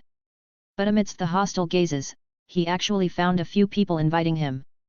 Patricia, who was sitting with the rest of the Slytherin team, who were sitting together at the main seats, and others were two of his classmates he had never exchanged any words with. Axel glanced back at Daphne, who was looking at him from the Ravenclaw table and resolutely skipped Patricia, going over to the classmates who were inviting him instead. Theodore Knott and Tracy Davis. These were the names of the two classmates who had invited him to sit with. It's not like Axel had ever paid any attention to them, but remembering their names was only after attending all the classes together for almost 2 years. But of course, he had exchanged nary a glance with these two, let alone words. He sat beside Theodore and nodded at the two of them, hoping it would not be too much of a drag to sit here. Hi, I'm Theodore Knott. And this is my fiancée Tracy Davis, said Theodore, introducing themselves as Tracy waved at Axel from across the table. It's not uncommon in magical culture for children to get engaged for political reasons. Though the practice has lessened over the recent years, it's still nothing special. Axel nodded. Axel Hunt. Why did you invite me? He asked straightforwardly. Knott shrugged. I just want to be friends. I've been wanting to talk to you for a while, he admitted. Then why only talk now? Asked Axel. Because he was too insecure back when you were not engaged. Now he's sure you won't try your scummy tricks on me, said Tracy with a grin, making Theodore glare at her. Axel didn't know what to say. He didn't know how he could stop people from having such an impression of him. But, he also didn't know if he should tell these two that he's not actually engaged yet. Dumbledore went to the podium like usual. Welcome, everyone. I trust you all had an explosive Christmas? He asked looking around, his gaze lingering on Axel for a moment longer. Axel sighed. He was now on the headmaster's radar. Just great. I can already hear your tummies protesting, so I shan't take much of your time. There are a few announcements I need to make. First of all, the match between Slytherin and Hufflepuff that was supposed to happen on Saturday has been postponed to Sunday. Please inform your parents as well, lest they arrive on Saturday. The notifications will also be sent to the Hogwarts group. There were a few protests at that, since the students would now have to wait more, but it was alright since it was only one day. Many eyes strayed towards Axel, who was the main reason why the match was so much hyped up. Everyone wanted to see him play again. As for the next announcement, it is about the final Quidditch match between Hogwarts and Mahout Okoro. There's a change in format. After much discussion, it has been decided that the match will be held in the diabolical, or the unrestricted format. Surprised exclamations filled the room before Dumbledore even finished speaking, after which, a huge cheer arose from the crowd, causing Axel to lower his senses of hearing due to annoyance. Quiet! Quiet, let me finish. Even though it's a diabolical format match, full attention will be given to the players' safety, and strict rules have to be followed. A regular match does not do justice to the two schools' skill sets, hence this decision has been taken. But yes, you all do have the right to be excited, he said, spreading his arms as the cheers arose once again. The hell is diabolical format? After the noise subsided, Axel asked Theodore, whose usually calm face was also excited. He needed to know since he might be playing that match. It sounded so cringe. You don't know. Those around him who heard him looked at him with shocked gazes. You are being known to the world for Quidditch and didn't even know this? Asked Tracy in bafflement. Axel looked at her in bewilderment. So what?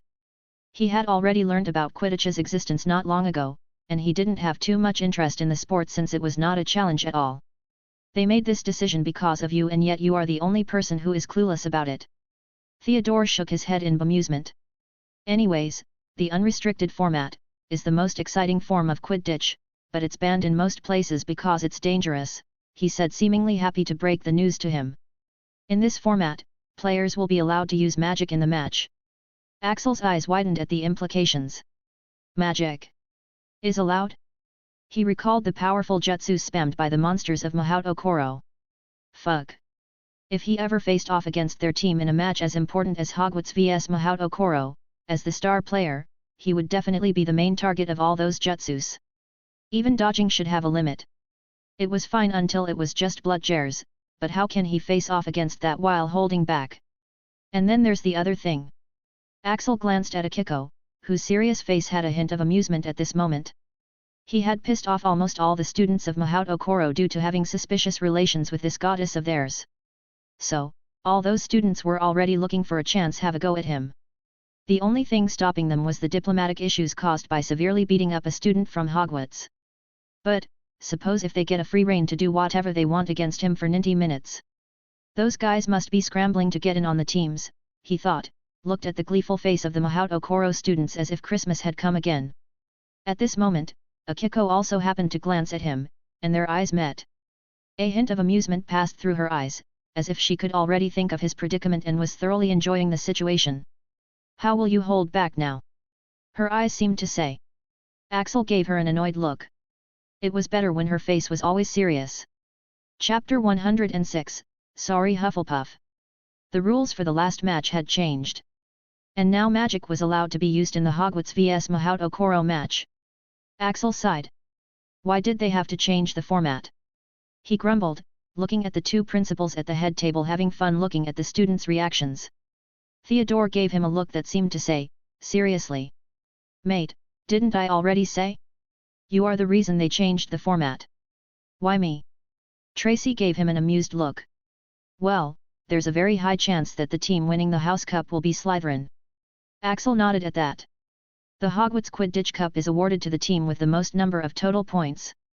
And since Axel had gone overboard in his vengeance in their match against Gryffindor, it was quite difficult for other teams to beat that score, even if the Slytherin team lost their next few matches. So, there's a high chance you'll be the one playing against Mahout Okoro in the final match. And with your performance against Gryffindor, several issues cropped up, she said. Theodore took up from there. The Mahout Okoro students claimed this is unfair, and you wouldn't stand a chance against them in the unrestricted format. And well, the Hogwarts students denied it, saying their magic was more versatile, so they also have an advantage. Coupled with the skills you displayed, they claimed Hogwarts had a high chance of winning as well. It became a big topic of debate, on both the internet and the school, and now, the result is finally this, explained Nott, gesturing at the excited faces of the students of both schools. Axel glared at the students of Hogwarts. Damn it, who the fuck asked them to have so much confidence in him? They're not the ones who have to put themselves in danger. Looking at the rest of his team, they all didn't look so happy as well. Amidst the excited atmosphere, they all wore somber expressions, knowing that they would be putting themselves in a lot of danger. Quidditch is a dangerous sport as it is, with all the high-speed flying, metal bludgeons, loose rules and foul play. If you throw in the powerful variable called magic into the mix as well, even though the result is absolutely thrilling to watch, it's definitely bad news for those who will actually be playing. That's why it wasn't a surprise that his teammates weren't exactly thrilled with the news. From time to time, they'd throw all types of glances at him, ranging from sympathy to dependence and hope. Yep, they also know it. Even in this situation, they are not the ones who have it worse. After all, they just have to sit back and watch. Hogwarts won't be expecting much from them aside from support. Because, the one who'd be the main focus. The one who'd have the most amount of burden. And the one getting screwed. It's me again.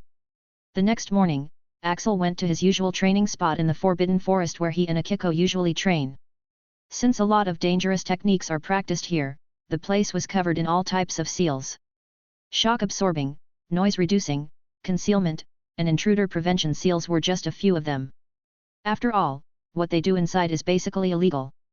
Generally speaking, students of Mahout Okoro are forbidden from teaching what they are taught outside school. They even have to sign sealing contracts of secrecy for learning many of the jutsus and techniques. It's only because Akiko is a special existence that she didn't have to sign many of these. Her grandfather can control everything inside Mahout Okoro. That's why she could invite Axel to Mahout Okoro so confidently, even offering him many benefits. As Axel entered the area, out of nowhere, he was attacked by someone with an amazing swiftness. Hey, Axel didn't even bother dodging, he let the silhouette attack him, instead focusing on the right where the real danger was coming. A knife appeared in hand as he casually blocked the attack from a sword sparkling with thunder, causing a loud clanging sound to reverberate in the clearing. Are you done already? He asked his attacker. Got you. His attacker, Akiko, gave him a look of victory. It was only then did he realize the faint current running through his knife, which suddenly increased.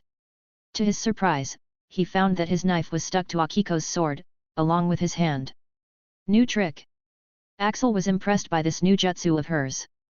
Using her lightning ninjutsu, she had somehow caused her sword to generate some kind of magnetic attraction, causing his knife to be stuck to her sword, and the electricity, under her masterful control, caused his hand to be stuck to his knife handle as well. But, this wasn't enough to faze him. Though, before he could even react, Akiko had made another hand gesture, activating her trap. Swish swish swish swish.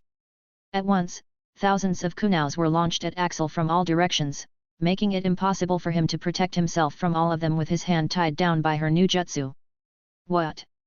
Mutual destruction. Time slowed down for Axel as he saw the kunais with his arcane eyes while he prepared his defense. At first, he thought they were going to hit both Axel and Akiko. But then he noticed a similar electric current flowing through Akiko's body as well, only in the opposing manner, causing the knives to be deflected. A perfect trap. She first used deception, pretending to have only simple tricks up her sleeves, causing him to lower his guard. She then locked him down with her new jutsu, and finally, she attacked him from all directions, because she knew Axel didn't know any shielding charms that would protect him 360 degrees, at the same time making herself impervious to the incoming danger. Only. You're not the only one who's learned something new, thought Axel calmly, his wand already drawn and a spell already cast while he was analyzing whether Akiko was safe or not. And the spell he used was Aguamenti, the basic water summoning spell. But, instead of the small spurt of water that the spell is expected to release, a massive amount of water burst out his wand at once. Water bending. As soon as it came out, the water formed an extremely compact and condensed bubble around him, ready to protect him from the incoming volley. Akiko's eyes widened as the victorious smirk vanished from her face, a blank expression settling on her cute face with her small mouth half open due to shock. The kunao struck the shields of water with a lot of destructive potential. But instead of the piercing through it like one would expect, the water was actually able to defend himself from this, causing the shock inside Akiko's eyes to be increased by several times. Nice try, said Axel, spraying from water on her shocked face, which was already wet due to the earlier volley. Akiko sputtered. Wah! Did you just? Axel nodded. I finally unlocked my water affinity. Until now, Axel had been only training his lightning affinity, because his second affinity, the water affinity, wasn't getting unlocked for some reason. It wasn't a unique case by any means, since affinities stay dormant or inactive in quite some people, only activating in specific circumstances. Some people can even suddenly awaken an affinity that the affinity crystal had been unable to detect. So, Axel and Akiko didn't rush it, only letting nature take its course. And now, it's finally activated. Akiko's shocked face still didn't go away. Congratulations, but, the bubble, how in Momotaro's name did you do that? She asking in bafflement. That's element manipulation. Axel tilted his head slightly. The hell's that? Akiko just set down the wet splash. The collision of the kunaos with the bubble had caused water to be sprayed all over her, causing her clothes to stick to her voluptuous body, but she didn't pay attention to anything. Ninjutsu consists of two components, nature manipulation, and shape manipulation. Through nature manipulation, you can summon the nature of magic want to summon, like fire, water, wind, of course using hand seals. Then you mold that magic using shape manipulation, making it into a jutsu which you can manipulate according to your will, said Akiko, repeating the world she had told him earlier. But, there's a third component as well. Element manipulation? Asked Axel. Akiko nodded. It's so advanced that I didn't bother telling you. In this, you can directly use the existing element in nature to mold it into your jutsu. This is something only true masters with an extremely high affinity with their element can do, she said, looking at Axel in comprehension. You didn't even use hand seals. She added in wonder. She had a sneaking suspicion of why Axel was able to do what he did. Because only one very similar case comes to her mind after seeing his ability. But, that is too unlikely a possibility, and she's restricted by the seals of highest order to not be able to talk about it. Atlantean royalty. No chance, right? After all, she had only ever heard rumors, and currently no one in that family can do it anymore. Akiko kept the news to herself as she instead focused on starting to teach Axel water ninjutsus. This level of water affinity would definitely be extremely helpful against the organization. Akiko's gaze towards Axel became even more fervent. Yes, she could see it. Since the Kraken was the common enemy of the two of them, she could finally see some hope in taking on that giant with Axel's help. After training, Akiko laid down on the ground while Axel sat leaning against a tree trunk, both of them tired. While lying, Akiko raised her head to look at Axel. Is something bothering you? She asked while panting. Axel didn't deny it. How can you tell? He asked, his breathing rough as well. Akiko shrugged. You just didn't seem to be in the mood earlier. I didn't enjoy it as much I used to. Usually, teaching and training with him is quite fun, but not today. It seemed to her Axel has been suffering from something. Axel looked into the distance, his gaze pensive. I killed a few dozen men a few days ago, he mentioned casually. That wasn't really what was bothering him, but it should change the subject. Akiko sat up, looking at Axel with her full attention. Was it unavoidable? Axel thought about it. Sorta of. Akiko nodded. Then you shouldn't waste your time mulling over it. Axel, I know what you are going through. The number of people I've killed is in 3 digits. And it doesn't get easier. You just have to live with it, she said sympathetically. Axel just nodded. Was it your first time killing someone? No, I think it was third. But I don't really keep track. Oh. Then, do you regret it? Akiko asked. Axel shook his head. No, I don't think I do. I'd do it again if I have to. Thinking about it, he didn't regret doing it. He just hoped Martina hadn't seen it. Those men were the killer unit of the enemy faction, and they tried to help in Martina's suffering.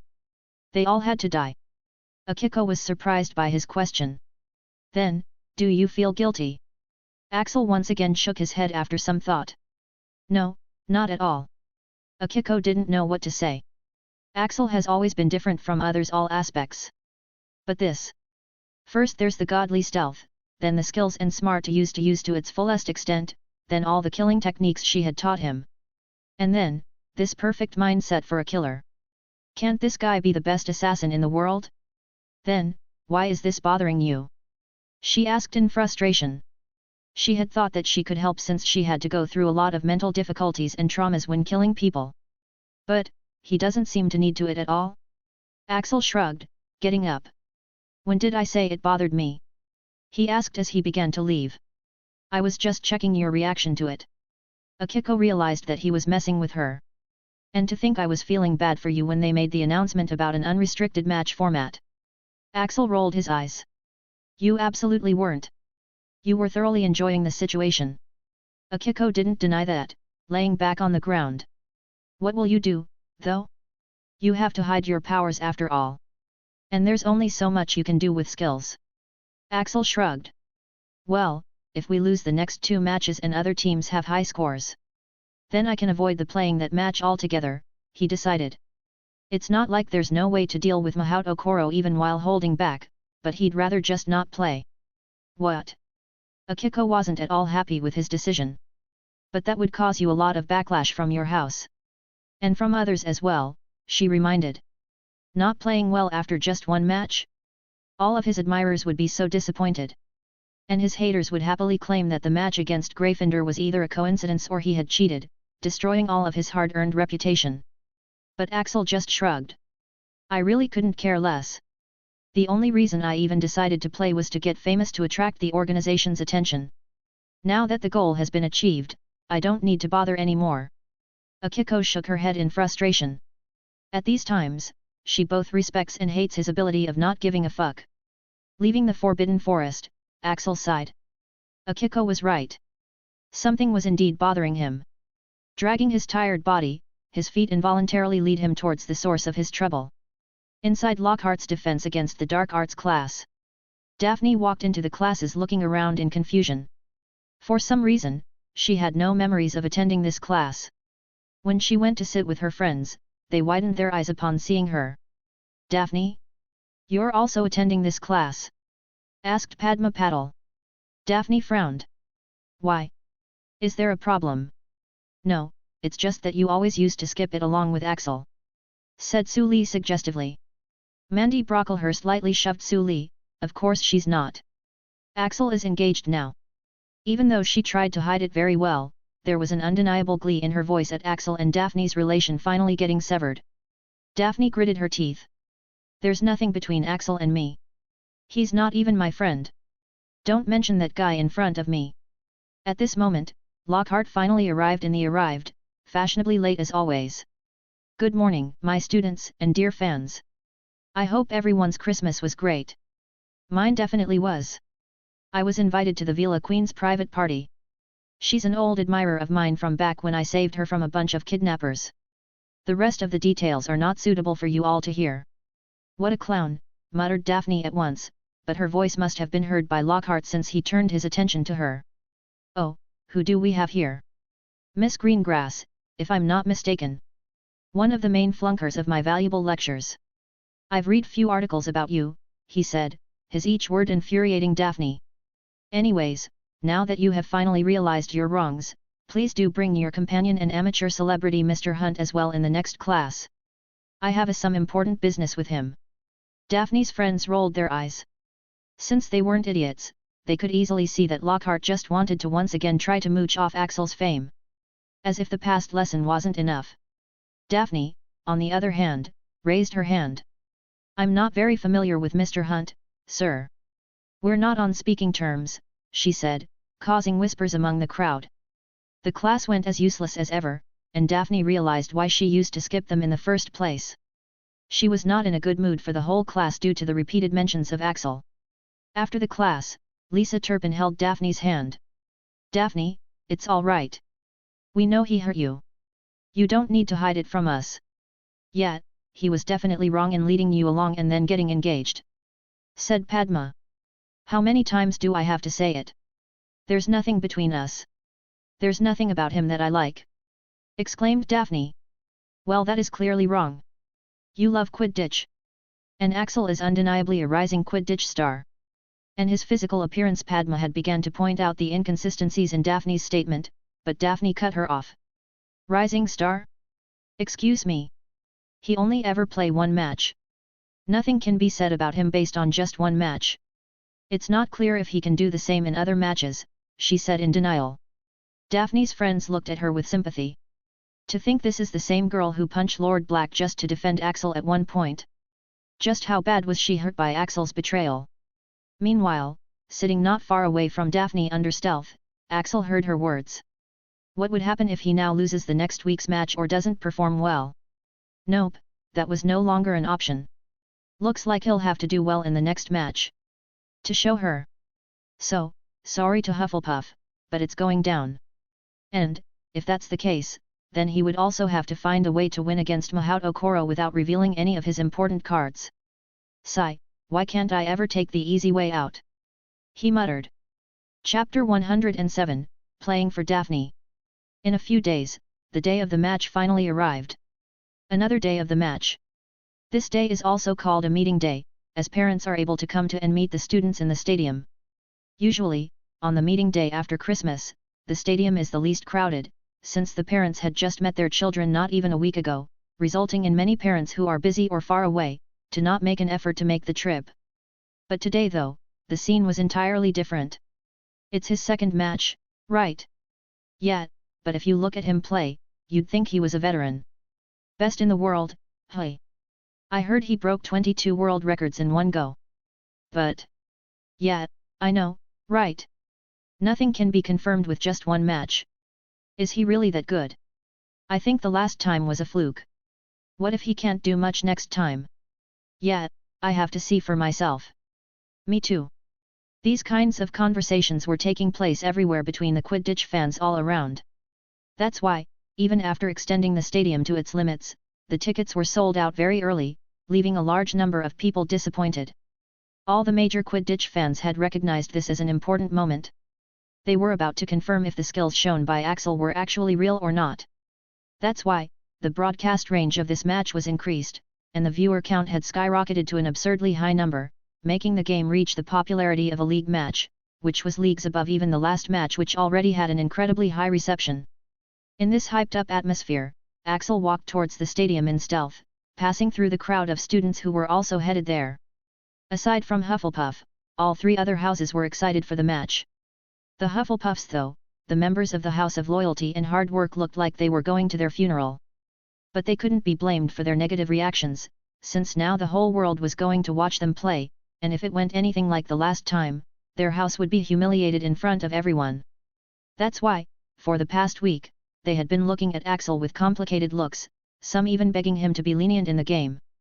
Though, maybe because of his savage reputation or maybe because they were Hufflepuffs, he didn't get any threats, nor did they try to sabotage him.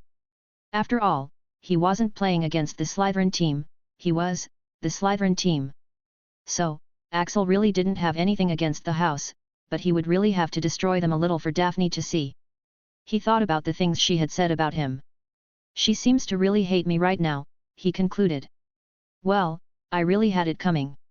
Looking back, while she had always tried her best to make him let her in, and had always been shown her passion, he had always taken her for granted. His attitude towards her was mostly cold and perfunctory, which was quite contrary to how he really felt. He had been just too scared to admit it, afraid of getting hurt. But despite that, Daphne had never given up her affection towards him, even though any girl in right mind should have hated him. It made him wonder, did he really deserve her? Was the affection and attention he had been getting valid? Or was it given to him just because he had saved her sister and did her a few other favors? Had she begun to look at him through a jaded view? Always looking at him as the person who saved her sister from her suffering and made the biggest in her life go away? Had she started loving him due to the heavy debt of gratitude she felt towards him? If that was the case, then he didn't want such affection. He wanted her to like him for who he was, not for what he had done. Because he hadn't helped Astoria for Daphne. It was more for his personal satisfaction.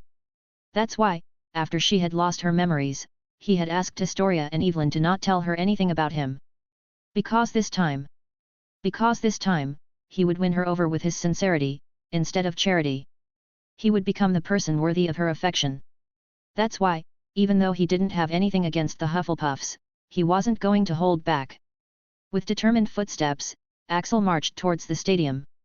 When he entered the changing room, he found the whole team waiting for him. "You're here. Thank Merlin he's here. We're saved."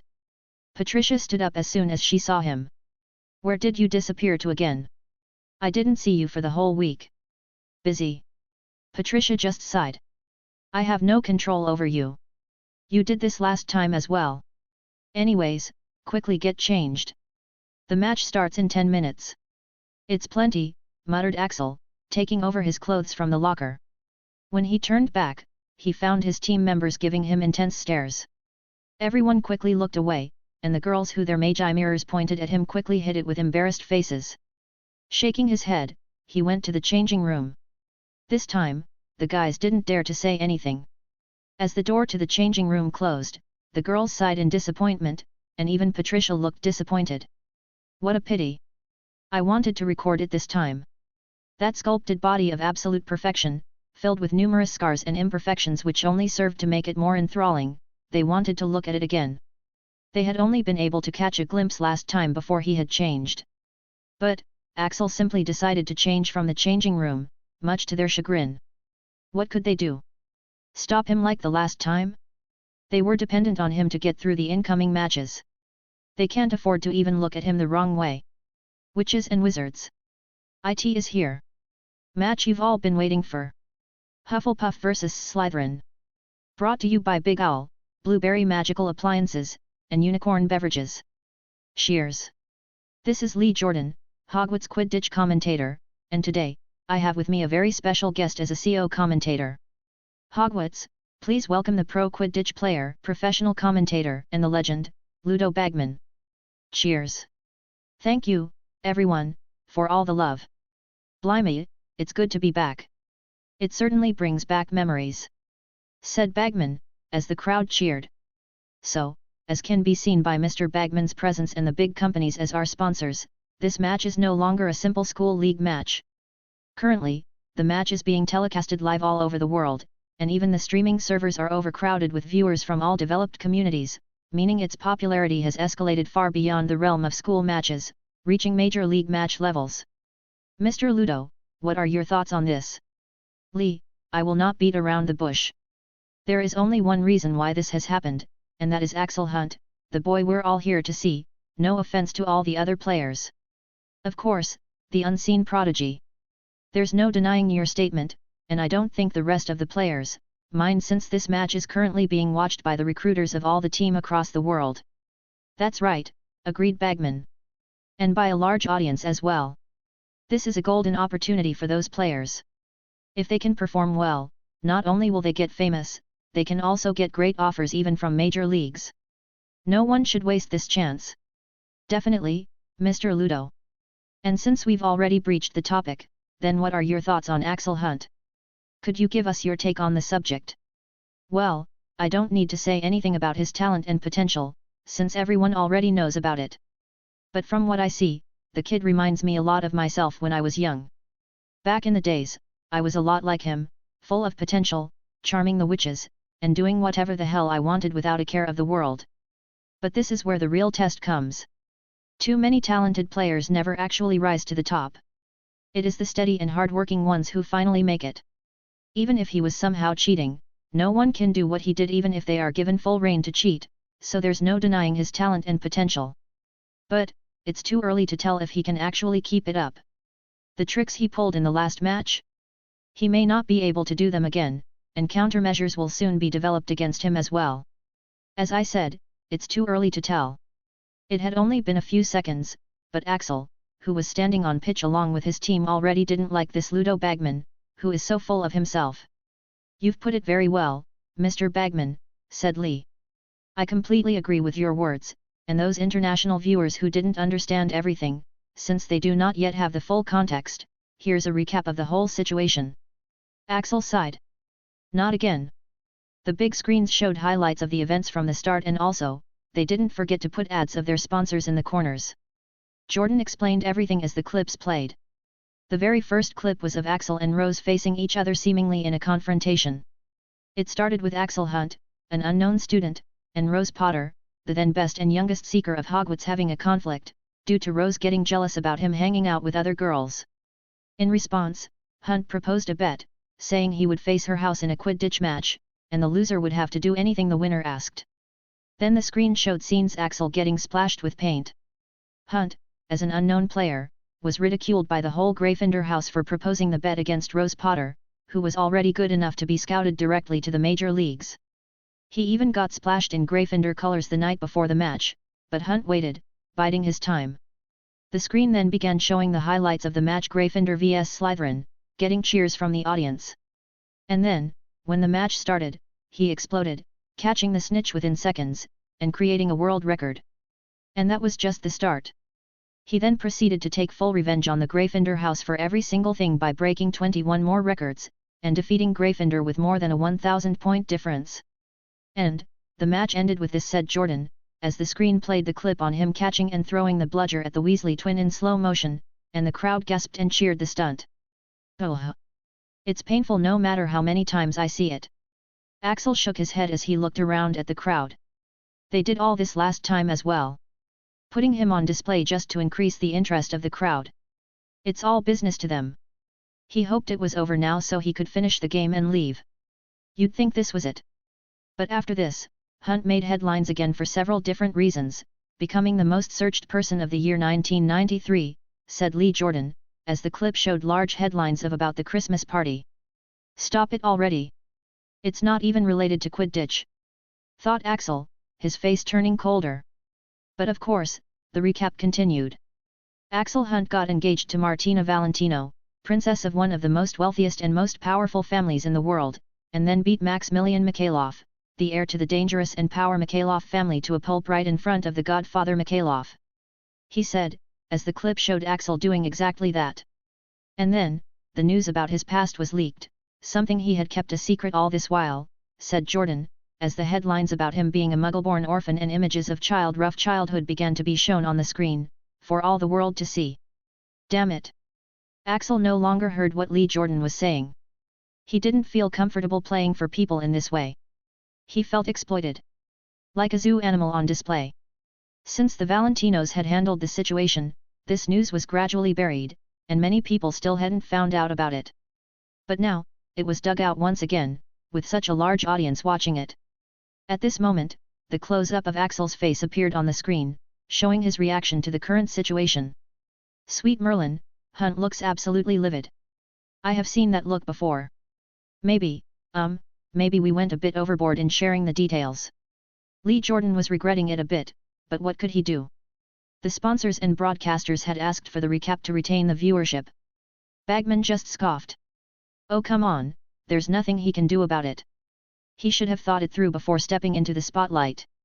You just continue the recap, he said from experience. Once you become a celebrity, your life can no longer be private. The sooner the boy learnt of it, the better. Besides, what can he even do? Axel looked around at the crowd. The reaction of the people had changed. They were now looking at him with different gazes, some of them no longer cheering for him and while were openly looking at him with disdain and hostility. Because no matter what, his past and his background was something that many of the wizarding families find degrading. Well, fuck it then. Axel didn't like the fact that they were making money off of him like this. They thought they could make a show out of him, but he is not going to just let them exploit him like that. And that's why we're all here, aren't we? Lee was almost finished with the recap. To see the process. To find out, is Axel Hunt a rising star who would retain its shine, or is he just a shooting star with a single moment of blinding brilliance? So, witches and wizards, are you ready yet? Yes. Then let's begin the match. Madame Hooch came to stand between the teams. I want a fair and injury-free match, she said, the last words directed at Axel. Her words were ignored, since Axel had already decided what he was going to do. Activating the arcane eyes on low intensity, he peered at the VIP box. Are you watching? He thought, and indeed he found the silhouette of Daphne there, sitting together with two other silhouettes, belonging to Evelyn and Astoria. You better watch this with your eyes wide open, you troublesome girl, he thought, as he waited for the match to start. Chapter 108, Axel Hunt. I think he broke Quidditch. In the intense atmosphere, on the ground in the middle of the large stadium, the Team Slytherin faced against the Team Hufflepuff. Since they were being watched by the whole wizarding world, everyone except a certain someone was under a lot of pressure. Standing casually with his broom in his hand, Axel looked at the solemn and nervous faces of the Hufflepuff team, who were all also looking at him. It's nothing personal, he told them in advance. What do you mean? Asked a tall guy standing in front of him. He was radiating some sort of main character energy, and the rest of the Hufflepuff team seemed to defer to him. You are? I'm Cedric Diggory, the Hufflepuff Seeker. Axel nodded as he sighed. Well, I meant what I meant. Just try stay out of my way and you'll all be fine. Probably, he said, making the Puffs more scared. Twee. At this moment, the whistle was blown, announcing the start of the match. Instantly, all the players rushed at them. The snitch, while had been active and waiting to be released, instantly disappeared into thin air. The quaffle was taken by the Hufflepuff team, and the Hufflepuff beaters quickly rush at the bludger, sending it towards Axel, who had yet to move from his place. Boom! And there it is again. The launching boom. Look at how effortlessly he pulls that off.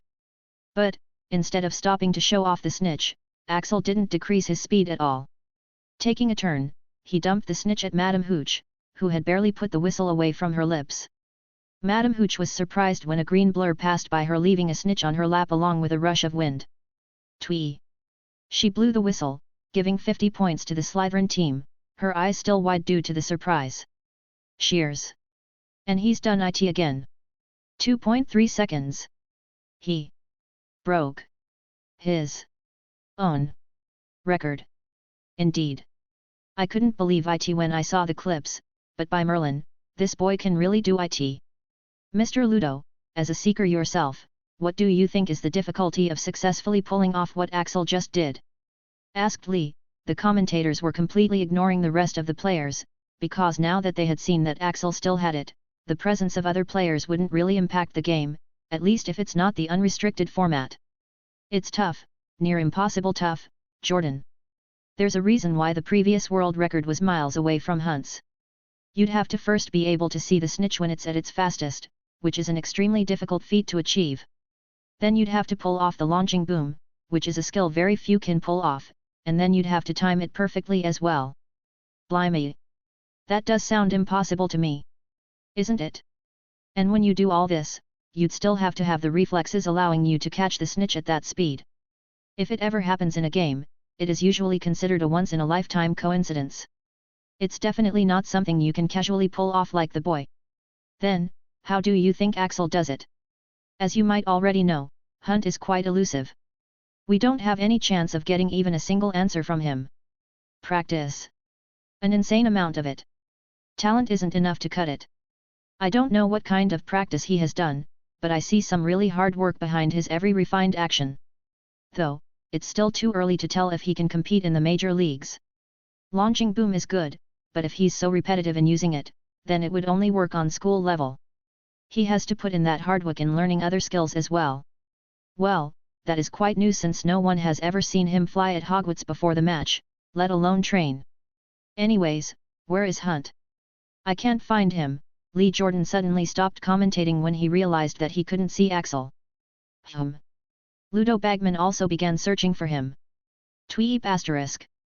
At this moment, Madame Hooch whistled for the second time as the golden snitch had been dumped into her lap yet again, adding 50 more points to Slytherin. What? When did that happen? The commentators were surprised and so was the audience. Looking at the time, 1 minute had already passed since the match since Axel had last caught the snitch, meaning he was allowed to catch it again. But where the hell is he? And how did he catch it so quickly? While everyone searched for Axel, the Slytherin team actually scored a goal, taking everyone's attention back to the game. Oh, and while everyone is searching for Axel, the Slytherin captain Patricia Afonso has taken the opportunity to score a goal, making the score 110-0. But where is Hunt? At this moment, the big screen showed the stadium from a bird's eye view in slow motion. And if you looked closely, you could see it. What the hell? Don't tell me he. If you looked closely, you could see a green blur speeding along the boundaries. He didn't slow down, exclaimed Bagman as he understood. Hunt hasn't slowed down at all after the previous launching boom. In fact, he's still speeding. Merlin's beard. Does this boy not fear death? That was right. After his initial boost, Axel did not stop speeding at all, to the point that he wasn't even properly visible anymore, which was like suicide. It is very difficult to maneuver the broom at high speeds, and if you go even higher, you're just inviting death. Just one crash and you're finished. But due to this speed, no one could even think about trying to stop him. Not unless they could use magic. No bludger could hit him, and if anyone tried to tackle and succeeded, they would die. And at this speed, he was catching the snitch like at an interval barely a few seconds above 1 minute. Holy Morgana! Should he be stopped? If a crash happened, it would be life-threatening, asked Jordan. Bagman was also stumped. Well, he's not breaking any rules, so if we follow the rules, there's nothing we can do. Meanwhile, Axel, who wasn't having any difficulty pulling this off, just scoffed. How's this for a show? They wanted to increase the traction by exploiting his controversies to increase their benefits? They were trying to sell his gameplay? Well, too bad. You can't even see me, he murmured, catching the snitch yet again and dropping it in Madame Hooch's lap. For the next 20 minutes, no one could do anything while Axel caught the snitch 19 more times, just for good measure. No one had anything to do. The game had become a one-man show. The commentators had run out of words. The players had stopped moving because they would be scared to death whenever they'd feel that intense burst of wind rush by them along with a sharp sound. What if they moved unnecessarily and got in his way? Of course they didn't know Axel could still avoid them at this speed. Even the audience had also gotten quiet, because there was nothing happening except for a whistle from Madame Hooch after every minute. Everything had gone completely out of order, and no one could do anything. In the stillness, Bagman let out a hollow laugh. Axel Hunt. I think he broke Quidditch, he muttered, and everyone had to agree. In this format, there's nothing anyone can do except let him run the game since they can't use magic. Even if he's playing in a major league match, the result would be the same. Truly, he had broken the game. Finally satisfied, Axel took out his wand for the finale. Officio Famus. He chanted. It was one of the first spells he had learned, the spell to produce smoke. But this time, he just tweaked a little to change the color of the smoke. Then, in the middle of the stadium, everyone suddenly saw a giant figure made out of green smoke quickly being manifested in the air, as Axel flew in arcs, leaving smoke trails behind. What in Merlin's name? Damn! Both Bagman and Lee Jordan were struck speechless after seeing what Axel had drawn. There was a moment of silence in the crowd, in which Axel appeared on the ground.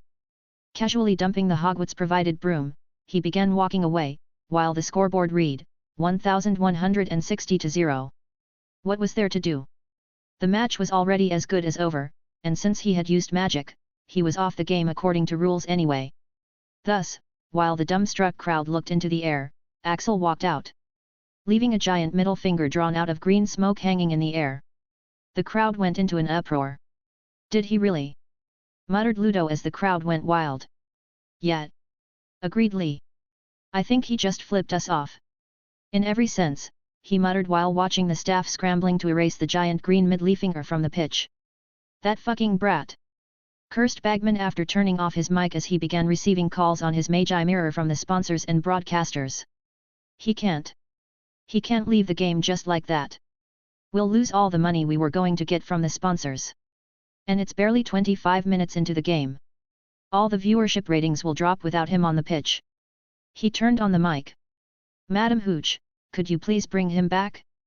He can't leave like that after riling us up like that, he said, as the crowd agreed with him. Lee Jordan sighed, turning on his own mic. Actually, he can. Look at the scoreboard, he said as he broke down the situation for everyone. 1160-0 in Slytherin's lead. The Hufflepuff is already finished since there's no way they can make a comeback from this. So he doesn't need to play anymore.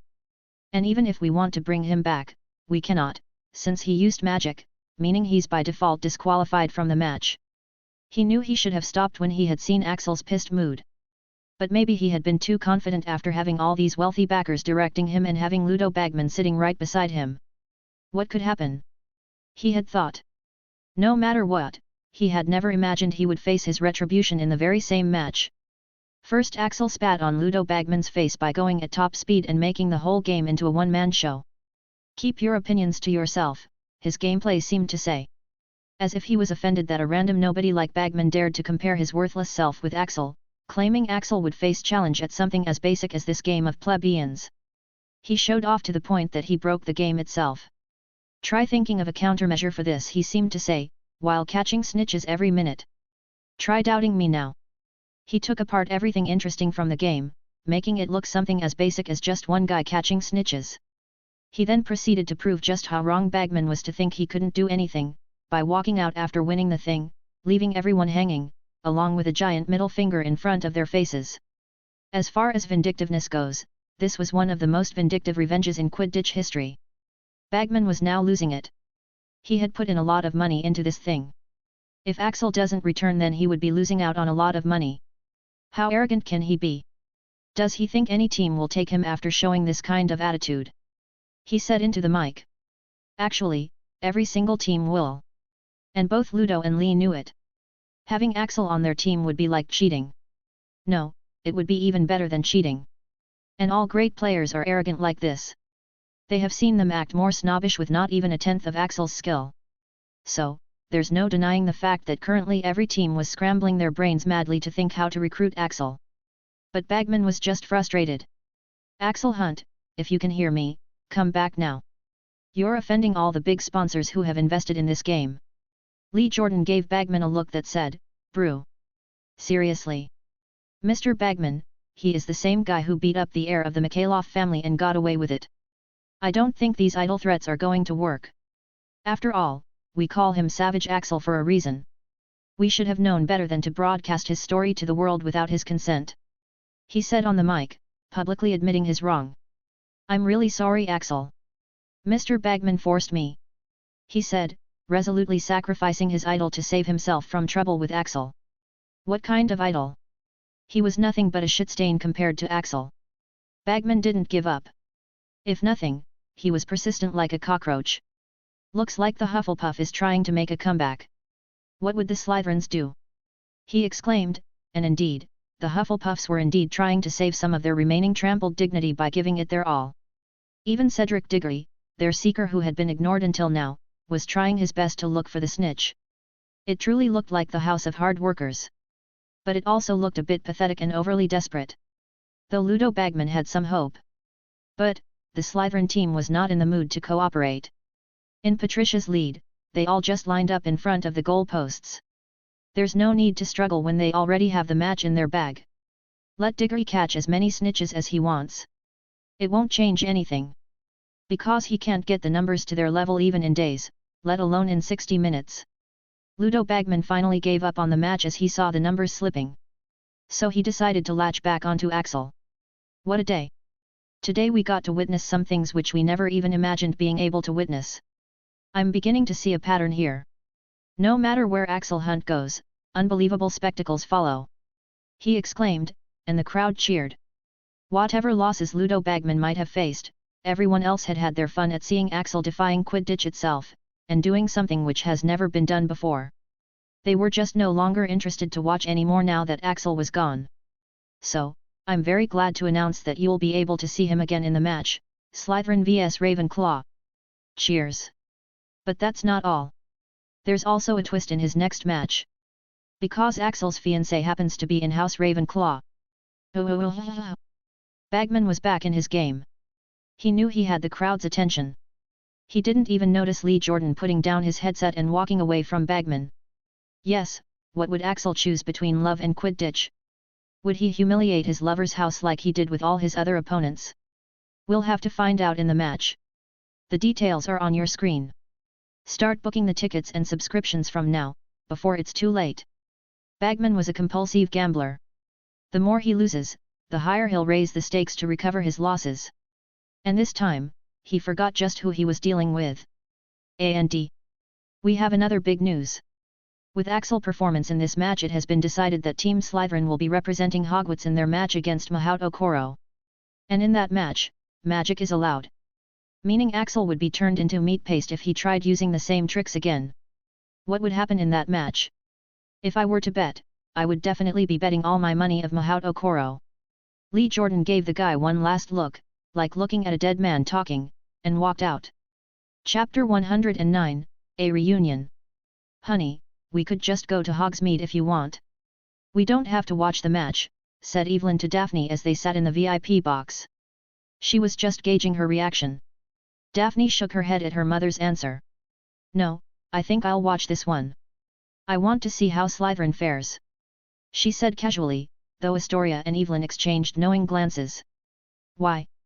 Asked Astoria playfully. Are you scared Ravenclaw would be beaten the same way as Gryffindor? Daphne scoffed. Our house team isn't as stupid as others. They've already come up with various countermeasures. Cheers. At this moment, the crowd began hollering as the players arrived into the pitch. Daphne looked at the guy who had just arrived in like he owned the stadium. With the broom in his hand and dressed in his Quidditch gear, he walked in like he owned the field.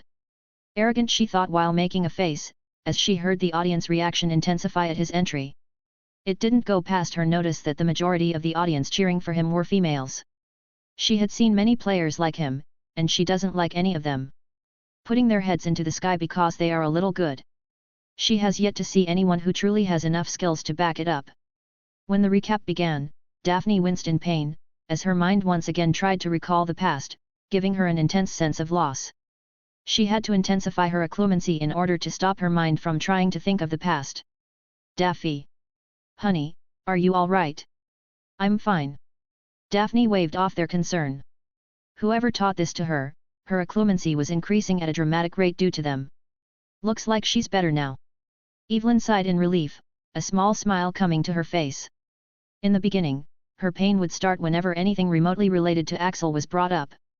That's why, Axel had become a forbidden topic at home. So she was really glad that Daphne could now see him without much problem. On the other hand, looking at the recap, Daphne's brows furrowed at the news about his engagement, even with her occlumency on.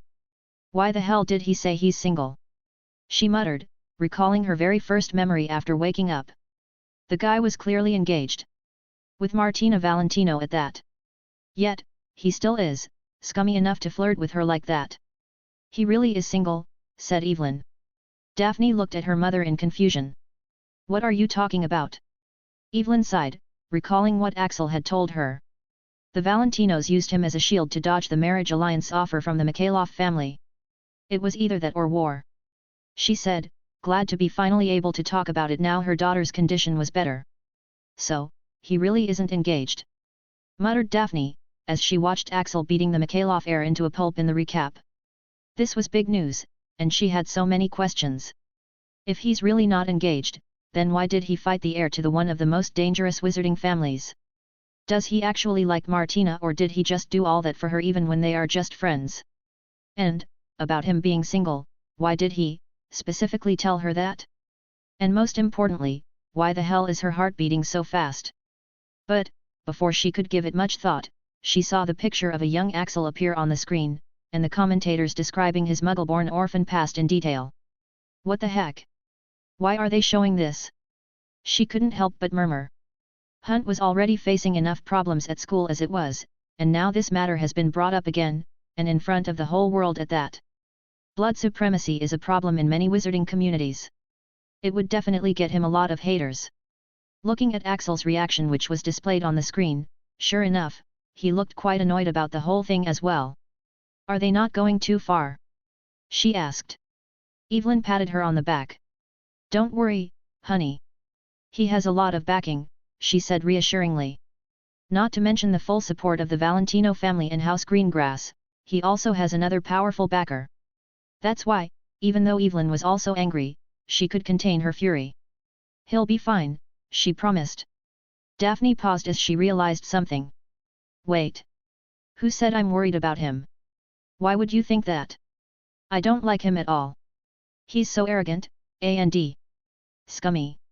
She exclaimed, embarrassed by her mother's assumptions. He was the one who was in my bedroom saying he was single. I didn't do anything. Daphne had read all the articles about him.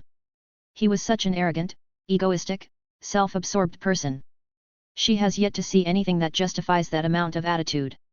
Just take this situation for example.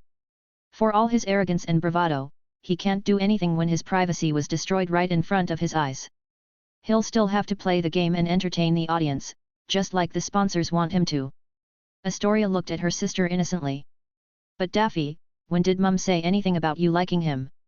And why are you trying to explain yourself in such detail?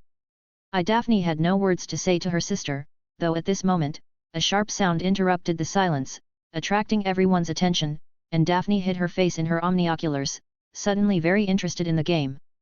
Another whistle sounded, signifying that the snitch had already been caught. Daphne's jaw dropped.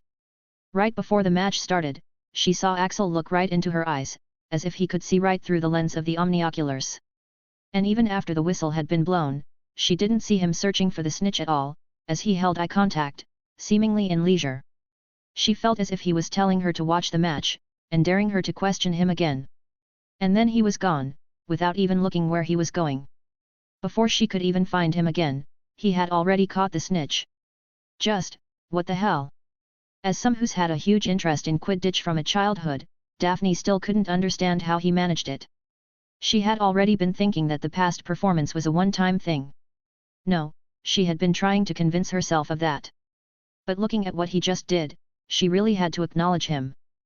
Though Axel didn't seem to be satisfied doing just that. He caught it again. Astoria announced in triumph just a minute later, raising both of her hands in celebration, as Madame Hooch blew the whistle again. Really? But I can't even see though. Asked Evelyn, looking around. Daphne looked at her mother and sister in bafflement. These two? Since when have you started taking interest Quidditch? She asked, feeling absurd. For the longest time, she had been the only Quidditch fanatic in the family despite all of her attempts at getting them hooked. It had made it very difficult for her to go watch specific matches. And now, looking at the two of them, you'd think they were a pair of fangirls gushing about the game. Evelyn and Astoria avoided her eyes at that question. We just... Evelyn was saying, but Astoria suddenly exclaimed while pointing at the screen, also successfully coming to her mother's rescue as everyone turned their attention to it. They saw a green blur speeding all around the stadium. So fast! Exclaimed Astoria. By Merlin's socks!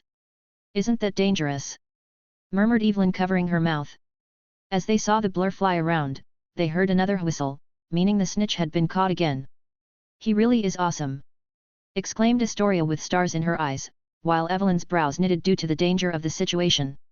They both even forgot Daphne, who had her eyes wide, as he looked at Axel in pure amazement.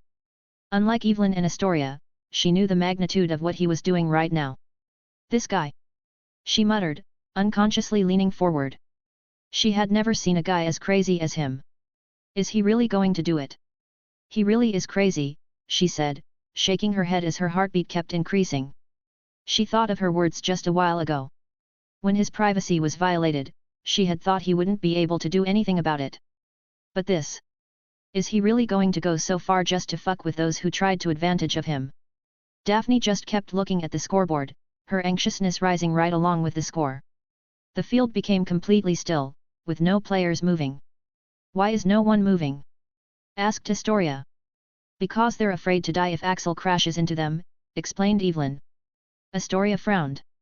Then, isn't he in danger? Daphne shook her head. That's the thing. He can either dodge those people at that speed, which is highly unlikely, or he simply doesn't give a damn. Whatever the case, no one else has even tried doing what he's doing right now. If they did, they'd already be in St. Mungo's or 6 feet under by now in this much time. Just handling the broom at this speed is already a challenge that no one has ever done before. And dodging someone who suddenly comes into your way, it would be out of the realm of human possibility. That's why she thought he was crazy. He's simply betting on the fact that no one would be crazy enough to come in his way. Sister, are you alright? Why are you biting your lip? Daphne ignored Astoria, her eyes trained on Axel. She was feeling a mess of emotions right now. You've already made your point. Isn't this enough? How far are you willing to go? She thought, her hands unconsciously wringing the omnioculars she was holding. But Axel seemed to have no problem continuing. He flew like that for a total of 25 minutes, completely destroying those who had doubted him. What they? And, as if his message wasn't clear enough, he raised a giant middle finger to everyone, just to say, I can, so I did it. So what? And then, he walked out of the stadium casually, like he hadn't just pulled the most savage stunt in the Quidditch history. Asterisk. Asterisk. As soon as he walked out, the crowd came out of their stupor. And then, the biggest uproar arose into the stadium, with everyone going wild. Even the people sitting in the VIP box stood up, as they realized what had just happened. They had been on the edge of their seat from the moment the match started. But then, all of a sudden, Hunt walked out in the middle of the first half, while giving them the finger. His message was clear, in this game, I can control everything. If I don't want it, you guys can't enjoy the match. So don't piss me off. And he was indeed right. Everyone felt like they had been blueballed. And it seemed completely useless to watch the rest of the match after what they had just witnessed. Yai. Woohoo. Axel. Axel. Axel.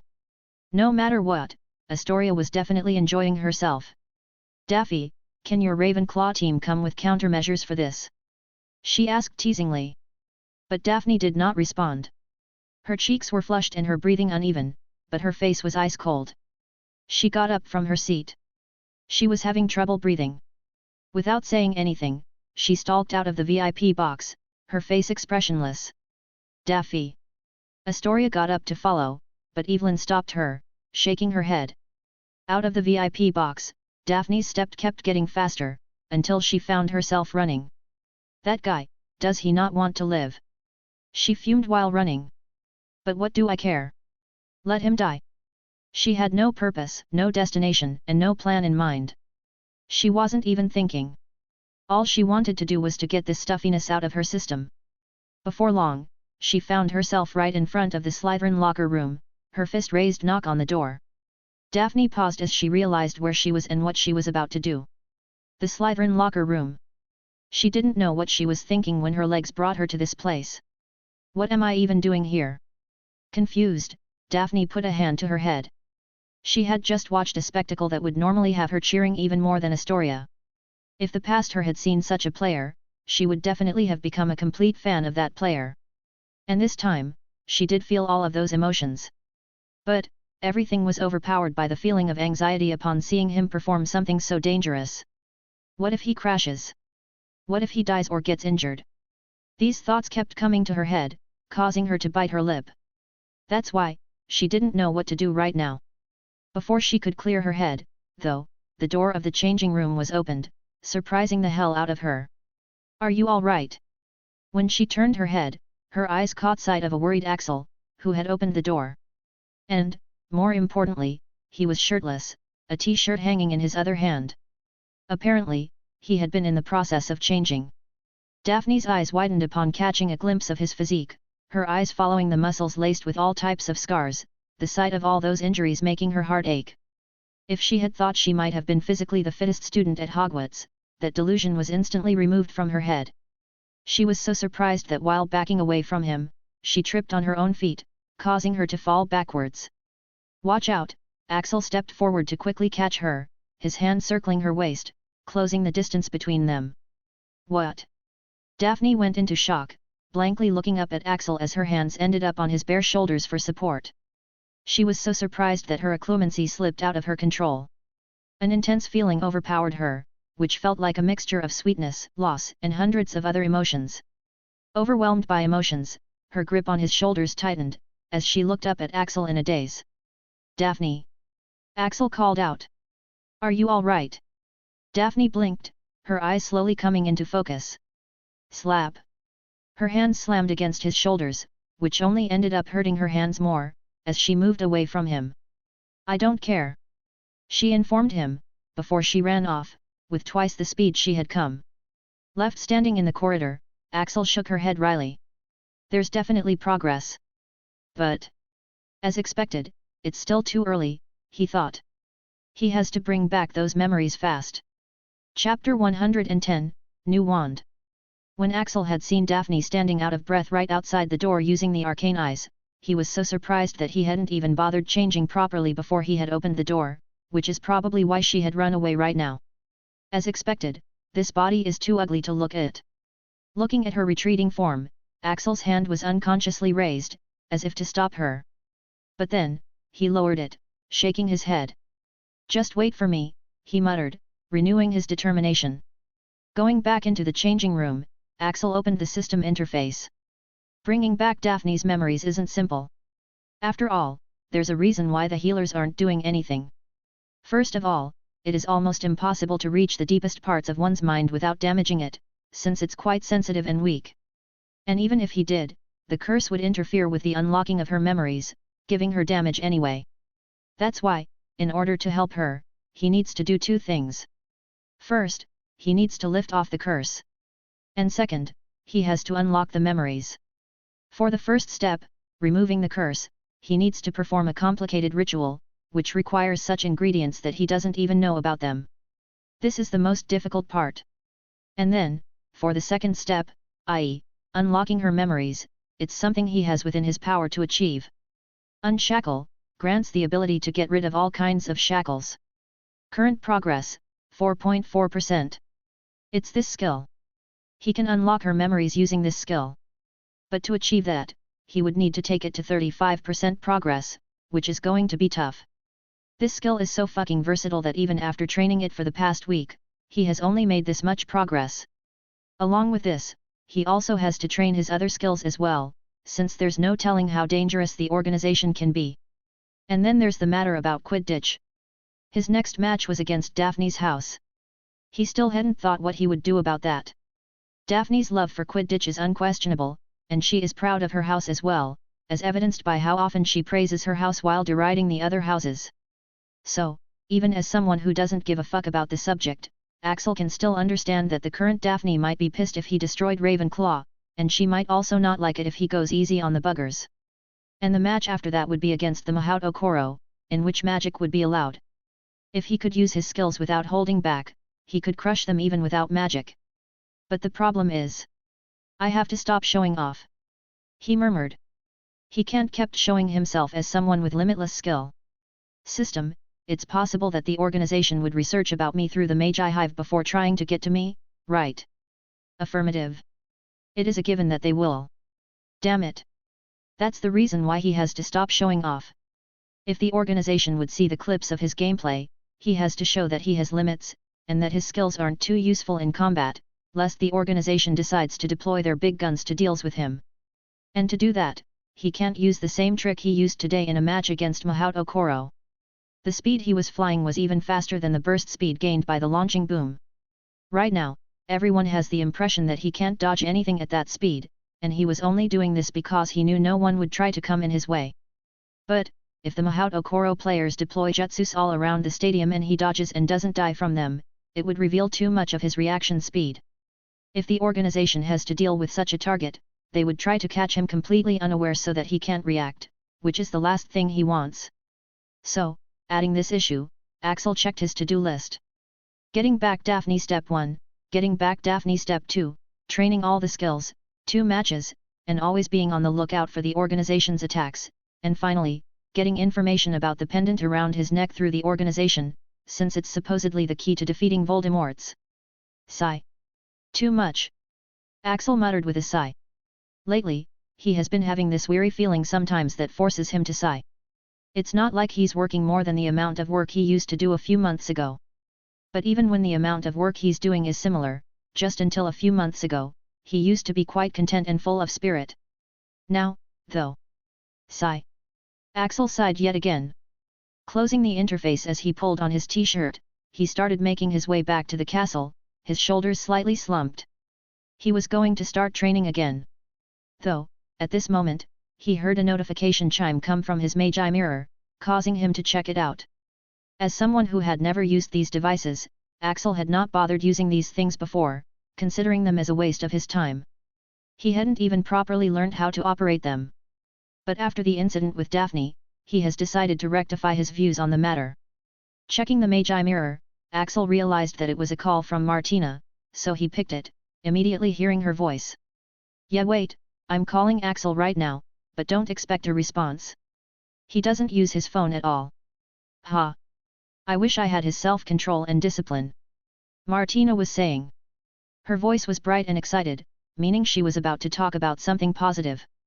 False alarm, thought Axel, his shoulders slumping again as he continued to walk towards the castle. "What's up?"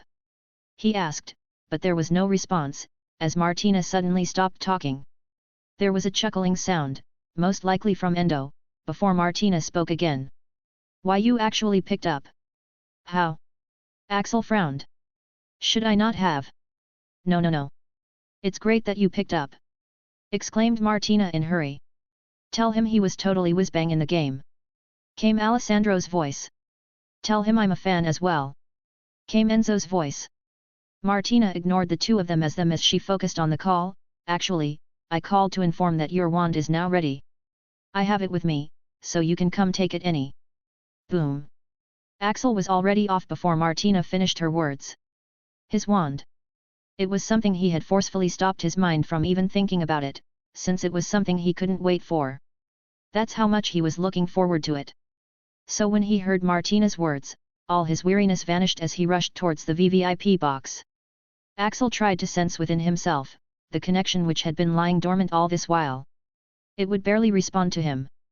But this time, when he reached out, the connection thrummed to life, responding to him readily. Axel could feel it getting stronger as the distance lessened, causing him to increase his speed further. "Inside the VVIP box. So you can come and take it back anytime. I have to tell you, it's really amazing." Hello? Axel? Are you listening?" Martina looked at the Magi mirror in confusion. Shrugging, she looked back at her father and brother. "I think he's coming. You two better start preparing to apologize. You didn't do it the last time." Alessandro relaxed in his armchair. "Let him come." Whoosh! At this moment, the door opened and closed and Axel stood face to face with Martina, who was standing behind Alessandro's armchair. "The wand?" he demanded. The door opened again, as alarmed guards peeked in to investigate just how the locked and guarded door had opened and closed on its own in a brief second, only to see the silhouette of a person standing right behind their boss's chair with his back to them, not allowing them to see the intruder's face. If that wasn't alarming enough, Princess Martina stood unprotected right in front of the intruder as well, completely within arm's reach. Just when they thought everything was over, the lady boss stood up, signaling them to leave as the door closed again with her magic. Francesca smiled at Axel, not as much surprised by his speedy appearance. "Ciao, Axel. Can I just say you did great in the match? Your wand is ready." "It's probably my best work by far." Martina nodded as well. "The materials used are absolutely the best. The dark crystal was so interesting. I haven't worked on anything like that. And the wood. It was the most difficult thing to unseal," she gushed. Truly, she had never seen anything like the dark crystal before. It had so many mysterious properties. And the wood, if she didn't have the linguist ability granted by the rob that enabled her to understand the symbols that were carved for sealing it, she wouldn't have been able to come up with a way to open it all. She had never seen anything similar to them before. Axel waited impatiently as Martina slowly took out an ornate wooden box from her purse. But, as soon as it was out, a shockwave rippled through the room, as the lid of the box flew open, revealing a glowing wand. Its body was producing intense golden light, but the area around its core was completely dark, as if sucking all the light in. Powerful fluctuations were coming from it, as if sensing that its master was near. Francesca was perturbed. "It has never responded like that before," she murmured in amazement and caution, taking out her own wand as well. But Axel just laughed. "You're impatient as well, huh?" he thought, finally picking it up. And soon as he did, a blinding flash illuminated the room, and Axel felt the wand's joy at reuniting with him. Suddenly, Axel felt that he had regained a part of himself which he had lost. The light finally subsided, and Axel finally saw the wand. The shape and size was still the same, but the wood had been changed, and a grip made of basilisk skin was added to it as well. Axel nodded in satisfaction. Despite the enormous power it contained, it didn't look superficial and flashy. He liked it. Axel, Dad, and Enzo have something to say. While Axel was examining his wand, Martina spoke up, staring pointedly at her father and brother. Enzo shrugged as he stood up. Listen man, we shouldn't have done what we did. It got you into a lot of trouble, and even the Mikhailovs targeted you. You didn't deserve all that. You're a good guy. So, as an apology, he paused. I give you the permission to chase after my sister. God damn it, you're at least better than others and you make her very happy. I won't try to kill if you chase her, he said with difficulty, as if making a great compromise. Enzo, shut up. Martina. Alessandro also stood up. Son, we got you into trouble and you still saved Tina after that. You don't know how big a favor that is. So, I'm telling you right now. Whatever you need, don't hesitate to ask. If it doesn't put my family in danger, I'll have it done for you. So, we good? He asked, offering his hand. Axel looked at the offered hand, as his fists clenched. You don't know what you did has cost me, he said, shaking his head, as his wand produced an eerie atmosphere, sensing his emotions. He would rather have thousands of men die in war than have Daphne suffer. So, there's no forgiving them. But Axel calmed himself. He won't achieve anything by showing his anger. He raised his hand. But, instead of shaking hands, he put a slip of paper in Alessandro's hand instead. I can't acquire the ingredients that are not crossed. Get as many of them as you can. Alessandro looked at the slip, and his eyes bulged. All the ones I know are pretty darn tough to get and a few I haven't even heard about. How the fuck did you get the ones that are crossed? Axel raised his eyebrows at Alessandro, his face calm. Very few things can stop me from getting what I want, he said matter-of-factly, before leaving the room. He had to try out his new wand. Getting out of the stadium, he went to his hideout in the castle. It was the place which the system had given him as the mission reward. Since it was hidden well and difficult to open, it was completely forgotten by now, allowing Axel to have it all to himself. Unlocking all the extra spells and traps he had placed, he went straight to his training room, which currently had a lot of ingredients and loot piled up. Quickly putting away everything, he raised his wand. Well, let's see what you can do, he muttered, already completely discarding the stunts he had pulled in today's match out of his mind. He had no idea how big a commotion he had caused.